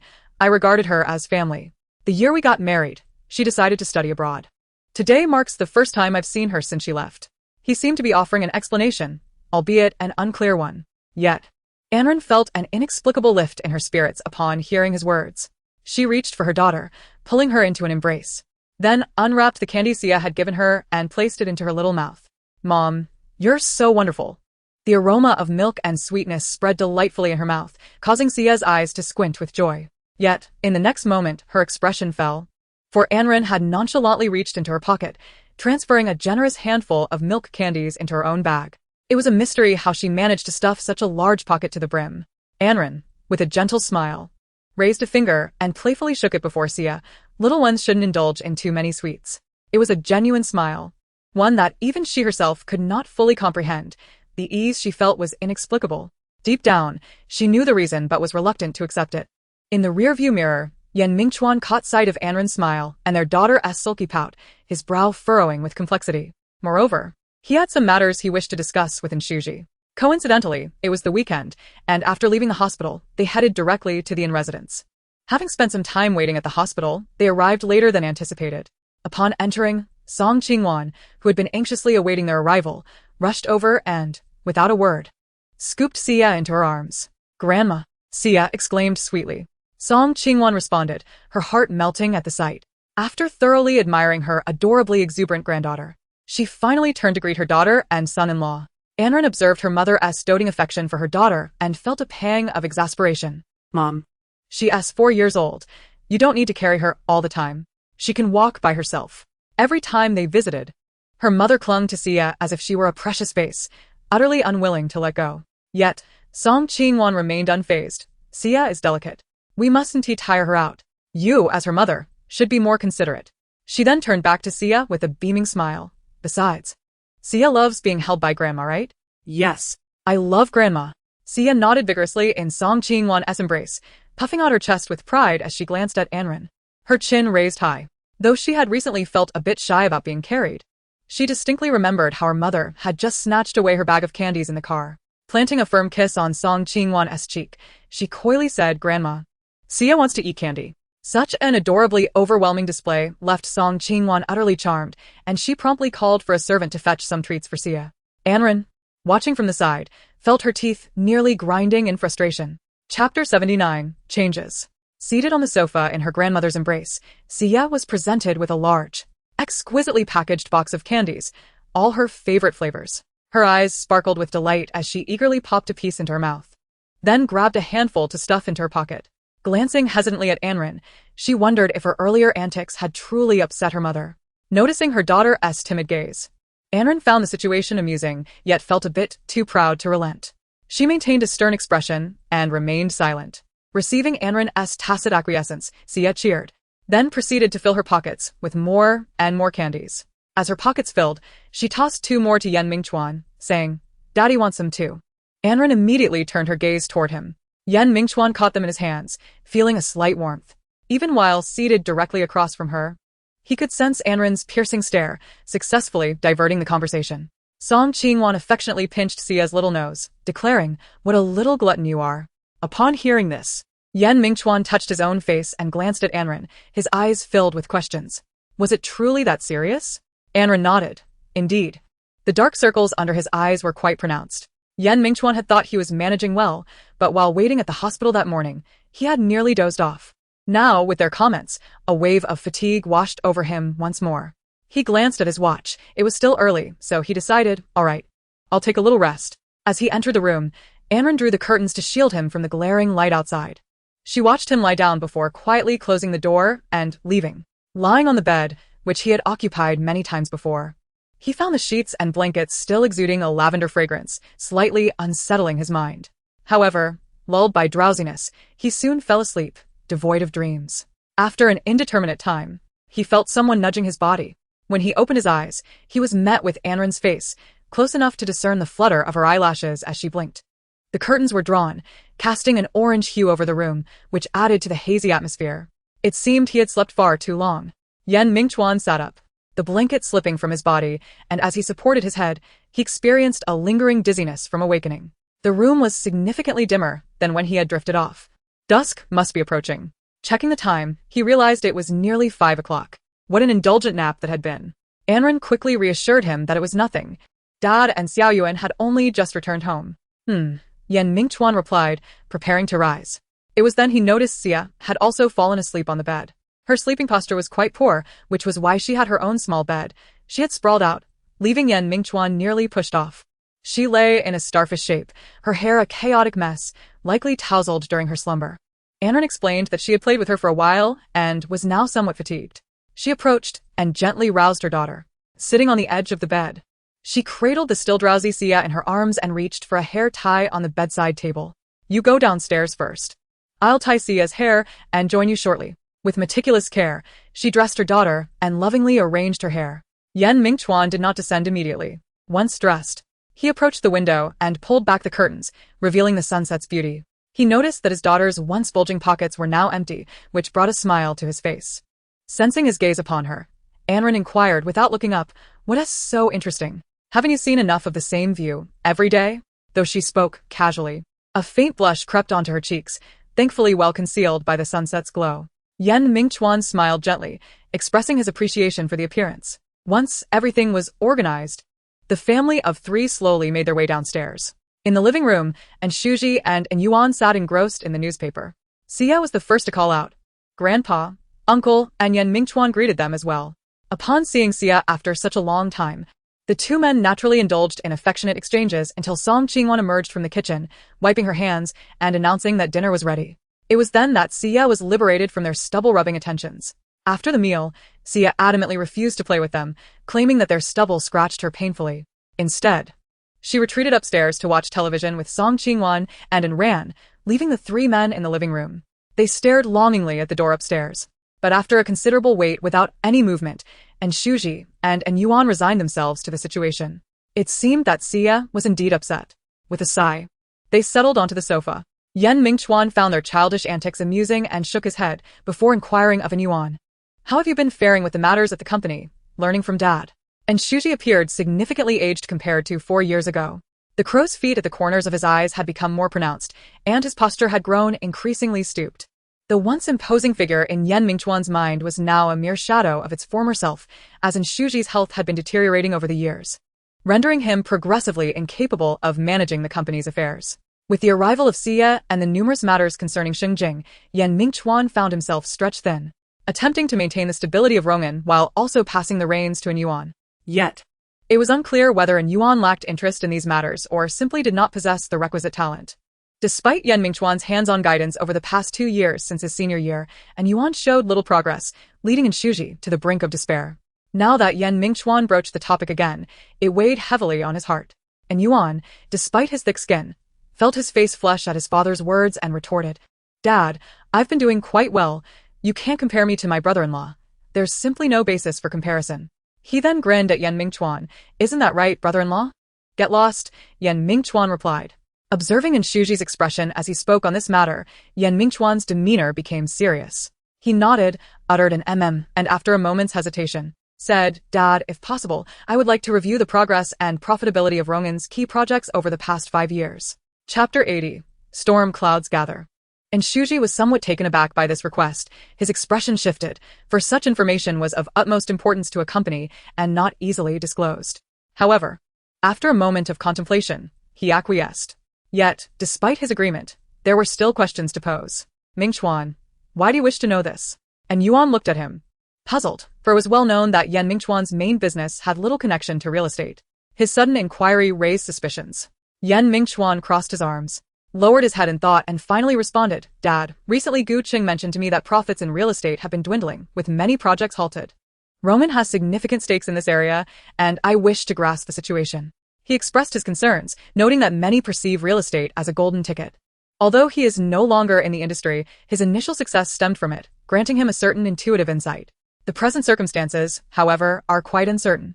In recent years, the situation in Yuejiang has remained largely unchanged, with numerous construction sites ceasing operations one after another. Yet, Shuji listened and, with a dismissive smile, replied, "Mingchuan, I have been in the real estate sector for quite some time and have encountered downturns on several occasions. As you mentioned, these past 2 years have indeed been challenging. But such fluctuations are entirely normal. I believe you need not worry about it." Yuan chimed in eagerly, "Indeed, brother-in-law, you seem to be overly anxious.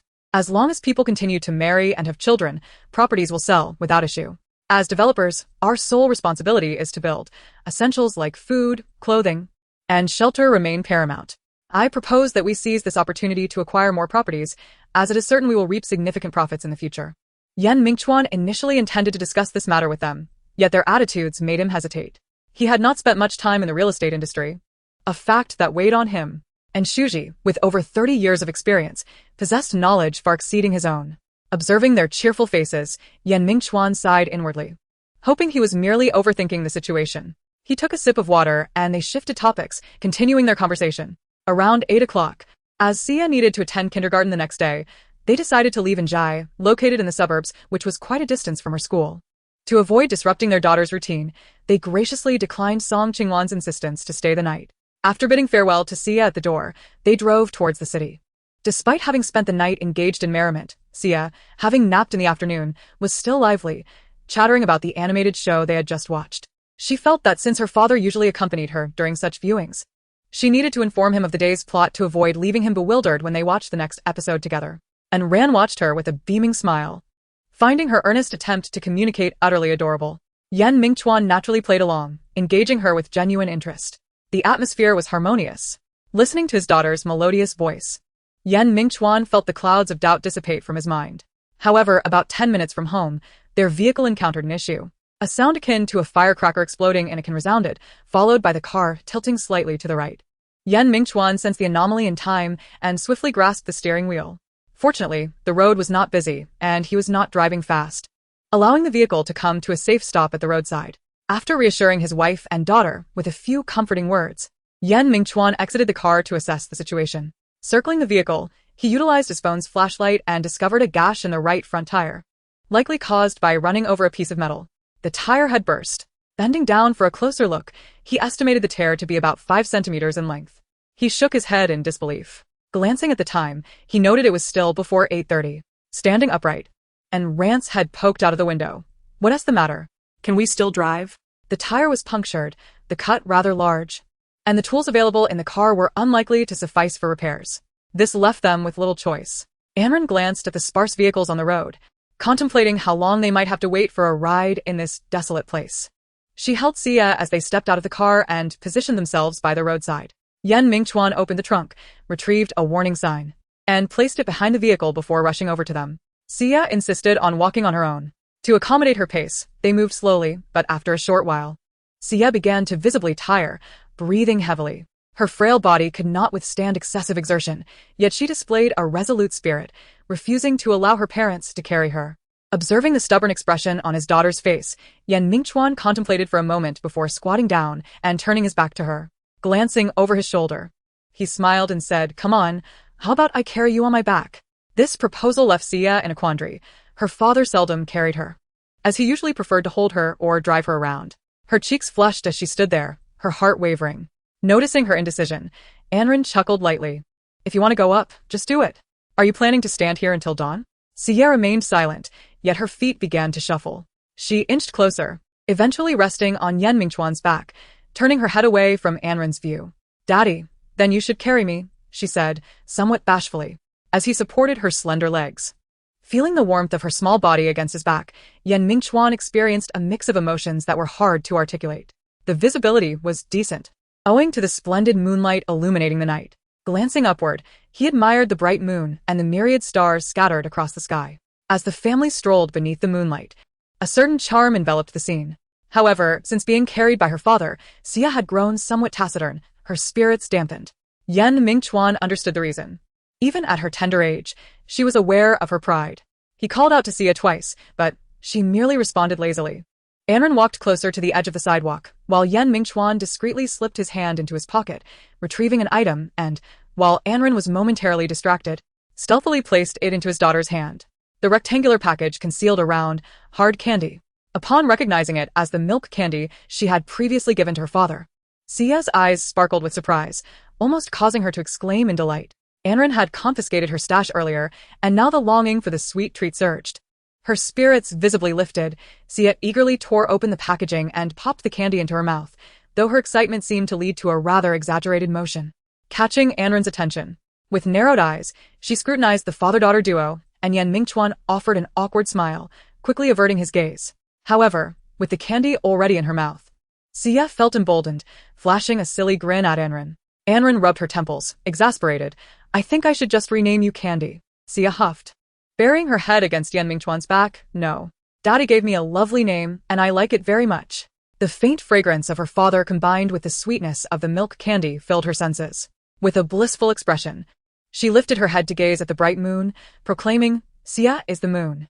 Then, leaning forward, she planted a kiss on Yan Mingchuan's cheek, beaming as she declared, "Daddy is the sun. We shall never be apart." Chapter 81. The Naive Innocent. On the first day of November, Ran, as usual, dropped her daughter off at kindergarten. She was supposed to drive away, yet found herself lingering in place for an extended period. Once back in the car, her hand rested on the steering wheel. Caught in indecision. It was the beginning of the month, indicating it was time for her bank visit. Her fingers clenched the bag, where Yan Mingchuan's supplementary card pressed uncomfortably against her palm, prompting Ran to bite her lip and lower her gaze in contemplation.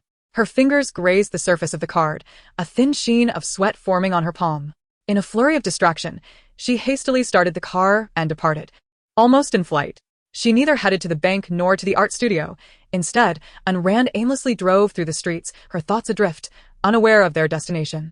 She felt a sense of strangeness and fear towards her own self. This transformation was unwelcome. No, it was intolerable. Finding a secluded spot, she parked the car, leaned back in the seat, her brow and eyes drooping, enveloped in despondency. Suddenly, her phone rang, breaking the tranquility. Ran retrieved her phone, her pupils contracting at the sight of the caller's number. She hesitated before pressing the answer button, frowning as she brought the phone to her ear. "Miss N." A middle-aged voice on the other end exuded confidence. "Is there something you need?" she inquired. Zhang Jinxiang, with a cigarette pinched between his fingers, sat in his new, spacious, and opulent office. With a satisfied smile, he admired the recently installed crystal chandelier worth hundreds of thousands, and cheerfully remarked into the phone, "I'm just here to remind you, Miss N, it's nearly afternoon, and I have yet to receive your materials." It dawned on Ran that it had been 10 days since she last sent the documents, causing her hand to unconsciously clench tighter.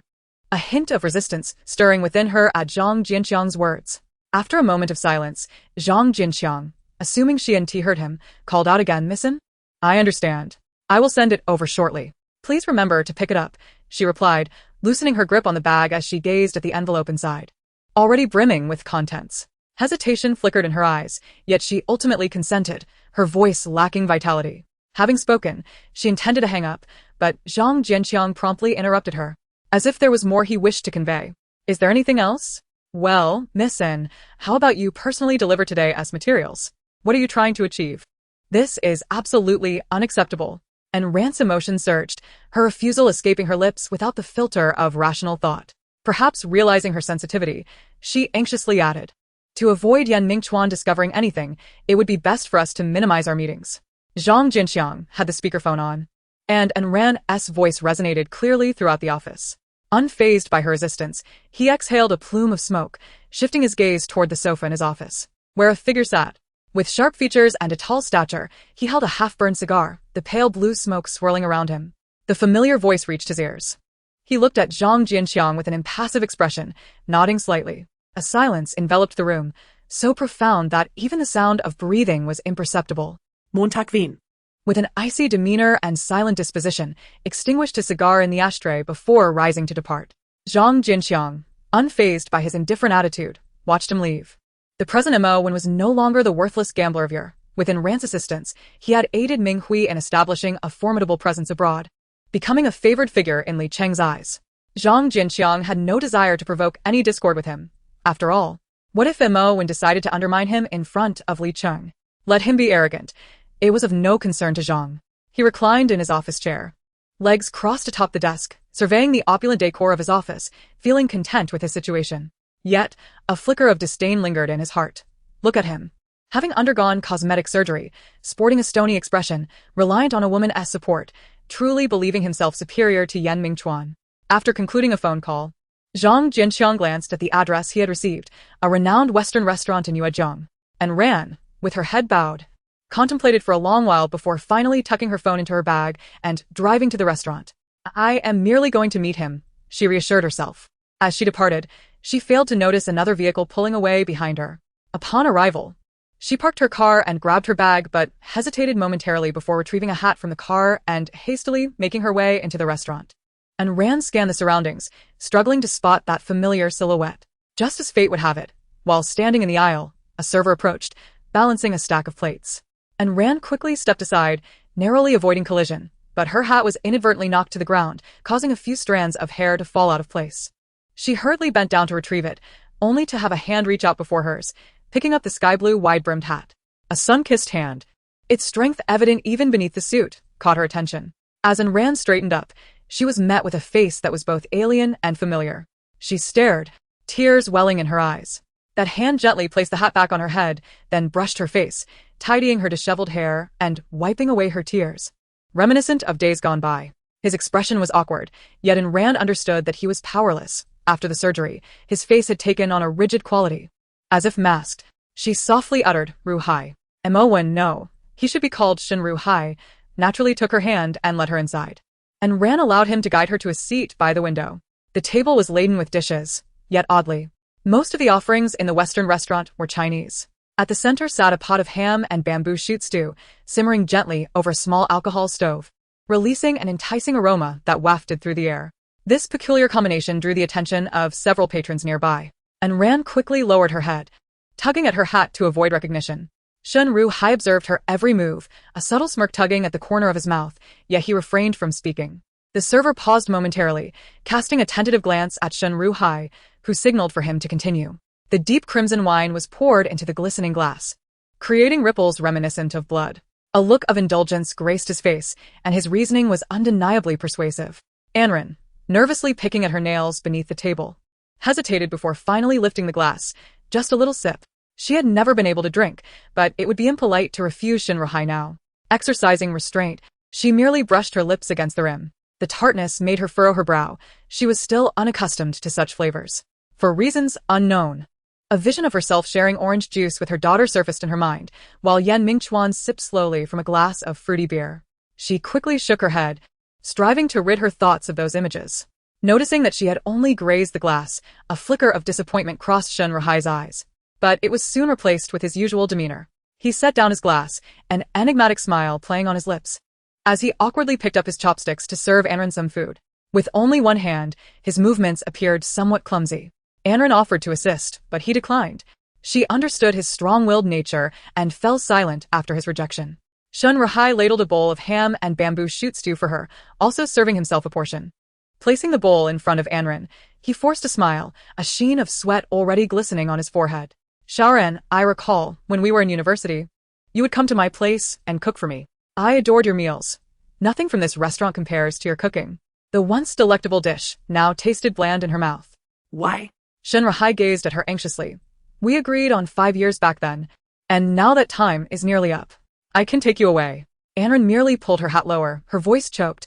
I am already too deep in. I cannot escape now. You know I have borne a child for him. His accusation pierced her heart like an arrow, reminiscent of 4 years ago when he had exclaimed, Anren, you betrayed me. The pain was suffocating. Anren quickly looked up. No, how could I possibly love him? He destroyed your face, took your left hand, leaving you like this. She gazed at Shen Ruhai's unfamiliar face and his empty left arm, tears streaming down her cheeks. I can give you nothing anymore. The promises of a complete body and beautiful feelings. I cannot offer you anything. At that moment, all that remained was a deep sigh. Shen Ruhai silently regarded her tear-streaked face, still breathtakingly beautiful. He finally spoke, his voice slow. I do not care about any of that, for it was never your intention. I know you were forced into this, as was that child. Do not concern yourself with the child. If you are willing to come with me, we will have children of our own. His words left Anren speechless, the long-buried obsession within her clamoring. Agree to him. Go with him. Now. Yet, the sound of her daughter calling daddy and mommy, the tinkling laughter, the adorable sneakiness of stealing candy, the sight of her daughter beaming while perched on Mingchuan's back, and the sensation of holding her close filled her mind, rendering her unable to speak those words. Even if she were to perform for a lifetime, having Sia was already sufficient for her. She would be her sole redemption amidst eternal suffering. The silence, interspersed with sobs, was her answer, accompanied by the gentle gaze of Shen Ruhai. He straightened up and approached the grand floor-to-ceiling window, where the sunlight streamed in perfectly. The dishes on the table remained largely untouched, and the fuel in the alcohol stove had long been consumed. Now, the large pot of ham and bamboo shoots had ceased to boil, a layer of oil forming on the surface. Regaining her composure, she dabbed at her tears with a tissue, her eyes still slightly reddened, resembling a delicate flush of rouge. She placed the envelope from her bag on the table, rose, and stood behind Shin Ruhai. After a moment's hesitation, she embraced him from behind. Ruhai, you have waited for me far too long. Do not dwell on me any longer. There are many wonderful girls in the world, and I am no longer the one destined for you. Rest assured, my heart will always belong to you, forever. I will always support you, as long as you find happiness. She endeavored to infuse her voice with a lively gentleness, yet the words still bore a bitter edge. Deep down, she understood that there would be no future for them. Sunlight poured through the window, yet it was entirely obscured by her wide-brimmed hat, casting her face in shadow. At a corner across the dining area, a car was parked, having followed her since her departure from kindergarten, though she remained unaware. This was the information Mingchuan had received yesterday. He sat in the car with a cold expression, having witnessed everything. Is it a Moen? Several times. He had contemplated storming in to deliver a punch to that man's mask-like face, thoroughly distorting it. Yet he restrained himself, knowing he must allow the plan to unfold and ensure that the information reached Minghui without hindrance. He glared at the man, prepared to turn away, when suddenly his phone rang at the most inopportune moment. Upon glancing at the screen, he saw it was a call from the kindergarten teacher. Chapter 82, Milk Candy. The kindergarten teacher informed Mingchuan that Sia had gotten into a fight with her classmates and urged him to come immediately. She was fully aware of Sia's identity, and her demeanor was cautious in his presence. Hearing this, Mingchuan's heart clenched. How could Sia possibly be involved in a fight? He dared not dwell on it further. Hastily responding to the teacher before taking one last glance at Anren as she boarded a taxi, then turning to leave, he drove swiftly, his mind a tempest of anxiety and agitation, a fire burning in his chest. Upon arriving at the kindergarten, the teacher was already waiting at the entrance. Not daring to slacken her vigilance, Mingchuan parked his car and strode towards her. Where is my daughter now? He inquired urgently, his face betraying clear concern, his voice trembling slightly.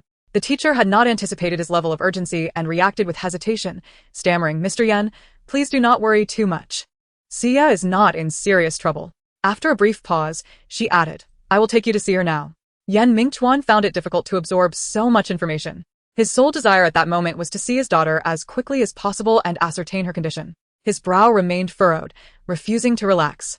She hurriedly led him to the lounge where Sia was waiting. As soon as the door opened, before the teacher could step aside, Mingchuan forcefully squeezed in, letting out a sigh of relief upon entry. Inside the lounge, Sia was comfortably seated in a soft chair, her small hands resting on the armrests, her feet occasionally swinging.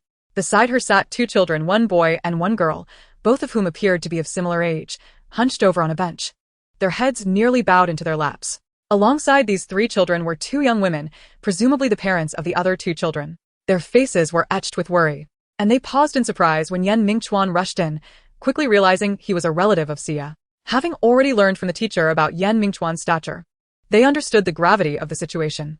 They hesitated to speak, but Mingchuan's stern demeanor deterred them from voicing their concerns. He strode directly towards his daughter, who greeted him with a shy, silly smile and sweetly called out, Daddy. Mingchuan silently crouched down, likely assessing her condition. There were no obvious injuries, though her face bore some bruising that drew attention to her otherwise pale features. Despite a torn sleeve, the layers of clothing she wore, due to the cold, had cushioned her arms. Sia obediently allowed him to inspect her, softly assuring him, Daddy, I'm fine. Seeing his daughter in good spirits, Mingchuan's mind began to calm, prompting him to inquire about the incident. I have always told you to be cautious with your health and daily activities. Why would you engage in a fight? Sia bit her lip, at a loss for how to explain to her father. Although she believed she was in the right, having been bullied by the two others, she felt a pang of guilt for causing her father concern, aware of his busy schedule despite her young age. Yet, Mingchuan patiently awaited her response. At that moment, the teacher, nursing her shoulder that had collided with Mingchuan, approached cautiously from behind, stating, Mr. Yen, here's what happened. During the lunch break, Sia found a kitten in the crevice of the wall outside the restroom, likely abandoned by its mother. However, Pingping saw it and wanted the kitten as well. When Sia refused to give it up, they began to argue. Xiang and Pingping, who have grown up together, intervened to help her claim the kitten. It's unclear who threw the first punch, but soon enough, a scuffle broke out. As she spoke, she noticed Mingchuan's expression growing increasingly cold and quickly added, however, the fight did not last long. Other children alerted us, and we rushed over to separate them before promptly informing you, Mr. Yen. They are still just children, lacking a clear understanding of right and wrong. With his brow furrowed, Mingchuan listened intently to the unfolding events, turning his gaze towards the two children named Pingping and Xiang. Their mothers appeared pale, and the children sensed the adults' anxiety, realizing they had likely caused significant trouble. And thus they hung their heads in silence. From the profile view, one could discern several scratches adorning the boy's cheek, while the girl's dress lay in tatters. Mingchuan gazed at his daughter, who, with wide, sparkling eyes, looked back at him. An uncomfortable silence enveloped the room, aside from the father and daughter. Everyone else in the lounge held their breath, speculating on Mingchuan's reaction. The mothers of the two children were particularly anxious, their hearts lodged in their throats. Though their family held some renown in Yuejiang, they knew that provoking a man of Mingchuan's stature was utterly inadvisable. After a lengthy pause, Mingchuan finally spoke, inquiring, "Where is that cat? I wish to see it." Instantly, Sia's eyes lit up with excitement. "Oh, okay." The teacher, caught off guard by Mingchuan's request, quickly exited the room. After a brief interval, she returned, carrying a pet carrier. Upon seeing the teacher enter with a cage, Sia joyfully leapt from her chair, eager to rush over, but upon noticing her father's watchful gaze, she tempered her pace and approached slowly. The teacher, anxiously observing Mingchuan, only felt relief when he made no sudden movements, allowing her to hand the carrier to Sia. Inside the carrier lay a cat, its body mostly a dull gray, scarcely larger than Mingchuan's palms, languishing and emitting faint mews intermittently. Mingchuan felt somewhat speechless. Was this scruffy cat truly worth Sia's willingness to engage in a brawl? Nevertheless, seeing his daughter's joy brought him a measure of comfort, alleviating his previously somber mood. He gently patted her head, ushering her behind him, signaling her to sit, before preparing to discuss the matter at hand with the two parents. As he contemplated how to address the situation, he felt a sense of responsibility to protect Sia. Just as his grandfather had once sheltered him, she hid behind him, revealing only her small head, reminiscent of his own childhood self cowering behind his grandfather. Yet, the words she spoke were ones he had never dared to utter in his youth. Mingchuan was taken aback. He observed the two children, noticing that upon hearing Sia's words, their mother seemed to exhale with relief, though her anxiety remained palpable as she continued to watch Mingchuan intently. The children, too, looked up at Sia with puzzled expressions, their faces adorned with more color than even hers. With Sia's assertion, Mingchuan felt compelled to align with her sentiment rather than appear overly calculative. After negotiations, it was agreed that each party would bear their own medical expenses. Though Mingchuan stipulated that the two children must apologize to Sia, the mothers readily acquiesced, recognizing the fortuitous turn of events. Who could have anticipated that the cherished daughter of the Yen family, so young, would possess such a generous spirit? Blushing slightly, Sia accepted their apologies, retreating once more behind her father, her eyes sparkling with innocence. With the matter resolved, Mingchuan chose not to linger further. After the day's events, he promptly took Sia home. The carrier, originally a relic from the kindergarten's rabbit-keeping days, had been firmly insisted upon by Mingchuan despite the teacher's fervent objections. And he resolutely paid for it. The weather was not overly warm, and after some reflection, he placed the carrier in the trunk. A sunbeam illuminated the small cat, which shifted its body slightly, confirming it was indeed alive. After closing the trunk, Mingchuan stood up and gently placed the reluctant Sia into the car, fastening her seatbelt before driving away. Since there was still ample time, he decided to take Sia to the hospital for a comprehensive checkup, as he remained concerned for her well-being. Along the way, Sia animatedly recounted her valiant feats in battling the two adversaries, causing Mingchuan's expression to darken with each word. She seemed rather proud of herself, a stark contrast to the gracious little princess she had been moments ago. He admonished her a few times, prompting her to fall silent. After a while, she gazed at him with wide eyes and implored, "Daddy, I want to take care of that cat myself, at our home. Please don't send it to Grandma's, okay?" Her innocent words struck a chord within Mingchuan. The cat was motherless, and in that fleeting moment, a multitude of thoughts flooded his mind. He let out a soft sigh, ultimately conceding, "All right then, we'll visit the pet hospital to have it checked. If it's healthy, we can keep it." Yay. "You're the best, Daddy." Upon arriving at the hospital, Sia hopped out of the car, eager to catch another glimpse of the cat. With a resigned smile, Mingchuan opened the trunk for her to have a quick look before they entered the hospital. Since it was merely a routine physical examination and an X-ray, the process was rather swift, and they were soon waiting for the results. Given the day's events, Sia grew weary, snuggling into his embrace, where she felt secure and soon drifted into a light sleep. Seated in the waiting area, Mingchuan quietly observed his daughter's sleeping face. Noticing the sunlight slanting through the windows, he decided to check the time. Having dressed casually, without a watch, he retrieved his phone from his pocket.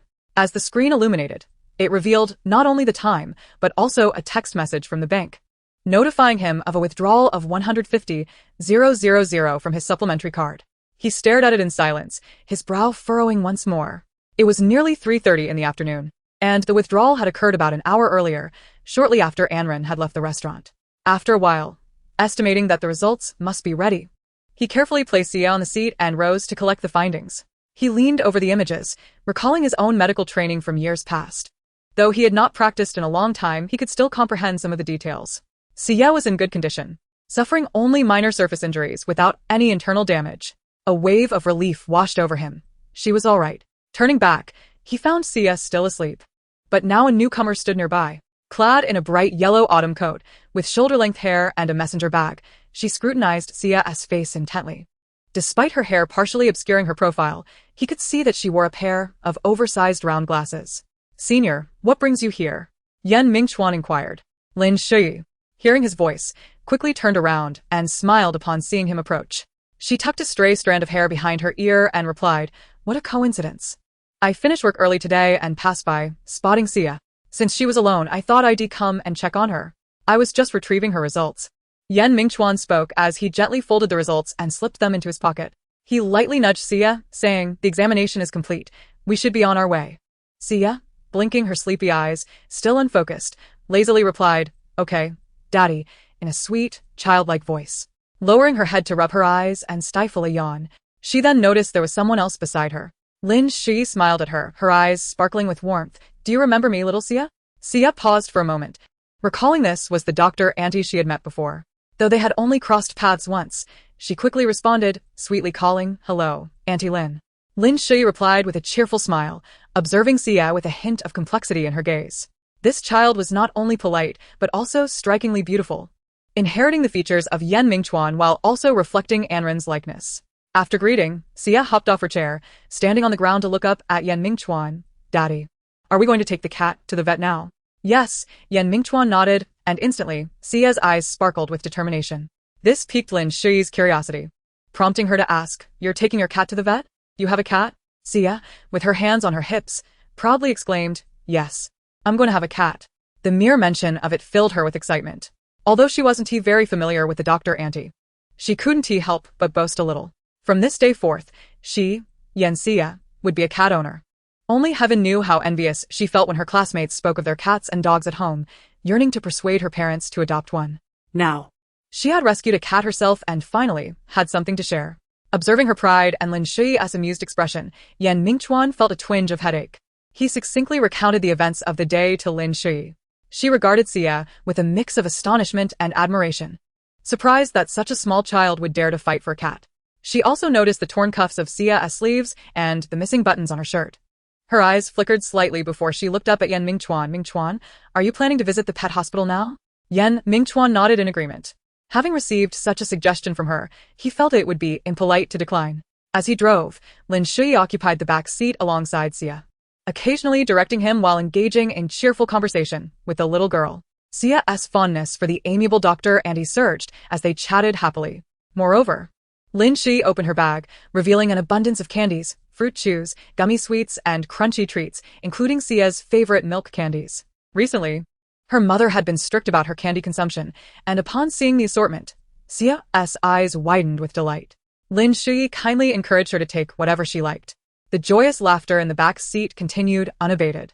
Yet, as he gripped the steering wheel, Yan Mingchuan remained untouched by their exuberance, his expression remaining composed and neutral, hidden from their cheerful sight. Soon, they arrived at the pet hospital that Lin Shi had mentioned. The establishment was of a decent size, and the staff appeared quite professional. He approached and handed a bottle of water to his daughter, inquiring, "Where is Aunt Lin?" Upon hearing this, Yan Mingchuan glanced outside the door, which was empty, with only a few hurried pedestrians passing by. He turned back without saying much and settled down on the sofa, opening his phone to peruse the latest news. Sia quietly indulged in some candy nearby. However, it wasn't long before hurried footsteps echoed from the entrance. She was slightly out of breath, evidently having rushed over. Lin Shui, carrying a bag, felt a sense of relief upon seeing Yan Mingchuan and Sia still inside the store. She entered, saying, "I was worried you might leave before I arrived." "Senior, where have you been?" Lin Shui accepted the water, her cheeks slightly flushed. After taking a sip to catch her breath, she raised the bag she held, indicating, "I went to buy a few things." As she spoke, she set down the water and retrieved several pieces of clothing from the bag, children's attire. She chuckled awkwardly. Sia's clothes are torn and unappealing, so I bought her a couple of new ones. Yan Mingchuan paused for a moment, glancing between Lin Shui and his daughter. Upon hearing that the kind doctor had purchased her clothes, Sia looked at her tattered jacket, realizing it indeed lacked aesthetic appeal. However, as she gazed at the beautiful garments in Lin Shui's hands, a sense of unease washed over her, for she was not very familiar with the doctor. She lifted her head, looking at Yan Mingchuan in confusion. Lin Shui bravely met Yan Mingchuan's gaze, aware that her thoughts were laid bare before such a seasoned businessman. Yet she still felt compelled to act. Gradually, however, she found herself faltering. His gaze was so cold. It instilled a sense of dread that made her want to look down. Perhaps she had been too presumptuous, she thought to herself. The smile she maintained felt increasingly strained, and each second seemed to drag on painfully. The awkward silence was finally shattered by a staff member's voice. "Sir, your cat's examination is complete. Then I'll just take one outfit. There's no need for the rest."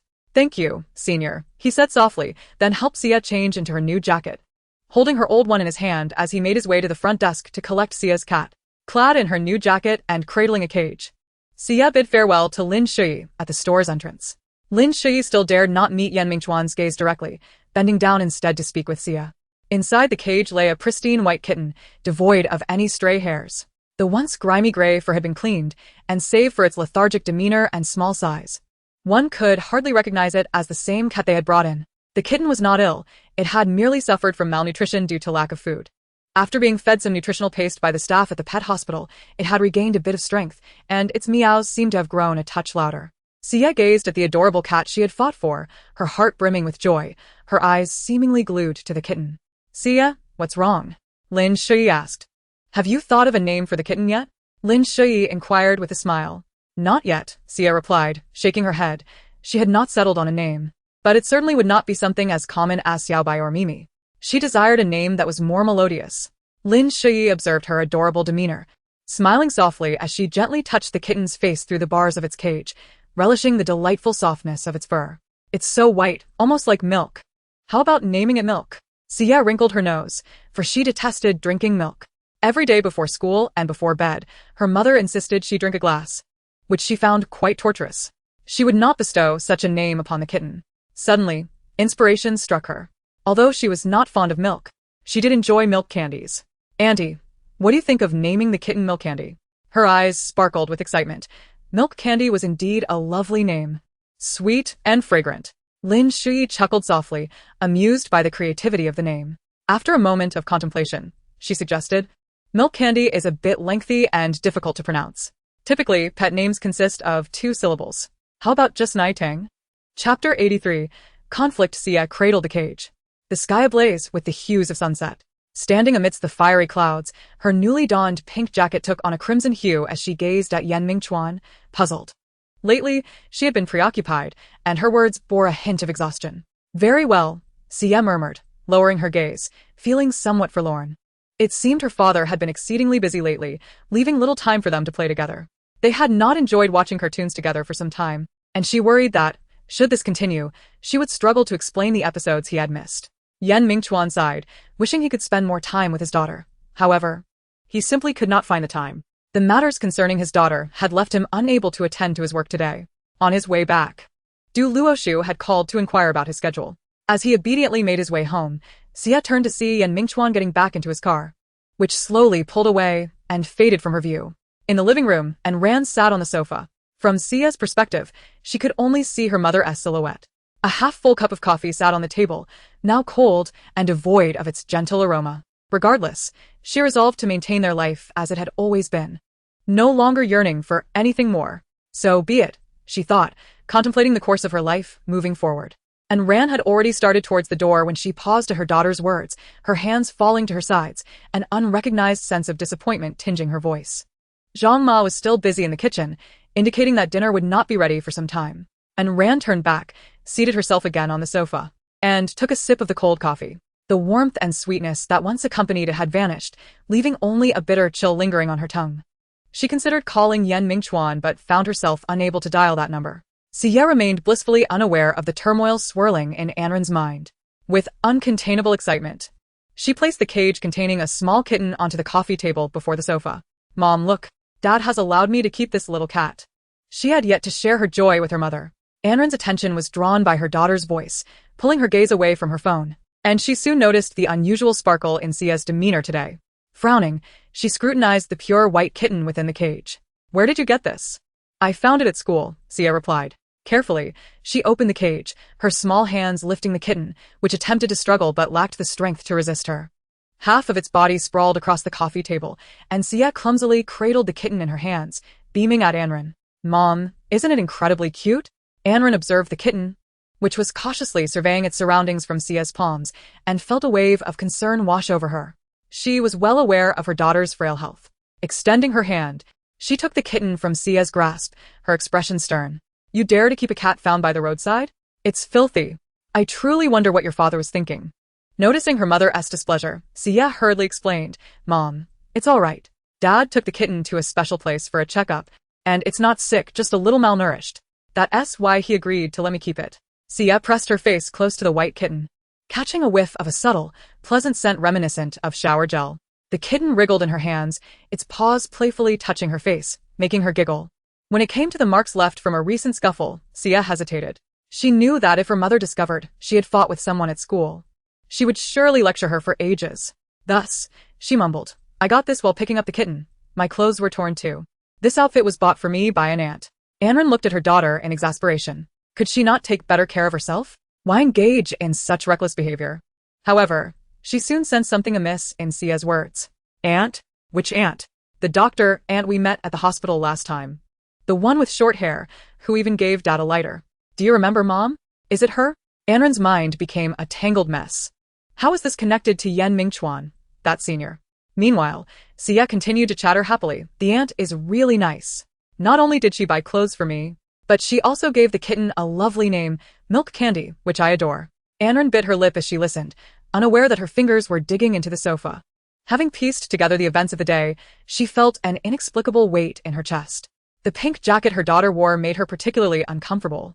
Furthermore, as she listened to Sia's description, she could vividly imagine Lin Shui, Mingchuan, and Sia together, a swarm of ants crawling in her heart, leaving her inexplicably unsettled.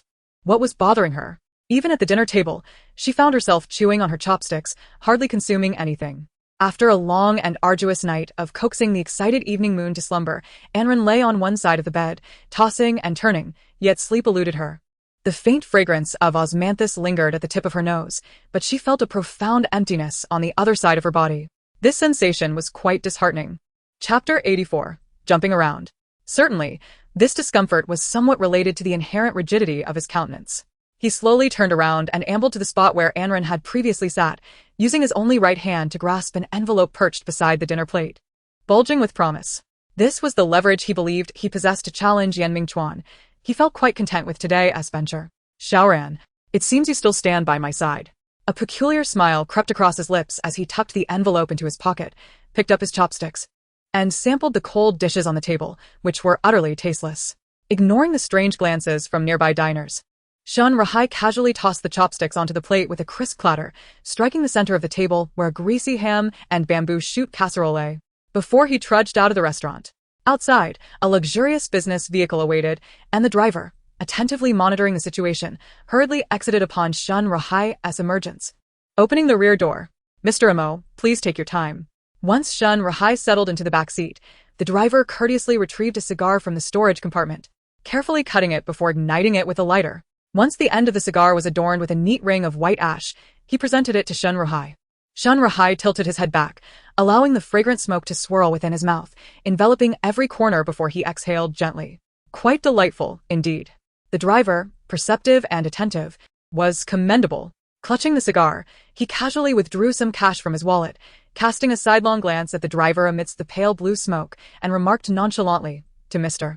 Li's place. Minghui. In Li Cheng's office, incense wafted through the air, though upon closer inspection, the aroma was somewhat peculiar. Minghui, having consolidated numerous subsidiaries, was now thriving. Li Cheng increasingly felt that the towering edifice across from him was no longer an insurmountable challenge. Years had passed, and the building seemed to have aged, allowing him to gaze effortlessly at the highest floor on sunny days. Seated in his chair, he noticed a small mirror on the desk. Perhaps recently dropped by his secretary after their business was concluded. He picked it up to examine his reflection, noticing that his temples were not as gray as before. He reveled in the thought that when his son was ready to take over, he would undoubtedly pass on a flourishing Minghui, allowing himself to embark on a journey around the world to rejuvenate his life in its autumn, which would be truly splendid. Tall and formidable, with a stern visage, Li Cheng was taken aback upon seeing the man's face. He questioned, perplexed, Imowen, what brings you here? He should have remained in a realm beyond Yan Mingchuan's reach, functioning as a sharp dagger in his hand, continually extracting flesh from the prosperous scene. Li Cheng's gaze suddenly darkened, and he coldly regarded Shen Ruhai. The imposing presence of a superior made even the secretary nearby feel a prickling unease, prompting him to stand timidly beside Li Cheng, too intimidated to utter a word. Shen Ruhai, however, was unfazed by Li Cheng's demeanor. He understood that the latter was merely posturing, leveraging his position for the sake of overseas markets. This was not the first time he had encountered Li Cheng in such a disheveled state. Now, as someone who was also addressed as Mr. Mo in public, he wondered if he was still expected to serve Li Cheng. The latter's attitude genuinely irked him. Very well, if you wish to show me disdain, then I shall return the favor. Casually settling into the sofa with his legs crossed, Shen Ruhai took a leisurely puff of smoke, savoring it before exhaling and raising the remaining half of his cigar, seemingly in search of an ashtray. Unfortunately, it was a tad out of reach. Yet, it mattered not. Unable to reach the ashtray, Shen Ruhai simply extinguished the cigar on the coffee table, then turned to regard the visibly perturbed Li Cheng with a faint smile. Li Cheng was seething with suppressed fury, struggling to contain his emotions. After a prolonged moment of staring at Shen Ruhai, he finally exhaled, irritably waving his hand to dismiss his bewildered secretary. With a terse inquiry, he asked, "What is it?" Shen Ruhai stroked his chin. Feeling the smoothness left by his assistant's careful grooming, I believe it is time to launch a comprehensive assault on Shengjing. I have already begun to make arrangements overseas, and I hope you will join me in taking action in Yuezhong. You wish to topple Yan Mingchuan? Li Shen exclaimed. Incredulity etched across his face as he gazed at the composed man on the sofa, as if he had just heard the most absurd tale. Even if he were to revive Minghui now, he would be content to safeguard his own territory, never daring to covet a share of Shengjing's pie. Was Shen Ruhai out of his mind? Or perhaps it was simply a remnant of his former gambling tendencies. By what right? When Yan Mingchuan is ruthless. Even I would bow to him. Just based on you? Ha! Li Cheng regarded Shen Ruhai as if he were a madman. Shen Ruhai chuckled lightly. By the very fact that I have managed to elevate Minghui's overseas business to its current stature in just 3 years. He pulled an envelope from within his coat, raising it to chest level. It is based on this that I have confidence.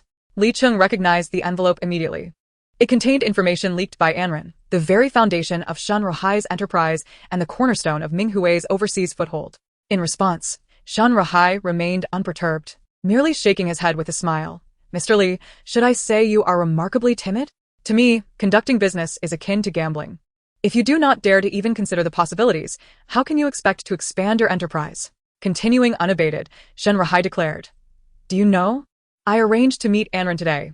After 4 years, I can still summon her to my side with a single phone call. She harbors no feelings for Yan Mingchuan. With such a trump card, why are you so reluctant to utilize it? Wouldn't it be better to make a bold gamble? Allow her to rummage for a mere morsel of information. While you may find it insufficient, I find it rather bothersome when it comes to executing matters. Chapter 85, Behind the Scenes. When Minghui departed, Shen Ruhai maintained a serene expression. Li Cheng did not make an immediate commitment, stating that he required time to ponder. Shen Ruhai paid it no mind. He was aware that Li Cheng would acquiesce. In fact, prior to meeting Li Cheng, Shen Ruhai had already reached a decision. This visit was merely to gauge Anren's attitude towards him, to plan for future endeavors, and to casually inform Li Cheng. A single thread can set the entire tapestry in motion. He was unafraid that Li Cheng would remain passive should he stir up trouble overseas. He was operating under the auspices of Minghui's banner. Regardless of his actions, they would inevitably be linked to Li Cheng. The overseas territory was his domain. And even if Li Cheng was reluctant, he would have to concede to Shen Ruhai. The afternoon sun had already descended, and standing in the open space in front of the Minghui building, he cast a scornful glance at the towering edifice across the way. A few rays of sunlight reflected off the glass facade, casting alternating shadows across his face. Yan Mingchuan, just give me 6 months, and I shall shatter you into oblivion. From the information gleaned over the past month from Anren, it was evident that Shengjing was taking excessive strides, with financial gaps beginning to surface. Yan Mingchuan was struggling to maintain the facade, and this presented an opportunity for Shen Ruhai. A luxurious and elongated business car whisked him away to the most bustling district of Yuezhong, halting before a skyscraping hotel, which now served as Shen Ruhai's residence. Even a glance from a pauper would invoke a sense of sin. An exclusive haven for the affluent, the cheapest room here began at 5,000. With wealth comes the desire for the finest. Upon disembarking, he generously tipped the attentive driver, and amidst the driver's cheerful compliments, Shan Rahai entered with a buoyant spirit. His strides were strong and assured, the expensive leather shoes resonating a melodious sound against the ceramic tiles.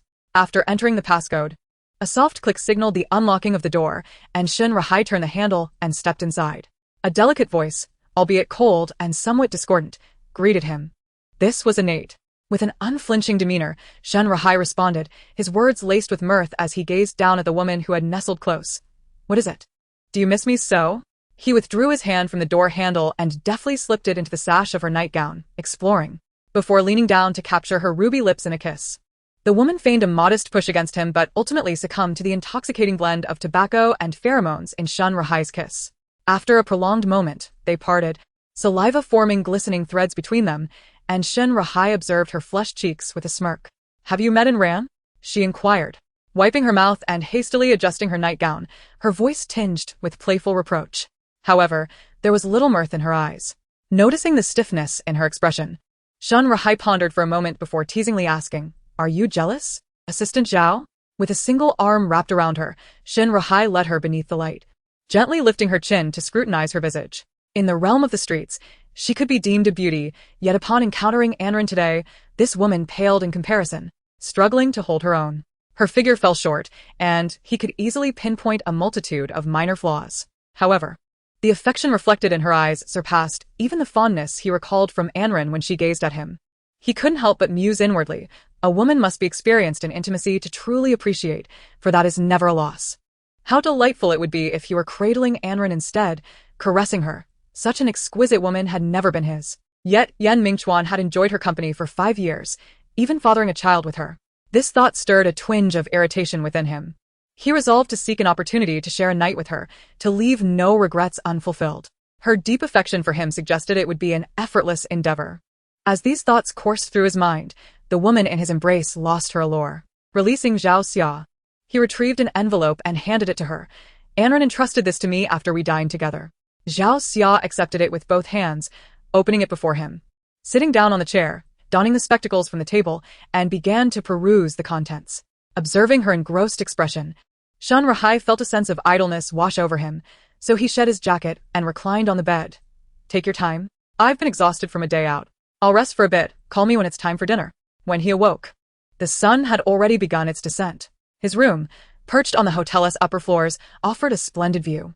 A portion of the curtain had not been drawn properly, directly facing the bed, allowing the orange sunlight to flood the dim room and cast a crimson hue across Shan Rahai's face. Reluctantly, he rose to draw the curtains shut, the heavy silk fabric thudding against the wall with a muted yet weighty sound. Upon switching on the light, he realized that Zhao Xia was absent from the room. She had likely stepped out. Feeling a twinge of irritation, he pushed the chair aside and lit a cigarette. Time slipped by and an ashtray, now thoroughly cleaned by hotel staff, accumulated a fresh pile of ash before he heard a faint rustling at the door. Where have you been? He inquired, his tone brusque, not bothering to lift his gaze. As Zhao Xia entered, surprised to find him seated rather than still asleep, she cautiously gestured with the items in her hands.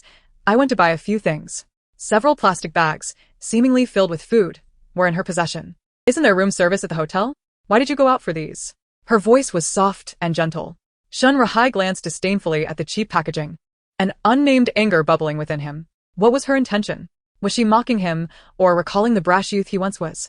Did she think he needed to rely on her for everything? To present him with such roadside fare? He felt an impulse to fling the bags at her face. Straining to contain his frustration, he pushed the items aside. No need. I don't wish to eat this. His displeasure was palpable, evident in his demeanor. Zhao Xia, at a loss, found her hands unsure of where to rest, bewildered at what she had done wrong. However, she did not blame him. She understood the torment he had endured, and his capriciousness was quite comprehensible. The mere fact that she could encounter him again filled her with joy. And to remain by his side, as Zhao Xia rather than the unattainable in Ran, was sufficient for her. Gathering her composure, she forced a smile, saying, I shall go to the front desk to order some food. As she turned to leave, Shan Rahai, with a somber expression, grasped her hand, stating, There's no rush on that. You have reviewed the materials, but I wish to know when we can take action against Yan Mingchuan. Zhao Xia, though ostensibly his assistant, was the one managing overseas affairs, with Shun Rahai merely serving a superficial role. In truth, he lacked the business acumen. Yet Ran had agreed to provide resources on the condition that Shun Rahai lead a department. By a stroke of fortune, Zhao Xia had become Shun Rahai's assistant, having transitioned from her previous project manager, thus possessing a solid foundation in the industry. This peculiar relationship was somewhat strange, yet Zhao Xia found a certain enjoyment in it. At times, Shun Rahai considered her somewhat peculiar, as she bore insults without retort, which felt rather unsettling. As Shun Rahai broached a serious topic, Zhao Xia straightened her demeanor, seated herself on the bed behind her, and after some contemplation, furrowed her brow, stating, "Today's materials indeed indicate a widening financial gap for Mingchuan. Yet it is not yet critical. He maintains a firm grip on his resources, and Shengjing still possesses the capacity for a counteroffensive." She paused, adding, moreover, "The scope of the information is too vague. I require more precise data from their company to ascertain the extent of Xinjiang's financial chain." Shun Rahai listened intently, his expression grave. Indeed, Mingchuan was a man of some competence, and without a clear understanding of the situation, he dared not act impulsively. He opened his phone, scrutinizing a number on the dial pad, and involuntarily hummed at the sequence of digits. They held a trump card in their hands. Chapter 86, The Layout. Although a storm brewed beneath the surface, the outward tranquility of daily life remained largely unchanged. This simple existence was what Mingchuan desired most. The net had been cast. Yet he hoped that the moment of foreboding would not arrive. After reclining in his chair for a while, he rose to find a stack of documents before him. He had previously discussed with Inshuji the need to review the recent project developments of Rongan, as he harbored concerns regarding the current downturn in the real estate market. While Inshuji did not regard the crisis with great severity, since Mingchuan had raised the issue, he nonchalantly provided the internal documents for his perusal. Mingchuan had already examined these documents and, after discussing the matter with Inshuji, had further deliberated with Gu Cheng. Considering various factors, the outlook appeared grim. At least from his perspective. The situation at Rongan mirrored the grievances Gu Cheng had shared with him, perhaps even more dire. Profits had been declining year after year, and last year's income and expenditure were nearly balanced, with many large projects halted due to financial pressures. Real estate is merely a small branch of the flourishing scene, yet it serves as the lifeblood of Rongan. Presently, this main artery is nearly devoid of vitality. His fingers unconsciously tapped upon the table, lost in a daze, oblivious to the entrance of another person. What thoughts occupied his mind? Gu Cheng, noticing his reaction, inquired with curiosity. He glanced down at the documents on the table and casually flipped through them. "Why have you brought over the materials on Rongan?" Mingchuan harbored certain thoughts and signaled to Gu Cheng, saying, "Take a look." Upon his suggestion, Gu Cheng placed down the items he had brought and selected a volume from the stack to peruse. As he turned the pages, his brow furrowed deeper with each passing moment. He shook his head in dismay, stating, "This is quite similar to what I had before. The data is trending downward. Perhaps even worse. It seems everyone is facing the same predicament." Mingchuan nodded in agreement. Rongan is now entirely consuming its reserves. Business has nearly ground to a halt. "And I am genuinely concerned. What are you worried about?" Gu Cheng seemed perplexed. "Mingchuan, you must understand that there have been downturns in the housing market over the past few decades. And Shuji is a seasoned veteran in this field. He remains quite steady and should not encounter any issues." "No," Mingchuan calmly refuted, "sometimes, seasoned professionals can be misled by their own experience." He rose and, under Gu Cheng's astonished gaze, approached the window, gazing at the unfinished construction site. "I have already discussed this with him, but he believes this crisis is no different from those he has previously experienced. He even contemplates seizing this downturn as an opportunity to take on more projects." "Isn't that so?" Gu Cheng countered. "Each time the market recovers from a downturn, prices tend to surge. Moreover, referring to it as a downturn merely implies that the rate of appreciation has plateaued. Prices have not plummeted. As long as one can endure, substantial profits are certain to follow." Indeed, Mingchuan agreed with Gu Cheng's perspective, acknowledging that this was likely in Shuji's mindset as well. His tone conveyed a sense of concern, yet it was predominantly affirming, an instinctive insight of a businessman. "Why?" He continued, "The average wage in Yuezhang hovers around 8,000, while the average housing price approaches 40,000, not to mention the city center. Many individuals have emptied their wallets to purchase homes. Yet the mortgage repayments span 40 to 50 years, consuming nearly half of their monthly income. This is already the upper limit of a person's professional lifespan." He analyzed from a rare perspective, that of a homebuyer. If housing prices continue to rise, this won't merely extend to 50 years. It may very well last even longer. Yan Mingchuan observed Gu Cheng's somewhat pallid complexion. Gu Cheng, if your father were to buy a home, and as he ages, the mortgage repayment fell upon you, would you not find that utterly absurd? Gu Cheng fell silent. Such a scenario indeed seemed ludicrous. The meaning of Yan Mingchuan's words was crystal clear, and Gu Cheng comprehended fully. He hesitated before asking, what do you believe will become of the real estate industry in the future? The property of Xinjiang is merely a fraction of the whole. Even if it incurs losses, the trade industry led by Yan Mingchuan continuously channels funds to support it. Roman stands as the vanguard of the real estate market, entirely reliant on this lifeline, and the prospects he foresees are far from optimistic. Yan Mingchuan lifted his head, hesitantly addressing Gu Cheng. Gu Cheng, I am the son-in-law of Roman. Given this connection, I wish to extend my assistance to them. Gu Cheng regarded him, noting that Yan Mingchuan seldom spoke in such a manner. In the business realm, he had always been decisive and judicious. The last time he had spoken thus was during their encounter at the observation deck, where he had questioned Gu Cheng about abandoning hard-won contracts. The current moment echoed that past, as Gu Cheng understood it was for Anren's sake. However, he felt a sense of relief. For at least Yan Mingchuan had sought his opinion before proceeding. You speak as if it is a matter of course to support your father-in-law. Do as you wish. We are friends, as long as it does not involve recklessness. With the decreasing responsibilities of his department, Yan Mingchuan had begun to delegate some of his burdens to Gu Cheng. Although Gu Cheng remained somewhat inexperienced, Yan Mingchuan had sent his personal secretary, Du Luoshu, to assist him. Du Luoshu had been with him for quite some time, absorbing knowledge along the way and proving to be quite capable. As Gu Cheng spoke, he picked up the documents he had brought earlier. When he had been conversing with Yan Mingchuan, those papers had been placed at the edge of Yan Mingchuan's desk, where several sheets had been displaced and drifted to the floor. Gu Cheng bent to retrieve them, but upon reading the text on one of the sheets, he froze. He could scarcely believe his eyes, staring in disbelief and confirming it again, his mouth agape in shock. The gravity of the situation left him feeling disoriented.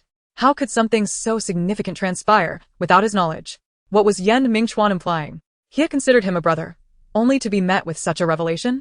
Consumed by rage, his eyes burned with fury as he glared at Yan Mingchuan, nearly pressing the paper to his forehead. Yan Mingchuan, engrossed in examining the documents Gu Cheng had delivered, caught sight of the paper in Gu Cheng's hand. It was a contract signed with the bank. He fervently wished it to be a mere scrap of paper, one that would never come to fruition. Chapter 87, Struggle. Recently, it seemed that joyful moments prevailed. Thea, wielding chopsticks, struggled to lift a piece of braised fish from the plate, tiptoeing to place it into Yan Mingchuan's bowl. She playfully pleaded, Daddy, Xia wants to eat fish. Could you help me pick out the bones? Typically, it was her mother who performed this task. But since her father had not shared a meal with her in quite some time, she yearned for his attention. Yan Mingchuan's hand holding the chopsticks faltered. Many years had passed since he had last eaten fish, and the fear of such food lingered deep within him. His daughter, having inherited Anren's disposition, also relished fish. Yet being young, she was not adept at removing bones. Anren, concerned for her safety, always meticulously extracted the bones before feeding them to Xia. He found himself picking at the details. Glancing over at Anren, he noticed she seemed lost in thought, absent-mindedly shuffling her rice with her chopsticks, completely oblivious to the commotion around her. Choosing not to disturb her, he turned his attention to Xia, whose eyes sparkled with curiosity as she gazed at him. Yan Mingchuan remained silent, lowering his head under the bright light, carefully separating the fish meat and extracting the tiny bones. Zhang Ma's cooking was exquisite. There was no trace of the nauseating fishy smell, only the rich aroma of braised fish. His attempts to debone the fish were rather clumsy, taking him quite some time to finish, and due to his inexperience, he ended up shredding the fish into ragged bits. Placing the scattered fish pieces into Xia's bowl, he offered an apologetic glance at his daughter. Daddy isn't very skilled at this. Please make do with it, Xia. Suddenly, he felt a desire to practice his technique for deboning fish. He wouldn't want to disappoint his daughter. Xia looked at the fish in her bowl, which may have appeared unappealing, but since it was prepared by her father, she cherished it nonetheless. She pursed her lips and picked up another piece to offer to Yan Mingchuan. Daddy should also eat fish. Zhang Nai's braised fish is delicious. The sauce had stained the rice, making it look quite appetizing, yet Yan Mingchuan hesitated before picking up his chopsticks. Xia, chewing her food, watched him with eager eyes. Slowly, he lifted a morsel of fish to his mouth. The sweet and savory flavor melted instantly, with a hint of freshness that reminded him of a familiar taste, so different from his past memories of fish being pungent and unpalatable. How is it? Xia beamed at Yan Mingchuan with pride. Delicious. She giggled, cradling her bowl of rice with delight. Yan Mingchuan reached for a napkin. gently wiping away the grain stuck at the corners of her mouth, his gaze filled with tenderness. She had not turned on the lights, nor changed her clothes. Lying on the bed with her hair tousled behind her, staring at the ceiling. The door was ajar, allowing the light from the living room and the sound of her daughter's laughter from downstairs to filter in. Anren stared blankly at the ceiling.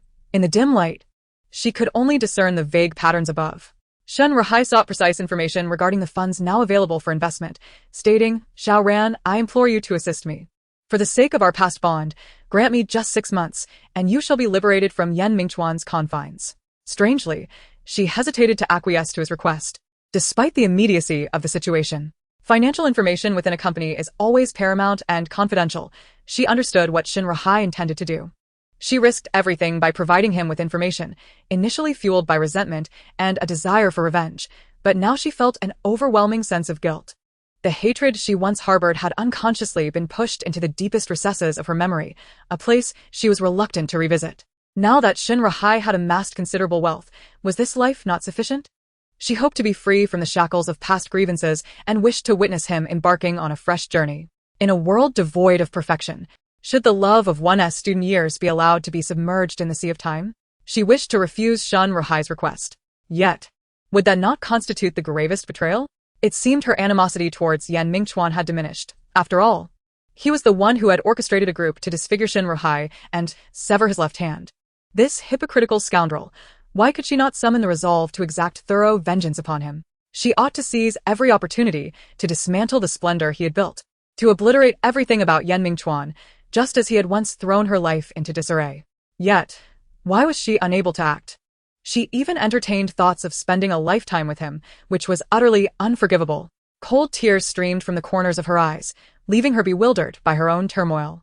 Downstairs, the cheerful sounds of Sia watching cartoons, her sweet calls of daddy and the name of her beloved kitten, Milk Candy, reached her ears, intensifying the bitterness in Anren's heart. If she acquiesced to Shun Rahai's demand, what would become of Sia? When the edifice crumbled, would Sia be all right? She was her adorable, understanding daughter, who would affectionately call her mama and sweetly refer to Yan Mingchuan as daddy. For Sia, these days should be filled with joy. Yet she always laughed so blissfully. The three of them, along with Sia, formed a singular, cohesive family. Born so fragile, Sia had grown so much, yet she remained delicate, akin to an exquisite vase, in need of tender care, unable to withstand any tempest. Time trickled by as she lay there, until a commotion at the door startled her. Anren hastily turned her face away, wiping her tears with the sleeve of her garment. Sia rushed over, burying her face against her. And as Anren propped herself up from the bed, Sia gazed up at her with wide, glistening eyes, so beautiful. Yan Mingchuan entered, and, upon seeing the mother-daughter duo, addressed Anren. "It's time, take her to bathe and sleep." All right. He stood in the doorway, the room shrouded in dim light. Anren responded hurriedly, fearing he might notice the traces of her tears, lowering her head as she replied, picking up 2 nightgowns from beside the bed and leading Sia into the bathroom. Moments later, the sound of running water emerged. It was the mark of her tears falling. He observed, his expression inscrutable, as the melody of their daughter singing in the bath floated to his ears. "Anren, are you weeping for that man?" Chapter 88. It begins. Although Anren had not responded immediately, and the most crucial information remained elusive, Shin Rahai could no longer wait. Under his directive, they launched some tentative offensives against Xingjing overseas. In recent years, they had amassed considerable wealth, and with ample funds at their disposal, they slightly raised the acquisition prices of goods in the market, just a fraction of a percentage point. The overlapping business interests between Xingjing and Minghui were substantial, and Minghui's actions were decidedly malevolent. Knowing Xingjing was already facing a financial shortfall, Shen Rahai's maneuver was evidently aimed at ensnaring Xingjing in the quagmire of a price war. The outcome is promising. Xingjing has received a multitude of orders to fulfill the transaction volume stipulated in the contract within the designated time frame. They must procure sufficient goods from the market. Minghui has raised the unit price, compelling Xingjing to follow suit. However, signs of decline have become apparent. Despite an outwardly calm facade, reports from informants indicate that stagnant cargo ships have begun to accumulate at Xingjing's port. They are struggling to procure fully loaded goods. For Shin Rahai, this is fortuitous news, further confirming that now is an opportune moment to take action against Xingjing. Nonetheless, Zhao Xia harbors reservations about completely severing ties and going all in. In his impatience, he urgently urges and ran for more detailed information. After disconnecting a call from the overseas manager, Mingchuan gazes at the documents transmitted to his computer screen. Their financial reserves are nearly depleted. The manager is reaching out for assistance, hoping to expedite the transfer of funds to avert a complete collapse. Yet, Mingchuan remains unperturbed, lifting his teacup to savor a sip of sweet, warm black tea. His attention drifts to a dossier resting on the table. Montag Wien, Who became the figurehead for Minghui's overseas operations 3 years prior, has an unclear past. It is known that he grew up abroad and has gained a modest reputation for his business acumen. However, those who have met him often regard him unfavorably, perceiving him as inept, with crude speech and an apparent ignorance of business affairs. Such a stark contrast in demeanor is exceedingly unusual. Furthermore, Mingchuan notes that Mo has consistently been accompanied by a female assistant since he first appeared publicly.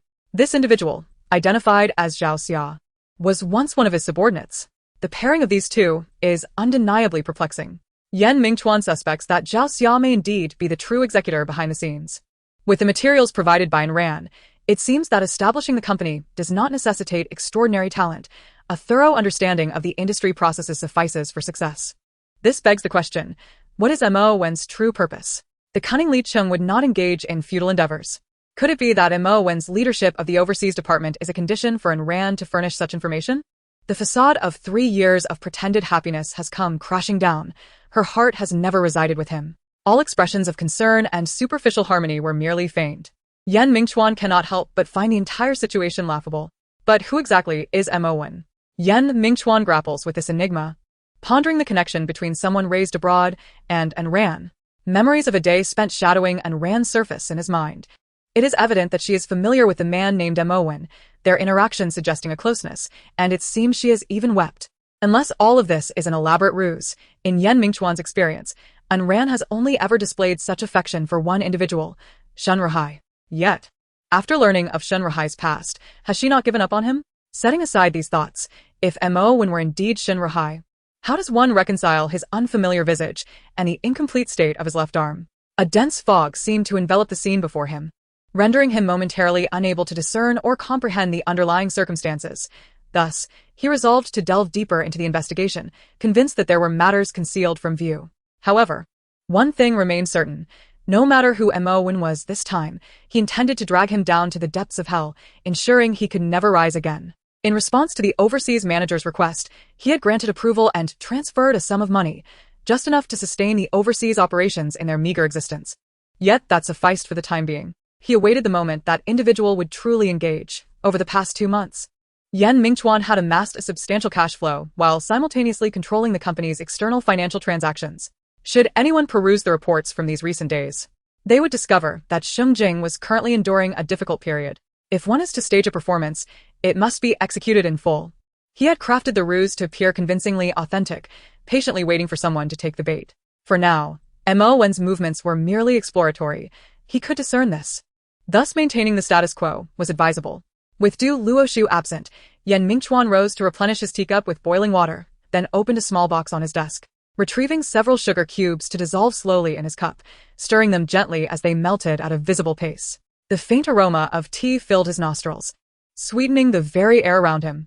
As he continued his actions, his gaze drifted to a piece of paper nestled in the corner of his desk, the forged contract he had deliberately placed in plain sight, awaiting a certain individual. If possible, he hoped that person would not come. At the end of December, the chill in the air was palpable. Would it snow again this year? During the weekend, Xia remained at home, while Anren chose not to visit her studio. Recently, Shen Ruhai had repeatedly urged her to deliver the required materials. On the phone, he had wept bitterly, lamenting his frail body and tragic past, leaving Anren's heart bleeding from the emotional wounds. Mingchuan was a deceiver, an executioner. He deserved punishment, she continuously reminded herself. Yet the ultimate consequence was that merely contemplating the matter left her with a splitting headache. After enduring prolonged turmoil, Anren appeared considerably haggard, clutching a cup of coffee as she sat vacantly on the sofa. Since breakfast, Xia had been entertaining her kitten, Naitong, who, like all children, played endlessly. By noon, however, Naitong lay despondently in its cat bed, indifferent to Xia's enthusiastic attempts to engage it. The little cat exhibited a touch of temper. Disheartened, Xia withdrew to sit beside Anren, sighing softly, which captured Anren's attention. She set down her cup and inquired with concern, "What is the matter?" Xia buried her face in Anren's embrace, lamenting, "Mom, Naitong no longer wants to play with me. Anren was at a loss for words, pondering the fatigue even a kitten could feel. She could only reply, "You've played with it for quite some time, let Naitong rest a bit. After lunch you can go back to play with it."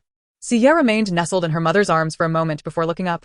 "Mom, can we go find Dad? I want to have lunch with him." Chapter 89, The Choice. Sia sought to surprise her father, opting not to inform him in advance. When Mingchuan was made aware, it was through the front desk. After hanging up the phone, he took a deep breath. Was she coming for the matter she had in mind? His desk was somewhat cluttered, prompting him to quickly tidy up. Just as he finished, there came a knock at the door. Upon opening it, a small, soft bundle rushed in. "Daddy, I came to play with you," Sia exclaimed, nuzzling against him, reminiscent of the way milk candy clings to her.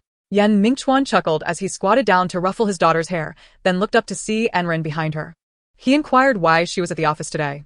Anren managed a forced smile, explaining that she missed him and insisted on coming, despite any attempts to deter her. "I see," he responded, nodding while playfully poking Sia's rosy cheek, asking with amusement if she truly missed him that much. Feeling a bit shy under Anren's probing, Sia softly said, "Daddy, I want to have lunch with you." Upon hearing this, Mingchuan glanced at the clock. It was nearly 1 o'clock, a time typically reserved for lunch. Ordinarily, he would have already eaten, but since Du Luoshu had been assigned to Guqing recently, his dining schedule had become somewhat flexible. Today, he had yet to eat. She walked into the office with somewhat stiff strides and seated herself on the sofa, feeling her palms grow clammy. Mingchuan noticed her discomfort, but chose not to comment, pouring a glass of warm water for each of them. When Anren accepted the plastic cup, his fingertips brushed against her warm, damp palm. He casually remarked, "You seem a bit unwell." "Not at all," Anren hurriedly denied.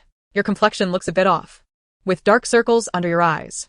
Mingchuan bent lower, scrutinizing her face, and indeed, a faint shadow lingered beneath her eyes. As he leaned in closer, Anren could almost feel his warm breath, and the sight of his beautiful eyes, with long lashes fluttering slightly, made her nervously shut her own. "I didn't sleep too well last night," she explained, desperately attempting to justify herself. Since entering the spacious and bright office, Anren had felt a sense of suffocation. His gaze seemed to pierce through her, leaving her with a sense of unease, as though he could unearth the secrets buried deep within her. Fortunately, Mingchuan soon straightened up, stepping away from her. He walked to the door, closed it, and turned on the air conditioning before sitting beside Sia, effectively sandwiching her between them. In the gradually warming atmosphere, he smiled and asked his daughter what she would like to eat, proceeding to order several dishes, thoughtfully noting that they should be light.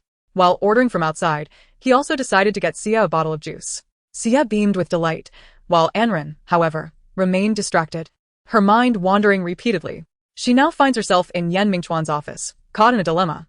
Is this a divine indication urging her to assist Shinrahai? Her gaze involuntarily drifts toward the towering stack of documents on the desk, cognizant that what Shinrahai desires lies concealed within those pages. Her vision blurs, rendering everything both indistinct and strikingly vivid. The dazed expression on her face does not escape Mingchuan's notice. He follows her gaze to the desk. It seems she yearns for those items. What would it matter if he grants her an opportunity? Sia leans against the floor-to-ceiling window, captivated by the breathtaking scenery beyond. Her lips momentarily parted, her attention wholly absorbed by the vast expanse outside. Anren shifts her feet. Despite the air conditioning, a chill envelopes her. If she isn't cold, then why do her feet feel as heavy and frigid as lead?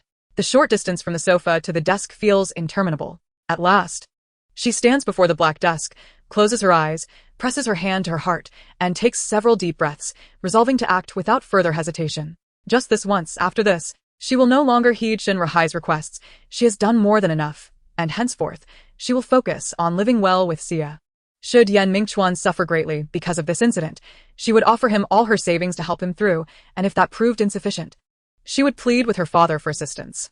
Thus, it shall be just this once. Trembling, she retrieves her phone, opens the camera, and begins to snap chaotic photos of the documents, not bothering to discern the contents. Her hand, flipping through the files, loses sensation. It is only when a knock resounds at the door that she snaps back to reality, her heart thumping as if struck heavily, the sound rendering her entire body rigid. In a flurry, she restores the desk to its original state, steadies herself, and proceeds to open the door. Mingchuan enters, carrying lunch, while Sia remains by the window, lost in thought. Anren approaches and gathers her into her arms. Several exquisite dishes are arranged on the coffee table, though they lack the delectable quality of Zhang Ma's cooking. Sia delights in the novelty of it all. Yan Mingchuan serves food to his daughter, placing some in Anren's bowl as well. Anren looks up at him, meeting his gentle smile, before silently returning to her meal. It is a heartwarming scene of familial harmony. Yet, Anren's pallor and fatigue are evident upon seeing Yan Mingchuan. Her eyes instinctively drop to the floor, unable to meet his gaze. Once Sia has gone to bed, she seizes the pretext of soothing her daughter to retreat to the next room. Watching her hurriedly escape, Yan Mingchuan remains rooted in place.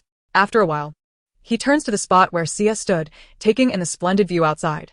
From this height, the roads and sidewalks below appear as tiny beetles, with pedestrians no larger than ants, and Sia seems to be counting them. Ultimately, she has indeed moved. Chapter 90. The Future. In the afternoon, Sia awakened. And at that moment, Yan Mingchuan had already commenced his work. Accompanying his daughter, Anren observed him meticulously perusing the documents he had unknowingly been photographed. Her gaze flickered momentarily before she hastily lowered her head.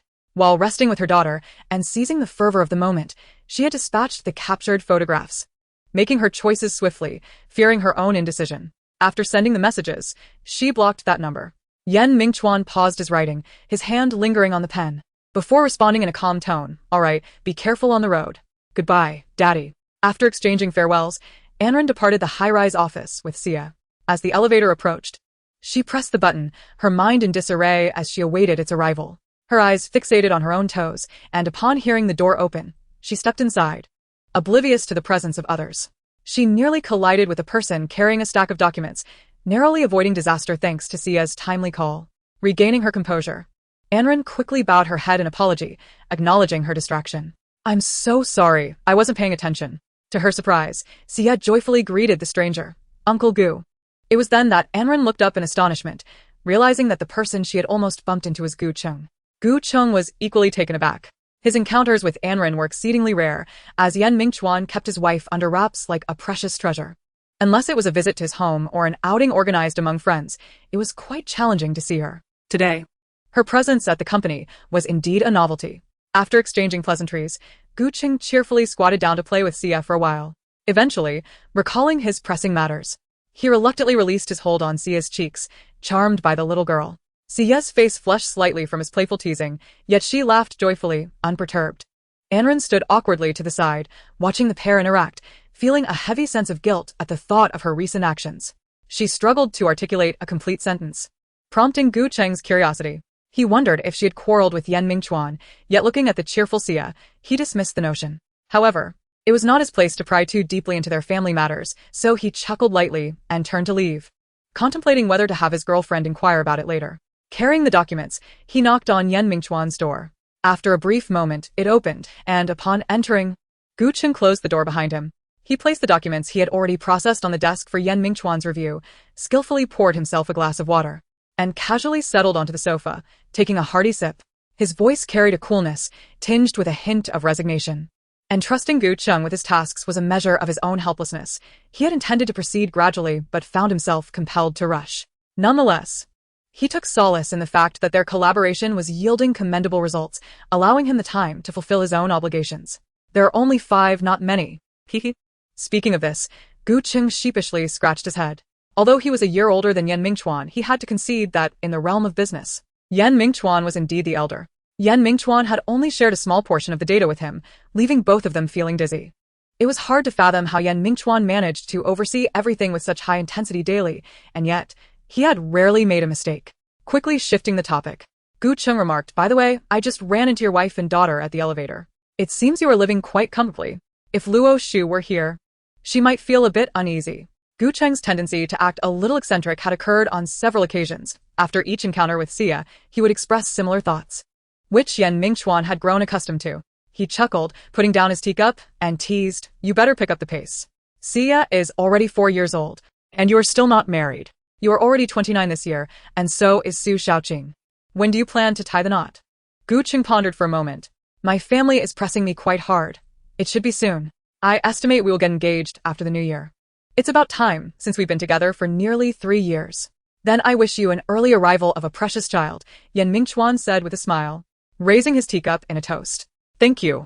Gu Cheng quickly downed the remaining tea in his cup, grinning mischievously. "Once I have a son, I have already decided on a name, Gu Chaoyang. It pairs perfectly with your Sia, and the name itself proclaims ownership. A sibling romance can actually be quite delightful. Yet, Mingchuan could no longer tolerate it.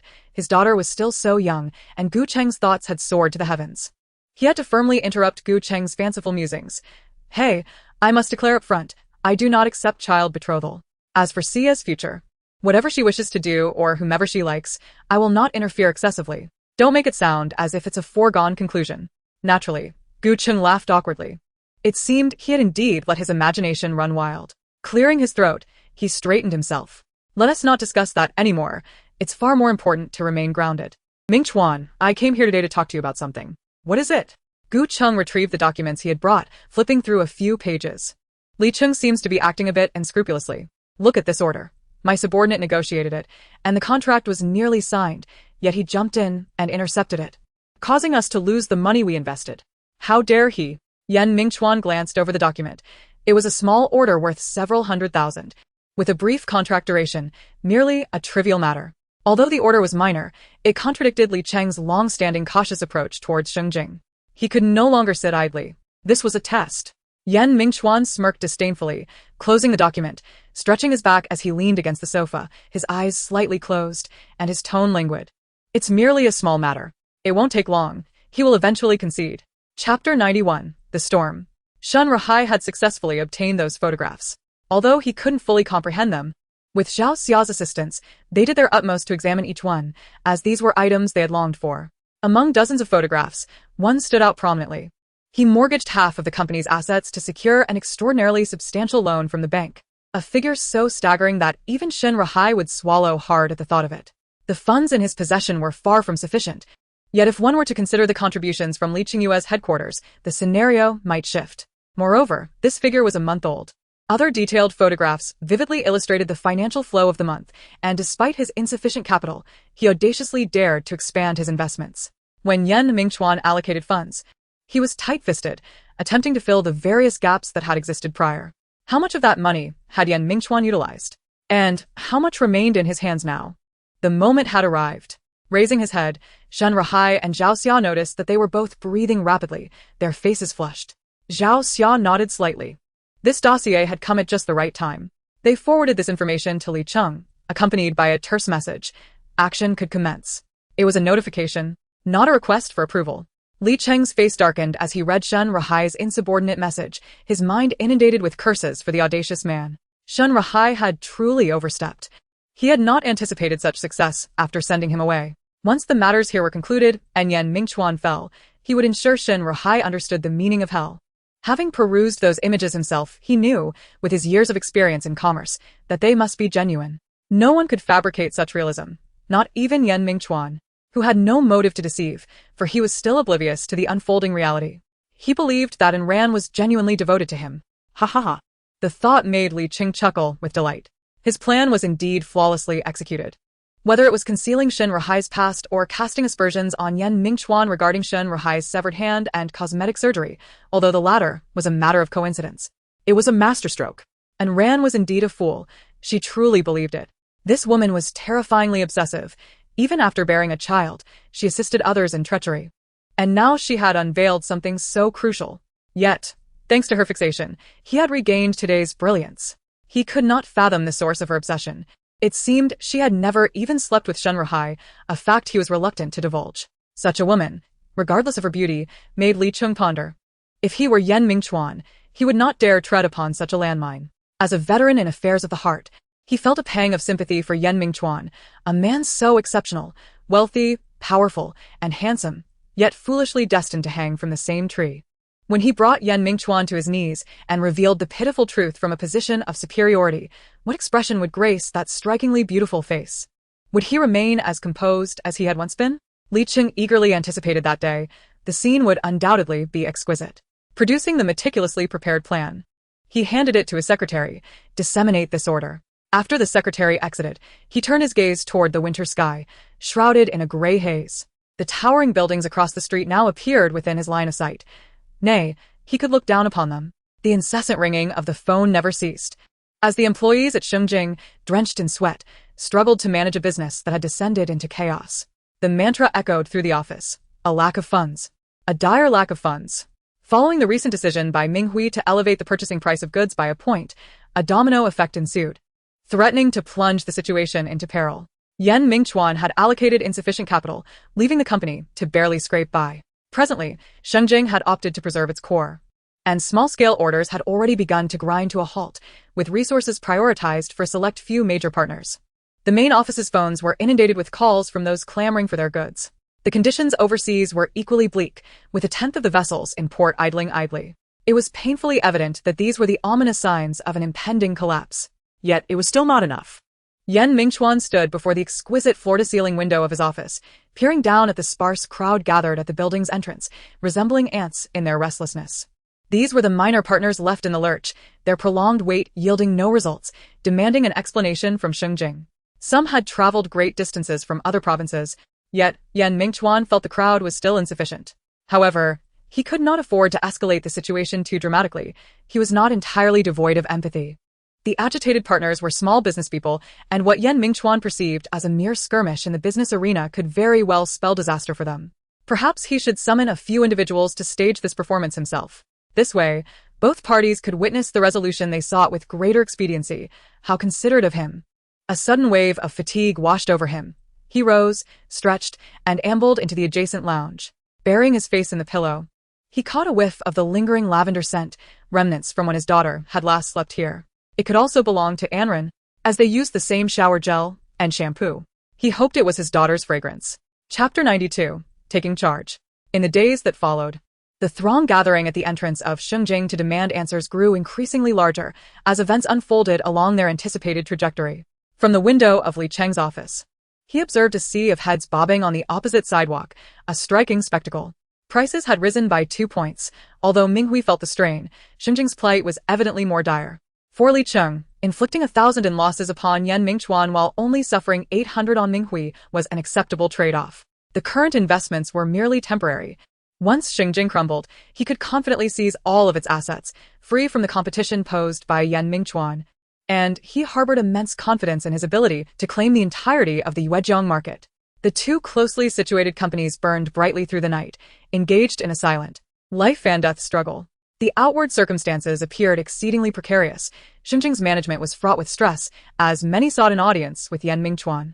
Yet, he rarely consented to their requests, maintaining his unwavering routine of punctuality, arriving and departing from work without fail. During working hours, he sequestered himself within his office, and apart from Gu Cheng and Du Luoshu, no one knew what he was engaged in. Over time, rumors began to circulate within the company, suggesting that Mingchuan had succumbed to a mental breakdown, overwhelmed by the situation, and had utterly relinquished his responsibilities. Consequently, a wave of anxiety swept through the company, with many contemplating escape. As the year drew to a close, the traditionally generous year-end bonuses loomed, and despite the current dismal circumstances, a flicker of hope lingered among the employees, for Mingchuan had always been magnanimous towards his staff. Moreover, despite the company's plight, salaries had been dispersed as usual, and dividends remained intact. At the very least, they could still witness the chairman's daily comings and goings, perhaps indicating that survival was still a possibility. This was the sentiment shared by many, compelling them to at least persevere until the year's end, to draw a conclusion. And even if the eventual outcome was disbandment, they would have done right by their employer for the generous benefits received over the years. However, this predicament had become a burden for Gu Cheng and Du Luoshu. With Mingchuan's silence, all issues had converged upon them. The office door was scarcely closed, and the carpet at the entrance had nearly been trampled into tatters. Although Mingchuan had previously confided in them and provided a plan, assuring them that the situation was only temporary, the prolonged strain had taken its toll, leaving both men looking haggard and sour. Walking outside with such expressions seemed to further affirm the dire straits the company found itself in. One could not afford to be soft-hearted. Retreat was the prudent choice. He made his way directly to Mingchuan's office, calling ahead to inform him of his arrival, urging him to open the door promptly. For the first time, he found Mingchuan's cool and somewhat leisurely voice to be infuriating, as if he had not yet fully awakened. Standing before the door, Gu Cheng took a deep breath, exhaling the weight of his fatigue before rapping on the door. After a brief exchange, the door swung open, revealing Mingchuan with a smile, gesturing with exaggerated formality to invite him in. Gu Cheng scoffed softly, stepping inside. Once he entered, Mingchuan hastily shut the door. Gu Cheng regarded the swiftness of his actions with a hint of exasperation. No need to rush, I'm alone. Better safe than sorry. It wouldn't he do well if someone caused a scene, Mingchuan replied. Gu Cheng found himself momentarily at a loss for words. You need not worry. They've all gone to my office. He perched on the sofa, and Yan Mingchuan graciously poured him a glass of water. After taking a sip and rubbing his temples, Gu Cheng finally felt a semblance of life return to him. Yan Mingchuan settled across from him, propping his chin on the armrest. Observing as Gu Cheng retrieved a cigarette from his case and lit it. Exhaling a plume of white smoke, Gu Cheng remarked with enthusiasm, "This is absolutely delightful." The two shared a hearty laugh, truly enjoying the moment. After some time, as the laughter subsided, Gu Cheng, with half a cigarette still in hand, launched into a tirade of grievances directed at Yan Mingchuan. He lamented about nearing collapse, his head feeling as if it would burst, and the incessant lack of rest. Thank goodness I managed to slip away.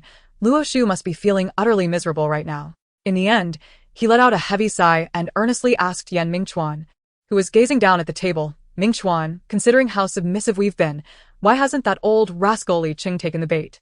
The additional price seems rather paltry to me." Hesitating, he continued, his cautious nature might allow him to sense something amiss and withdraw in time. Li Cheng has navigated the treacherous waters of business for decades. He belongs to the same era as Shuji. Even in his old age, he remains a formidable adversary. Gu Cheng was concerned that Li Cheng might not fall into the trap, rendering their efforts over the past few days futile. His anxiety was not without merit, but Gu Cheng had only considered Li Cheng's perspective. According to the results of Yan Mingchuan's investigation, Minghui Overseas operated with considerable independence, making it difficult for Li Cheng to exert influence. Regrettably, the individual in charge overseas seemed rather inept. From the initial probing, one could discern this person's impatience and frivolity. If he were truly Shen Ruhai, Yan Mingchuan believed he would once again witness the gambler's bloodshot eyes. A leopard cannot change its spots.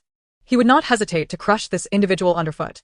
He shook his head, straightened his posture, and calmly stated, "There is no need for concern. There will be others who will coerce Li Cheng into compliance, and he has no say in the matter." Though he did not elaborate, the confidence in his words compelled Gu Cheng to trust him without reservation. "As long as you are aware, I will support you regardless. Just don't forget to close the door behind you." Understood. As the faint sound of the lock clicking echoed, Yan Mingchuan reclined lazily on the sofa for a while before moving to his desk. On the computer screen lay a plan that was currently under revision. Recently, Shuji had fallen ill. Prior to this, Yan Mingchuan had already discussed with him his insights regarding the real estate market's prospects. Although Shuji did not fully embrace his ideas, he acknowledged Yan Mingchuan's assertion that the flow of capital within Roman needed to be revitalized, requiring fresh blood and an additional layer of security. However, before any implementation could occur, Shuji fell ill and was unable to rise from his hospital bed for the time being. And Yuan was still too young to bear significant responsibilities. Yan Mingchuan planned to leverage his expertise in the trade industry to allocate a portion of Roman's resources for investment here. Coincidentally, Minghui was about to suffer a significant setback, with available personnel and equipment that could swiftly inject vitality into Roman's stagnated endeavors. Chapter 93. Returning home. With matters here lacking resolution, Yan Mingchuan visited Shuji in the hospital. After making some adjustments to the plan, he instructed Yuan to familiarize himself with the trade business at Xingjing, while he allocated time each day to visit Roman. The resistance to implementing reforms was formidable. Unlike Xingjing, Shuji held only a 40% stake in Roman. Previously, Shuji's authority stemmed from his seniority as one of the primary founders, earning him respect among the shareholders. Now, with Shuji suddenly incapacitated, Yan Mingchuan, at the tender age of 28, was still perceived as a mere novice among these middle-aged businessmen. His brief experience of just over a year in real estate paled in comparison to the decades of expertise possessed by these seasoned veterans. Although Yan Mingchuan's reputation resonates loudly in Yuezhiang, it pertains to the realm of trade, which bears no resemblance to the real estate dominion of Roman. Moreover, the recent turmoil surrounding Xingjing has cast a shadow over his once illustrious standing. Entrusting such a failure with the reins of Roman is indeed a grave error on Shuji's part. Yan Mingchuan had no intention of earning their allegiance.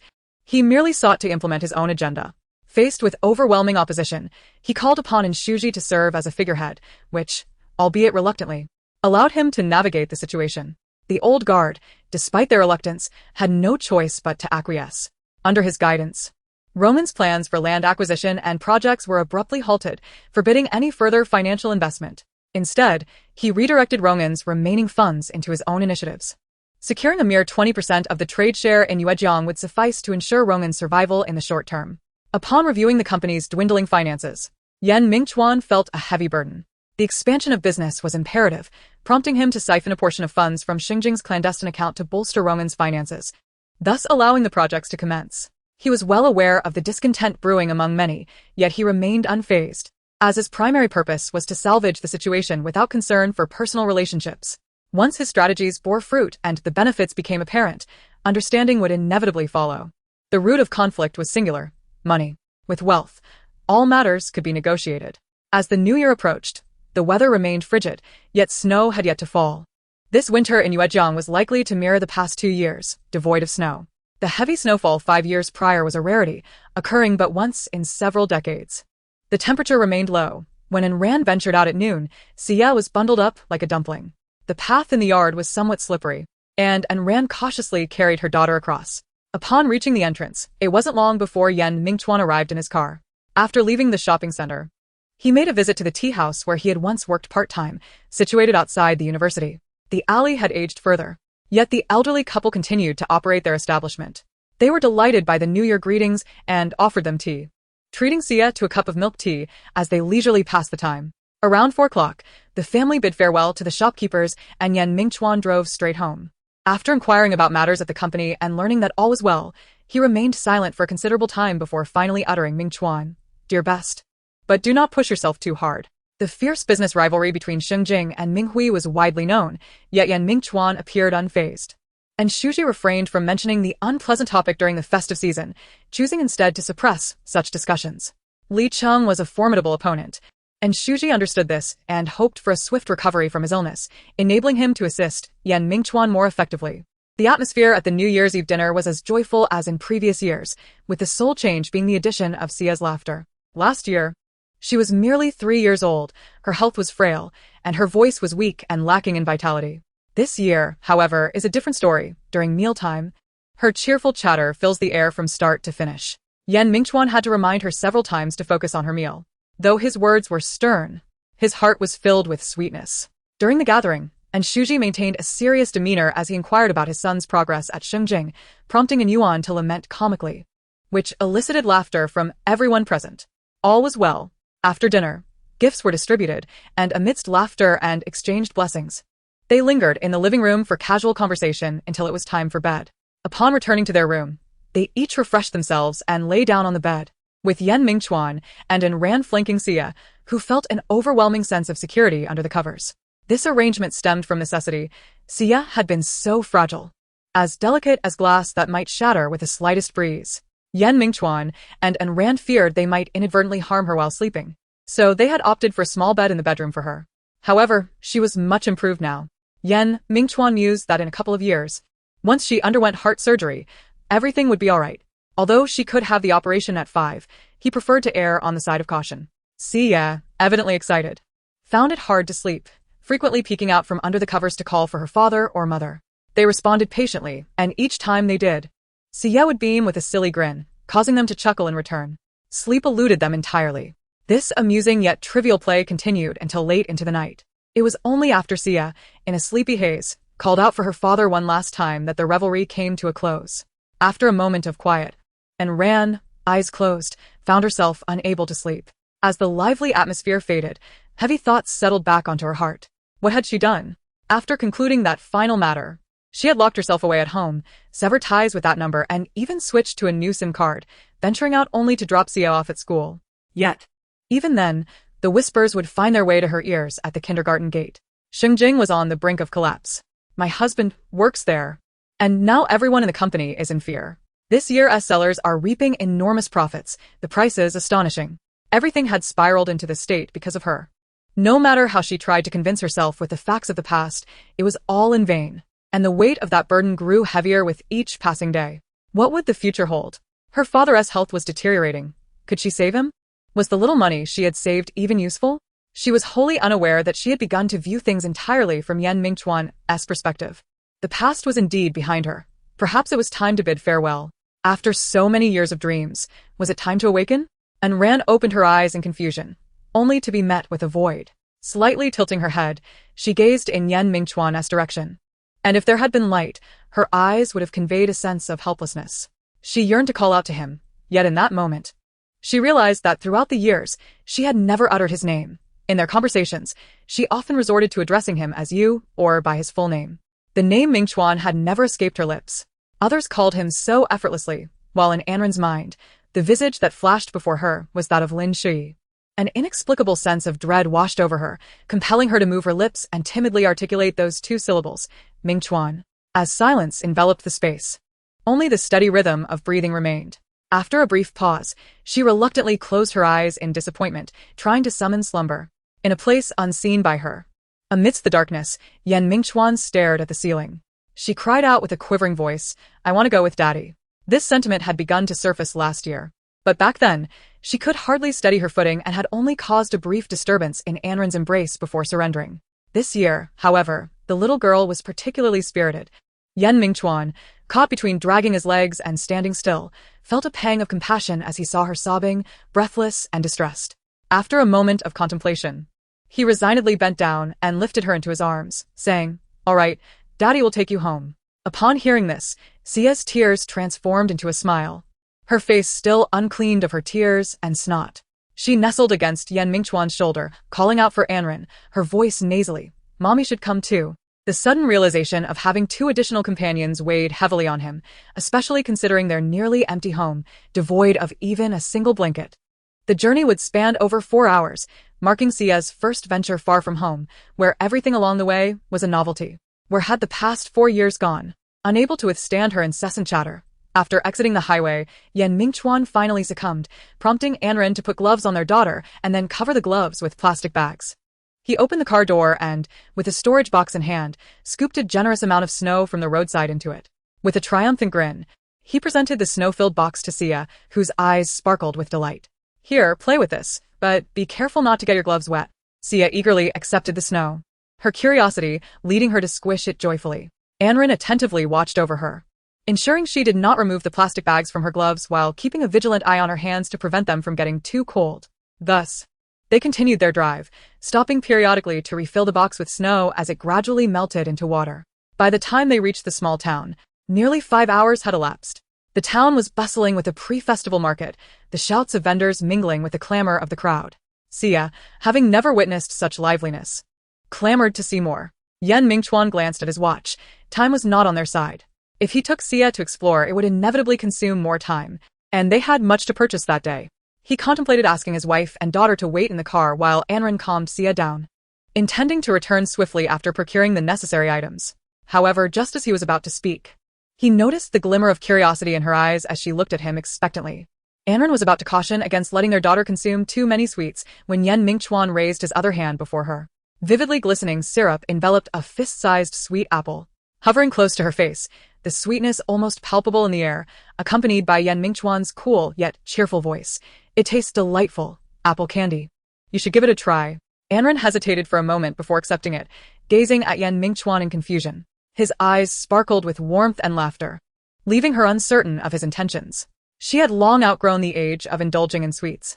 With one hand holding the apple candy, she wore a long white down jacket that accentuated her graceful features, her cheeks tinged with a rosy hue, reminiscent of a girl in a white dress savoring apple candy from her memories. Does this count as repaying her for that piece of candy I owed her? Chapter 94. The Final Tranquility. Yet, Xiu had arrived, a pampered soul who could not endure such simplicity any longer. Thick blankets, ample daily necessities, and delectable treats filled the trunk to capacity, spilling over into the back seat. Anren sat in the rear, forced to perch on tiptoe, while Xiu, nestled in her embrace, was exhilarated throughout the day, but now felt a hint of fatigue. Nevertheless, she resisted sleep, a bit dazed as they were nearing home. Beside her feet lay a box filled with yellow paper and ritual offerings, provoking numerous questions in Anren's mind. Yan Mingchuan had purchased an astonishing amount, yet his calm familiarity indicated that such purchases were not a rarity for him. Anren knew little of his past, only that his immediate family consisted solely of his father, with whom he shared a strained relationship. After 5 years of marriage, his father had only appeared at the wedding and had never been seen again. There were no glimpses of Yan Mingchuan communicating with him. He seldom spoke of that individual or his past. Who were these offerings for? His mother, perhaps? On the street, he had purchased that piece of candy for himself, sweet yet tangy. The sedan smoothly pulled away, weaving through the bustling streets, gradually leaving the noise behind as it ventured towards the outskirts of the town. As the car progressed, the buildings alongside began to dwindle in height, transitioning from stylish two-story structures to humble bungalows. The architecture grew sparse, revealing a more rural visage, with a few houses emitting wisps of smoke from their chimneys. A reminder of the time passing. Anren gazed out the window, momentarily lost in thought. This was the place where Yen Mingchuan had grown up. It was her first visit. He had emerged from this exceedingly ordinary town, forging a path from nothing. The struggles he faced were surely unimaginable. They had arrived. Yen Mingchuan instructed them to wait in the car while he stepped out first, retrieving a key to unlock the door. Anren noticed the key, rusted and worn, appearing incongruous in his delicate hands. Shiyu hummed softly in her embrace, and Anren gently patted her daughter's cheek, whispering, "Darling, we have arrived." Shiyu remained nestled in her arms, still half asleep, yearning for rest. Yen Mingchuan had already entered the house, the key sliding into the lock with a fluidity reminiscent of oil, devoid of any resistance. Their journey had taken far too long, and the fading light outside hinted at the passage of many years. The old house exuded an air of dilapidation, with the concrete at the entrance cracked beyond recognition. Yet, surprisingly, it was immaculately clean, devoid of even a single weed sprouting from the fissures. On either side of the grand entrance hung a pair of weathered couplets, faded and incomplete. In stark contrast, the neighboring houses, though somewhat dim, gleamed with bright lights and festive crimson decorations, a clear indication of habitation. As Anren stepped inside, she was immediately greeted by a musty odor. Yen Mingchuan was in the process of flipping the circuit breaker, and with a sharp crack, the dark room was illuminated by a dim glow. The wiring and appliances were antiquated, causing the light to flicker erratically. The air was stale, and as they moved about, the dust accumulated over the past year was stirred up, prompting Anren to cough uncomfortably. However, she did not retreat. Instead, she picked up the broom that Yen Mingchuan had just retrieved from the storage room, her face brightening with a comforting smile. "I'll help you. This will make things faster," she said cheerfully, her voice light and buoyant. Without waiting for his response, she diligently began to sweep the floor. Anren was not a delicate person. Her family had instilled in her a sense of independence from a young age, devoid of the habits often found in pampered daughters. Having resolved to leave the past behind and build a life together with him, it felt only natural to share the burdens. Yen Mingchuan observed her engrossed in her task without uttering a word. He opened all the doors and windows to allow fresh air to circulate, then filled a bucket with water and began to wipe down the household items. As the hour grew late, he did not expect to finish cleaning the entire house that day. He focused on what he could manage, prioritizing the bedroom, where he set up the new bed for their daughter, Sia. Even in slumber, the fresh scent of the new bedding elicited a sweet smile from Sia, indicating she must be dreaming of pleasant things. Yen Mingchuan continued to tidy up other areas while Anren gently poked her daughter's cherubic face. Sia, resembling a little caterpillar, stirred slightly, eliciting a chuckle from Anren. Her daughter was simply adorable. Straightening up and stretching her limbs, she refrained from seeking out Yen Mingchuan, for she had other matters to attend to. Sia appeared likely to awaken shortly, and it was time for dinner. During their shopping excursion in the town, Yen Mingchuan had initially intended to purchase some instant meals, but at her request, he had acquired a gas stove, a rice cooker, and various ingredients instead. The water supply was functioning, and the kitchen had been cleaned, creating a space conducive to cooking. Having not prepared a meal in several years, Anren felt a twinge of anxiety, yet an eagerness bubbled within her. The flickering bulb had been replaced with a new one, casting a gentle, stable, and tranquil light. With resolve, she tied on an apron and began to prepare the ingredients. Initially clumsy, she quickly fell into a rhythm, rediscovering her culinary skills. As Sia awakened, the room was suffused with the delightful aroma of delectable dishes, accompanied by the gentle bubbling sounds in the background. Blurrily, she propped herself up, rubbing her eyes, and sleepily called out, "Mom." Anren, who was busy tidying up, recognized her daughter's awakening and entered the room holding a platter of shrimp and a dish of greens. She had prepared a simple stir-fry and a clear soup hot pot, and the small square table in the bedroom was laden with food. The lightly simmering hot pot was ready, signaling that it was time to eat now that Sia was awake. Setting down the dishes, Anren washed her hands, dried them, removed her apron, and sat on the edge of the bed to dress Sia in her cotton coat and thermal pants. She then cradled her in her arms, slipping socks and new cartoon-patterned slippers onto her little feet and tidying her tousled hair. "Let's go call Dad for dinner." Gently tapping her daughter's shoulder, she smiled and said, "Okay." Sia bounced off Anren's lap, and Anren followed her out of the room. Yen Mingchuan was at the entrance hanging lanterns, while the couplets had been replaced with new ones, featuring bold black characters on a red backdrop, matching the lanterns. As he fastened the clasp and prepared to descend, Sia's voice reached him before she did. "Dad, Mom is amazing. She made so many delicious-smelling dishes." Come quickly to see. Peeking out at the bright lights at their doorstep, he noted the vibrant red decorations, no different from any other household. The food was exquisite, and Anren felt a sense of satisfaction. Her culinary skills had not diminished over the years. A purchase heater was placed beneath the table, warming the dining area comfortably. The two of them leaned together, sharing 2 cans of beer. Although Anren was not accustomed to the taste of alcohol, she sipped it with a faint frown, while Sia held a can of juice, occasionally taking a sip. After finishing 1 bottle of beer, Mingchuan appeared unaffected, yet Anren was already feeling the effects, her head spinning and her words faltering. After a while, she completely nestled against Mingchuan, feeling the soft warmth enveloping her and her breath, tinged with a hint of alcohol. Mingchuan lowered his gaze to serve more food to their daughter, peeling 2 shrimp and placing them in Sia's bowl, urging her to eat slowly. He then opened another can of beer, sipping it gently while occasionally enjoying a bite of food. Mingchuan recalled that when they had just married, Jean-Ma had once mentioned that Anren was an excellent cook. However, he had never had the chance to savor her culinary creations until now. The past few years had been rife with contradictions that he had noticed, yet continued to deceive himself about. If his memory served him correctly, this was the first time Anren had cooked since their marriage. What was she trying to accomplish? The flavors eluded him, even though it should have been delicious.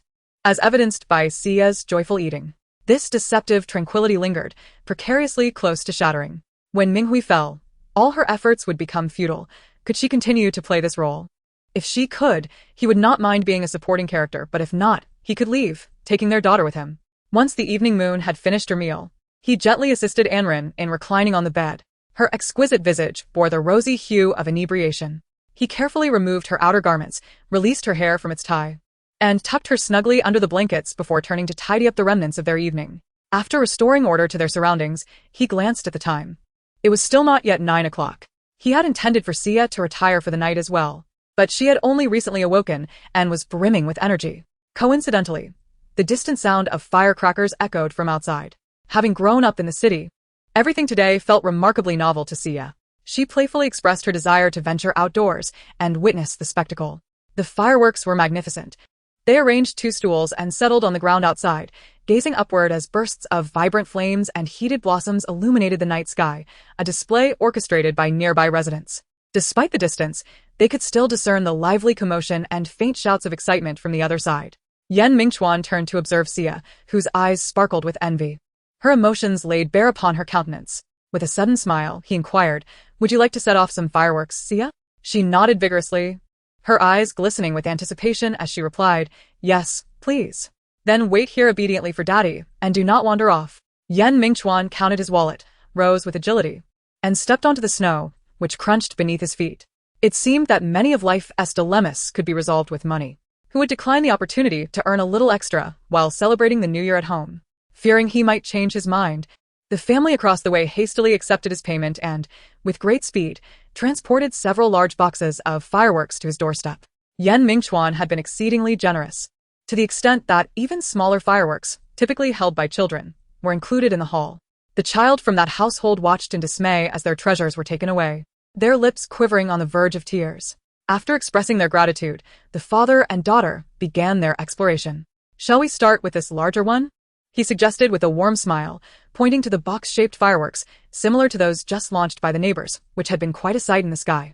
However, Sia's cheeks flushed with hesitation.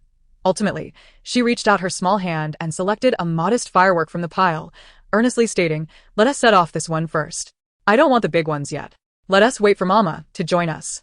On the morning of the 30th, Anren awoke to find herself nestled in the innermost part of the bed, with her daughter sleeping soundly in the center, her feet inadvertently kicking Anren's waist, while the outer side remained empty. Compelled by an instinct, she reached out to touch the space beside her and found it cold. It was already nearing 9 o'clock, and Mingchuan was known for his strict adherence to routine. The room was chilly, and Anren propped herself up, adjusting the blankets around her daughter before donning her down jacket. She vaguely recalled indulging in a bottle of beer the previous evening, which had led to her inebriation. Now, a slight headache persisted. After resting for a moment, she began to feel somewhat better. Mingchuan had already prepared breakfast, transforming last night's leftovers into a surprisingly delightful fried rice. After dinner, he set about continuing the cleaning work he had left unfinished the previous day. There were merely a few minor areas that required attention, so Anren was not called upon for assistance. Instead, she accompanied her daughter, Sia, outside to play with fireworks. Observing Sia's joyful laughter under the evening sky brought her immense delight. In the afternoon, after spending some time with a picture book they had brought, Sia suddenly recalled an animated series that was airing on television during the winter break. She had been eagerly following it while at Yuezhang, but the fatigue from yesterday had made her forget. Today, however, the memory resurfaced vividly. She timidly shared her desire with her parents, but both were at a loss. What resources did they have at this moment? Understanding their predicament, Sia decided not to press the issue further, although her small frame could not conceal her disappointment, which was evident on her face. Mingchuan and Anren exchanged a glance, then he bent down and asked her, "Do you really want to watch it?" Sia hesitated before nodding, then quickly shook her head. "No, I don't want to trouble Daddy." She genuinely meant this, but for Mingchuan, it was her forlorn expression that truly troubled him. Straightening up, he turned to Anren and said, "Then let us bundle her up warmly, change her shoes, and I'll take her out." With that, he exited the room. Although Anren was uncertain of his intentions, she immediately dressed Sia in a knitted hat, wrapped a scarf around her neck, and slipped her small hands into gloves before hastily putting on her own. By the time she had bundled Sia up like a little ball, Mingchuan returned, now carrying a small shoulder bag. Seeing them both dressed, he simply stated, "Let us go." Outside, the sky was overcast, and the snow underfoot had become hard and smooth after a night of freezing. Mingchuan handed Anren an umbrella while he took one for himself. Then he carried Sia and departed from their home on the hillside. As they walked along the road, Anren was unsure of their destination, but a vague suspicion lingered in her mind. His father did not seem to reside with him. After walking for about 10 minutes, Mingchuan came to a halt, gazing at a two-story building ahead, where boisterous sounds were audible even at the entrance. He set Sia down, instructing her and Anren to wait outside, then pushed open the unlocked door and stepped inside. With his foot, he swept a path across the floor, barely clean enough to walk on, and proceeded directly to the second floor. Mingchuan paid little mind to his surroundings. After all, Sia was still waiting downstairs. He muted the television and quickly tidied up the large bottles and jars, then picked up a broom to sweep the dust and clutter straight into the adjacent room. The clattering soon roused Tingyun, who groggily sat up and, upon recognizing Mingchuan, shouted angrily, "Mingchuan, what are you doing?" He cursed, "Are you just going to sweep all that garbage into the kitchen and ignore it? You used to help me take it out. What a decline in manners." After a moment of stunned silence, he finally registered what Mingchuan had just said and asked, trembling, "Is your daughter coming?" Mingchuan ignored him as Tingyun staggered from the bed, cautiously peering out of the window to observe below. There stood two women, one tall and one small, at the corner of the wall. The taller one was familiar to him. She was Ran, Mingchuan's wife, whom he had encountered at the wedding. The smaller one, however, was a stranger. Was she Mingchuan's daughter? He slowly turned around, leaning against the wall as he sank to the floor, his hands and feet icy cold. Yet his heart raced with urgency. Upon seeing the disarray of the filthy room, Tingyun abruptly stood up and, barefoot, dashed into the kitchen, quickly returning with a basin of water. With a cloth in hand, he exerted every ounce of strength to scrub the room of its long-standing stains. The winter's biting cold water reddened his wrinkled hands, draining the color from his waxy face. Yet, Tingyun seemed to have lost all sense of awareness, diligently cleaning until the room sparkled, then drying the surfaces with a clean towel. Upon lifting his gaze, he was met with the chaotic state of his bed, prompting another frenzied attempt at tidying up. "What on earth are you doing?" Mingchuan observed coldly as Tingyun flitted about, his actions utterly incomprehensible. Was this truly the Tingyun he knew? "I merely wish to leave a good impression for her. It is none of your concern," Tingyun murmured softly, his nimble hands never ceasing their task. Once he tidied up the area, he hurried downstairs, gathering the refuse and stuffing it into the storage room on the first floor. Ran and Sia listened to the cacophony from within the house, the sound of someone bustling about, until Mingchuan emerged with a displeased expression. "You may enter now," he announced. They followed him inside, where the room appeared relatively tidy, albeit with a faint, unpleasant odor that did not warrant too much concern. Ascending to the second floor, they entered a bedroom furnished with a large television and a bed, likely belonging to someone. Aside from the entrance they used, there was another door near the head of the bed, slightly ajar, revealing a pitch-black darkness within. The room was quite orderly, though all the furniture bore a muted hue, as if veiled in dust for ages. No matter how much one scrubbed, the passage of time could not be erased. The subtle scent of alcohol lingered in the air as Ran sat on a bench, cradling her daughter. After inquiring what she wished to watch, she changed the channel for her. Despite the unfamiliar surroundings, with her parents by her side, the child was engrossed in the show. Ran retrieved a few oranges from her bag, peeling them meticulously, removing every trace of the white pith to reveal the succulent orange segments, occasionally feeding them to Sia. It was beneficial for children to consume more fruit. She had recently reduced the amount of sugar Sia consumed daily. However, the oranges were quite sweet, and Sia, with a resigned hum, accepted them. Mingchuan appeared lost in thought, and Ran perceptively noted that his gaze often drifted toward the narrow gap behind the door. She refrained from pressing him further, sensing his reluctance to engage in conversation. After a moment's hesitation, she offered him a piece of fruit, extending her hand toward his mouth. "It's very sweet, have one." Her warm fingers and the chilly fruit flesh pressed against his face startled Mingchuan, who hesitated before reaching out to accept it. Finally murmuring a soft thank you. For reasons unknown, this expression of gratitude sounded rather unpleasant to Ran, leaving her with an empty feeling, a sense of discomfort.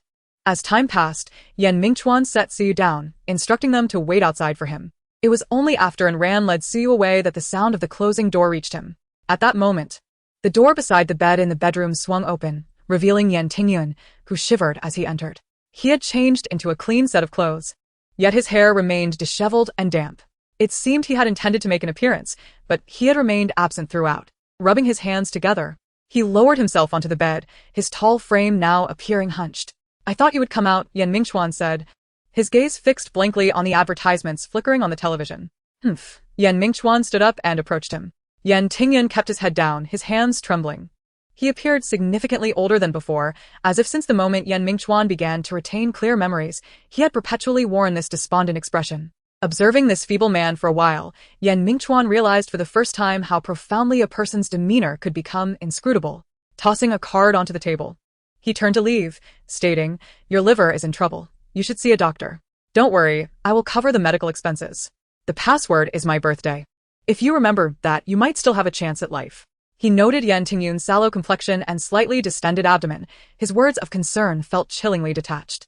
Yet faced with him, Mingchuan could only offer cold remarks. At that very moment of his departure, Tingyun lifted his head, his wrinkled face streaked with tears at the corners of his dry eyes. He called out loudly, "Mingchuan, will you bring them here again next year?" His voice echoed with a painful rasp, reminiscent of a dying man's lament, heard even by Ran and Suyu, who had already stepped outside.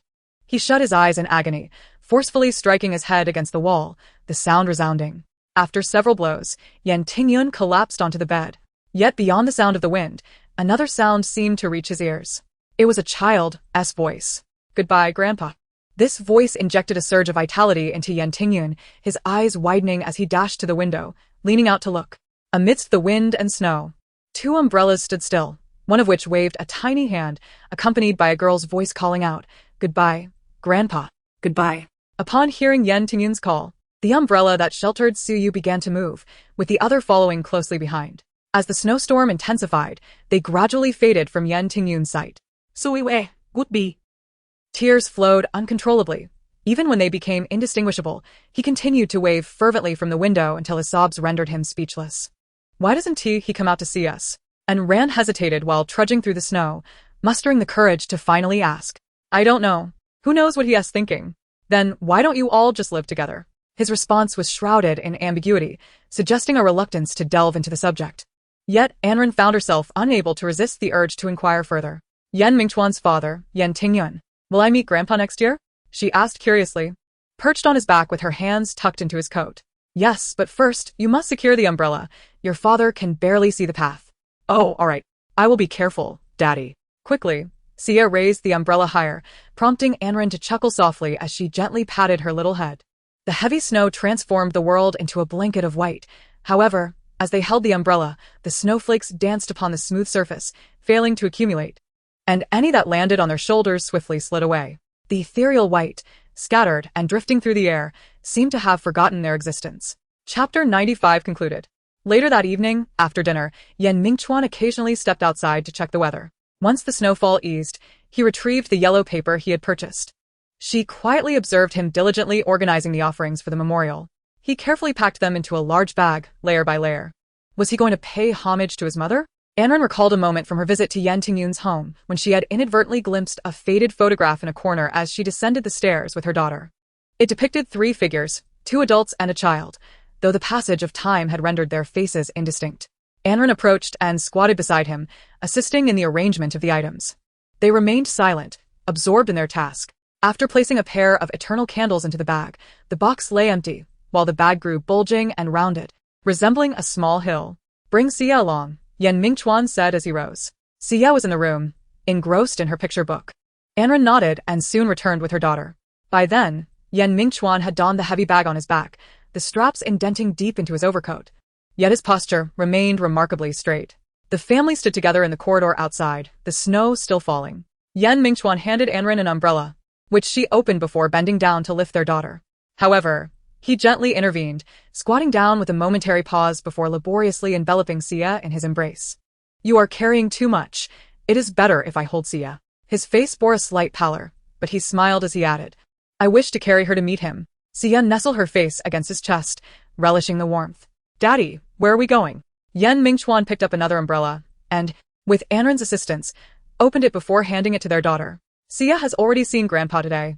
Now, Daddy will take you to visit Daddy's grandfather. Will you hold the umbrella for Daddy? Okay. The afternoon snowfall had lessened, revealing glimpses of stars, yet the moon remained absent. The path up the mountain was blanketed in snow, reflecting the faint starlight and appearing glistening white. The snow, having settled for only a short while, remained fluffy. 2 sets of footprints marked the way, one set particularly deep. The journey was not long. In the past, Yan Mingchuan would traverse it in mere minutes. Yet, this path was seldom trodden, and the snow did not melt as easily as it did on the roads. The fresh snow reached his ankles. And with his daughter in his arms, the burden felt heavy, compelling him to tread cautiously. Beside him, Anren could hear his breathing, markedly different from his usual hurried pace. Several times, Anren suggested that she could carry their daughter, but Yan Mingchuan refused.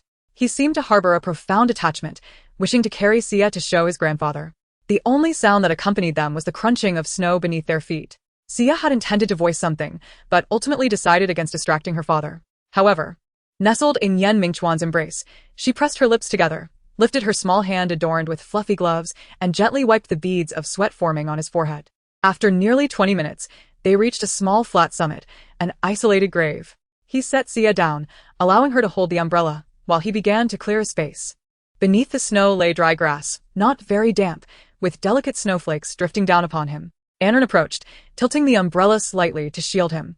She handed her phone to Xia, asking her to provide light, and then extended her slender hand to softly brush the snow off the gravestone, revealing the inscription beneath, Yan Xianya. Her lips parted slightly as she read the name that was etched into Yan Mingchuan's heart. The gravestone was simple, bearing only the name and the dates of birth and death. As Anren read each line, she suddenly realized that this grave had existed for 21 years. Yan Mingchuan was 28, meaning it had been when he was merely 7 years old. She turned her gaze toward the bag filled with offerings, its contents overwhelming. Yan Mingchuan had already begun to prepare the offerings with a seriousness greater than she had ever witnessed in his work. What could have transpired to make him hold such reverence for someone who had departed at the tender age of 7? With a sharp click of a lighter, he ignited the pyramid of yellow paper, and blue smoke began to rise, the flames licking higher. Some smoke wafted toward them, prompting Anren to step back, retract the umbrella, and pull Xia, who was dutifully illuminating the scene, close to her as they squatted beside Yan Mingchuan. She observed his face illuminated by the firelight, calm and composed, devoid of the rambling often portrayed in dramas. He silently added to the flames. Was true longing meant to be expressed in such a manner? Indeed, after so many years, all that needed to be said had likely been spoken. Anren had many questions, yet she hesitated to disturb this tranquility, while Xia blinked at the bright flames.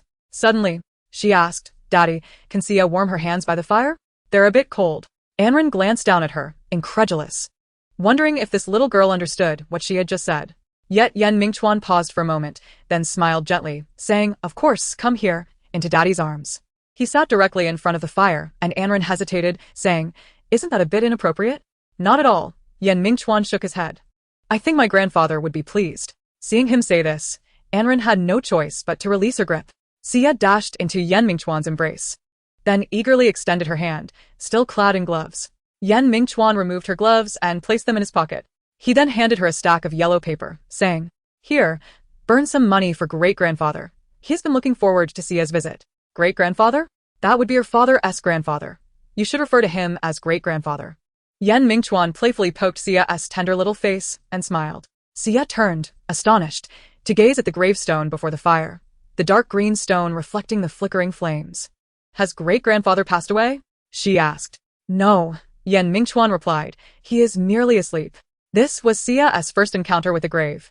Yan Mingchuan gently took her hand, tearing a piece of yellow paper and placing it into the flames. He addressed his daughter. Great-grandfather has been resting here for many years. Could you call out to him? It would bring him great joy. Okay. Sia chirped, summoning all her strength to call out repeatedly. Great-grandfather. It's New Year. Great-grandfather, hello. Great-grandfather, wake up. Her laughter rang out, causing Yan Mingchuan to double over in delight, while Anren observed him with a complex expression, her eyes glistening with evident moisture, though she smiled brightly.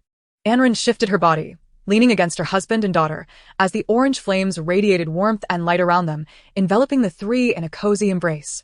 But why doesn't he great-grandfather speak? Sia inquired.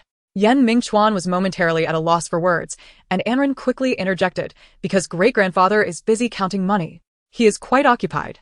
Oh, great-grandfather must be quite the money lover. Will Sia ever meet him? Oh dear little one, that will be many, many years from now. Yan Mingchuan said, ruffling his daughter's hair as he continued to burn the paper. The name in the firelight was unmistakably clear. Grandfather, you must be hearing this. He thought, as a gentle breeze from the mountains carried his longing to the netherworld. Sia held the lit incense with determination.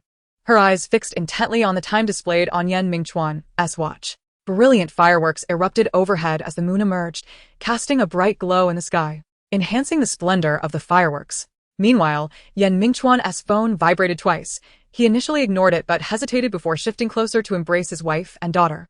Watching the fireworks display together, his arm encircled Anren's waist, her cheeks slightly flushed, though the dim light concealed it from notice. The grand fireworks celebration lasted nearly half an hour before the booming sounds in the sky began to subside. Only then did Yan Mingchuan check his phone, perusing the New Year greetings sent by friends. Among them was a message from an unfamiliar number, simple yet striking. Mingchuan, Happy New Year, and to Sia as well. Yan Mingchuan furrowed his brow, scrolling further. As he opened the last message, his hand stiffened for a moment before he swiftly turned off his phone. Anren noticed his unusual behavior and asked with concern, "What's the matter?" However, he found nothing but pure concern in her eyes. Feeling somewhat embarrassed under his gaze, Anren slightly lowered her head, which only deepened the complexity of Yan Mingchuan's expression. Indeed, Moen had already mortgaged 70% of his overseas assets to the bank. Chapter 96. The net begins to close. She could have stayed a few more days, as the holiday was not yet over. However, upon receiving that information, he found it impossible to remain. It was time for the hidden funds to be put into circulation. It was best to bring matters to a swift conclusion. The time spent with Anren over the past few days had nearly caused him to doubt his own decisions. On the return journey, Sia felt a sense of nostalgia for the unique experiences of the past few days, the first time playing in the snow, meeting her paternal grandfather and her own grandfather, and celebrating with fireworks alongside her parents. Upon learning they were leaving, her expression grew somewhat melancholic. Yet, as they departed, her little face rested on the back seat cushion, watching as the small house receded into the distance. To comfort her, Anren handed her a milk candy and, with her head lowered, fed her oranges. In Yuejiang, it was surprisingly snowing lightly. The roads remained clean, yet a thin layer had settled on the sidewalk trees. Just a few days had passed, but Nshuji's condition showed no signs of improvement. Originally, it had been a simple cold, but the long-standing health issues accumulated over the years had come to the forefront due to this illness. His body required thorough recuperation, and a swift return to Rongan would be impossible. The affairs of both companies weighed heavily on Yan Mingchuan's shoulders. Although it was not yet the 7th day of the Lunar New Year, he found himself tirelessly engaged in external matters. The employees had yet to return to work, but his plans could not afford even the slightest delay. At times, when she rose in the middle of the night and caught sight of his sleeping face illuminated by the night lamp, Anren couldn't help but wonder if Yan Mingchuan was intentionally avoiding her. Why? Since she had gently declined his request to turn on the light last time, it had been nearly 3 months since they had shared marital intimacy. Previously, there would have been at least 2 instances each month. He did not bring it up, and Anren felt embarrassed to ask. Recently, their verbal exchanges had dwindled significantly. As Anren gazed at his face, she noted how much Sia had grown. Yet, Yan Mingchuan's appearance had remained largely unchanged since their wedding. His hair, which had grown long due to his recent busyness, made him seem somewhat unfamiliar to her. Following Sia's birth, he had cut his hair short, and now his current look evoked a sense of estrangement. On the day of resuming work, Li Chim arrived early at the office, eager to witness the spectacle of Xingjing's misfortunes. In the previous year, he had pushed Xingjing to the brink of collapse. Yet, out of a moment of weakness, he had refrained from delivering the final blow. However, he mused that Mingchuan must have struggled throughout the year as well. Even during the holiday, the entrance of the company had been surrounded by a crowd of protesters, some of whom brought their families and lamented loudly. The final strike was imminent. Despite his own difficult circumstances, the exorbitant acquisition price had caused Minghui considerable distress. After making a comeback, much of the money earned had been swiftly lost. Nevertheless, Li Cheng had spotted something that greatly satisfied him. It was the height of working hours. And the entrance of Shengjing should have been bustling with employees coming and going. Yet, throughout the morning, Li Cheng only observed a handful of individuals heads down, squeezing through the agitated crowd to enter the building. It seemed that his subordinates were quite disillusioned with Mingchuan.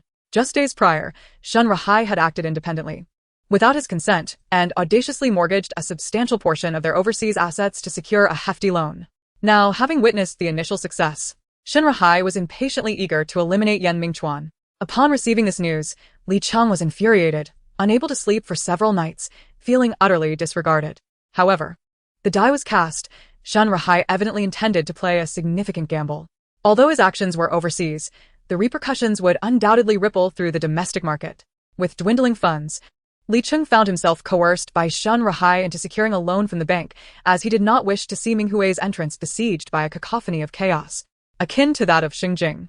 Once he had tidied up the remnants of Shengjing, he would ensure that the arrogant imbecile faced dire consequences. After signing the contract, Li Cheng had been on edge. Despite holding the upper hand, the move was still perilously reckless. He arrived early to witness the state of Shengjing firsthand, seeking reassurance. Fortunately, the situation remained stable. Now, there was nothing to do but wait. Releasing a breath he had held for so long, Li Cheng reclined in his comfortable chair, feeling the weight of fatigue settle upon his eyelids. He decided to indulge in a brief slumber. His pleasant dreams persisted until noon, only to be abruptly interrupted by the frantic voice of his secretary. Presidently. What is all this commotion? Blinking groggily, he was met with the pale visage of his new secretary. Irritated, he straightened up and snapped. Can't you see I'm resting? Why are you shouting?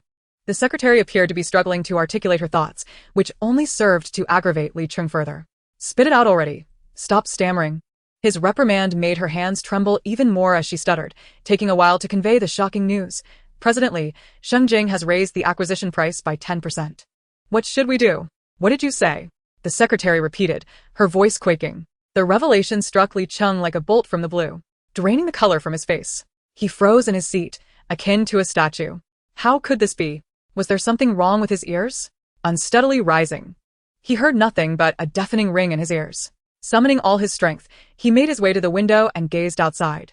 The previously tumultuous crowd had vanished, replaced by Shengjing employees, bustling and laughing, their faces aglow with excitement. They had triumphed. That joy reflected in their smiles left Li Cheng feeling dizzy. This was a colossal gamble. 10% was beyond his wildest imagination. Just 5% had already cost him a significant portion of Minghui. And now his mind was a tangled mess. Where had Shengjing procured such funds? Hadn't Mingchuan's financial lifeline already been severed? Or had he known all along? Patiently waiting for Li Cheng to take the bait? Can one retract a contract with the bank? Those images are mere fabrications. For the first time, Li Cheng found that breathing steadily was an arduous task. His body felt weightless, and he yearned to gaze upon the highest floor of the towering building across the street. Yet he discovered he could not even lift his head. What should he do now? Chapter 97. Collapse. The thunderous offensive of Shengjing was not confined to Yuezhang. It extended overseas as well. Long before work resumed, Mingchuan orchestrated a series of operations, ensuring all necessary funds were in place. On the day of resumption, he sounded the horn for a counteroffensive. They could not extricate themselves from this commercial battle. The looming loan compelled them to press onward, clinging to their last hope. Mingchuan found the game rather dull. With absolute power, he shattered their hopes. On the eve of the Lunar New Year, upon receiving a certain message, he was certain that the man named Mo1 was indeed Shen Rahai. This foolish gambler's nature, risking everything when his opponent could barely endure, only made and ran devotedly expend herself for him. Who else could it be? It was all too evident. Shen Rahai, due to that woman, had repeatedly shown mercy to his subordinates, but now, it seemed he was mistaken. Mingchuan coldly scrutinized Mo1's profile before discarding it into the trash. Suddenly feeling exhausted, he lost interest in everything, including questioning. He waited in silence. The downfall of Minghui was a foregone conclusion. What was he waiting for? For everything to come to an end. After Minghui's collapse, the market share it left behind was intended for Rongan to seize a portion. To this end, while the storm in real estate had yet to arise, he planned to sell off some of Rongan's cumbersome projects to raise funds. Xingjing could not indefinitely support Rongan. Undoubtedly, such actions stirred a considerable uproar within Rongan. The shareholders regarded the land and projects in their possession as treasures, gleaming like gold, and rumors circulated incessantly within the company. And Yuan, being the son of Nshuji, naturally heard such talk. However, given their relationship and his father's trust in Yan Mingchuan, he pretended to hear nothing. Shun Rahai initially intended to wager the entirety of Minghui. An all-in bet is the most exquisite art of humanity.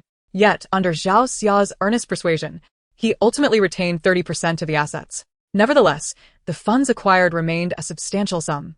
It must be acknowledged that over the years, they had thrived significantly thanks to Enrant's intelligence.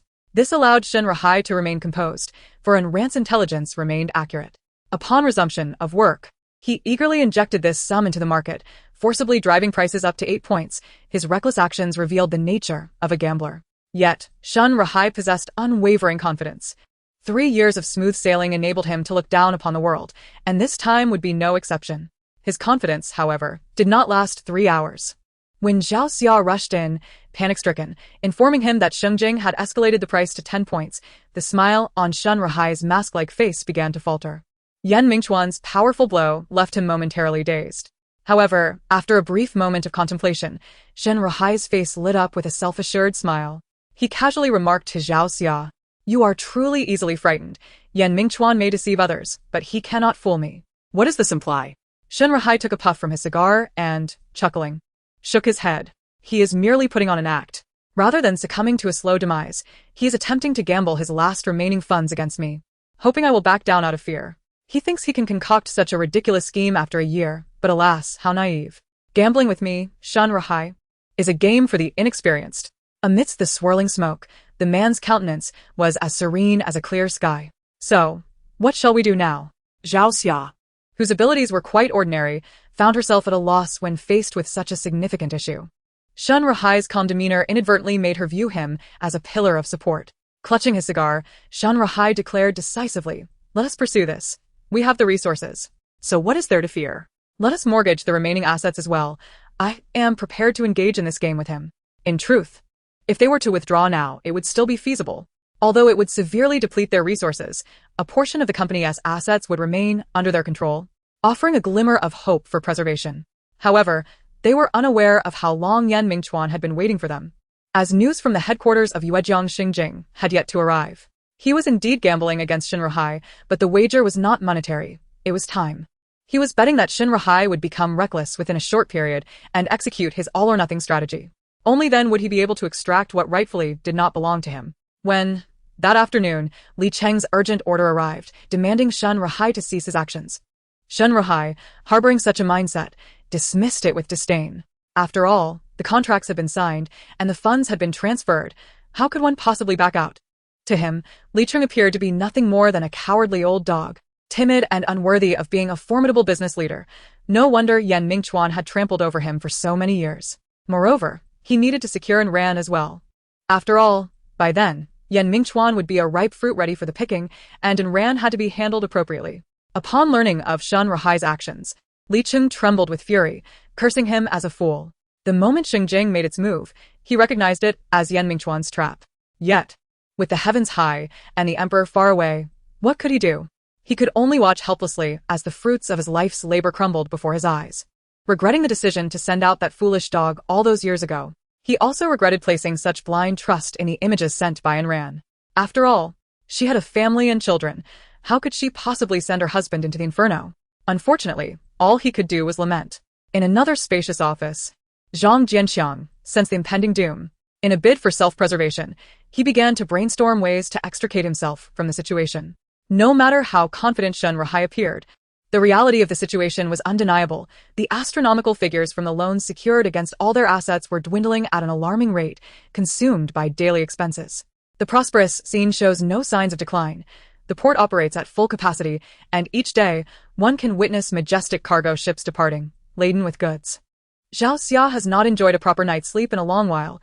She is utterly exhausted from managing various affairs. The issues that once plagued Gucheng and Du Luoshu are now resurfacing in her life. A throng of people has gathered downstairs in both the main office and overseas. These are genuine troublemakers, devoid of any actors. He repeatedly roars and ran, "You deceived me." His handsome yet hypocritical face is contorted with rage. When the funds on the balance sheet dwindled to 7 figures, Zhao Xia finally handed Shen Rahai a bank card, tears brimming in her eyes as she said, "I truly am powerless. I will shoulder the responsibility alone. I've purchased your ticket. While there's still time, you must return quickly."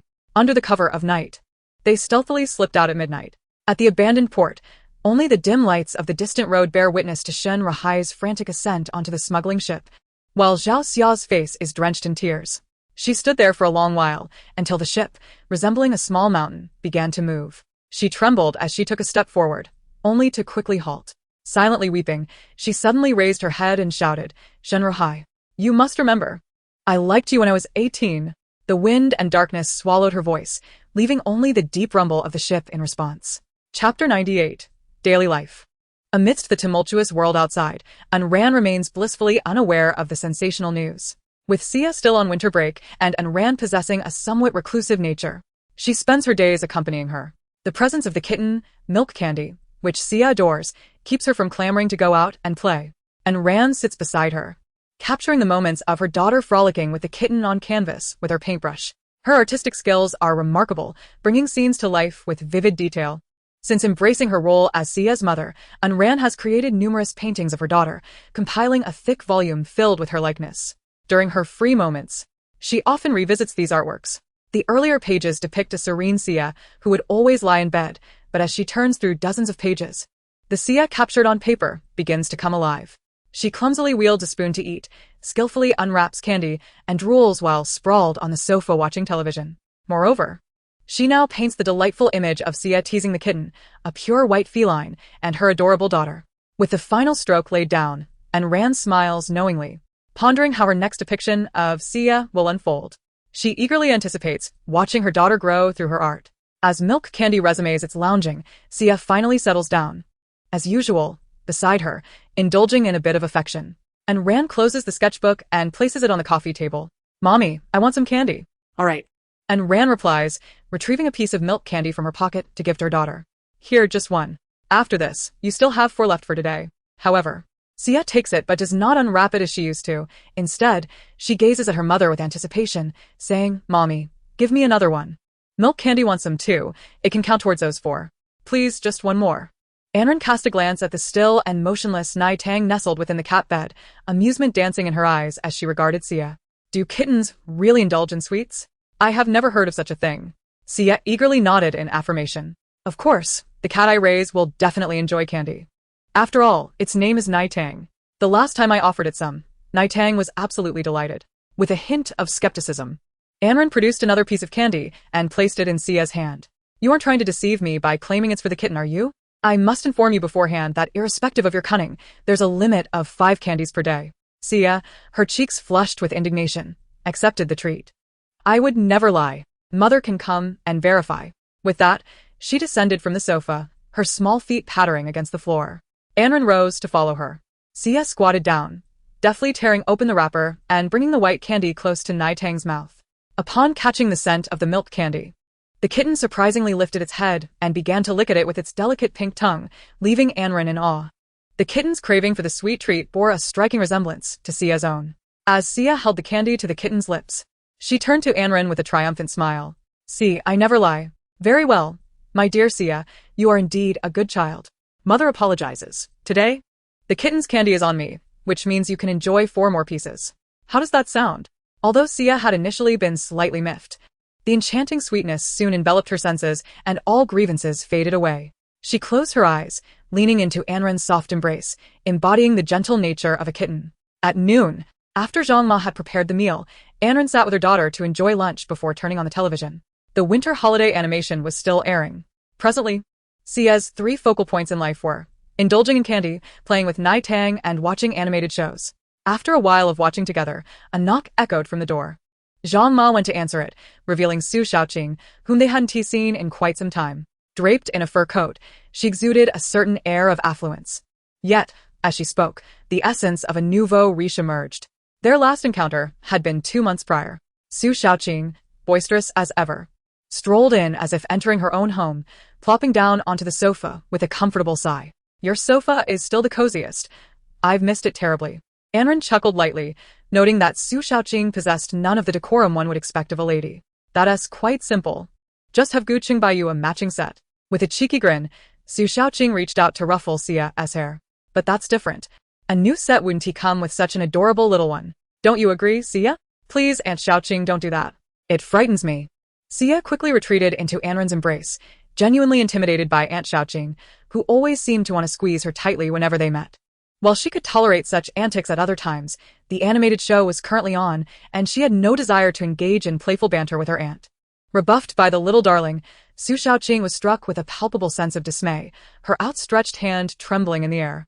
She looked at Anren with a pitiful expression. Ranyan, does Sia dislike me? I merely adore her and cannot help but reach out. It's not my fault. If blame is to be assigned, it should fall upon you and Yen Mingchuan. How have we become the ones to bear the blame?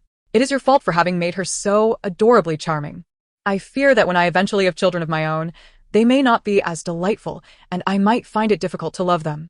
Su Xiaoqing solemnly expressed this outrageous opinion. If Guqing were to overhear, he would undoubtedly not take it lightly. What nonsense are you spouting? And Ran, freeing one hand, gently tapped her on the head. You are about to marry Guqing. Why are you still preoccupied with such thoughts? Su Xiaoqing rolled her eyes. It's not happening that quickly. We're merely engaged. Marriage is still a distant prospect. She sighed dramatically.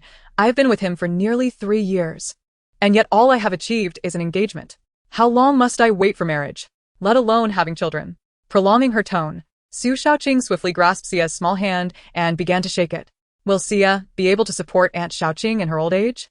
This utterly startled Sia, who burrowed anxiously into Anren's embrace. The couple indeed shared certain similarities, often displaying moments of eccentricity, truly a match made in heaven. Ha ha ha. With the little one squirming in her arms, Anren could not help but laugh. Please don't frighten her. She is about to cry. I am quite serious. Su Xiaoqing pointed to the corners of her eyes, feigning gravity. Look, I already have crow's feet. Indeed, Anren leaned closer for a better look and confirmed that, despite her light makeup, fine wrinkles were beginning to form at the corners of Su Xiaoqing's eyes. However, they were not easily noticeable unless one looked closely. It's not too bad. It's quite normal, she softly reassured Su Xiaoqing. What is normal about it? I don't even have children, and I look this way. Anren, look at you. You remain almost unchanged since our university days. Even though you are just a year younger than me, you've already had Sia. Is that so? Su Xiaoqing's words prompted Anren to gently caress her face, which still felt smooth and youthful. Perhaps it's because I gave birth early, allowing my body to recover swiftly. This candid statement, however, sounded like mere boasting to Su Xiaoqing. She scrutinized Anren for a while before mischievously declaring no. There is indeed a difference. Where? Here. It's larger. Anren, following her finger's direction, glanced down at her bosom, her face instantly flushing crimson as she quickly turned away. How can you be so uncouth? Su Xiaoqing chuckled. Come on, let me test the sensation for your husband. She made suggestive gestures toward Anren. No. The child is watching. Anren protested. Oh, do not worry. Sia is a girl too, and besides, she is not unfamiliar with such things. Do you not possess even a shred of modesty? No. Behave, let me see if your development is normal, hee. Chapter 99, Aftermath. You are insufferable. Anren, tidying her disheveled clothing, still blushing, retorted, You came here just to speak lewdly, didn't you? We are all adults here. What is there that cannot be discussed? Su Xiaoqing pouted, turning to retrieve an item from her bag, which she then presented to Anren. I came to deliver an invitation. The large red rectangular invitation, adorned with shiny golden lettering, sparkled in her hands. Anren, taken aback, accepted it. Has the date for the engagement been decided? Su Xiaoqing nodded cheerfully, flipping through the invitation. Upon noticing the date, Anren furrowed her brow. It was less than a week away. Why the rush? She mused. Typically, such invitations are sent out at least half a month in advance. This puts me in quite a predicament. There's nothing to be done, Su Xiaoqing replied nonchalantly. We've had so much on our plates lately, and the date was only finalized with a chung last night. Don't fret, Su Xiaoqing continued. Just remember to show up and make sure to bring Sia. Despite her lightheartedness, Anren couldn't help but express her frustration. I had planned to select a wonderful gift for you, but with so little time, how could I manage that? Anren's voice, soft yet tinged with reproach, nearly overwhelmed even Su Xiaoqing, who, despite being a woman herself, felt the weight of it. The main reason is that we wanted to celebrate a double joy, hence the rushed arrangements. Su Xiaoqing's silly grin left Ran speechless. But soon a look of confusion crossed her face. Double joy? What good fortune has befallen you recently? She gazed suspiciously at Su Xiaoqing's abdomen. Are you expecting a child? Xia, equally astonished, turned to look at Su Xiaoqing's belly, chirping, Aunt Xiaoqing, your tummy does seem a bit rounder. Are we going to have a little sister? Where are your thoughts leading you? Su Xiaoqing's cheeks flushed slightly. It's just some extra weight. I've put on a few pounds lately. The good news I mentioned is something else. And Ran, you must not know? Minghui is on the verge of bankruptcy and liquidation. And Ran shook her head in confusion. She truly had no idea. Having scarcely ventured outside recently, she was taken aback by the sudden turn of events. Wasn't Minghui just pressuring Xingjing? How had things changed so swiftly? Her mind felt jumbled, her heart oscillating with complex emotions, confusion, relief, yet tinged with a sliver of concern. Mingchuan had prevailed. He had won. And Ran felt a slight easing of her heart, but another thought quickly seized her. What about Runaway? And Ran desperately reminded herself that their chapter had closed, yet the pain in her chest and the lingering concern within her heart remained insurmountable. Could you elaborate for me? I'm not quite clear on this matter, she inquired. Su Xiaoqing, carefree and oblivious to Ran's unease, did not ponder why Ran, as Mingchuan's wife, would be unaware of such news. She excitedly recounted this gratifying turn of events. In my opinion, this is just retribution. They pushed us to such extremes. And now look at their downfall. I almost wish I could bring firecrackers to celebrate at their doorstep. Minghui still has overseas ventures, correct? How are those faring? Are they in a similar predicament? And Ran twisted her fingers anxiously, unconsciously gripping tightly, until Xia shifted in her arms, prompting her to release her hold. Su Xiaoqing pondered briefly before furrowing her brow. I'm not too sure about that. After all, it's quite distant. However, I imagine their situation cannot be much better. It's likely on the brink of collapse as well. How could everything she helped him build over 3 years dissipate into nothingness in just a matter of days? Leaving him once again as a person devoid of all? They could have each found solace in their own lives, yet Ran suddenly loathed herself. Despite knowing that sending out the final pieces of information would ignite their conflict, why did she still proceed? When Runaway made his demands, she could have feigned ignorance and continued to provide the trivial details. Perhaps then today as events would not have unfolded. Yet, the whims of fate are unpredictable. In the realm of commerce, one must rely on genuine skill. In their direct confrontation, Mingchuan decisively overwhelmed Minghui with sheer financial might, devoid of any deceit or cunning. Should it be merely said that she was outmatched? As Ran escorted her to the door, Su Xiaoqing teased, "Don't forget to come visit in a few days. By then, you must call me sister-in-law." Given Gucheng and Mingchuan's close relationship, such a title was indeed fitting. And Ran merely smiled, nodding at Su Xiaoqing, who had already settled into her car, and stood at the entrance, watching her luxurious sports car drive away. After securing the door, she sat at her desk, lingering in silence before biting her lip and pulling open the drawer. In the innermost corner lay a phone card. When she replaced it with a new one, she initially intended to discard the old card, yet she could not fathom why it remained in her possession. A small part of her heart still held space for that once carefree youth, serving as a memorial of sorts. He had once occupied her entire being. Perhaps the circumstances were not as dire as she imagined. And Ran, you should no longer concern yourself. You have traversed enough hellish trials. You have a complete family now. It is time to let go. As you once vowed, she reassured herself, attempting to calm her restless heart. Yet, her trembling hands reached for her phone, replacing it with the old card. As she pressed the power button, Ran felt her fingers grow weak. The moment hundreds of missed calls and messages flooded her screen was utterly suffocating. The outcome seemed inevitable. She could envision Runaway on the other end, despairingly dialing a number that would not be answered, akin to a drowning soul's final struggles, cornered with no escape. Yet she had advised him. She could no longer involve herself in his affairs. She had Shiyu and a husband now. All she could do was watch, powerless, as time had irrevocably altered their identities. Human nature is inherently selfish, and she had done enough already.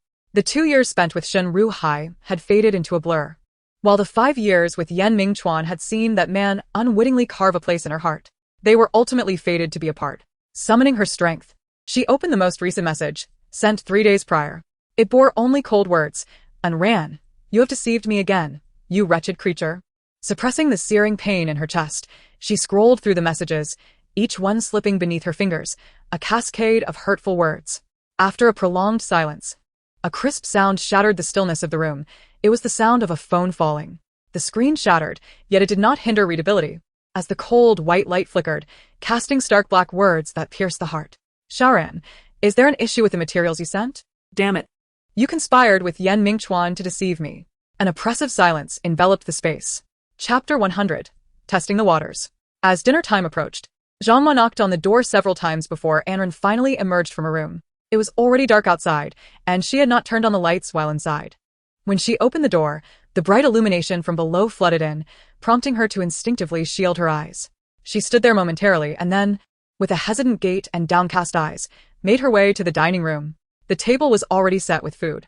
Sia, sitting in her specially designed children's chair, held a pair of chopsticks, her eyes fixated on the fish on the table, poised to strike.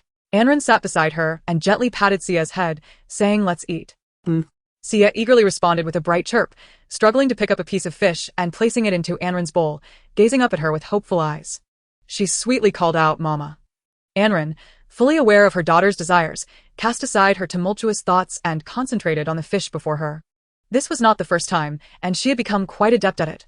Soon, Sia was relishing the delectable, boneless fish pieces. Supporting her face with her hand, Anren turned her gaze to her daughter's delicate, pale countenance.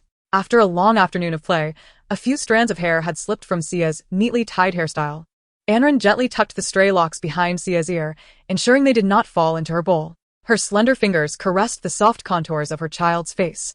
And for a moment, she became lost in thought, her hand lingering there. Noticing the unusual silence, Sia looked at Anren and asked, "Mama, why aren't you eating?" The mere mention of Yen Mingchuan's name, even from her daughter's lips, sent a chill coursing through Anren's body. Such an intimate term had transformed into a heavy weight upon her heart. Forcing a smile, she picked up a napkin and wiped the grains of rice from Sia's mouth, who obediently tilted her face upwards. "Mama, today's fried fish is so delicious. It's a pity that Daddy isn't here. I want to save some for him." With her hands resting on her lap, Anren hesitated for a moment. Since Zhangma had left to buy groceries after preparing the meal, the house was now just the two of them. Her mind raced, replaying the events of the day, as waves of emotion surged through her. Gazing into Sia's clear, bright eyes, she found herself unable to restrain her curiosity, hesitantly posing a question. "Sia, if Mama were to say, if Mama and Daddy had to part ways, with whom would you prefer to live? Daddy or Mama?" Her heart tightened with each word, and upon seeing Sia's bewildered expression, Anren repeated her query. "Do you love Daddy very much? If one day you could only choose one between Mama and Daddy, who would you choose to be with?" Yet, all she received in response was the sound of chopsticks clattering to the floor. It seemed Sia was beginning to grasp the gravity of her mother's question. Anren was startled by a sudden exclamation, and upon opening her eyes, she beheld the glistening tears cascading down Sia's cheeks. Alarmed, Anren hurriedly embraced her daughter, never anticipating that a single utterance could evoke such a profound reaction. "Mom, do you not want us anymore?" "No, my dear, I was merely asking. Please do not take it to heart," Anren stammered as she frantically wiped away Sia's tears. The sound of her daughter's sobs and the weight of her sorrow threatened to shatter Anren's heart. Yet, she knew this day would eventually arrive. How could she possibly navigate it? "I don't want this. Mom and Dad should always be together. Isn't that better? Why would you say such things?" Sia cried, consumed by a tumult of emotions, oblivious to Anren's pale explanations as her wails grew louder, soaking the tissues in Anren's hands. Sia had always struggled with her health. Her daily activities a challenge, unlike other children who bounced about with ease. Now, stirred by the turbulence of her emotions, her breath quickened, and her already pale complexion drained further of warmth. Since she had developed an understanding of the world, Sia had never cried in such a manner, and the sound pierced Anren's heart. She gathered her daughter tightly in her arms, exclaiming, "I was just joking. How could I ever abandon you, my dear? I'm merely envious that you save all the delicious treats for your father." Anren spoke with a light-hearted tone, gently soothing her daughter's back to help her regain her composure. "Really? Indeed." Anren turned to her, affectionately tapping the tip of Sia's petite nose. "You truly cannot take a joke, can you? I was only teasing you." Her smile radiated warmth, devoid of any negativity. Inside, she felt a sense of injustice. But to whom could she confide? There was no one. After being comforted, Sia finally ceased her cries, though her breath still came in shudders. Her gaze fixed intently on Anren as if fearing she might vanish. Anren retrieved a fresh tissue from the table, carefully wiping away her daughter's tears and snot. In that brief moment, Sia's eyes had already turned a shade of red from crying. After the commotion, the rice in her bowl had grown cold, and just as Anren intended to refill it, Sia firmly pressed down on her bowl. "What's the matter?" Sia shook her head, her voice hoarse yet resolute. Mom. "I'm not so helpless. Cold rice is still edible." Under Anren's complex gaze, Sia stubbornly focused on her meal. Clearly visible were the few tears that had fallen into her bowl. She regretted uttering such words today. During that meal, silence enveloped them. Later that evening, Sia found no joy in watching cartoons. Though she sat on the sofa, the usual chatter was absent. Anren held her as always, yet Sia's spirit remained low, her grip on Anren's clothing tight, as if afraid she might slip away. She was terrified that Anren's words might hold truth. Periodically, she cast glances toward the door, waiting in vain until nearly 9 o'clock, yet the figure she longed for had not yet appeared. Chapter 101.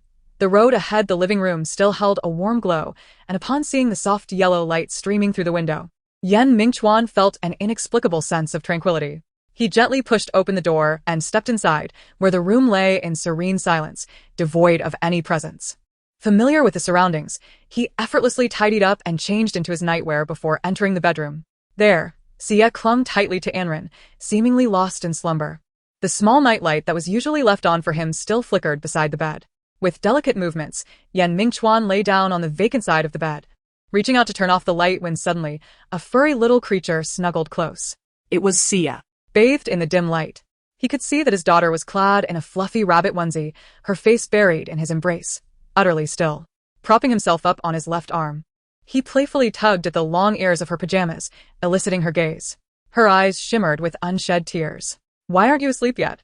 It's quite late," he inquired gently. Sia looked up at him and said softly, "Daddy, I miss you so much." Her voice quivered slightly, barely above a whisper. Yet Mingchuan heard her perfectly. He chuckled softly, tapping her nose. "What's the matter?" Sia pressed her face closer to him, wrapping her arms around his neck, her mood evidently somber. "Mommy said today that she and Daddy would be apart in the future. Is that true? Did I do something wrong that made Mommy dislike me?" Her small hands clutched at Mingchuan's collar, tears welling up in her eyes. As she spoke of this troubling matter, her voice grew increasingly choked with emotion. Mingchuan's heart sank suddenly as he turned to glance at Anren, who lay sleeping on her side, her face turned towards the window, her body rising and falling gently with each breath, seemingly in deep slumber. He carried Sia out to the balcony, where a reclining chair awaited them. They settled in, and the sky was adorned with twinkling stars, the moon casting shadows through the trees. Mingchuan spoke in a casual tone, learning from Sia about the day's events. Su Shaoqing had visited and discussed recent happenings at the company with Anren. Thus, her odd behavior and remarks today, which seemed strange to Sia, were perhaps a realization that the information was false? Or was it that she could not accept her defeat to Minghui? "Mommy is just joking around," he said, wiping away Sia's tears with the sleeve of her pajamas, soothing her softly until the little darling finally ceased her weeping. However, her eyes remained glistening with tears. The balcony was awash in the hazy light of the moon, yet Mingchuan could still see the tears shimmering in Sia's eyes. This tactic proved effective. As he counted softly, the little one's words gradually became more muddled. The familiar scent of osmanthus enveloped them, providing a profound sense of security, and before long, she had nestled into him and drifted off to sleep. Gently, he positioned Sia into Anren's embrace, straightened his back, and gazed at her tranquil sleeping face for a moment. Without uttering a word, he turned and lay down on the other side of the bed, turning off the night light in the process. With the faint glow extinguished, the entire bedroom succumbed to darkness. Darkness serves as a guise for Anren, who remains still with her eyes closed until a faint sound of snoring emanates from behind her. Slowly, she lifts her hand to wipe away the tears that have clung to her lashes, then embraces the small figure in her arms a little tighter. On the following morning, when Anren finally opens her eyes, she finds the space behind her empty. Glancing down, she sees that Sia, who had stayed up late the previous night, is now sleeping soundly in her embrace. Anren does not rise immediately. Instead, she gazes at Sia's face for a long while. The corners of her eyes are still slightly red, but the brows that had been furrowed in distress the night before are now relaxed. In her slumber, Sia resembles the obedient child she once was. Mingchuan. Anren murmurs the name, aware of Sia's dependence on him. They linger in bed until nearly 9 o'clock. When Sia finally stirs and realizes she is still nestled in her mother's arms, After last night's comforting words from Yen Mingchuan and a restful night's sleep, Sia seems to have forgotten the troubles of the previous evening, returning to her former cheerful self. Anren, acting as though nothing had transpired, proceeds to dress her daughter beautifully before stepping out of the room. The sound of the television fills the living room, and Anren glances curiously in that direction, momentarily stunned. Yen Mingchuan is still at home, seated on the sofa, engrossed in the morning news while perusing the day's newspaper. Upon hearing the commotion from upstairs, he turns, and their eyes meet, a silent understanding passing between them as they maintain a facade of harmony. It is Sia's delighted exclamation of "Daddy" that shatters the silence. She had not anticipated that her father would remain at home today, perhaps to spend time with her. With determination, she tugs at Anren, leading her down the stairs to the sofa. Yen Mingchuan sets aside the newspaper and naturally takes Sia's hand from Anren's grasp, leaving Anren acutely aware of the emptiness of her own hands, a pang of discomfort stirring within her. After playfully engaging with their daughter for a while, Yen Mingchuan looks up to meet Anren's pursed lips. He states, "Sia will begin school tomorrow. We should take her for a checkup at the hospital today." Following breakfast, they take Sia to the hospital, where they are received once more by Lin Shui. The examination procedures remain unchanged, yet today, Yen Mingchuan specifically inquires about the optimal timing for Sia's heart surgery based on the results. Lin Shui, considering the test results and Sia's current health status, provides a rather conservative estimate. 6 years old. As she speaks, Anren sits beside Yen Mingchuan, absorbing every word. While the other examinations continue, Lin Shui must hurry away. But not before advising them, as long as you maintain the current situation, do your utmost to shield the child from negative emotions. Ensuring her happiness is of utmost importance. Once Lin Shui departs, only the two of them remain in the office. Yen Mingchuan bows his head to fold the examination results neatly, placing them in his pocket, while Anren is left to ponder what thoughts occupy his mind. It is only up until yesterday that she realized how little she truly understands him. Since there was nothing to say, Anren lowered her head to pick at her nails. Time passed excruciatingly slowly, and she felt as if she were suffocating in the oppressive atmosphere.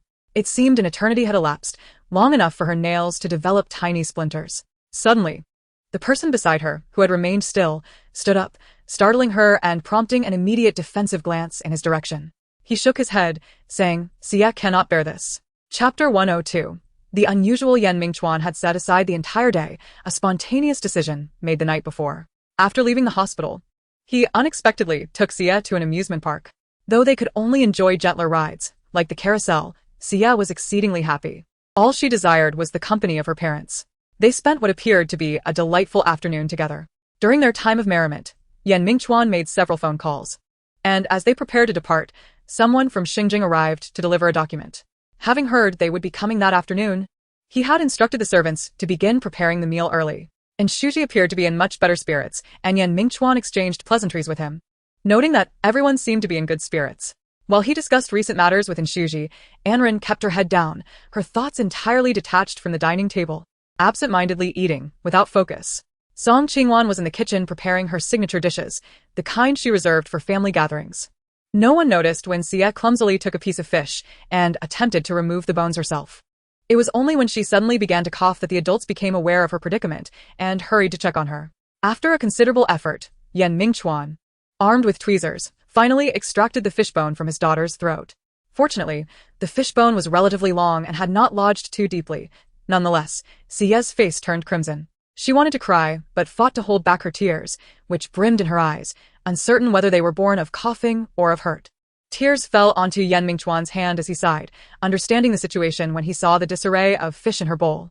With Shuji and Song Qingwan present, he felt it inappropriate to speak too candidly. He settled Sia back beside him, picked a piece of fish, and swiftly prepared it for her amidst her melancholic gaze before placing it in her bowl. "Eat this. If you want fish, you must tell your parents. Do you understand, Sia?" he said, gently tapping her small face. Sia understood. She rubbed her eyes, realizing that her father's skill at deboning fish had improved significantly, nearly rivaling her mother's. With tears glistening in her eyes, she took small bites of her meal, her face set with determination. She felt compelled to prove something. Sia dared not look into Anren's eyes, fearing that her mother might deem her inadequate. This incident was but a minor interlude at the dinner table, easily brushed aside. Apart from stirring ripples in Anren and Yen Mingchuan's hearts, the Yin family remained oblivious to any unusual occurrences, dismissing it merely as the antics of a child. After the meal, the servants cleared the dining table, while Shuji rested downstairs for a while. Yan Mingchuan took out the documents that had been brought over earlier that day. Upon opening them, he found 2 agreements inside. He handed the paper bag to Inshuji. Having already provided a brief overview at the dinner table regarding his recent work at Rongan and his plans for the future, one of the agreements pertained to the selection of a partner for collaboration. To ensure safety and reliability, Yan Mingchuan chose a partner for Rongan's expansion into new industries, an acquaintance who had long been associated with Jing, one with considerable capacity. As the previous contract was nearing its expiration, this transition to Rongan was timely, and being old friends made it trustworthy. It was merely a matter of formalities, demonstrating his thoughtful consideration. He anticipated Inshuji's reaction and did not harbor the expectation that he would receive immediate affirmation today. Rather, he presented the proposal to allow ample time for contemplation and adjustments, especially since Yan Mingchuan was currently overwhelmed with his own company's affairs. After a brief discussion and glancing at the time, he left the 2 contracts in Inshuji's hands and stood to bid farewell. Unfortunately, with Sia's school starting tomorrow, it was inappropriate for him to remain there overnight.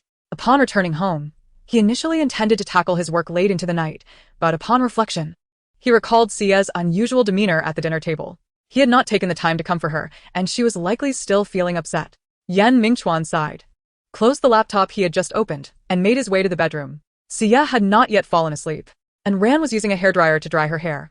And upon noticing Yan Mingchuan's entrance, her gaze flickered away. He said nothing, quietly awaiting and ran to finish attending to Sia.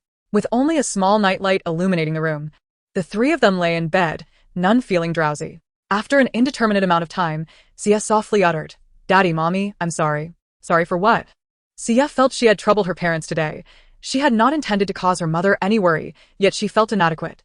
Memories of getting a fishbone stuck in her throat surfaced, and her voice grew somber. Yes, Daddy was indeed angry. Yan Mingchuan nodded, feigning seriousness. "I'm sorry." Sia clutched Yan Mingchuan's shirt, apologizing with a heavy heart. However, it was not the fact that Sia had carelessly eaten fish that angered him, but rather her self-blame that troubled him. Huh. Sia lifted her face, looking at him in confusion. Yan Mingchuan seized the opportunity to turn, enveloping his daughter in his embrace. Moreover, Sia's belief that she is a burden also makes Daddy very upset. He freed his left hand to gently poke her soft cheek. Mommy feels the same way.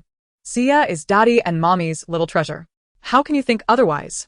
Upon hearing his words, not only did Sia's eyes sparkle, but Ran's breath also caught momentarily. Hesitating, she turned toward Sia, took her hand, and without saying much, slightly raised herself to plant a kiss on her daughter's cheek. Since yesterday, Sia's unusual behavior stemmed from Ran's earlier words. She should never have said such things to her daughter. It was evident that Sia no longer dared to indulge in her whims with Anran. On this day, Anran's heart was engulfed in profound turmoil. She inched closer, until her face nearly rested against Sia's head. Leaning in gently, Anran whispered softly into Sia's ear, "Sleep now, my darling, for tomorrow you must attend school. Mother loves you."